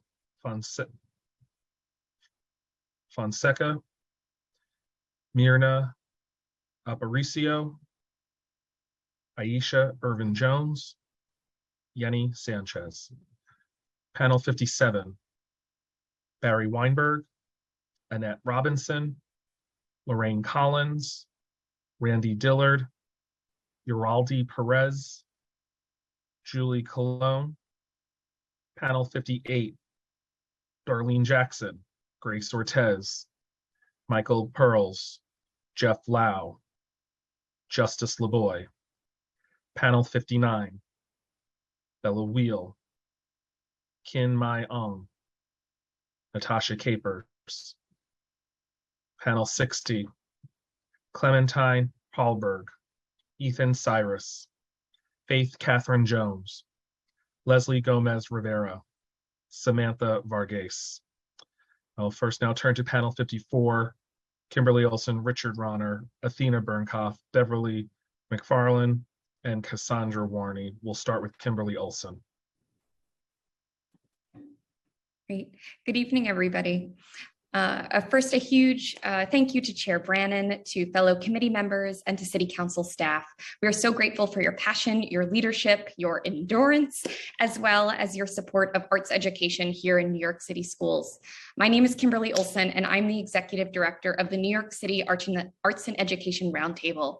New York City's public schools have been through a lot over the past 2 years. Lost learning time, suffering from the mental and emotional strain of remote learning, processing the trauma associated with the pandemic and racial injustices in our city and country. Transforming our city's schools starts with the arts. That's why I'm here today to call on our city to invest in dance, music, theater, visual arts, and media education in the DOE budget. The arts provide evidence-based solutions for engaging students in learning, for increasing our parents' engagement, improving academic outcomes, supporting student mental health, and promoting well-being. We know that excellent arts education is the foundation and a launch pad for success in school and life. However, underinvestment in arts education in New York City has been recurrent. Prior to COVID, a majority of principals, 67%, said that funding for the arts was generally insufficient. Only 34% of middle schoolers are meeting state arts learning requirements. And now 17% of schools still lack a certified arts teacher, not to mention almost 30% of schools no longer partner with the many wonderful arts and cultural organizations that our city has to offer. We want inviting, vibrant, colorful, and thriving school communities. And again, that starts with the arts.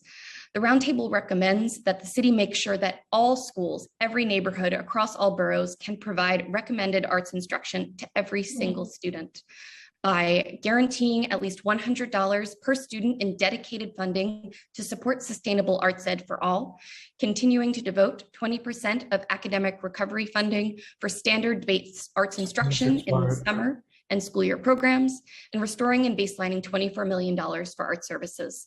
The arts are an essential part of every student's academic program and the very fabric of New York City. Thank you so much for your time. Thank you. And next we will turn to Richard Ronner. Time will begin.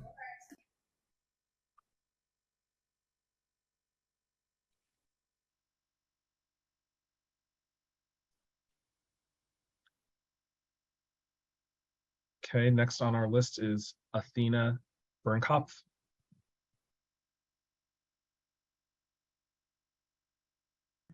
Time will begin. Hi, good afternoon. All apologies for my slow get up here. So thank you for the time to offer testimony today. My name is Athena Bernkoff. I'm here representing the East Harlem Barrio Community Land Trust. We are part of the Community Land Trust Initiative, where we're asking for $3 million in support of CLTs growing and expanding across the city.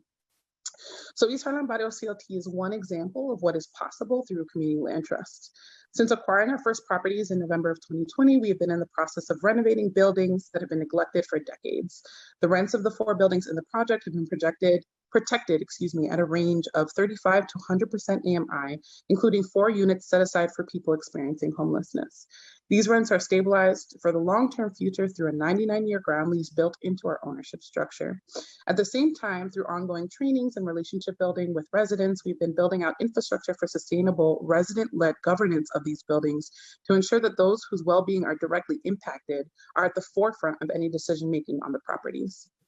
All of our residents are Black and brown working class people, immigrants, elders, and people with disabilities who have been most vulnerable to the intersecting housing, health, and environmental crises that are devastating our communities right now. This work demands demands immense people power and organizational resources, since what we are building on the larger scale is community capacity to steward our land, in addition to creating and preserving truly and permanently affordable housing. As some of my colleagues have testified here today, community land trusts across the city are doing this work in different ways, from building out affordable commercial spaces to green spaces and environmental justice neighborhoods. We don't have time to waste on temporary and wasteful policies that put people over profit, that put profit over people in our communities. Putting control of land and housing in community hands is racial justice strategy, is community safety strategy, is anti-displacement strategy, and economic and environmental justice strategy. We are asking that the city's resources be directed to transformational work of community control of land. We're also asking that capital funding for the acquisition and preservation of community land be added to the city's budget. Please sustain and expand the CLT initiative. Thank you. Thank you. Next, we'll turn to Beverly McFarlane.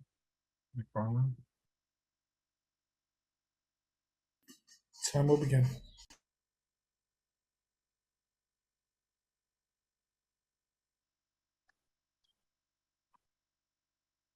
Okay, next we will turn to Cassandra Warney. Good evening. My name is Cassandra Warney. I work for the Corporation for Supportive Housing. I'm here to talk about how the city needs to invest in supportive housing as a strategy to de-incarcerate Rikers Island and homelessness. My organization's mission, CSH, is to advance solutions that use housing as a platform to deliver services, improve the lives of the most vulnerable people, and build healthy communities. It's important to note that through the borough-based jail plan points of agreement in 2019, city leadership agreed to expand justice-involved supportive housing, JISH, which is overseen by DOHMH, which has not yet happened. We thank City Council for formally requesting the Adams administration add $28.4 million to the existing funding dedicated to JISH. Supportive housing for the justice impacted. Review of the latest budget suggests this request has not been incorporated. For background, we are urgently looking to improve access to supportive housing for those currently on Rikers Island who have significant behavioral health needs and are homeless. In a recent analysis, we found several thousand people on Rikers Island, approximately 2,500 people in a given year, are experiencing homelessness and struggle with ongoing behavioral health needs. When released, they don't find adequate support. They cycle through crisis systems. It's costing the city $1.4 billion annually just to incarcerate this group of 2,500 people. This group needs an intervention of supportive housing, a combination of affordable housing with voluntary individualized services. We know supportive housing works as a solution.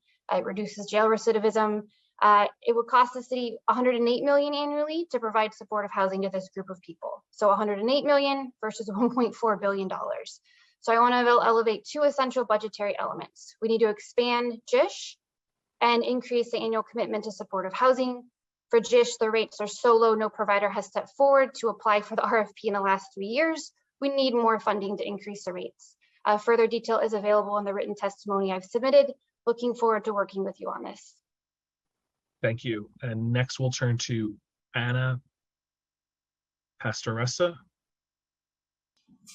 The time will begin.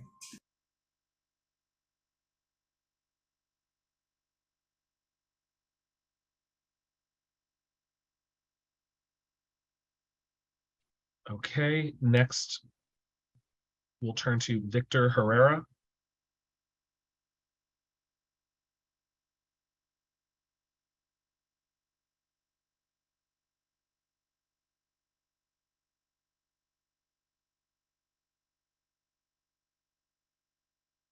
Okay, next I'm going to call Elizabeth Langer.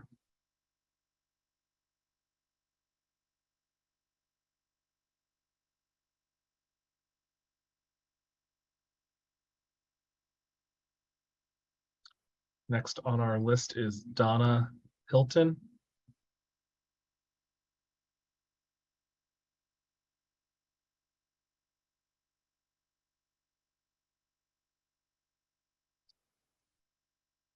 Okay, next we're going to call Lisa Gittleson.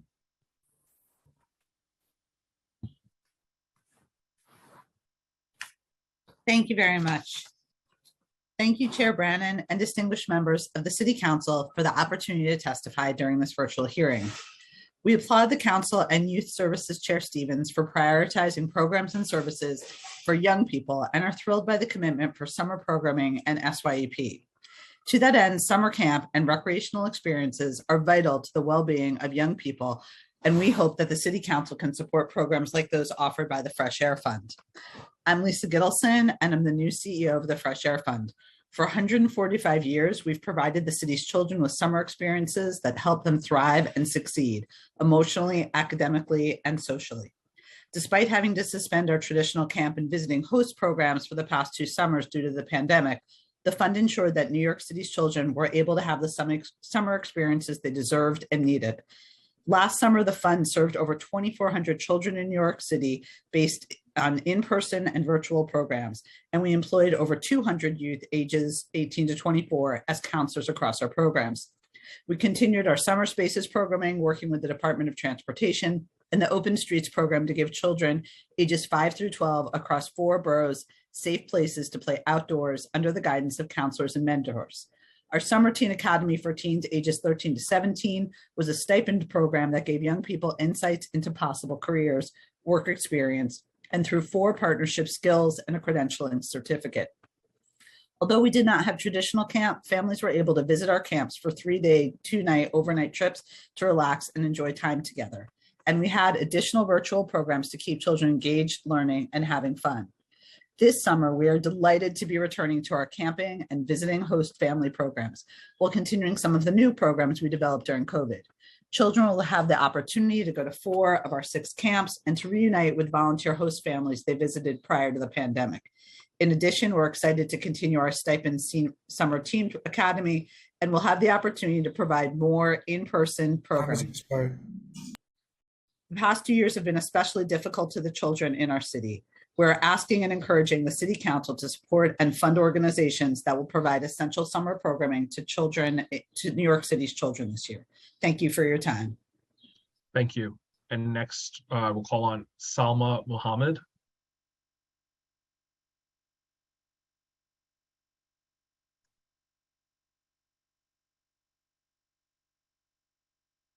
Okay, that concludes panel 55. I will now turn to panel 56. Yasura Tavares, Shannon O'Neill Fonseca, Myrna Aparicio, Aisha Urban Jones, and Yenny Sanchez. First start with Yasura Tavares.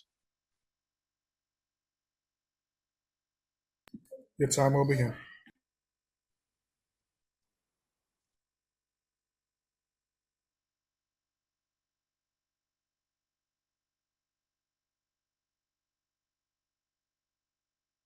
Okay, next we'll turn to and call on Shannon O'Neill Fonseca.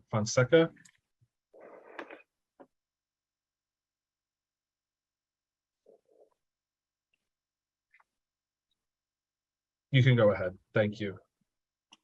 Good afternoon. Thank you for the opportunity to speak today. My name is Shannon O'Neill Fonseca. My pronouns are she and her. I'm a senior at Hunter College studying psychology, and I'm also an education organizer with the Parent Action Committee in Bronx School District 9 and with the Healing Center Schools Coalition. I have been blessed to work with and be in community with our powerful healing ambassadors and parent leaders in the Bronx and citywide. Now more than ever, it is necessary to have spaces that are trauma-informed, culturally responsive, and centered in healing. We must support initiatives where we can build community as students, parents, families, and community advocates and community members. I am here to urge the city and the New York City Department of Education to continue investing and expanding the Healing Ambassador Program, and in addition to develop a Youth Ambassador Program as well. We must invest in programs for our students that are supportive and not punitive. This includes restorative justice practices, culturally responsive and sustaining education, language access, and providing mental health services and support by hiring additional social workers and counselors to be in your schools. We are also asking for a $5 million budget for mental health continuum and a baseline $6 million budget for immigrant families and language access. Inclusivity starts here. It starts with us. And accessibility is caring, is healing, is letting our community members that no matter what they are seeing, they're supported and they're loved just for who they are. No matter our race, where we're from, the language that we speak, our gender identity, or our sexuality. We are all deserving of support, love, and care, and we will not stop until this is how every single person feels in all of our spaces. And I'm going to repeat that again. We will not stop doing this until every student, parent, family member, community member feels included, loved, and supported. Thank you once again for allowing me to speak today. Thank you, Shannon. And next, I'll call on Myrna Aparicio. Time will begin.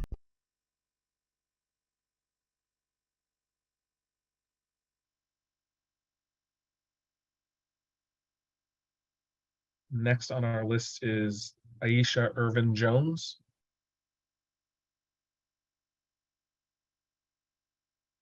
Time will begin.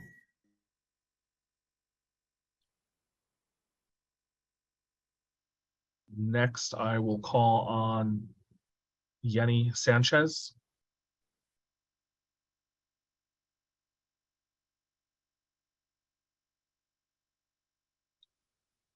Okay, that concludes panel 56. We're at panel 57, so I'm going to announce 61 through 65 because I announced up to 60.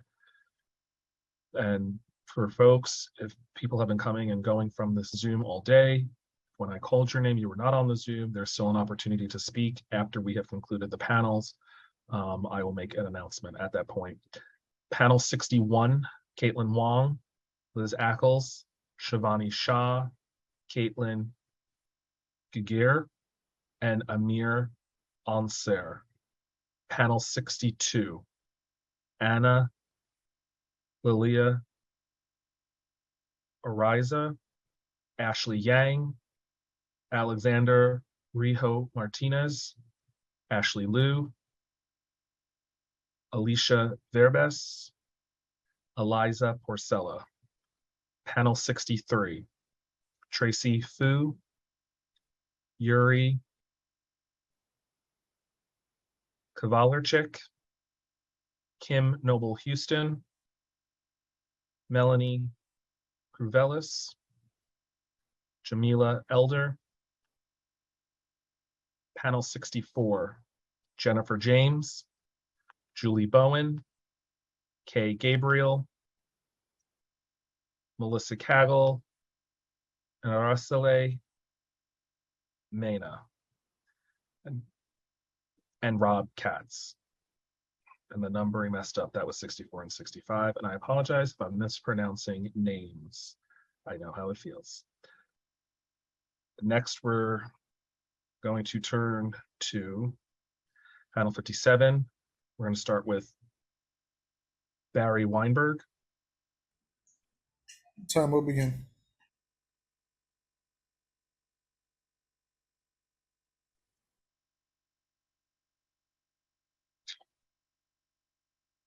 Okay, going to call on Annette Robinson. Woohoo! Thank you, Jesus. Greetings all. Don't break me, Annette. We have more to get through.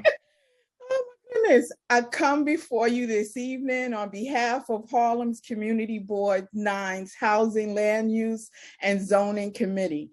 Thank you for this opportunity to share Community Board 9's budget priorities for the residents of Nycc's Manhattanville, Grant, and Audubon houses. Community Board 9's priorities are a reflection of their needs and our belief that the residents of Manhattanville, Grant, and Audubon housing deserve better and more. The priorities forwarded to OMB address the following: the privatization of Manhattanville houses. For the record, PAC's outreach to the residents has been abysmal and is lacking transparency or inclusion. CB9's acts is simple. The voices of Manhattanville residents must be heard. RAD in its present state at Manhattanville houses must be paused until its residents are given a front and center seat at the table. Under this umbrella, nor can Nycc be allowed to sell the air rights of 1450 Amsterdam Avenue, located on the grounds of Manhattanville houses. Attention must immediately be given to the deliberate understaffing of Manhattanville Houses Management Office and its maintenance workers. Our acts provide the fully functional staff required that will meet the needs of its residents and fulfill Nycc's responsibility to provide decent housing. Invest the capital. Manhattanville Houses is also in dire need of capital repairs with proper oversight. Our acts implement the repairs, invest the capital. Last but not least is our Audubon Houses, which is home to our seniors, where renovations are to begin.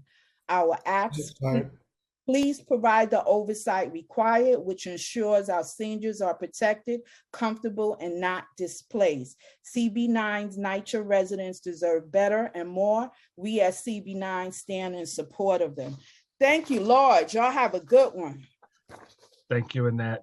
Next, we will turn to Lorraine Collins. Time will begin.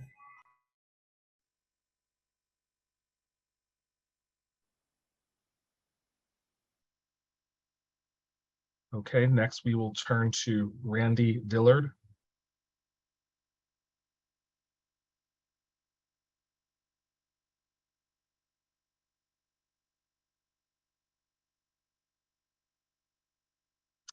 Next on the list, Uraldi Perez.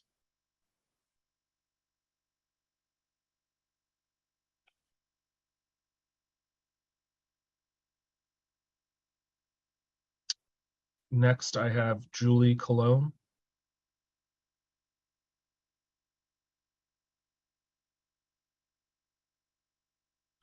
Okay, I'm now going to turn to panel 58, Darlene Jackson, Grace Ortez, Michael Perlis, Jeff Lau, Justice LeBoy. So we will start with Darlene Jackson. Time will begin. Sorry. Thank you, Chair Brandon and the Finance Committee members. My name is Darlene Jackson, and I'm a member of Freedom Agenda and the Parent Legislative Action Network. I am echoing every New Yorker who calls for City Council to reject the mayor's executive budget proposal that ignores the needs of his constituents and prioritizes a carceral system, a punitive system that continues to invest in jobs that perpetuates mass incarceration. Overall, we want to continually make the point that New York City runs the most richly funded and richly staffed jail system in the country, yet delivers the worst results. Those resources would be far better used outside of the jail system to meet people's needs and prevent interaction with the justice system, and correcting that misallocation of funds is urgent. There are other urgent opportunities in this year's budget to shift from criminalization to support and prevention. For example, New York City must stop funding nonprofits contracted through ACS, which essentially is a continuation of surveillance towards Black and Brown families and communities. We need to reallocate funding towards trauma-informed community-led solutions that address systemic racism and inequality for our communities to thrive. City Council cannot ignore the mismanagement of our taxpaying dollars and the disinvestment of our communities. I urge the City Council to shift funds out of both the Department of Corrections and the Administration for Children's Services and invest in a just transition to expand and better compensate jobs outside of the carceral and punitive system. In addition, lastly, expanding funding to public defense organizations to adequately provide a client-centered and holistic approach to effectively advocate through a reduced caseload and a deeper investment in early defense to prevent ACS filing and petition and family court that separates and destroys families and communities. Thank you for listening. Thank you for the opportunity to speak. And I hope that the Finance Committee is actually here presently and listening to the constituents and New Yorkers. And I hope that they have the political will and the political courage to do what's right, and that was easy. Thank you. Thank you. And next, I will turn to Grace Ortez. Hi, good afternoon, everybody. My name is Grace Ortez. I'm a member of Freedom Agenda. I'm also a community organizer, a reentry specialist, a peer supporter, and somebody living with complex post-traumatic stress disorder due to being a survivor of pretty intense violence. Everything I've heard today so far has really enlightened me further in understanding how the budget is absurdly misused. There's so many incredible community projects going on and passionate people waiting to be heard with such great ideas that the city should and needs to invest in. Earlier this year, a young woman died when she was pushed onto the train tracks. The transgressor that committed this murder was somebody who had been cycled through shelters and jails for many, many years. He has now been found unfit to stand trial and is being held indefinitely in a psychiatric facility. All this to say that our city continues to fund the outcome of violence rather than preventing it. This is someone who is now in a psychiatric facility after having taken a life, and he had a background of instability and not being taken care of because of his mental health needs. And that's the outcome of not investing in resources. People will die. Our city does not need more COs, correction officers. It's an absurd plan that the mayor has to, again, only invest in the outcome of violence. And trust me, people will continue to die. And I encourage people to not wait until it's them or somebody that you love. Because if you wait for that, trust me, that hearing that there's more correction officers and police officers responding to violence won't make you happy. It won't return to you your loved one. It won't undo the harm and damage that you've endured. So we need to start caring about victims before the violent transgression occurs. And that happens through supporting people with mental health needs who are in desperate need of community support. And as a reentry specialist, I know that those organizations exist and they do incredible work, and all they need is to be funded. And that is the right way to address the community violence that we're all so urgently worried about. Thank you. Thank you. And next we will call on Michael Perlis. Perwells. Time will begin.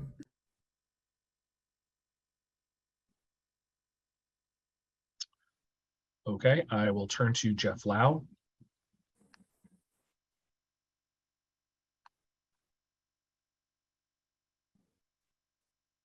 Can you hear me?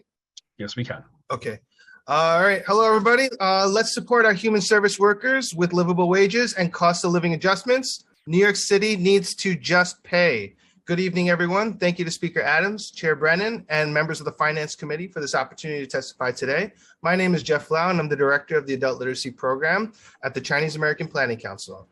We call on the city to increase the baseline funding for adult literacy programs to $13.5 million, restore the $1.7 million cut in the prelim budget, extend the adult literacy pilot initiative with $5 million, and renew the $4 million discretionary funding citywide.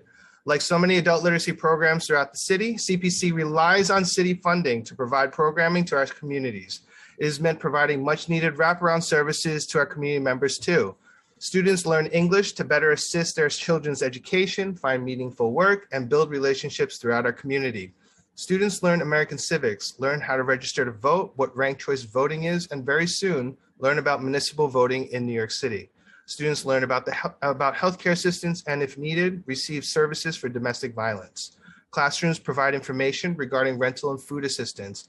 And as Asian hate crimes ravage our communities, students learn how to recognize discrimination, racism, and how to report crimes to the authorities. Through the Adult Literacy Pilot Initiative, we've been able to triple the outreach of wraparound services to our students, meaning more hours dedicated to students seeking childcare, senior care, housing, food assistance, insurance, college access, and workforce counseling. Modernizing aging technological and digital infrastructure has allowed students to access our classrooms remotely and learn digital literacy skills needed to be competitive. This is not the time to cut. Our communities are rebuilding out of this pandemic. I urge the continued funding for adult literacy programs. Schools are often the heart of the community, and adult literacy classes have stepped up.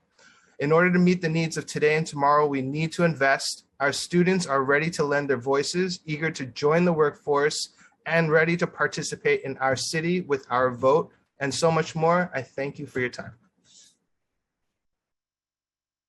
Thank you, Jeff. And next, I will call on Justice LeBoy. Hello. Thank you so much for your time, everybody. Time starts, I believe. Yeah. Okay. Yes. I'm here representing CPC Extension Project Reach. I am a community board member and was once an employee and at one point a youth participant over at Project Reach, and I'm here to speak of their graces.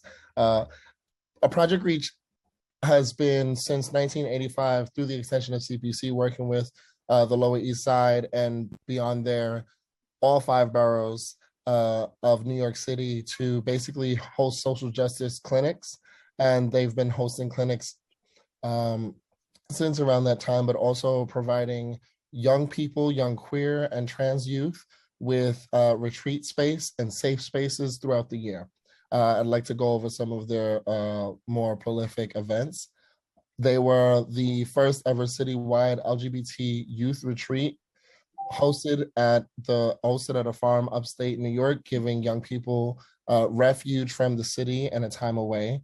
Also hosted in 2014, the first ever citywide trans youth retreat. That was in 2014.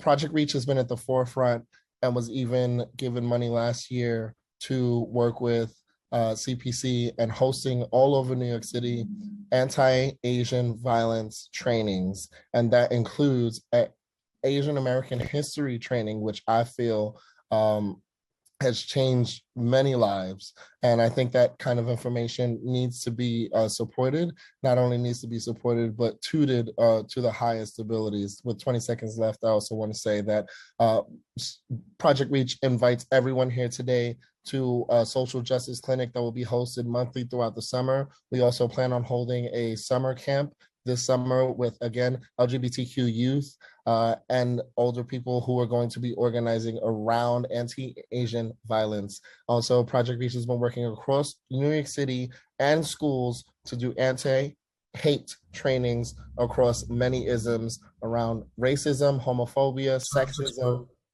Thank you so much for everyone's time. Have a great day.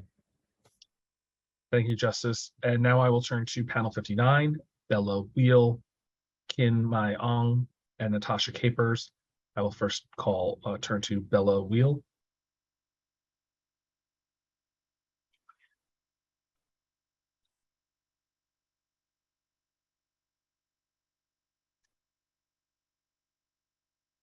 Okay, I will turn to Kin Mai Ong. Time will begin.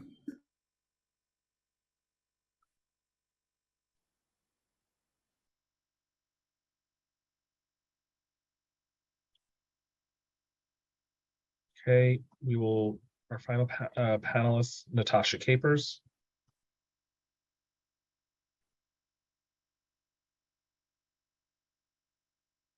Okay, I don't see those persons on. I am now going to turn to panel 60, Clementine Paulberg, Ethan Cyrus, Faith Catherine Jones, Leslie Gomez Rivera, and Smita Varghese. We will start with Clementine Paulberg. Starting time.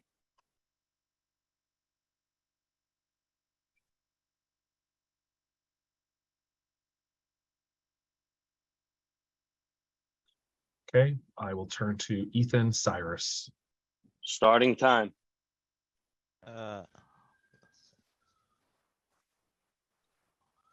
I heard you, Ethan, but I don't hear you anymore.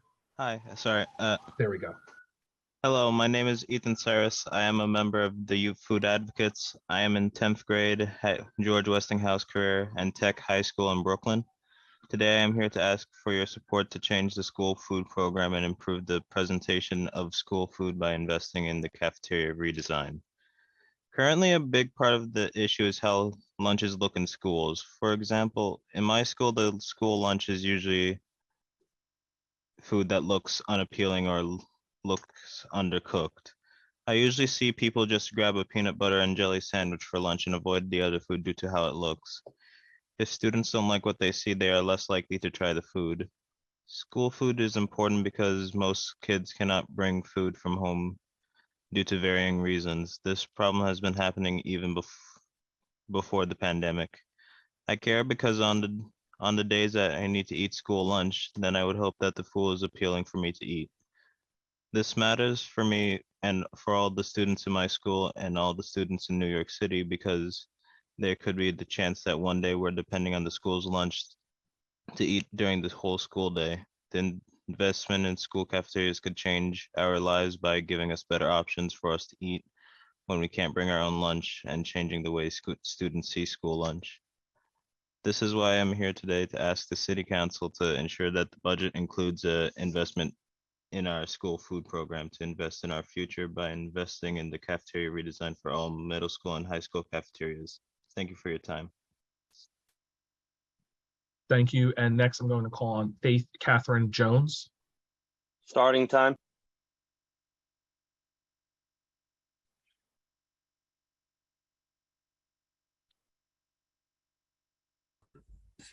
Hello, can you hear me? Yes, we can. Go ahead. Okay. Hi, my name is Faith Jones, and I am a current ninth grader at Brooklyn Technical High School and a member of Youth Food Advocates. I'm here today in support of the enhanced cafeterias in middle schools and high schools across NYC. All students deserve to have enhanced cafeterias as it allows for an important improvement when it comes to the current circumstances faced in most school cafeterias. I've seen many students' opinions that have been published online criticizing the environment of the cafeteria, with most of the criticisms being aimed at the cafeteria's design.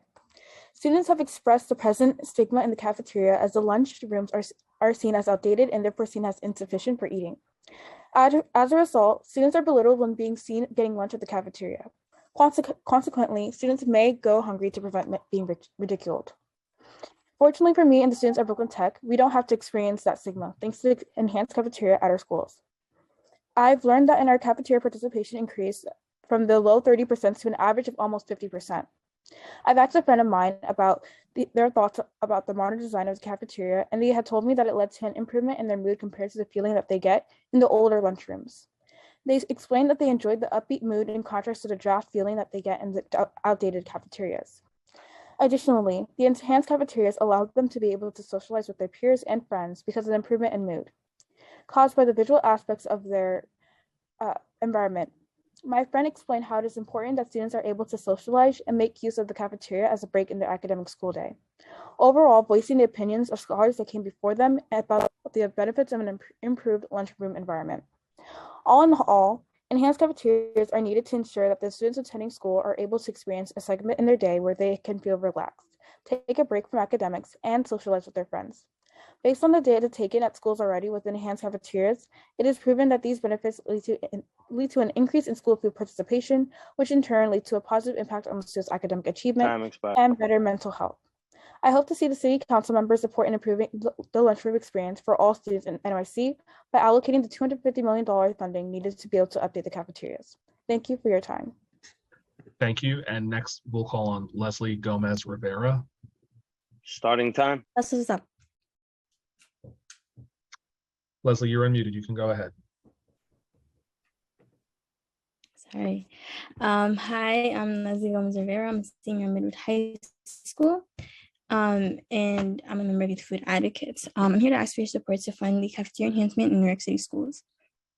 I've been a part of the New York City education system for all my life, and I've come to realize the importance of school food for growing children and for education. When my father was sick and my mother would be at the hospital with him, I had to rely on school food, and I would make sure to get to school early and get breakfast, and then make sure during my last period class to ask for permission to leave early to get lunch before they closed the kitchen. I didn't want to be another burden on my mother. This opened my eyes to the importance of school food because it was accessible to me at the time that I needed it the most. My freshman year, our cafeteria was the standard normal, and it was the long white tables that were placed next to each other, and the experience with this cafeteria environment wasn't the most pleasant because it was usually crowded and unappealing. After the cafeteria redesign, we had booths where you could sit across from your friends, and it was a much more inviting and comforting environment. There were seats for just 2 people, or big tables with individual seats. The entire cafeteria was more colorful and appealing to just sit there. With the remodeled cafeteria, the number of people eating school lunch increased dramatically at Midwood. This year, I have had several meetings with my school food manager, and because our booths and nice tables were not being used due to COVID restrictions, and now that we have our remodeled cafeteria back, she noticed that there were much more students eating school lunch once again. Midwood is a school with over 4,000 students. The updated cafeteria has had a big impact, and more students are getting the food they need. So just imagine the changes that all of you could create for all middle schools and high schools by supporting the redesigned cafeterias. More and more children would feel better about eating school lunch, and it would overall improve mood, attention, and the quality of education across the board. Thank you for your time. Thank you. And next we'll turn to Smita Varghese. Starting time.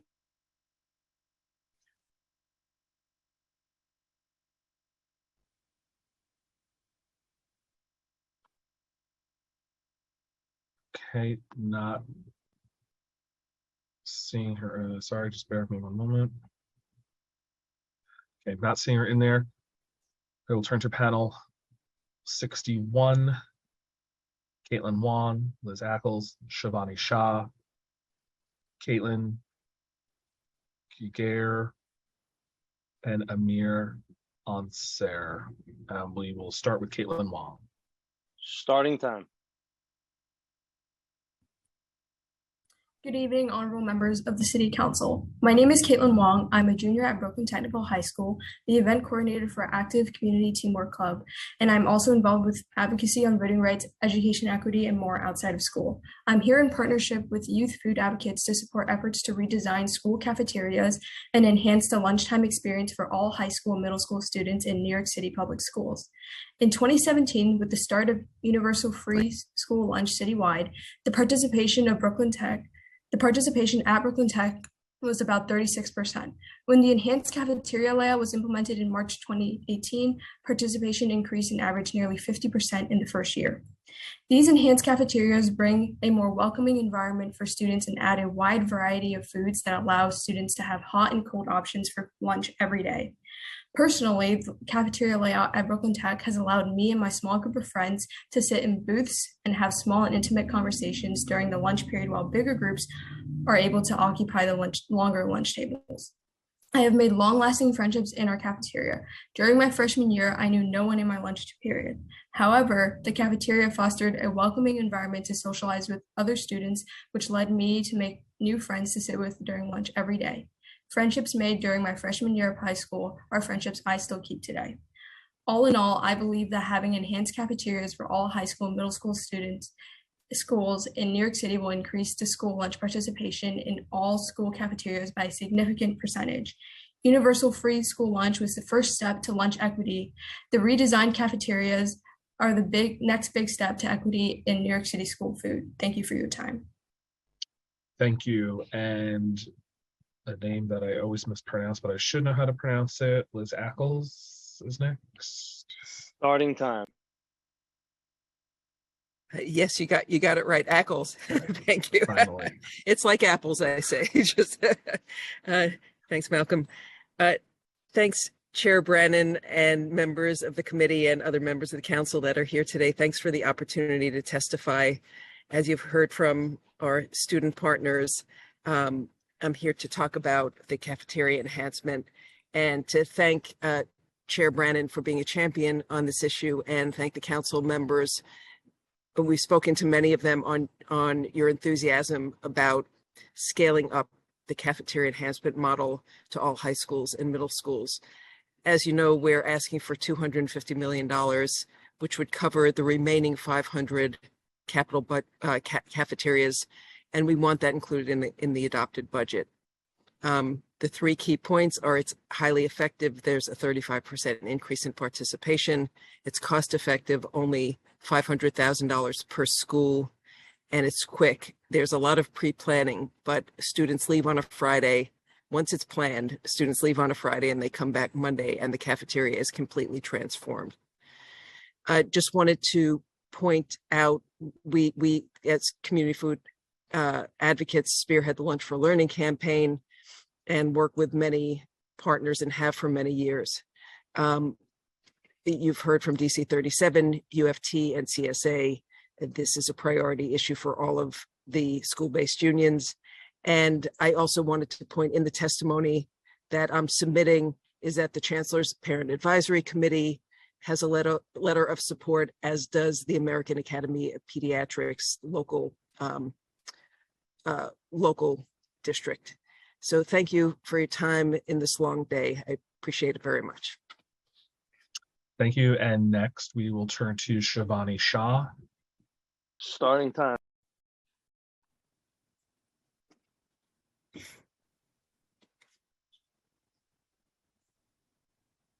Hi, I'm Shivani Shah, and I'm a junior at Stuyvesant High School, and I'm a member of the Youth Food Advocates.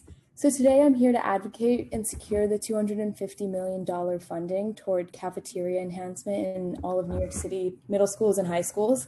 Kids and teens eat with their eyes, so the appeal of the school food matters as much as the taste. The appeal of the cafeteria matters as much as the options. So kids need fuel, but what type of fuel can they get? My school is an open campus, and many students go out to eat at the local fast food chains such as McDonald's, Shake Shack, Subway, and Chipotle. These lunch decisions might look like the choices of the students, but really based on the circumstances and opportunities, the decisions are dictated by the traditional service line, limited menu options, and lack of seating. Most students go out for lunch not because of the better taste, but because of the lack of options within the daily menu. The cafeteria does not have enough seating, forcing many students to sit on the vents that outline the cafeteria or wait until a seat opens up. Students cannot take lunch outside of the cafeteria as eating in the hallways is prohibited. This leaves students who don't appreciate a crowded and overwhelming space with no place to go other than outside. Many complaints from my peers, such as I couldn't find a table or the food doesn't look appealing, would be resolved with cafeteria enhancement. Cafeteria enhancement is crucial for my school because it would add more daily hot and cold menu options to the menu that students want to see and make the food line more appealing. And it is even more crucial for schools with lower funding to ensure equity across all our schools. Increasing lunch participation rates in middle schools and high schools helps nurture our young minds. We are the same minds that will be battling crises such as climate change, cancer, poverty, etc. in the future. Through funding the cafeteria enhancement, you are supporting our academic success, empowering the youth, and investing in our future. Thank you for your time. Thank you. And next I will call Caitlin Guerre. Starting time.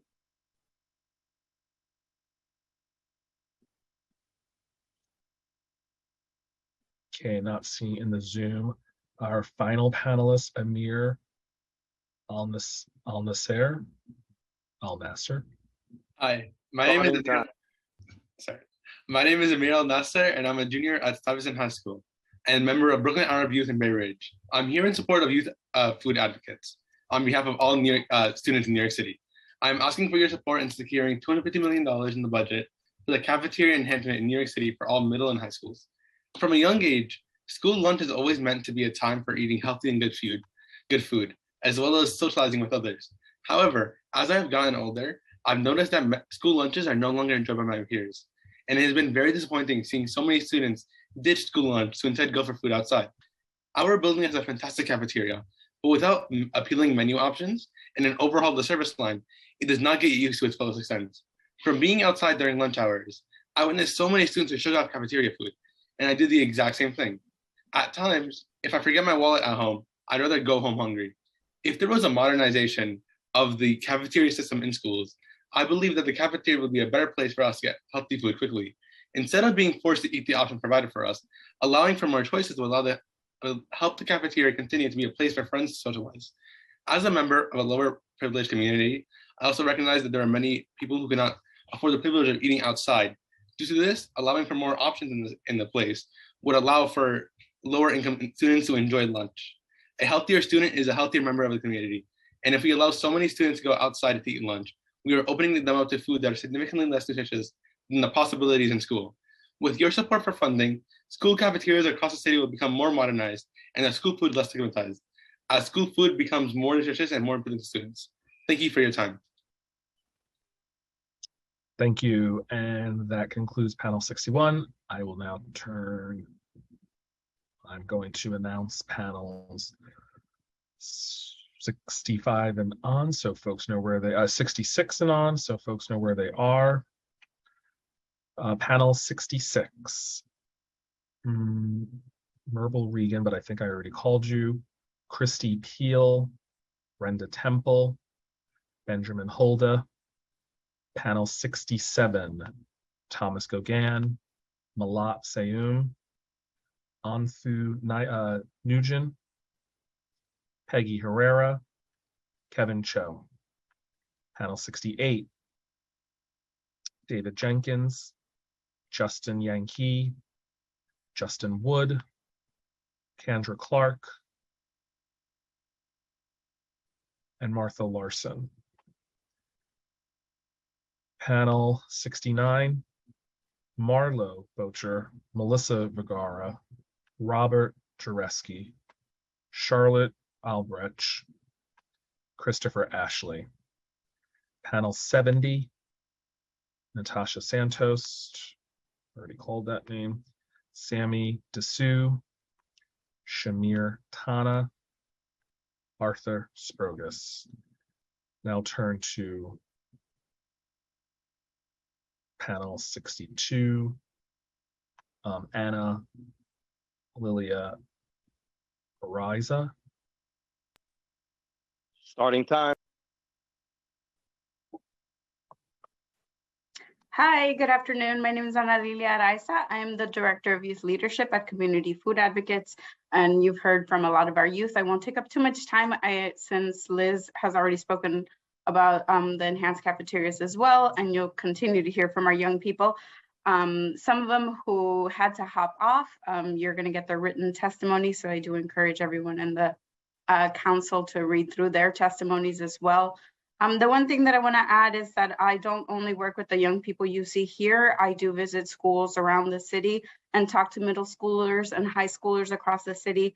And what I realize is that as much as we know that there's young people, I mean that the Office of Food and Nutrition Services is doing a lot of hard work behind the kitchen counters, our young people are not seeing that happen. They don't realize all of the work that's going into the food and all of the modernization that's been happening in the Office of Food and Nutrition. And we do want them to be able to see that as well. The cafeteria should be a student-centered space, and the enhanced cafeteria is really a way of signaling to young people all of those changes that are happening in their kitchens are coming through for them in the cafeteria space.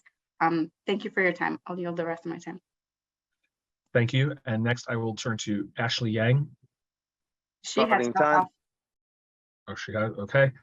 I will next go to Alexander Rijo Martinez.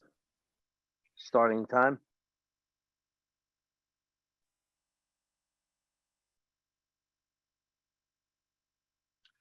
Okay, next I will turn to Ashley Liu.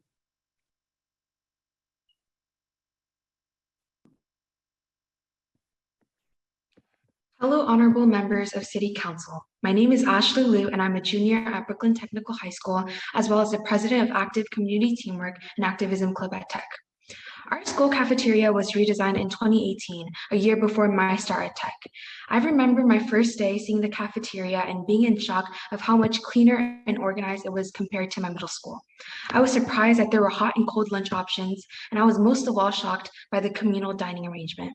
At Tech, I regularly see students racing to the cafeteria to claim a booth or round table before putting down their bags and getting school lunch. For students at Tech, lunch is a time to refuel, recharge, and catch up with friends. This is largely because of our enhanced lunchroom. Our enhanced lunchroom helps create a sense of community and helps students see school lunch in a new light. School lunch is often stigmatized, but students at Tech have a much more positive association. In preparation for this hearing, we asked students at our school about their experiences with our enhanced lunchrooms, and one student said, quote, "I've been more willing to go to the cafeteria and actually eat. I'm happy with the variety of choices the cafeteria provides." Another student said, quote, social space, regardless of if you're alone or with friends. Our enhanced lunchroom has helped increase lunch participation, and this is reflected in the data. Lunch at Tech is an integral part of student life and academic success. Good food is vital when students are at Tech for 7 or more hours a day. Lunch is absolutely necessary to ensure that my peers and I can be our best selves. Students have the right to access resources needed to succeed, including destigmatized and enjoyable school lunch. Students at Tech have greatly benefited from and enjoyed our enhanced lunchrooms, and I stand here in partnership with Youth Food Advocates to support access to enhanced lunchrooms for all students in New York City. Thank you for your time. Thank you. And next, I will call on Alicia Verbes. Starting time.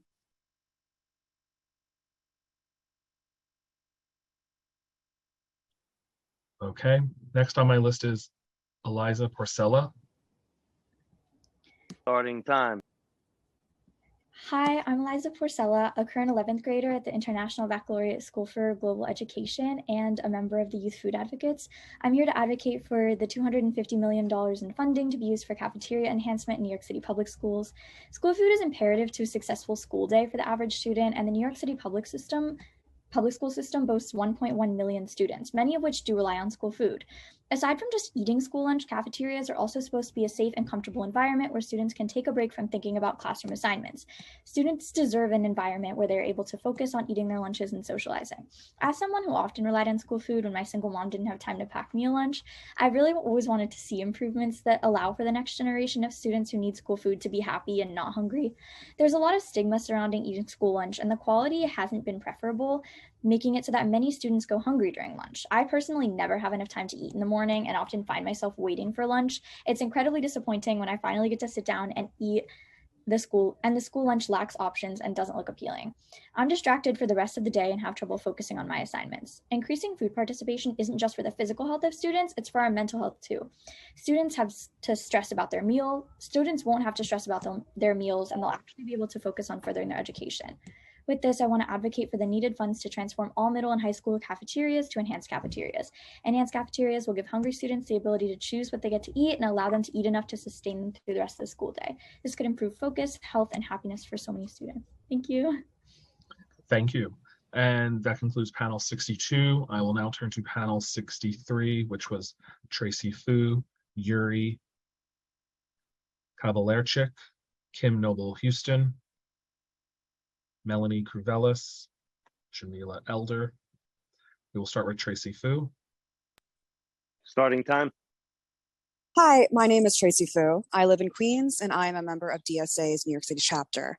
I am here to voice my opposition to Mayor Eric Adams' executive budget and to call on the City Council to pass a budget that meets the needs of all New Yorkers. 2 years into the pandemic, working class New Yorkers are in crisis. COVID cases are surging, landlords are astronomically raising rents, and families are struggling to stay in their homes. But the mayor continues to favor the wealthy and the powerful over everyday New Yorkers. His budget makes devastating cuts to vital city services like housing, healthcare, sanitation, and education, while leaving the NYPD's $10 billion budget intact. Today, I urge the City Council to fight against the mayor's program of austerity and punishment. Instead of cutting funding for housing, the council must invest $4 billion into permanent, affordable housing, including $1.5 billion for Nycc and $2.5 billion for HPD. The council must also reject Adams' cuts to our public education system by investing $122 million into CUNY and funding DOE mental health counselors and social workers, rather than filling school police vacancies. I also urge the council to act on two deadly crises facing our city: climate catastrophe and the overdose epidemic. We need $3.1 billion for the streets plan, $1.8 billion for green public schools, and $250 million for fair fares, and $10 million to expand life-saving safe consumption sites to all 5 boroughs. And finally, the City Council must reject the mayor's regressive return to law and order. I urge the City Council to reject the proposal to add hundreds of new COs for solitary confinement, a practice the UN defines as torture.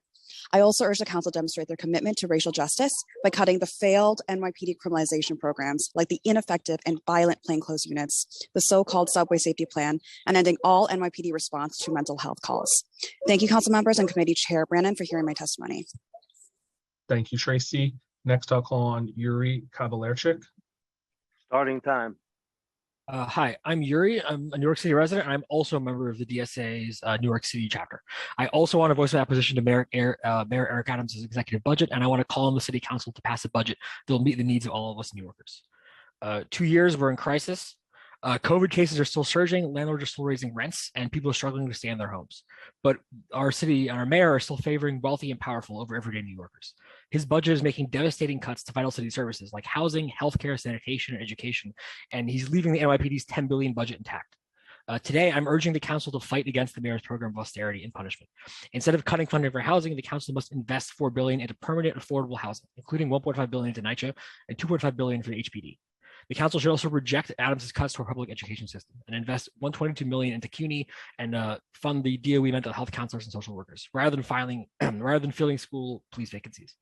Also, I urge the council to act on two deadly crises facing our city: climate catastrophe and the overdose epidemic. We need $3.1 billion for the streets plan, $1.8 billion for green public schools, $250 million for fair fares, and $10 million to expand life-saving, safe consumption sites to all 5 boroughs. And finally, the council must reject the mayor's regressive return to law and order. I urge the council to reject the proposal to add hundreds of new COs for solitary confinement, which is a practice that the UN defines as torture. I also urge the council to demonstrate their commitment to racial justice by cutting failed NYPD criminalization programs like the ineffective and violent plainclothes units, the so-called subway safety plan, and also I want them to end all NYPD responses to mental health calls. Thank you, council members and committee chair Brennan, for hearing my testimony. Thank you. And next we'll turn to Kim Noble Houston. Starting time.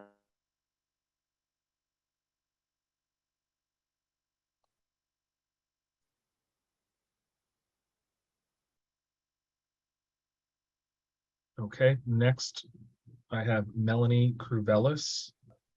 Starting time.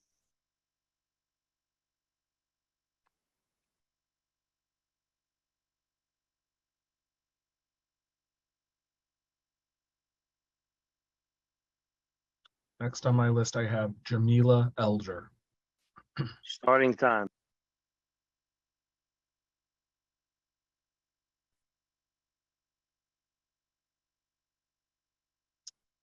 Okay, that concludes panel 63. I'm going to turn to panel 64. Jennifer James, Julie Bowen, Kay Gabriel, Melissa Cagle, and Araceli Mena. I will start with Jennifer James. Starting time. Hello, my name is Jennifer James. I am a substitute teacher at New York City Schools, and I'm also a member of the DSA. I'm here to voice my opposition to Mayor Eric Adams' executive budget and call on the City Council to pass a budget that meets the needs of all New Yorkers. 2 years into the pandemic, working class New Yorkers are in crisis. COVID cases are surging. I see it every day in my classrooms. As a substitute teacher, I'm the one filling in when teachers are out. Families are struggling. I see it in the students. The students are struggling. But the mayor continues to favor the wealthy and powerful over everyday New Yorkers. His budget makes devastating cuts to vital city services like housing, healthcare, sanitation, education, and while leaving the NYPD's $10 billion budget intact. Like others DSA members before me, I urge the City Council to fight against the mayor's program of austerity and punishment. Instead of cutting funding for housing, the City Council must invest $4 billion into permanent affordable housing, including $1.5 billion for Nycc and $2.5 billion for HPD. The council must also reject Adams' cuts to our public education system by investing $122 million into CUNY and funding the DOE mental health counselors and social workers rather than filling school police vacancies. I also urge the council to act on two deadly crises facing our city: climate catastrophe and the overdose epidemic. We need $3.1 billion for the streets plan and $1.8 billion for green public schools, $2,500 million for fair fares, and $10 million to expand life-saving safe consumption sites to all 3 boroughs. Thank you. And next we will turn to Julie Bowen. Starting time.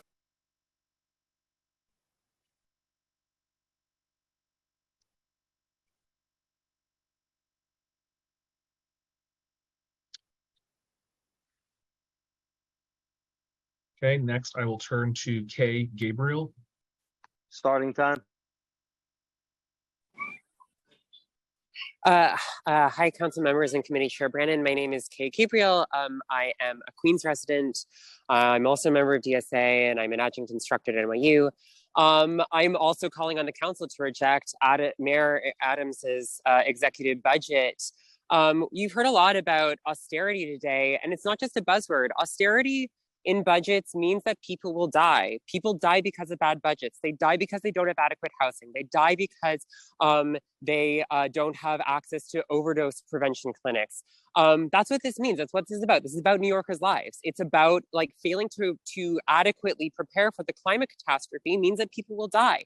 So when we say, please reject this awful budget that slashes desperately needed programs, it's not abstract and it's not just moralistic. It's because it's because New Yorkers deserve a budget that meets our needs. So I just want to echo everything that my comrades and neighbors have said. I want to echo things that people have said all day, desperately asking for the city council to demonstrate principle and pass a budget that meets New Yorkers' needs. I want to especially ask the council to reject Mayor Adams's proposal to increase corrections officers to staff solitary confinement units, which solitary confinement, which the UN defines as torture. We need a budget that actually meets our needs. And I want to say thank you for hearing my testimony. Thank you. And next we will turn to Melissa Cagle. Starting time. Melissa Cagle. I'm a New York City resident. I'm also a member of DSA's New York City chapter, and I'm a 20+ year educator. I'm here to voice my opposition to Mayor Eric Adams' executive budget and to call on the City Council to pass a budget that meets the needs of all New Yorkers. This budget gives the most money to the people and entities that need it the least. 2 years into the pandemic, working class New Yorkers are in crisis, COVID-19 cases are surging, landlords are raising rents and families are struggling to stay in their homes, but the mayor continues to favor the wealthy and powerful over everyday New Yorkers. His budget makes devastating cuts to vital city services like housing, healthcare, sanitation, education, while leaving the NYPD's $10 billion total budget intact. I urge the council to fight against the mayor's program of austerity and punishment. Instead of cutting funding for housing, the council must invest $4 billion into permanent affordable housing, including $1.5 billion for Nycc and $2.5 billion for HPD. The council must also reject Adams' cuts to our public education system. You should invest $122 million into CUNY and fund DOE mental health counselors and social workers rather than filling expensive school police vacancies. Finally, the council must reject the mayor's regressive return to law and order. I urge the council to reject the proposal to add hundreds of new COs for solitary confinement. This is a practice the UN defines as torture. We absolutely cannot set ourselves up to go back to such barbaric practices through a hiring practice like that. I also urge the council to demonstrate their commitment to racial justice by cutting failed NYPD criminalization programs like the ineffective and violent plainclothes units, the so-called subway safety plan, and ending NYPD response to mental health calls. Thank you, council members, Committee Chair Brannon, for hearing my testimony. Please reject this horrific budget. Thank you. And next I will call Sally Mena. Starting time.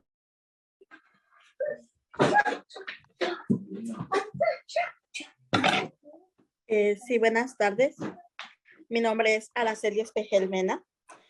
Soy madre de 4 niños de 13, 10, 7 y 5 años.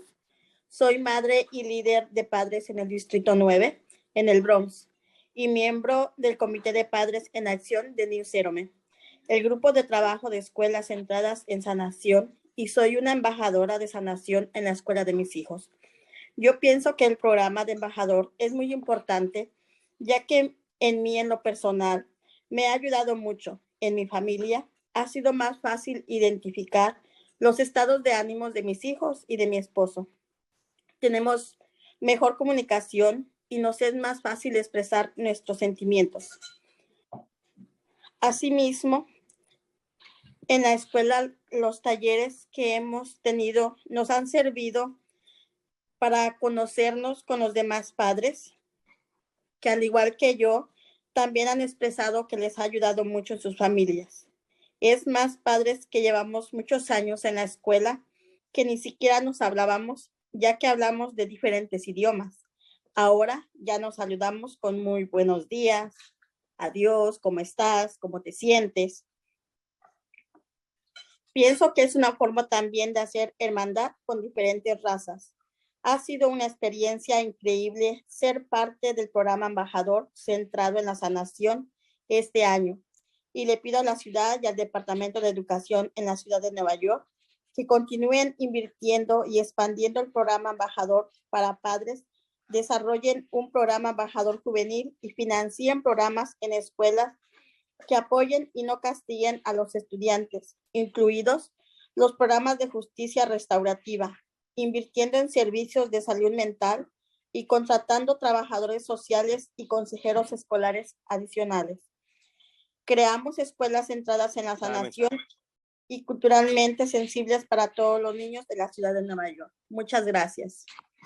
Stephen, we didn't know she was going to need translation services. Could you ask her, we'll go ahead and unmute you. Hold on. Sorry. Could you ask her to start again, and if you can provide, and just let her know that that's what's happening, please? Hola, ¿me puedes escuchar? Sí. Sí, sí puedes comenzar de nuevo porque no tuvimos suficiente notificación que iba a hablar al español para prepararnos para la traducción. Entonces, si empiezas de nuevo y me des una oración a la vez, así puedo traducir y después sigue hablando, por favor. Gracias. Sí, perfecto. Buenas tardes, mi nombre es Araceli Espejel Mena. Soy madre Good de afternoon. 4 hijos. Good afternoon. My name is Araceli Espejel Mena. I am a mother. Cambio. Soy madre de 4 niños. Of 4 kids. Soy madre y líder de padres en el Distrito 9 del Bronx. I am a leader and parent of leader for parents in the District 9 in the Bronx. Cambio. Y miembros del Comité de Padres en Acción de New Settlement. And parent leader for the Community of Action for New Settlement. Cambio. El grupo de trabajo de escuelas centradas en la sanación y soy una embajadora de sanación en la escuela de mis hijos. I am an ambassador for healing in the school of my kids, and I work in a group for healing. Cambio. Yo pienso que el programa de embajador es muy importante, ya que a mí en lo personal me ha ayudado mucho. I think the ambassador program is very important because for me personally, it has helped me a lot. Cambio. En mi familia ha sido más fácil identificar los estados de ánimos de mis hijos y mi esposo. In my family, it's helped us easier to identify the mood that my kids and my husband are going through. Cambio. Tenemos mucha mejor comunicación y nos es más fácil expresar nuestros sentimientos. We have better communication and can express our feelings a lot easier. Cambio. Y nuestros estados de ánimo. And the mood that we are feeling. En la escuela, los talleres que hemos tenido nos han servido también para conocernos. The workshops and the schools that we have gone to have also helped us to get to know ourselves. Cambio. Ya que los demás padres, al igual que yo, han expresado que les ayuda mucho en sus familias. Just like the other parents have expressed that it has helped them also with their own families. Cambio. Es más, padres que llevamos de conocernos de simple vista muchos años en la escuela. Furthermore, parents that have gotten to know each other just by sight, by seeing each other at the schools, cambio. Que ni siquiera nos hablábamos. Ahora ya que hablamos diferentes idiomas. That before did not speak to each other, considering that we spoke different languages, cambio. Ahora ya nos saludamos con un muy buenos días, adiós, ¿cómo estás? ¿Cómo te sientes? Now we greet each other and we help each other with telling us have a good day, how are you feeling, how has everything been, good morning, good evening, good afternoon, cambio. Pienso que es una forma también de hacer hermandad con diferentes razas. I think it's also a way for creating like a brotherly unity within other races and ethnicities. Ha sido una experiencia increíble ser parte del programa Embajador centrado en la sanación. It's been an incredible experience being part of this ambassador program concentrating in healing. En este año, y le pido a la ciudad y al Departamento de Educación de la ciudad de Nueva York. And I ask the city, as well as the DOE of the city of New York, cambio, que continúen invirtiendo y expandiendo el programa de embajador para padres. for this year to continue the investment and expanding it, this program, the ambassador program for parents. Que desarrollen un programa embajador juvenil. To develop an ambassador, a youth ambassador program. Que financien programas en escuelas que apoyen y no castiguen. Time expired. To finance programs that support and don't punish the students within the schools. Cambio. Se ha acabado el tiempo. Gracias. Thank you. Thank you, and thank you, Stephen. Appreciate it. Muchas gracias. That concludes panel 64. I'm now going to turn to, oh, there's one more person. I apologize. Rob Katz. Starting time. Hello, and thank you for having me. My name is Rob Katz. I'm a member of the New York City Democratic Socialists of America and a member of Ridgewood Tenants Union. I'm here to voice my opposition to Mayor Eric Adams' executive budget and to call on the City Council to pass a budget that invests in all New Yorkers. The budget makes devastating cuts to vital city services that working class New Yorkers use every day. That's housing, that's our healthcare, sanitation, our parks department, and education, while still stuffing $10 billion a year into the NYPD. And it's needless to say that the communities hit the hardest by COVID-19, largely communities of color, are the ones who need those defunded services the most. Today, I urge the council respectfully to fight against the mayor's program of austerity and punishment and instead chart a brave path forward for the rest of the country. Instead of cutting funding for housing, investing $4 billion into permanent affordable housing.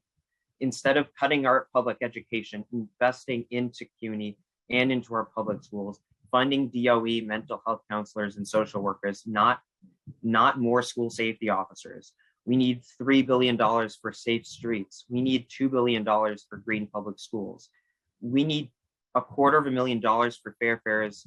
We need to expand safe consumption sites across the city, and we need to get 1% of the budget to our parks department at least. So I'm also demanding forcefully that the council rejects the mayor's return to law and order demagoguery, reject the proposal to add hundreds of new corrections officers for solitary, cut vice, cut the SRG, make transformative investments in all of New York City's well-being, and that is what will make our community safe. Thank you, council members and committee chair Brandon, for hearing my testimony.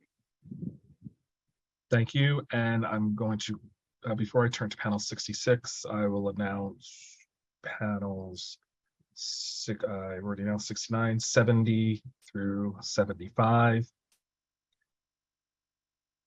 Panel 70, Natasha Santos, Peggy Herrera, Sammy Disu, Shamir Tana, and Arthur Sprogis.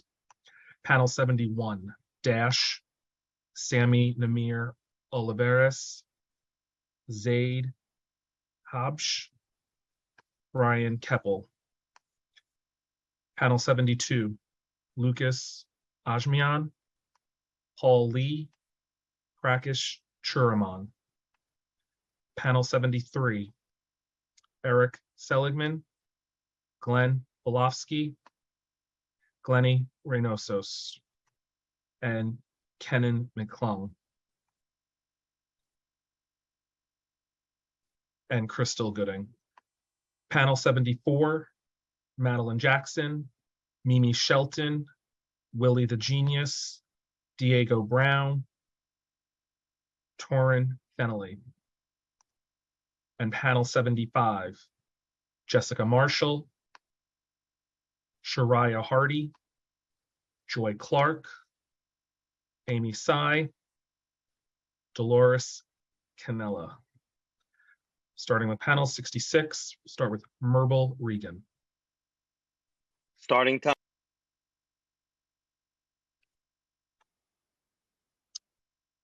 Sorry, that's a duplicate. Merble already testified on panel 22. Next, we are calling on Christy Peel. Starting time. Good afternoon. Christy actually had to step away, so I'm going to be speaking in her place. My name is Kevin Wolf, and I'm the Senior Government Affairs Manager at the Center for New York City Neighborhoods. And we are one of the largest homeowner service organizations in New York City. We're here today because we have two very important issues that we wanted to address at this hearing. The first is that we want to restore existing affordable homeownership funding that has been cut out of the mayor's executive budget. And then the second is that we'd like to implore the council to continue its longtime support of my organization's homeowner service efforts. The COVID-19 crisis actually continues to destabilize thousands of New York City homeowners, and foreclosure is still a major threat. 2 years after the start of the COVID-19 pandemic, mortgage delinquency rates actually dwarf those that were seen at the height of the 2008 financial crisis. 80% of the homeowners that we serve are Black and Brown. And Black and Brown communities are among the hardest hit by the pandemic. And we actually see they're also most vulnerable to loss of income, which precipitates the loss of a home. So we must fight and preserve affordable homeownership at a time in the city where the racial wealth gap and income inequality have actually increased over the past decade. So we're asking the city council to call on the mayor to restore critical funding for foreclosure prevention, for climate resiliency, and for home repair. And in addition, we'd like for the city council to fully fund the center's budget request in order to make sure that homeowners can keep their homes and make their homes green, safe for them and their families and their tenants. We have three programs that we provide as our flagship that conduct outreach as well as home repair that the city council funds directly. Our homeowner hub, which serves 3,000 homeowners annually. Our homeowner help desk, which meets homeowners directly in their communities. And finally, our home fix home repair program that provides low interest to no interest loans to homeowners. So once again, we're asking you to fully fund affordable homeownership in New York City. And thank you very much for your time. Thank you. And next I will call Brenda Temple. Starting time.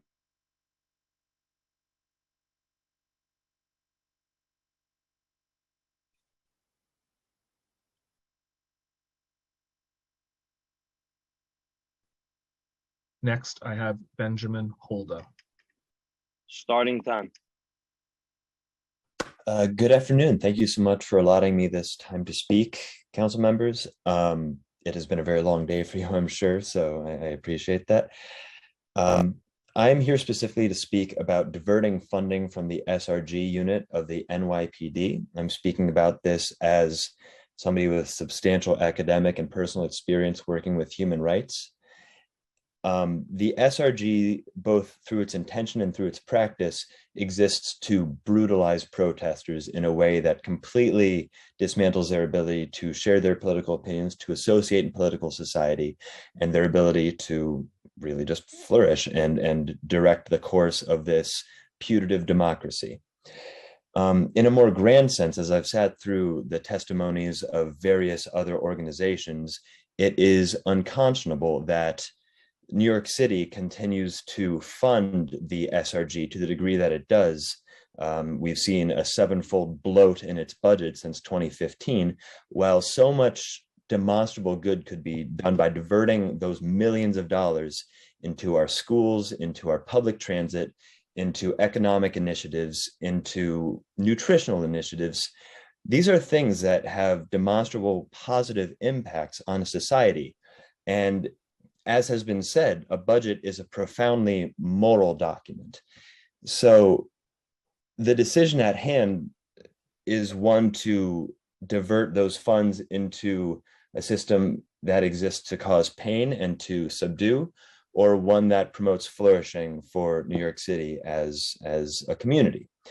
And I hope you will make the choice to divert that funding and fight against Mayor Adams' budget. So thank you so much. Thank you. And next we'll turn to Thomas Gogan. Starting time.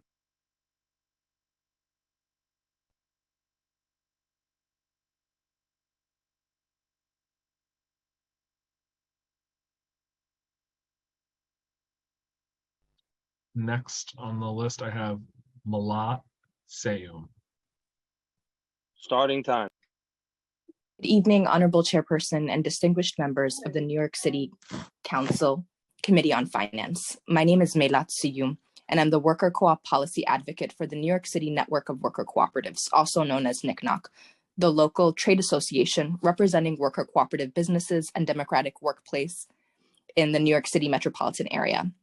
I am here alongside my colleagues from the Democracy at Work Institute and the Nycc Advocacy Council members, representing 9 other organizations that make up the Worker Cooperative Business Development Initiative, asking New York City Council members to continue supporting the expansion of worker ownership in next year's budget and firmly into the future.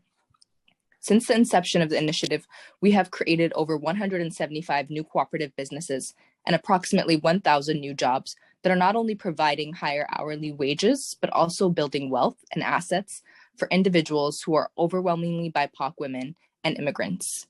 We have seen firsthand how the initiative has served to bolster our sector, strengthening existing cooperative businesses and creating new ones, which are overwhelmingly immigrant and women-owned.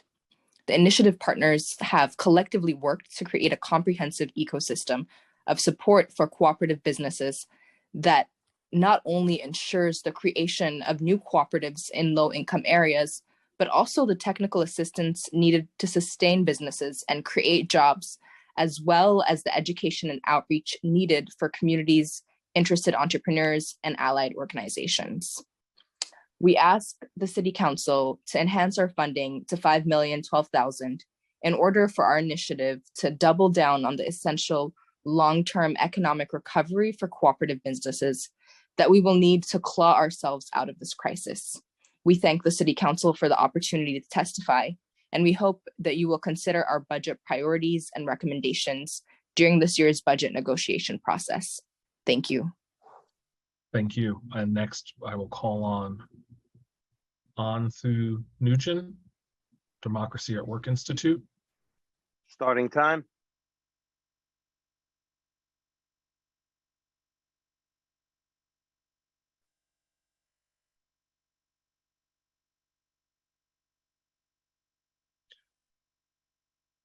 Next, I will call on Peggy Herrera. Starting time.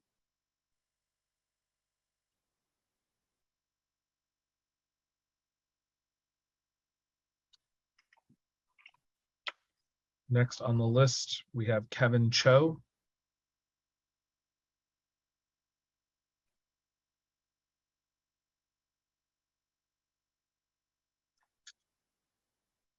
Okay, that concludes panel 67. Next, I will call panel 68, David Jenkins, Justin Yankee, Justin Wood, Kendra Clark, Martha Larson.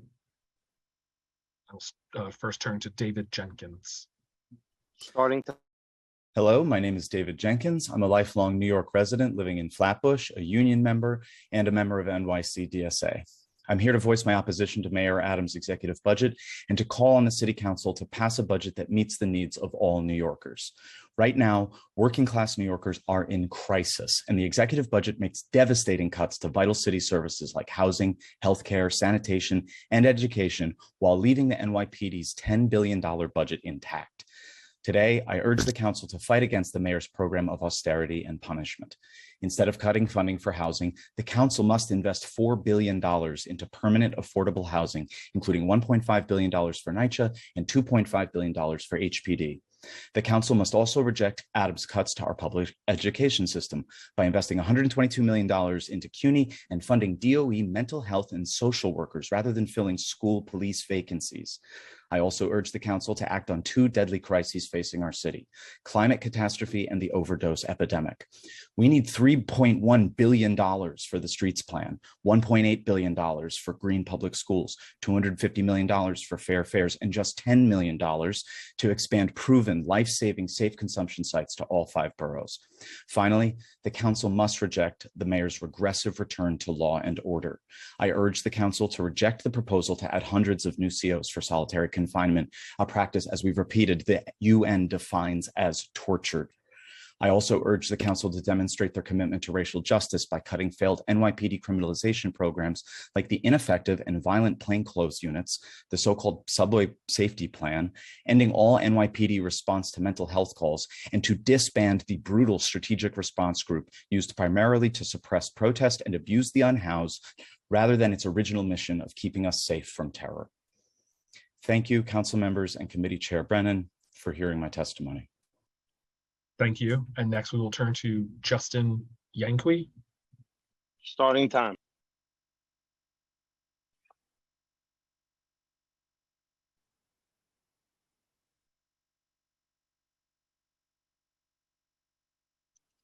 Next we have Justin Wood. Starting time.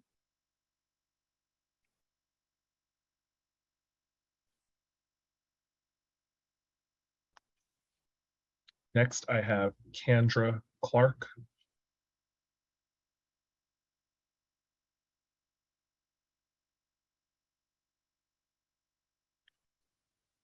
Next I have Martha Larson.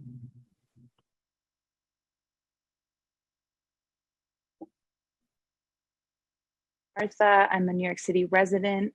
I'm a member of DSA. I'm a city worker, and I'm a social worker in the public hospital system. So I'm also here to speak out against this austerity budget that keeps the astronomical NYPD budget while cutting vital city services. As a public hospital social worker, I keep having patients come in my office every day that are losing their housing or at risk of losing their housing. And it is a crisis and it's unacceptable. We can't just keep putting these people in shelters. It's just not acceptable. So we really need an investment in affordable housing and to adequately fund the public hospital system. The idea of cutting any funds from the public hospital system during a pandemic is unacceptable. I see cops everywhere I look in the city at this moment. They're on the subway everywhere. This is not what keeps us safe. We need investment in the things that actually keep us safe, like everybody having a safe home, having fully funded schools, hospitals, etc. So I want you to, just urge you to vote against this austerity budget. Thank you so much. Thank you. And next I will turn to Marlo Bocher. Hi, my name is Marlo Bocher. I am a New York City resident, attorney, member of DSA, and proud graduate of CUNY School of Law. I am also here to speak against Mayor Adams' austerity budget. It's simply unconscionable to be adding more COs to solitary confinement. I have worked with victims of torture as a part of CUNY School of Law's legal clinic, and I can tell you that there is a reason the UN declares that solitary confinement is torture. Moreover, just generally, at a time when so many New Yorkers are struggling to stay in their homes, to have proper access to healthcare, to simply maintain the NYPD's budget while sacrificing all of that is terrible. A budget is an important thing. This is people's lives that this city council holds in balance, and I urge the council to do the right thing. Thank you. Thank you. And next I will call on Melissa Vergara. Starting time.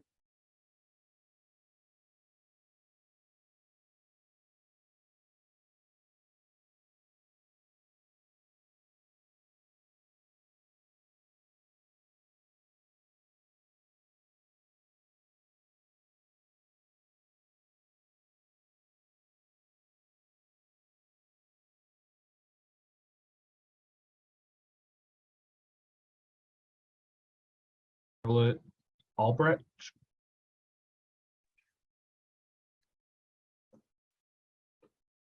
Malcolm, can you repeat that? You were cut off. Charlotte Albrecht.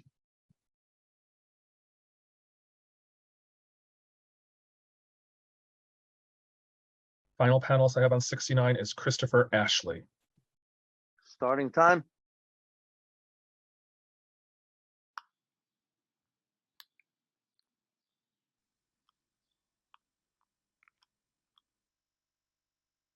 Okay, I will now turn to panel 70.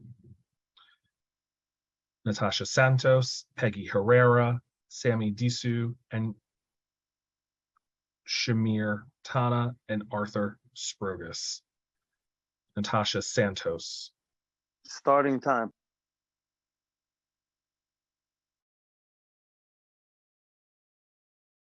Peggy Herrera.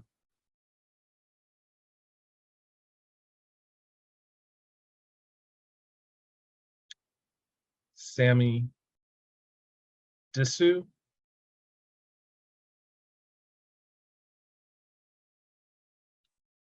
Shamir Tana.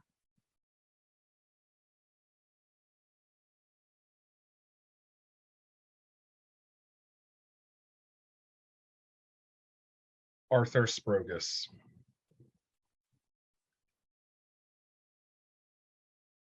Okay, I am next going to call panel 71, Sash, Sammy Namir Oliveras, Zaid Hopsh, Brian Keppel. First start with Dash.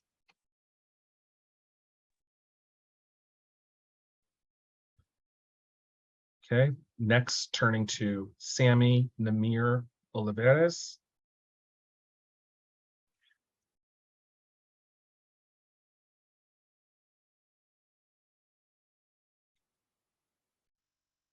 Next on the list is Zaid Hopsh.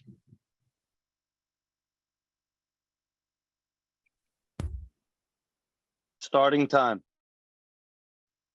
Hi, I'm Zaid, and I'm a Brooklyn resident and a member of DSA's NYC chapter, as well as a Hunter College graduate and John Jay College staff member. I'm here to call on the City Council to pass a budget that meets the needs of all New Yorkers. 2 years into the pandemic, working class New Yorkers are in crisis. COVID cases are surging, landlords are raising rents, and families struggle to stay in their homes. This budget makes it clear that the wealthy and powerful are favored over everyday New Yorkers. This budget makes devastating cuts to vital city services like housing, healthcare, sanitation, and education, while leaving the NYPD's $10 billion budget intact. Today, I urge the council to fight against the mayor's program of austerity and punishment. Instead of cutting funding for housing, the council must invest $4 billion into permanent affordable housing, including $1.5 billion for Nycc and $2.5 billion for HPD. The council must also reject Adams's cuts to our public education system by investing $122 million into CUNY and funding DOE mental health counselors and social workers rather than filling school police vacancies. I also urge the council to act on two deadly crises facing our city: climate catastrophe and the overdose epidemic. We need $3.1 billion for the streets plan, $1.8 billion for green public schools, $250 million for fair fares, and $10 million to expand life-saving safe consumption sites.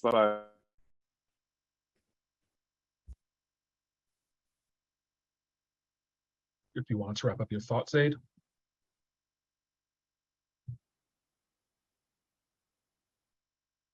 Okay, going to turn to Brian Keppel. Starting time.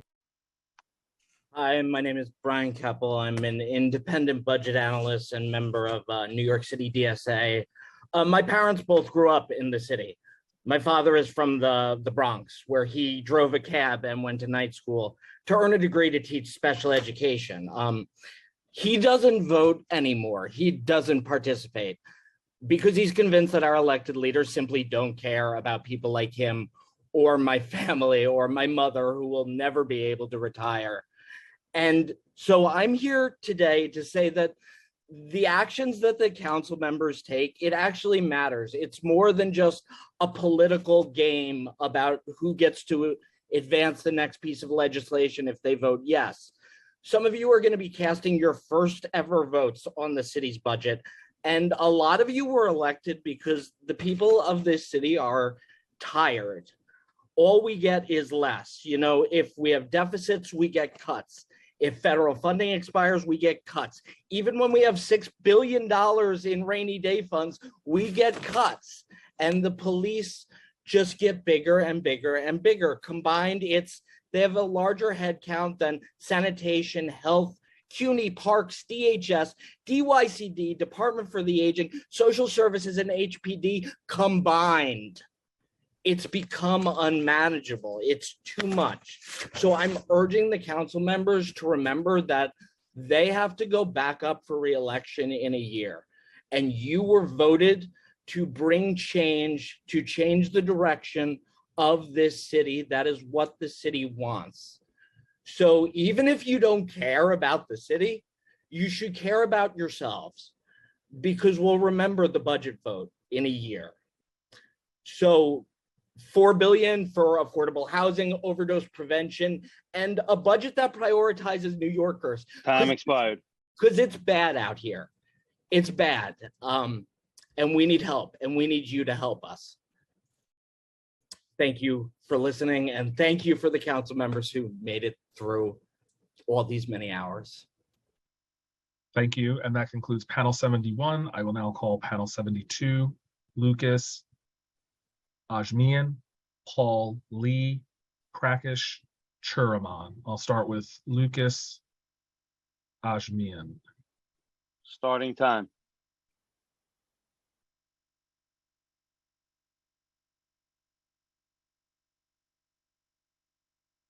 I'll next turn to Paul Lee.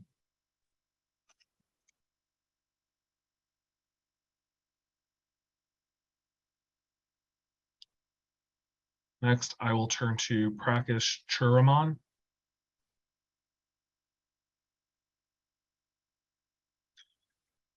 Okay, before I turn to panel 73, I will announce panels 76 through 80. Panel 76, Jazzy Rivera, Judith Bautista, Naomi Williams, Nikki Mia Brownfield, Siromani Babulal, and Donna Bonilla.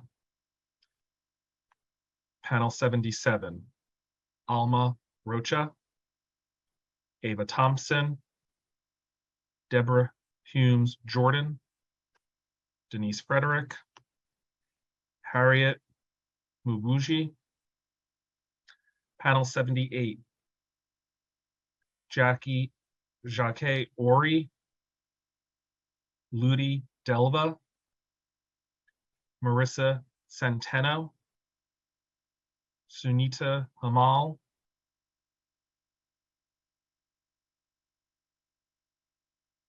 Daniela Contreras. Panel 79, Visnaja Vujika, Robert Jareski,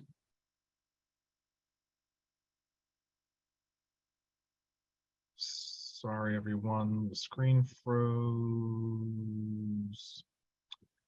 Carol Verdi, Dave Talavin.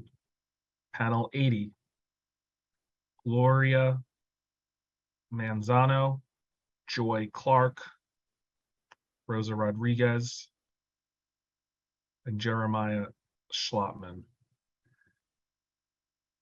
First turn to panel 73, Eric Seligman, Glenn Volofsky, Glennie Reynosos, Keenan McClung, Crystal Gooding. We'll first turn to Eric Seligman.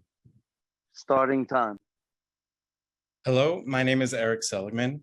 I'm an economics professor at CUNY's John Jay College of Criminal Justice and a New York City resident and a member of DSA's NYC chapter. I'm here to voice my opposition to Mayor Eric Adams' executive budget and to call on the City Council to pass a budget that meets the needs of all New Yorkers. 2 years into the pandemic, working class New Yorkers are in crisis. COVID-19 cases are surging, landlords are raising rents, and families struggle to stay in their homes. But the mayor continues to favor the wealthy and powerful over everyday New Yorkers. His budget makes devastating cuts to vital city services like housing, healthcare, sanitation, and education, while leaving the NYPD's $10 billion budget intact. Today, I urge the council to fight against the mayor's program of austerity and punishment. Instead of cutting funding for housing, the council must invest $4 billion into permanent affordable housing, including $1.5 billion for Nycc and $2.5 billion for HPD. The council must also reject Adams' cuts to our public education system by investing $122 million into CUNY and funding DOE mental health counselors and social workers, rather than filling school police vacancies.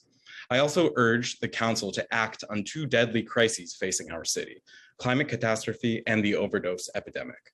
We need $3.1 billion for the streets plan, $1.8 billion for green public schools, $250 million for fair fares, and $10 million to expand life-saving safe consumption sites to all 5 boroughs.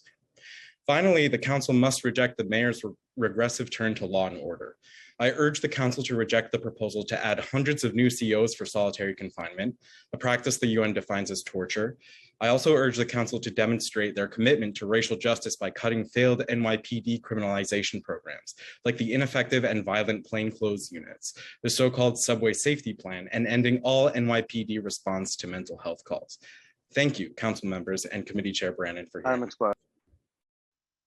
Thank you. Thank you.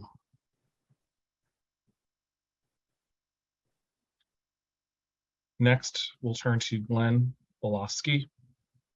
Starting time.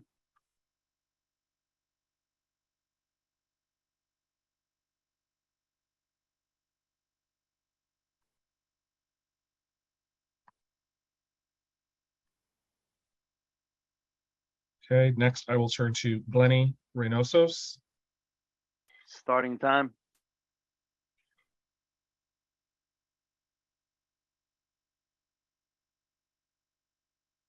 Next, I will call Keenan McClung.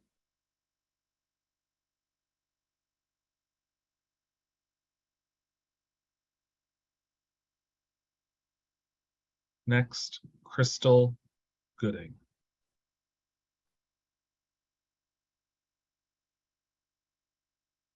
Okay, I'm now going to turn to panel 74, Madeline Jackson, Mimi Shelton, Lily the Genius, Diego Brown, Torrin Fenley. I will first call on Madeline Jackson. Starting time.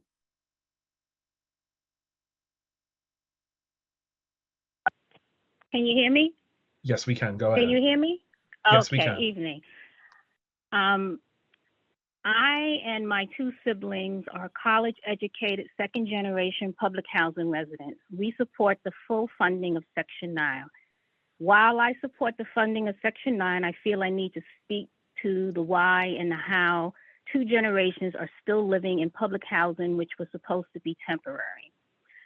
We can't talk about this unless we talk about systemic racist practices that has kept Black and Brown communities within the public housing system. According to our own government's research shows that African Americans have historically been denied financial resources, competitive jobs, and have been locked out of neighborhoods that would help sustain us. Section 9 is the answer to the pushback to all forms of economic hostility of the Black and Brown communities. One way to fund Nycc is to access the funding scheme devised by Battery Park City. There is money from their tax revenue since 1998. Where is that money? Instead of using the Preservation Trust, which depends on building luxury development, which will further push surrounding community prices up, I advise that you look into the history of Battery Park City, which started out with the same vision as a Preservation Trust. Battery Park City is now one of the most expensive places to live. Market rate apartments on the Lower East Side, where I live, is $3,725, which you would have to make $150,000 to live, way over the means of most city workers. My fear is when the funding is shifted from the federal government to the state, Nycc will be at the mercy of changing policies and schemes from whatever political party or political politician is elected. Federal government would be and is the safeguard. I support the Citywide Council of Presidents for the proposal for the full funding of Nycc through Section 9 and stop privatization to the Preservation Trust. Thank you very much and have a good evening. Thank you, Madeline. And next we will turn to Mimi Shelton. Starting time. Awesome. Can you hear me? Yes, we can. Okay, awesome. Good evening, council members. My name is Mimi Shelton, and I'm a Black transgender woman and a New York resident living in Greenpoint, Brooklyn, and working in the South Bronx. I moved to the city in August of 2017, and I was born and raised in Virginia. I, like many before me, disagree with Mayor Adams's current city budget and ask that you all consider reallocating funds toward housing initiatives like Audre Lorde Project's Trans Justice Initiative, one that was mentioned earlier by a colleague of mine, a partner of mine, Rumi Kong, and away from unreasonable NYPD and school police expenditures. As a transplant to the city, I've witnessed an already overly expensive, exclusionary, and problematic housing system become even more so in the aftermath of mandated quarantine and an evolving global pandemic. In my occupation as Director of Transgender Initiatives and Services at Destination Tomorrow, the LGBTQ+ Center of the Bronx, I am exhausted daily by the economic, educational, social, and medical disadvantages our clients wrestle with in a city and state that begrudgingly and often performatively provides inadequate housing, protection, and institutional support to its LGBTQ+ populations. We are living in a context of global suffering and an epidemic of violence against trans and gender expansive BIPOC communities. Watching individuals, many of whom identify as BIPOC LGBTQ+, navigating substance use on the streets, sleeping on trains with poor hygiene due to the lack of systemic care and adequate housing they're offered, begging for change and food on subways, and also my own clients trying to utilize our services for a better opportunity while also having to suffer in their personal lives is a devastating that I will never unsee and not remember. I call on you, committee members, to offer housing equity for all New York City citizens, especially those that are BIPOC LGBTQ+ members, to offer housing equity for all New York City, because in doing so and supporting initiatives like Trans Justice with the Audre Lorde Project, the foundation of any flourishing life can then actually begin with a reliable home and a space to call that home. Thank you and have a great one. Thank you. And I also just want to say for the record, we were been joined by Councilmember Caban. Next on the list is Willie the Genius. Starting time. Good evening to all of you, my distinguished members of City Council. My name is Willie Dean and I'm an entertainer, a producer, and community resource advocate, professionally known as Willie the Genius. I'm also a graduate of the Trans Justice Community School hosted by the Audre Lorde Project. I think we can all agree that adequate access to affordable housing is one of those essential and alienable rights afforded to each of us by the US Constitution. For 7 years, I suffered from an addiction to crystal methamphetamine that threatened to take my life as well as my housing security. Crystal meth is currently a rising epidemic among Black, queer, and trans community. In 2016, the US Center for Disease Control reported that in their lifetime, 1 out of every 2 Black gay men will become HIV positive. Thanks to programs like HASA, which provides low to no cost housing for people living with the HIV virus here in the city of New York, I was able to remain housed while in the addiction and climb from under the unbearable weight of oppression and marginalization long enough to achieve being 2 years and 11 months sober. Openly HIV positive playwright Danye R. Love wrote his 2019 stage play 1 and 2 to raise awareness while living with me in our Bed-Stuy apartment located within the 36th district. I am crystal clear that my former drug addiction was directly linked to my contracting the HIV virus. I am asking that you, Chi Osei, as well as everyone else voting on this committee, to vote to allocate funds to affordable housing for more LGBTQ2IA folks so that others who may be suffering in any capacity can have their lives saved as well. This is not hyperbole. Thank you for your time and attention. Thank you. And next, I will turn to Diego Brown. Starting time.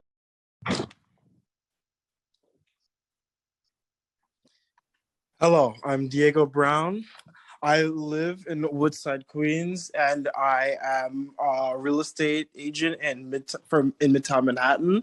I am a member of the Audre Lorde Project, helping to serve the BIPOC and LGBTQ community. Like many members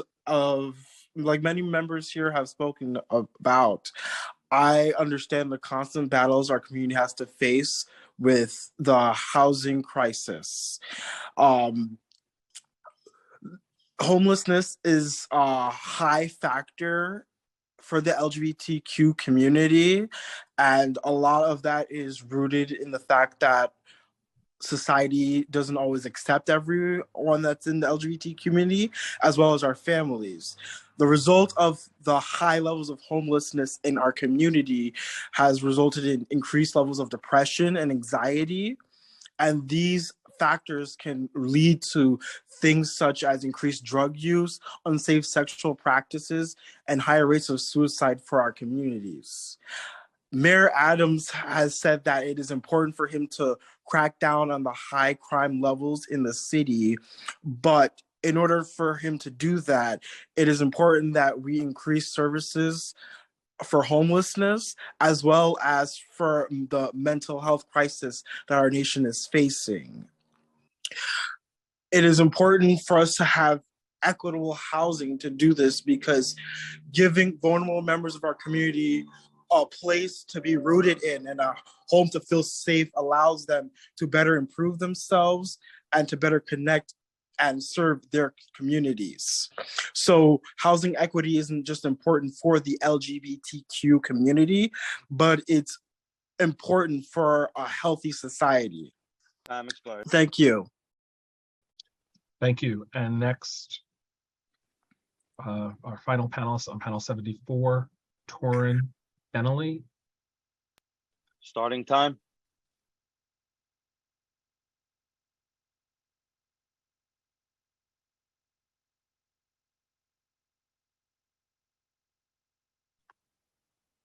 Okay, next I'm going to turn to panel 75, Jessica Marshall, Chariah Hardy, Joy Clark, and Amy Tsai. We'll first turn to Jessica Marshall. Starting time.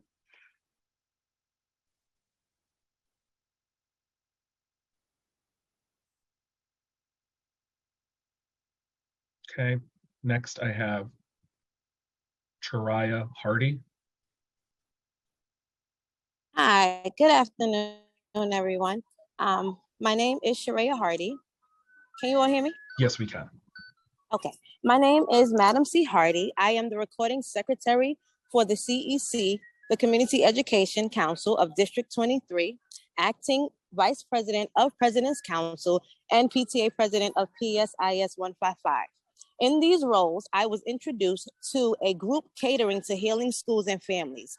This initiative has brought to us from the DOE, Family and Community Wellness Collective Department, and with the support of the Healing Center Schools Working Group, I became a family healing ambassador in District 4, East Harlem.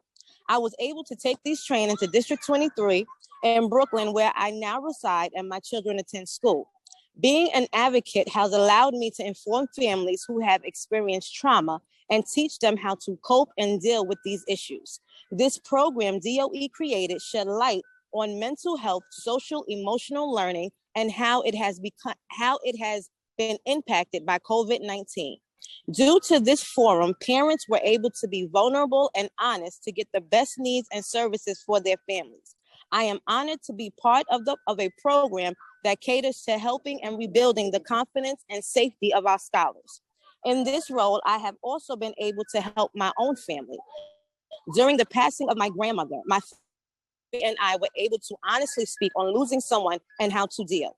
I was happy to teach my children their feelings and emotions were valid and real using the mirror method I learned in my training. Being a reflection for your children helps them just as much as it helps the parent. I am so blessed to continue this work. I am asking for the City Council to please support the initiative in the budget to keep it going and growing for all our school community members citywide. Thank you for allowing me to testify. With love, Madam C. Hardy. Thank you. And next I'll turn to Joy Clark. Starting time. Good evening to the committee members left. My name is Joy Clark. I'm a tenant and member of the Till Interim Lease Coalition. I'm here to request your assistance in helping the tenants of the Till program realize their home ownership dreams by funding the Till program. The Till program was established in 1978 as an agreement between the City of New York and the tenants residing in city-owned buildings. Under the Till program, tenants did the work of managing and maintaining these properties in exchange for the City of New York fully funding the conversion of these buildings into cooperatives, with the tenants purchasing the apartments for a low cost. Tenants enter into this program with the understanding that in exchange for their work in managing and maintaining the property, the City of New York would fully fund the cost of rehabilitations. For decades, we have upheld our end of the bargain by maintaining our buildings with little to no help from HPD. We maintain these buildings and contributed to our neighborhoods when no one else would live here, long before these neighborhoods were gentrified. Despite the decades of work put into maintaining these buildings by the tenants, the City of New York and HPD has now decided to renege on this agreement and forcibly replace the Till program with their Affordable Neighborhood Cooperative Program, ANCP. ANCP is anything but affordable, saddling low-income Black, Brown, and senior residents with insurmountable debt via mortgage and no clear path to home ownership. ANCP was not created for the benefits of tenants, your constituents, but with the interests of third-party developers who track on exorbitant, unnecessary fees, in addition to providing shoddy construction and rehabilitation. As you're aware, home ownership is a path to generational wealth, which is what the intention of the Till program. Without your help, HPD will not honor the agreement, as they are waiting for us to die off so these buildings can be a money grab for developers. We ask that the abuse of ANC program be defunded and monies be transferred into the Till program, creating affordable home ownership, something severely lacking in New York City. Thank you, Joy. Just want to acknowledge, I know you've been here almost all day waiting to testify, so thank you so much. We appreciate your patience and thank you. Thank you for staying. Have a good evening. Thank you, Joy. Thank you, Chair. Next, I will turn to Amy Tsai, followed by Doris Canella. But we'll first turn to Amy. Starting time. I'm still alive. Can you hear me? Yes, we can. Thank you. Evening, Chair and members of the Committee on Finance. My name is Amy Tsai, and I'm a parent leader of the New Settlement Parent Action Committee. At today's hearing, I would like to touch on 2 points, very important campaigns on education: CRSE, Cultural Responsive Sustaining Education, and Healing-Centered Schools. The engagement and involvement with students, parents, educators, community experts in the New York City Department of Education are necessary in reimagining a better, healthier, and stronger public school system in each and every neighborhood of New York City. The work around CRSE and Healing-Centered Schools began several years before COVID. The systemic issues of racism, gender biases, the inequities of language access, lack of diversity in school faculties, non-existent cultural stories in books and diverse authors, and so much more. The unprecedented pandemic of COVID-19 simply highlights and earmarks these symptoms in reality. As COVID-19 affected everyone across the city and nation, we parent leaders recognize there is more we can do to contribute to our communities that are grieving from the loss of a loved one and financial stability and self-health and emotions. Leaders and advocates collectively came together to demonstrate a cultural response towards a diverse curriculum for students that can relate to their identity, nationality, ability, and more, bringing students to light on being interested to come to school and learn. The DOE has committed $500 million between this school year and the next 2 school years to co-create a CRSE, cultural responsive sustaining education, and an implementation of the plan. The DOE refers to the Mosaic curriculum. Presently, no movement is happening with the Mosaic. Now the Healing Center Schools Working Group has crafted a portfolio of the DOE, Department of Culture, Climate, and Wellness. We, the Coalition and Healing Ambassadors, are asking for funding and the implementation of the program to support social, emotional, and mental health well-being. The Healing Center Schools Force members will also include Public Advocate Williams and City Councilman Riley in this recommendation. I ask that the city elected officials to support and oversee investments of CRSE in the Healing Center Schools program actually happen upcoming school year. This is what our children need and deserve. Thank you for the opportunity to speak tonight. Have a good night. Thank you. And next, our final panel is for panel 75, Doris Canella. Canella?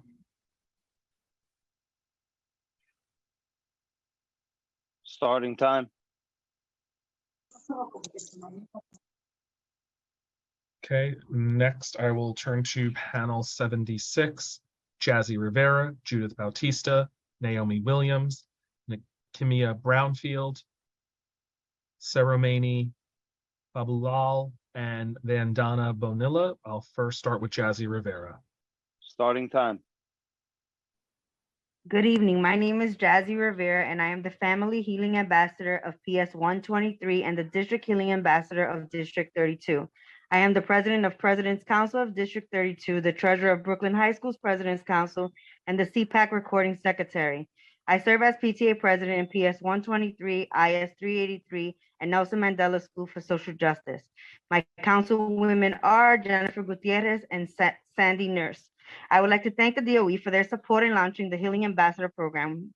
Working collectively with all healing ambassadors in the 19 schools in my district, as well as in my school community, it was and is a great pleasure to work with the school administration to be able to provide the parents with different workshops, support groups to assist them with their mental health, and having a space to be able to talk and gain ideas from others on activities and events we may participate in to find our own well-being.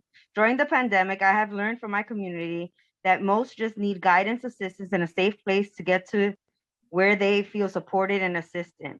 Personally, I'm a single mom of 4 boys who during the pandemic received knee and neck surgery due to an accident that took place right before lockdown. And before the launch of this program, I took it as an opportunity to move forward and assist my families and my community with resources to maintain and provide them the mental health and wellness, and so that they know that they were not alone. Extending this program with parent ambassadors and youth ambassadors will allow us as a community to be with each other and support, and with the support of everyone, including staff, students, parents, we would know that moving forward, we often face issues that are similar as others, and we can share strategies to help us as we may help others with things that they may also feel like they are alone. Thank you for your time. Thank you. And next we'll turn to Judith Bautista. Starting time.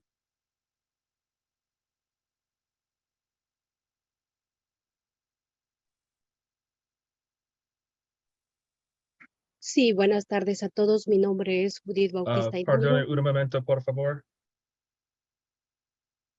Stephen, I unmuted you. Si me permite, por favor, en oraciones para yo traducir. Empiece de nuevo y deme unas pausas entre oraciones. Gracias. Gracias. Buenas tardes. Mi nombre es Judith Bautista Hidalgo. Soy miembro y líder de la Alianza Nacional de Trabajadoras del Hogar. My name is Judith Bautista. I'm a leader for the Alliance of Workers. Adelante.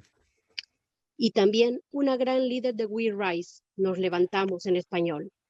And a great leader for Will Rise. We will rise in Spanish. Adelante. 4 años de lucha para que se corrigiera el gran error cometido en el pasado. 4 years of struggling to correct the great error that happened in the past. Cambio. donde se excluyeron a las trabajadoras del hogar de los derechos humanos. where they excluded the home workers of their human rights. Cambio. A propósito. On purpose. Cambio.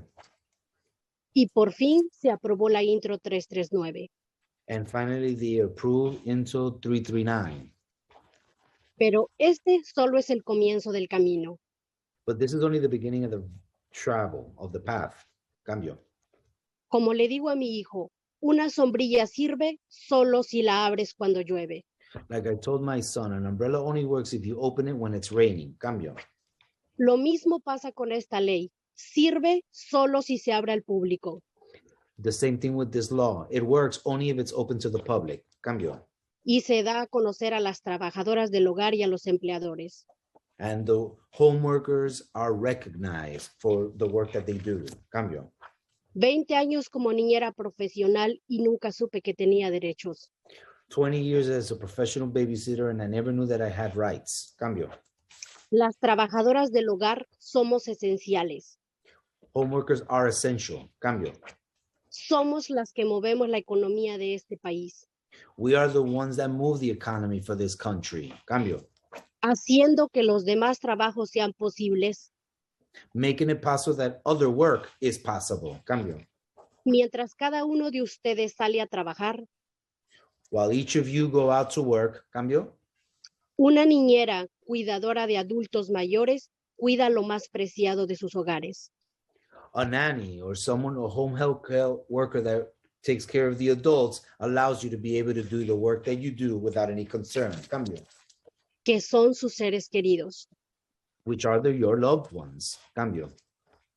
Yo misma sufrí un despido cuando elegí el derecho de ser madre. I also suffered something the time when I chose to become a mother. Cambio.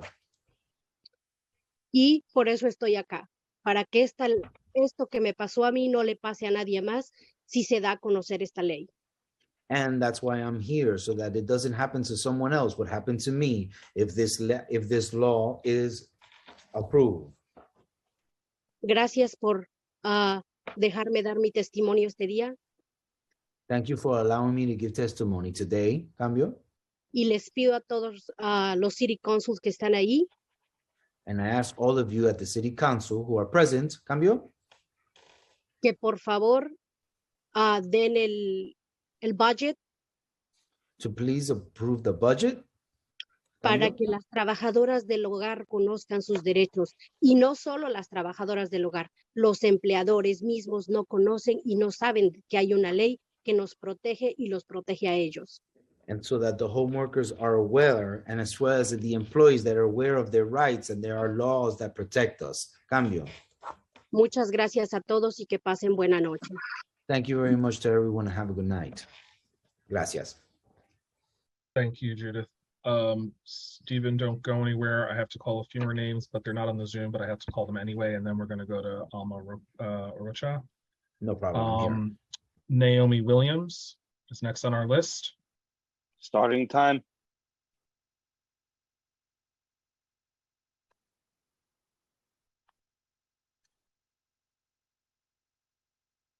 Nikki Mia Brownfield.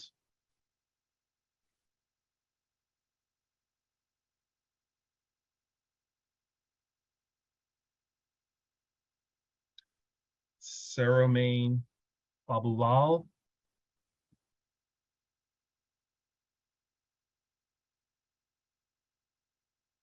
And Vandana Bonilla.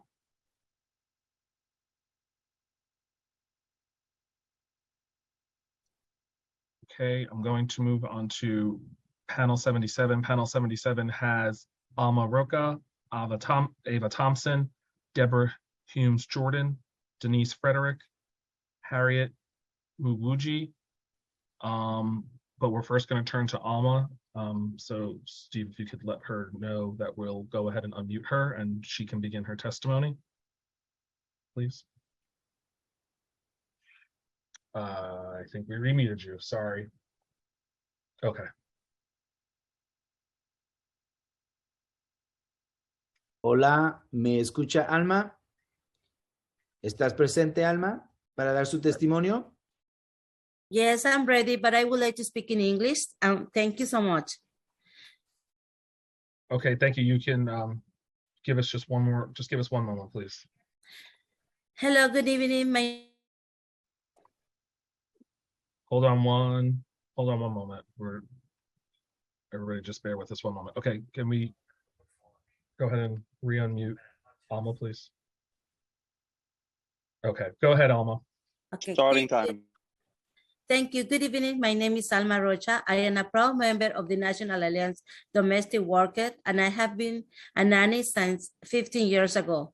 Last year, domestic workers like me, we fought to be included in the New York City human rights law. And many domestic workers in New York City still don't know about their basic rights. We have achieved this right, but we want to make sure that other workers and especially employers know about the rights of domestic workers. We want all the domestic workers to be treated with dignity and respect. We cannot do it in the city with 3,000 domestic workers if we don't have this funding and ongoing support. Today, we need a massive and activity joint campaign with the media and in various languages, and together with the organization hand in hand. Thank you very much, and I hope so you give it your support. Thank you. Thank you, Alma. I'm next on panel 77, Ava Thompson. Starting time. Good evening. My name is Ava Thompson. I'm a proud member of the National Domestic Workers Alliance, NDWA, and a nanny for over 24 years. I am also a leader worker with NDWA. As a caregiver, we fought so hard to ensure domestic workers have human rights. So last year, domestic workers like myself fought to be included in New York City's human rights law. I have seen what happens when workers go to work not understanding their rights. I talk to workers all the time who are too scared to speak up because they don't know where to go or who to talk to. Many don't know that the city has offices and agencies ready to help them. Worse, when they get there, they feel powerless to tell their story. We want these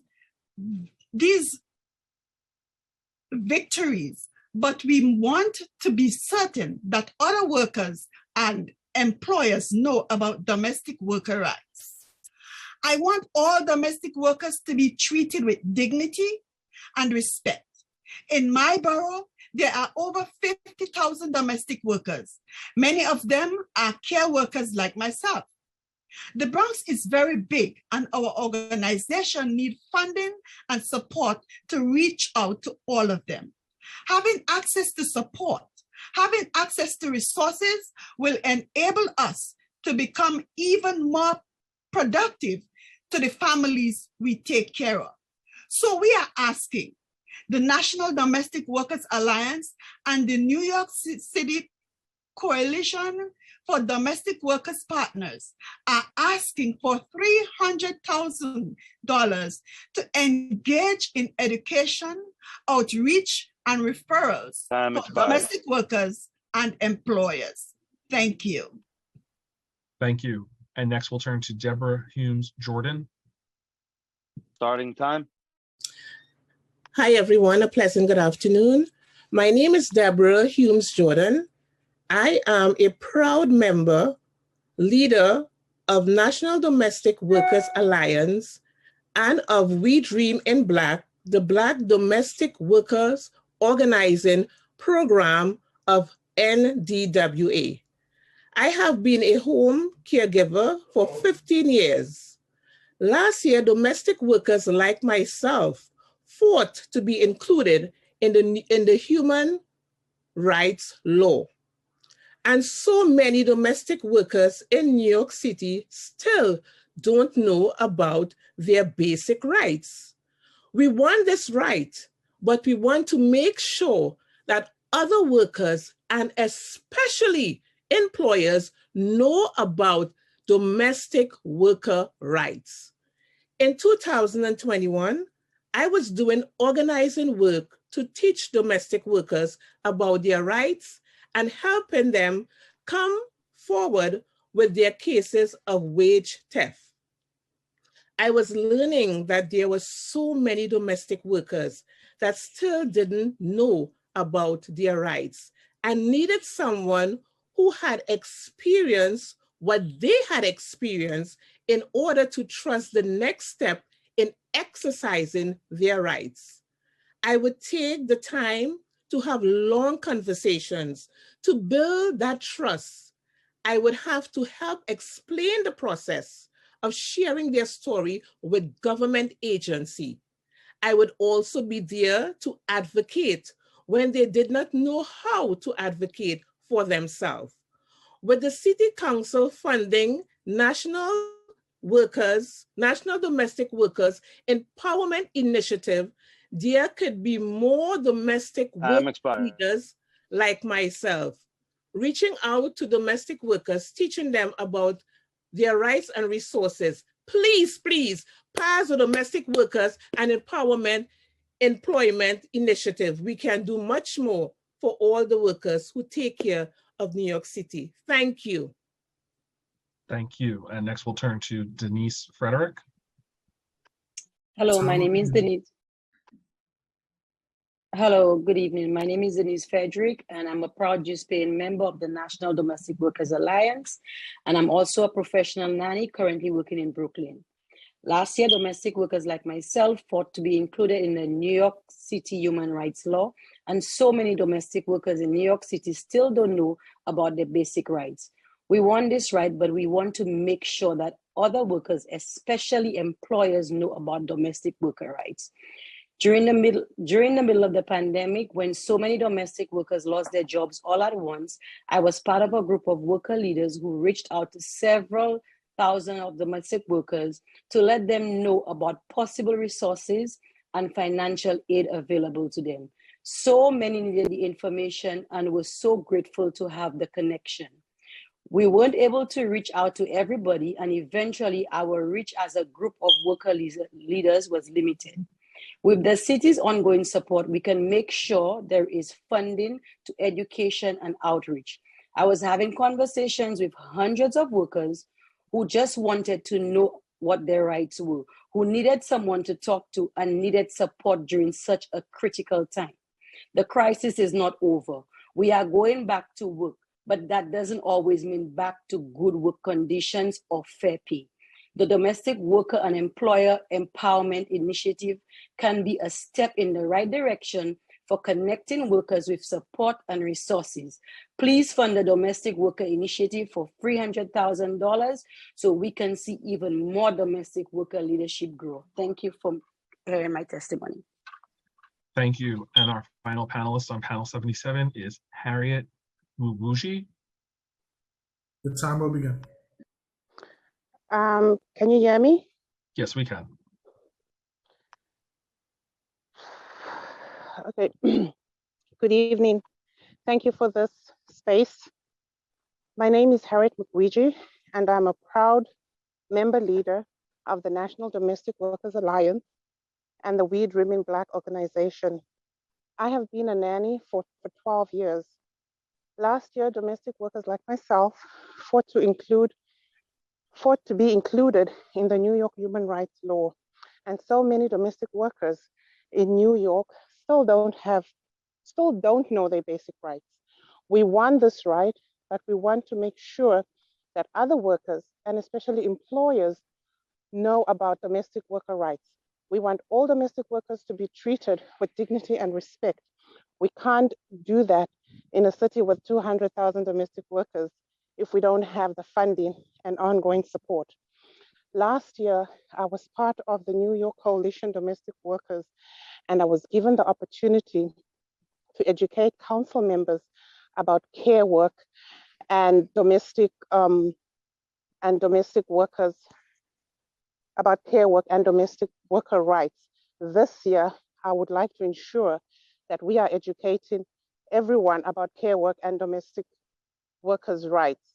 The pandemic has shown us how we as care workers are important to many families as some families decided to have their nannies live with them and not have them go to their respectful homes. I would like the City Council to approve the Domestic Worker and Employer Empowerment Initiative. I live in Queens, and there are over 50,000 domestic workers. Queens is very big, so we would like funding to reach out to all of them. Thank you kindly. Thank you. And now I will just read out the following panel, the following remaining panels before we turn to those who were not on when we called their name to use the raise hand function in Zoom. So panel 78, and I apologize if I'm messing up names. Jackie Ori, Ludi Delva, Marissa Centeno, Sunita Hamal, Daniela Contreras. Panel 79,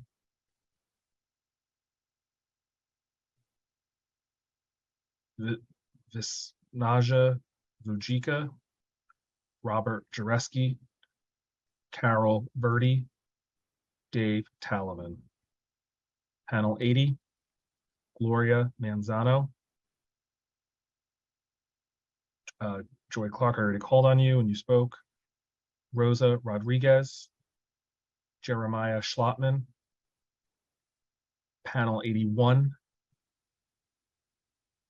Navdita Kumar, Angie Perez, Richard Perez, Namrata Pradhan,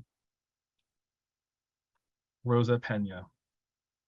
Panel 82, Kieran Clark, Gail Haywood, Deborah Humes-Jones, I already called on you. Judith Batista, I already called on you. Fred Riccardi, Marquis Jenkins, Lonnie Fortis, and Diverse Wooten. We'll first call on Jackie Ori. Sorry if I mispronounced that. Correct. Thank you for this opportunity to testify today. My name is Jackie Ori, and I am the We Dream in Black New York organizer for the National Domestic Workers Alliance, NDWA. We Dream in Black is NDWA's organizing program for Black identifying domestic workers. I am also a former domestic worker of over 20 years experience. I am here to testify in support of the Domestic Workers and Employers Empowerment Initiative in this year's Schedule C budget proposal. NDWA is the nation's leading voice for domestic workers in building power, dignity, and raising standards for the nannies, house cleaners, and care workers across the country. In New York alone, we have over 200,000 domestic workers who provide essential care to an estimated 1 million employers. It is so important to invest in domestic workers, invest in our care economy, and to provide the resources for employers of domestic workers to be up to date with the latest standards and laws for domestic employment. We are urging the New York City Council to support the passage of the Domestic Worker and Employer Empowerment Initiative introduced in the 2023 New York City discretionary budget. Our coalition is only asking for $300,000. It would provide much needed funding to support outreach, education, and direct services to thousands of domestic workers and employers in our city. Last year, we won historic changes in the domestic worker rights with the passage of Intro 339 Human Rights Inclusion of Domestic Workers and legislation to update the city's paid safe and sick leave to more fully bring domestic workers up to the city standards. All of this would be for nothing if we don't also ensure the resources to implement, educate, and reach out to the thousands of workers and employers, getting them connected to city agencies and understanding the new standards of domestic work. We urge New York City Council to pass this initiative and to place value in the workers that care for all of us. Thank you so much for your time. Thank you. And next I'll call on Ludi Delva. Your time will begin.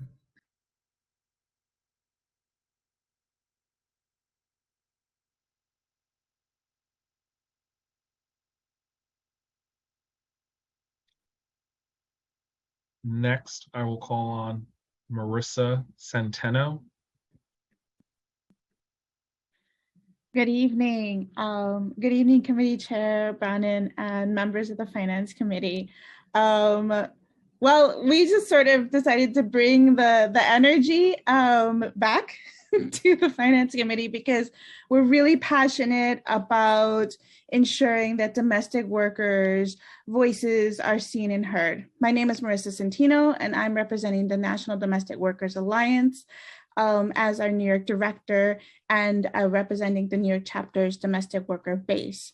NDWA works for the respect, recognition, and rights for nannies, house cleaners, and home care workers who do the essential work caring for our loved ones in our home, in our homes. NDWA and the NYC Coalition for Domestic Work are present here today to ask for $300,000 to create what would be New York City's first ever domestic worker and employer empowerment initiative in this year's discretionary fund. And we already heard some stories about how these funds would be used and why. And what I wanted to really express is that, why do we want to make sure that domestic workers and employers across the city are educated about rights and about the much needed services? Well, there are over 200,000 domestic workers who live and work in New York City, and their families total about 680,000 people. That's about 8% of the city's overall population. Domestic workers do the work that makes all the other work possible. They care for our children, the aging, and the disabled. Over 1 million households across the city depend on domestic workers, and 1 in 8 women of color in New York City is a domestic worker. 1 in 6 immigrant women of color is a domestic worker. And so I will provide a more nuanced analysis of who are domestic workers across the city, but I want to say that there isn't a household that isn't that doesn't need care work.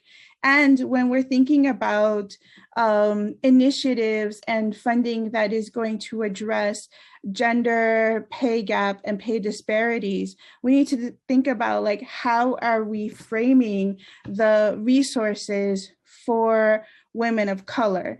And in one solution that we have is to really support and invest in our care future and in domestic workers. So by passing this initiative, we can more fully bridge the gap with the wage disparity, the gendered wage disparity, because for every domestic worker that is educated and empowered, just like you've heard from our members here tonight, we have workers that can more effectively raise standards in the domestic workplace. And a city that upholds the rights and standards of domestic workers is also investing in its care, the future of care work, and the future of all of us. Thank you and good night. Thank you. And the next panelist I will call on, Sunita Hamal. Time will begin.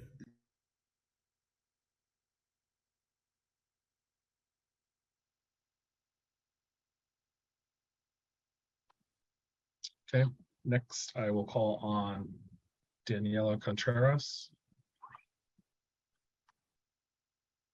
I already testified earlier. Okay, I thought so. Thank you. The names were starting to blur, but I thought so. Okay, next, Vishna Vujika.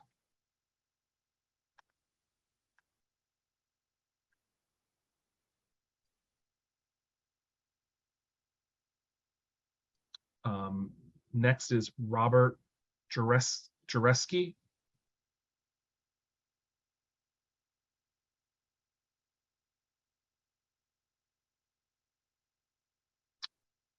Okay.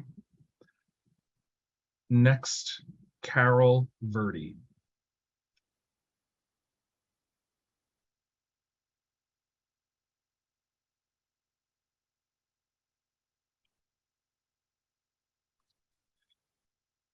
Okay. Next, I will call on Dave Talavin. Yeah. Guys, Yes. Oh, yes. What? You're unmuted. We can hear you. Can you hear me? Yes. Okay. Mainly calling, whatever for the SRG. They need to be disbanded, defunded, whatever. I'm working right now, so I'm a little distracted, but I was gonna say, look on page 22 of the leaked intercept manuals that came out like last April. There's like planned arrest. This is not about public safety. They do talk about budgets on page 21. Like they seem to have a lot of overtime, if you ask me. But I've been a protest marshal at tons of protests, and I'm talking about safety. Nothing in that manual indicates anything about safety for crowd control, protecting people who are, may have mobility problems. The other thing is that, like the way they ride their bikes it's designed to terrorize people. As for like I've seen horrific stuff. At that same thing that Victoire was mentioning, I saw a guy fall on the back of his head. It could have been like that guy in Buffalo cracked his skull open. I mean, it's ridiculous, and there's no need for it. I've seen them pull protest journalists onto the sidewalk and, then to arrest them. I've seen them club and beat people.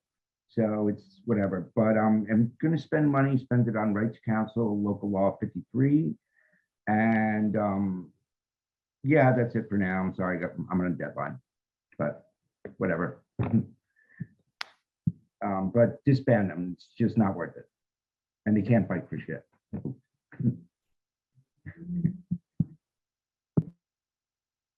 Thank you. And next, Gloria Manzano. Hi, good evening. I'm speaking on Family Healing Ambassadors.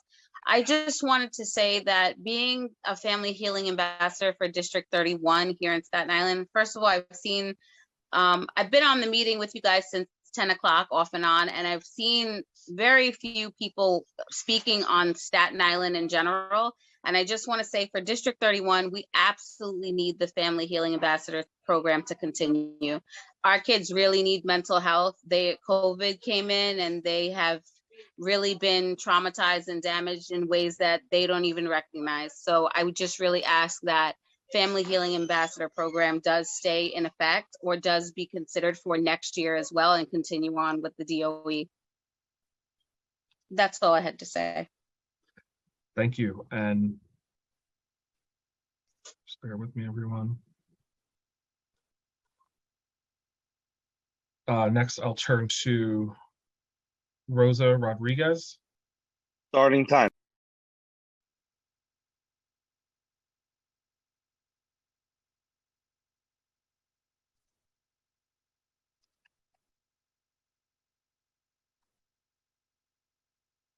Okay. Jeremiah Schlotman.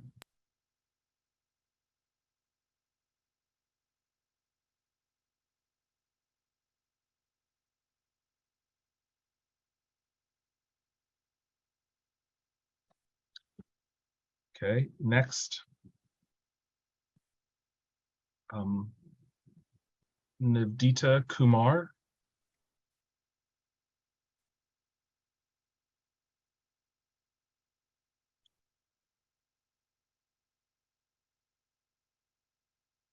Okay, next on the list, Angie Perez.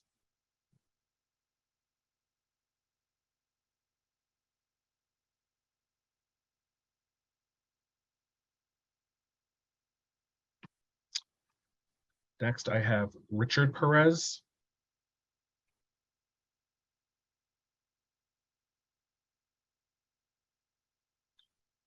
Okay, next I have Nimrata Pradhan. Starting time.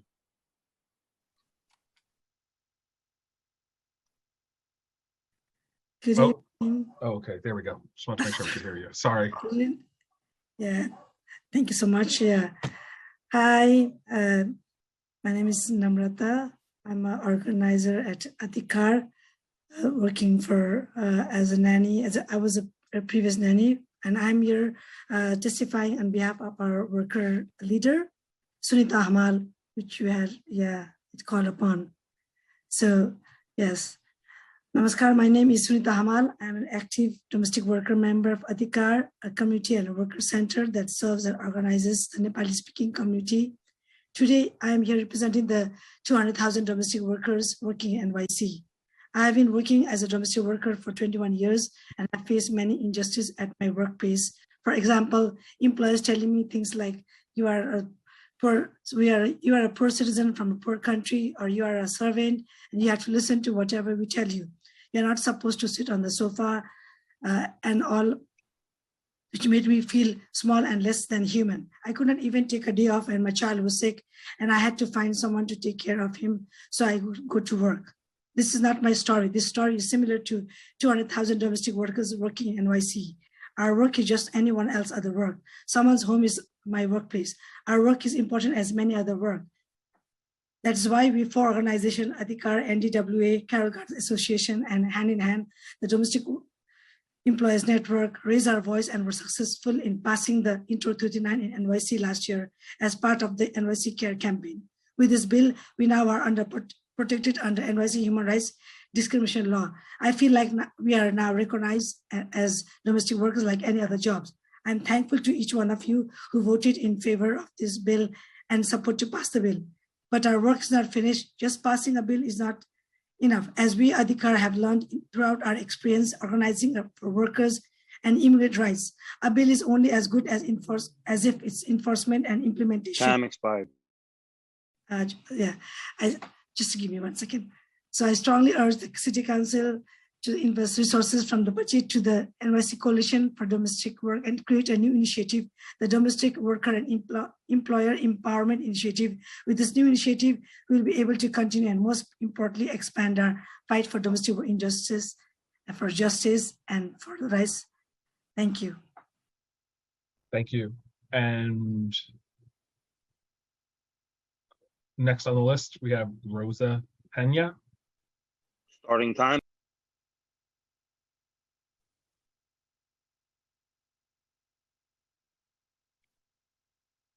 Next, I have Kieran Clark. Good evening, everyone. My name is Starting. Karen. Good evening, everyone. My name is Karen Michelle Clark. I am a member leader of the National Domestic Workers Alliance and a member leader of We Dream in Black, New York, NDWA's organizing program for Black identifying domestic workers. I have worked for the care sector for 21 years, and I have many domestic worker colleagues throughout the city of New York. I have been actively involved in the domestic worker campaigns to ensure human rights protections for domestic workers. It is good to see the changes in New York City's legislation. It is a good step forward.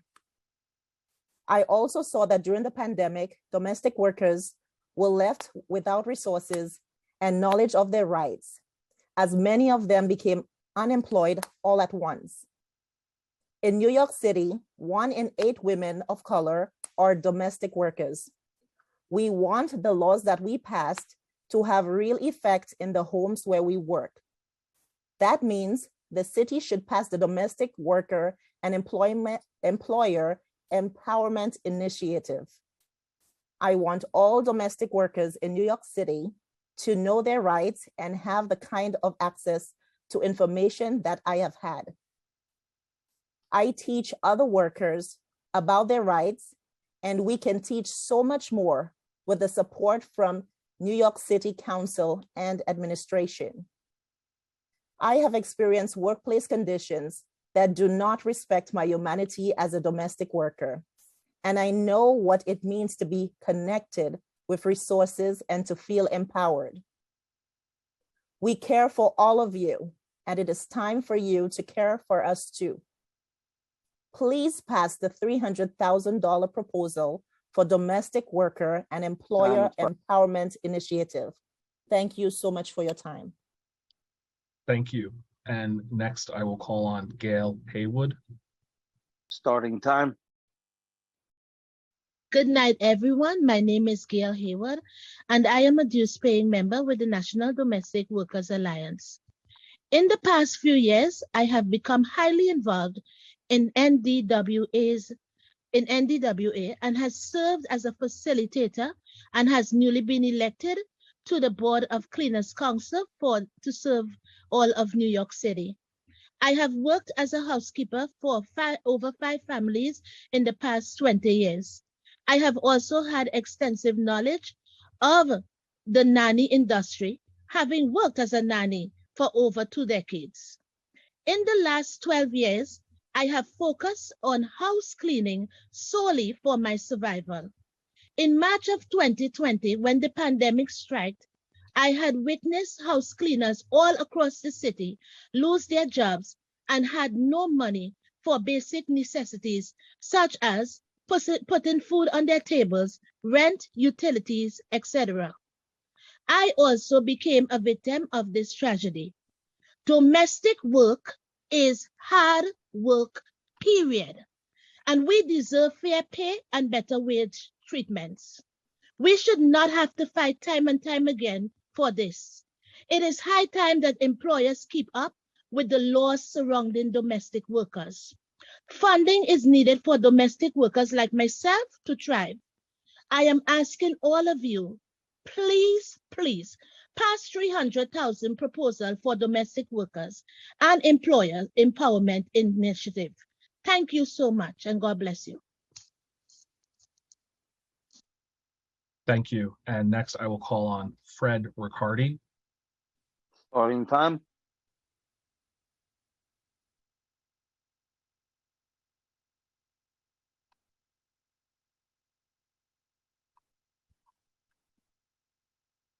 Next, I will call on Marquis Jenkins.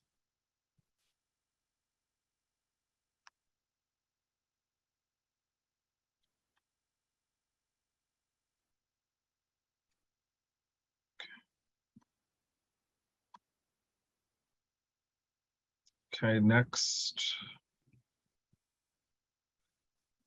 I will call on Lonnie Portis.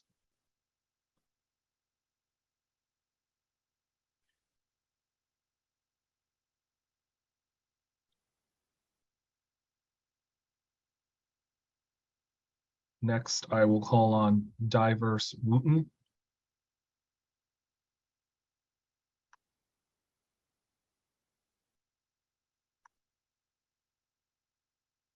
Okay, that represents all of the panels. There are still people in the Zoom, and there are those who were not on the Zoom when we called their name, or if we had missed anyone. Now is the opportunity to use the raise hand function in Zoom. I will call on you in the order with which you raised your hand. If you have already spoken, there is no second round of testimony, so we will only be calling on those hands for persons who have not had an opportunity to speak this evening. And bear with me one moment. I want to make sure. Stephen, I just unmuted you. Para personas que no han tenido la oportunidad de hablar esta tarde y de un poco de paciencia, quiero asegurarme. Sorry, Stephen. We hadn't. I'm here. We hadn't unmuted you in time. So if you could just let folks know that for anyone who was not called on or may have missed their name, if they could use the Zoom raise hand function now, and we will call on them to give testimony. Para cualquier persona que no estuvo presente cuando le llamaron el nombre, esta es la oportunidad.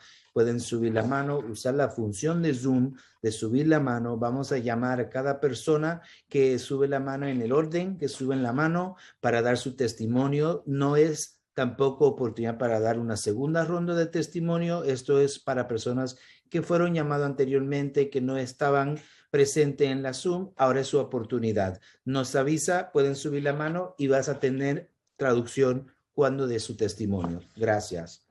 Over. Thank you, Stephen. The first hand I have up is Jennifer Downs. Starting time.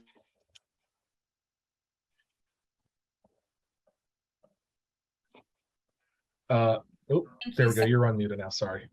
Thank you. Thank you, City Council. City Council members for the opportunity to testify. Hello, my name is Jennifer Downs. I am a New York City resident, and I am here to urge the City Council to remove the funding of the NYPD's Strategic Response Group entirely from the police budget. The Strategic Response Group was founded in 2015 with a budget of $13 million. Its budget ballooned to $90 million in its first year. The unit has been a consistent presence at protests across New York City ever since, known for escalating and bringing violence to protesters in our streets. In 2020, the unit's brutality was in public view as members of the unit deployed militarized tactics against protesters in the highly documented and visible protests. I personally witnessed violent escalations by the SRG unit.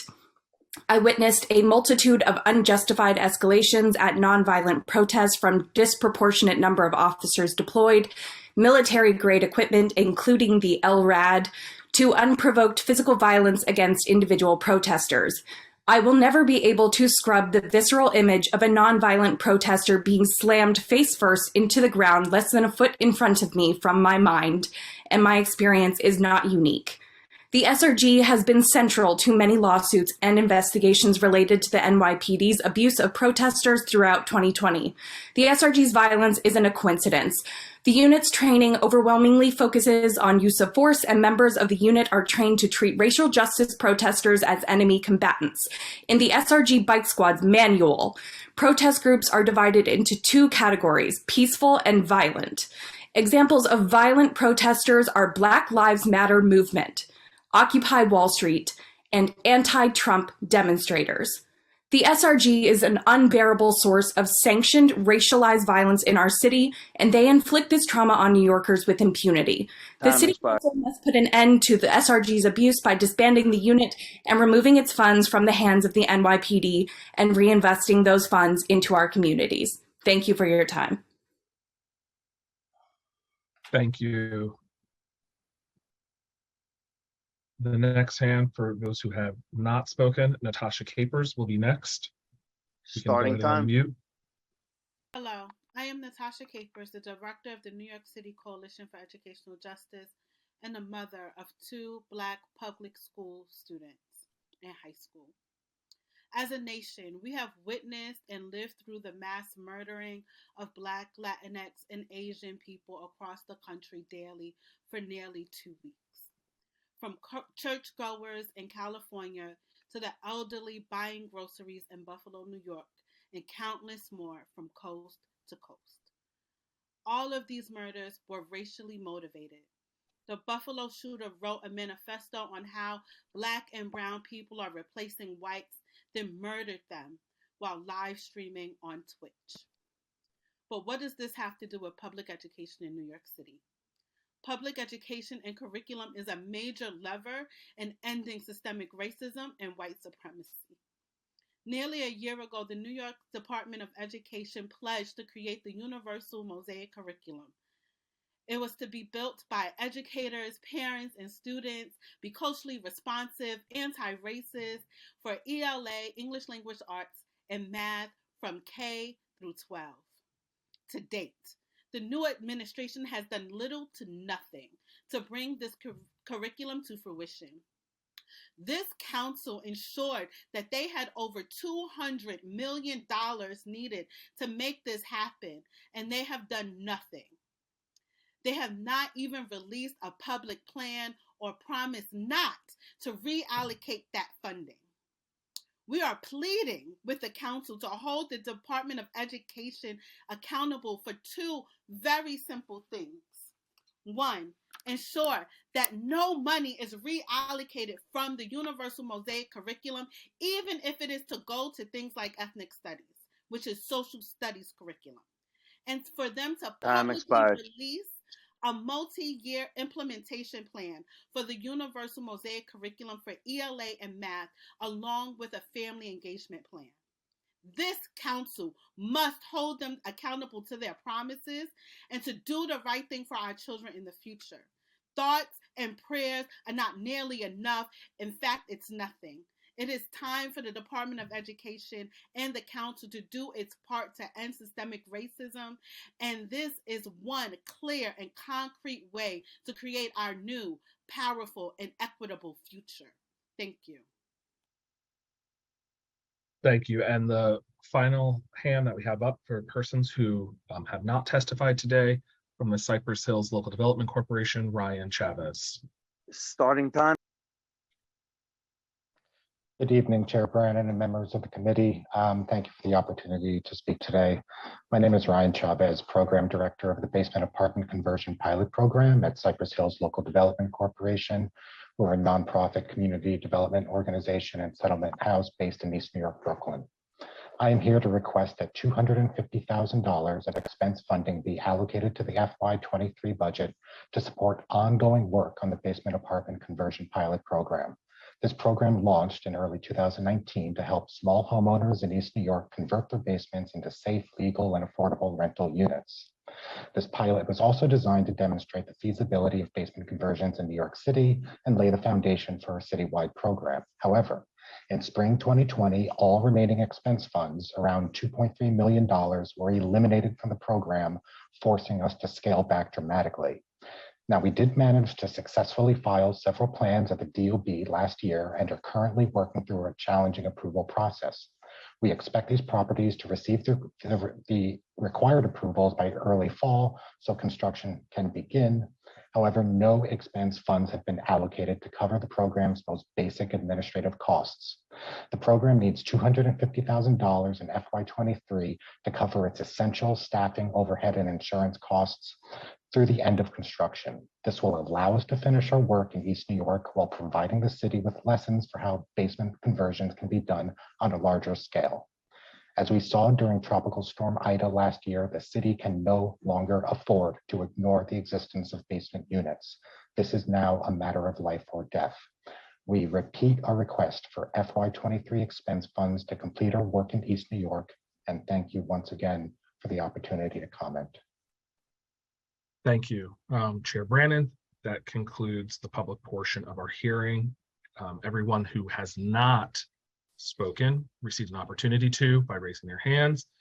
And just so we have it for the record, I want to make sure that we have all the council members that we've been joined by today: Brannon, Farias, Lewis, Kagan, Hudson, Joseph, Barron, Sanchez, Carr, Brooks Powers, Moya, Osei, Powers, Brewer, Velasquez, Ayala, Caban, and I'll let you announce the last one. Thank you, Council.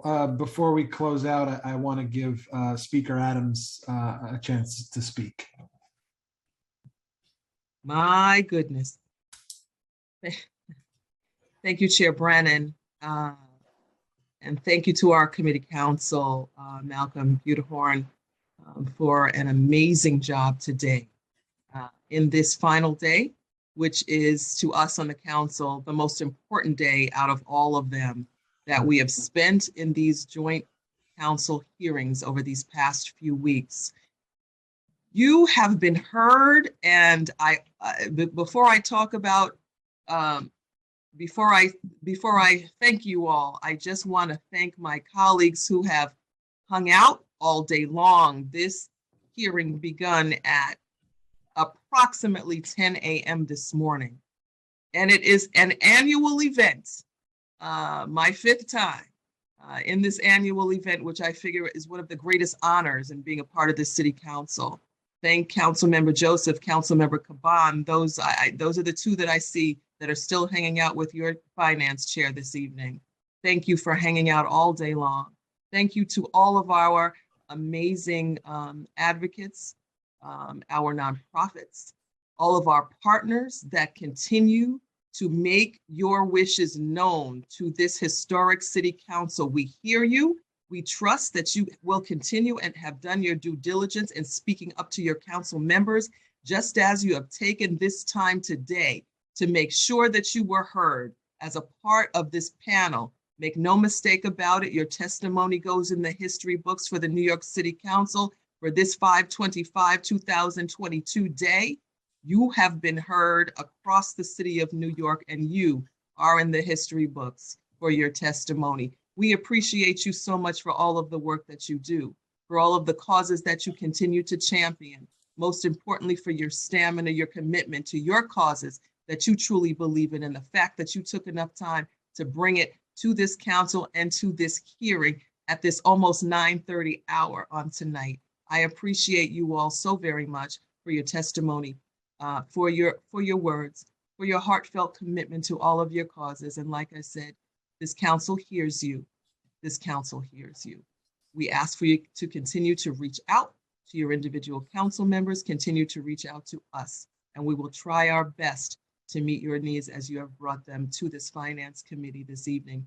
Thank you again to all of the finance unit staff. Thank you to all of our sergeants at arms.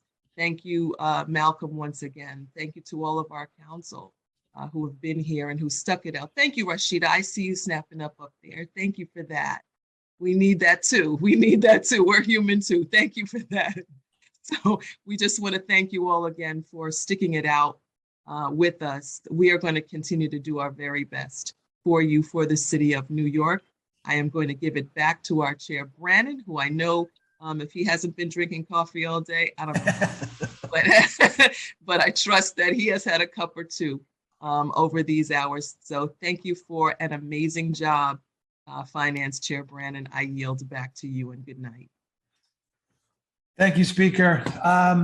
Over the last 10 days, this committee has heard from 20 agencies, authorities, boards, and offices. But today, like the Speaker said, was really the most important day because it's when we hear from the people of the city, the people that put their trust in us, their faith in us to do the right thing. And we are their neighbors, and they elect us to deliver for them. And that's why today is so important, because we're hearing directly from you. And now as we turn to budget negotiations and we work towards not only a balanced budget, but a budget that's guided by fairness and equity for every New Yorker and every zip code. And I think we heard from people from just about every neighborhood today, which was really meaningful and powerful. And also, of course, want to echo the tireless work of the staff and especially Malcolm for stepping up and stepping up to really be our captain here over the past month.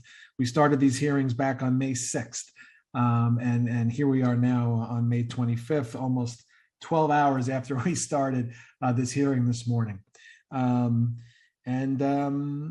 And with that, I will close out this first series of hearings for the FY23 budget, the first series of hearings under Speaker Adams and with this historic council. Thank you all so much. Thank you everyone for your patience, everyone that stuck around today to make their voices heard. With that,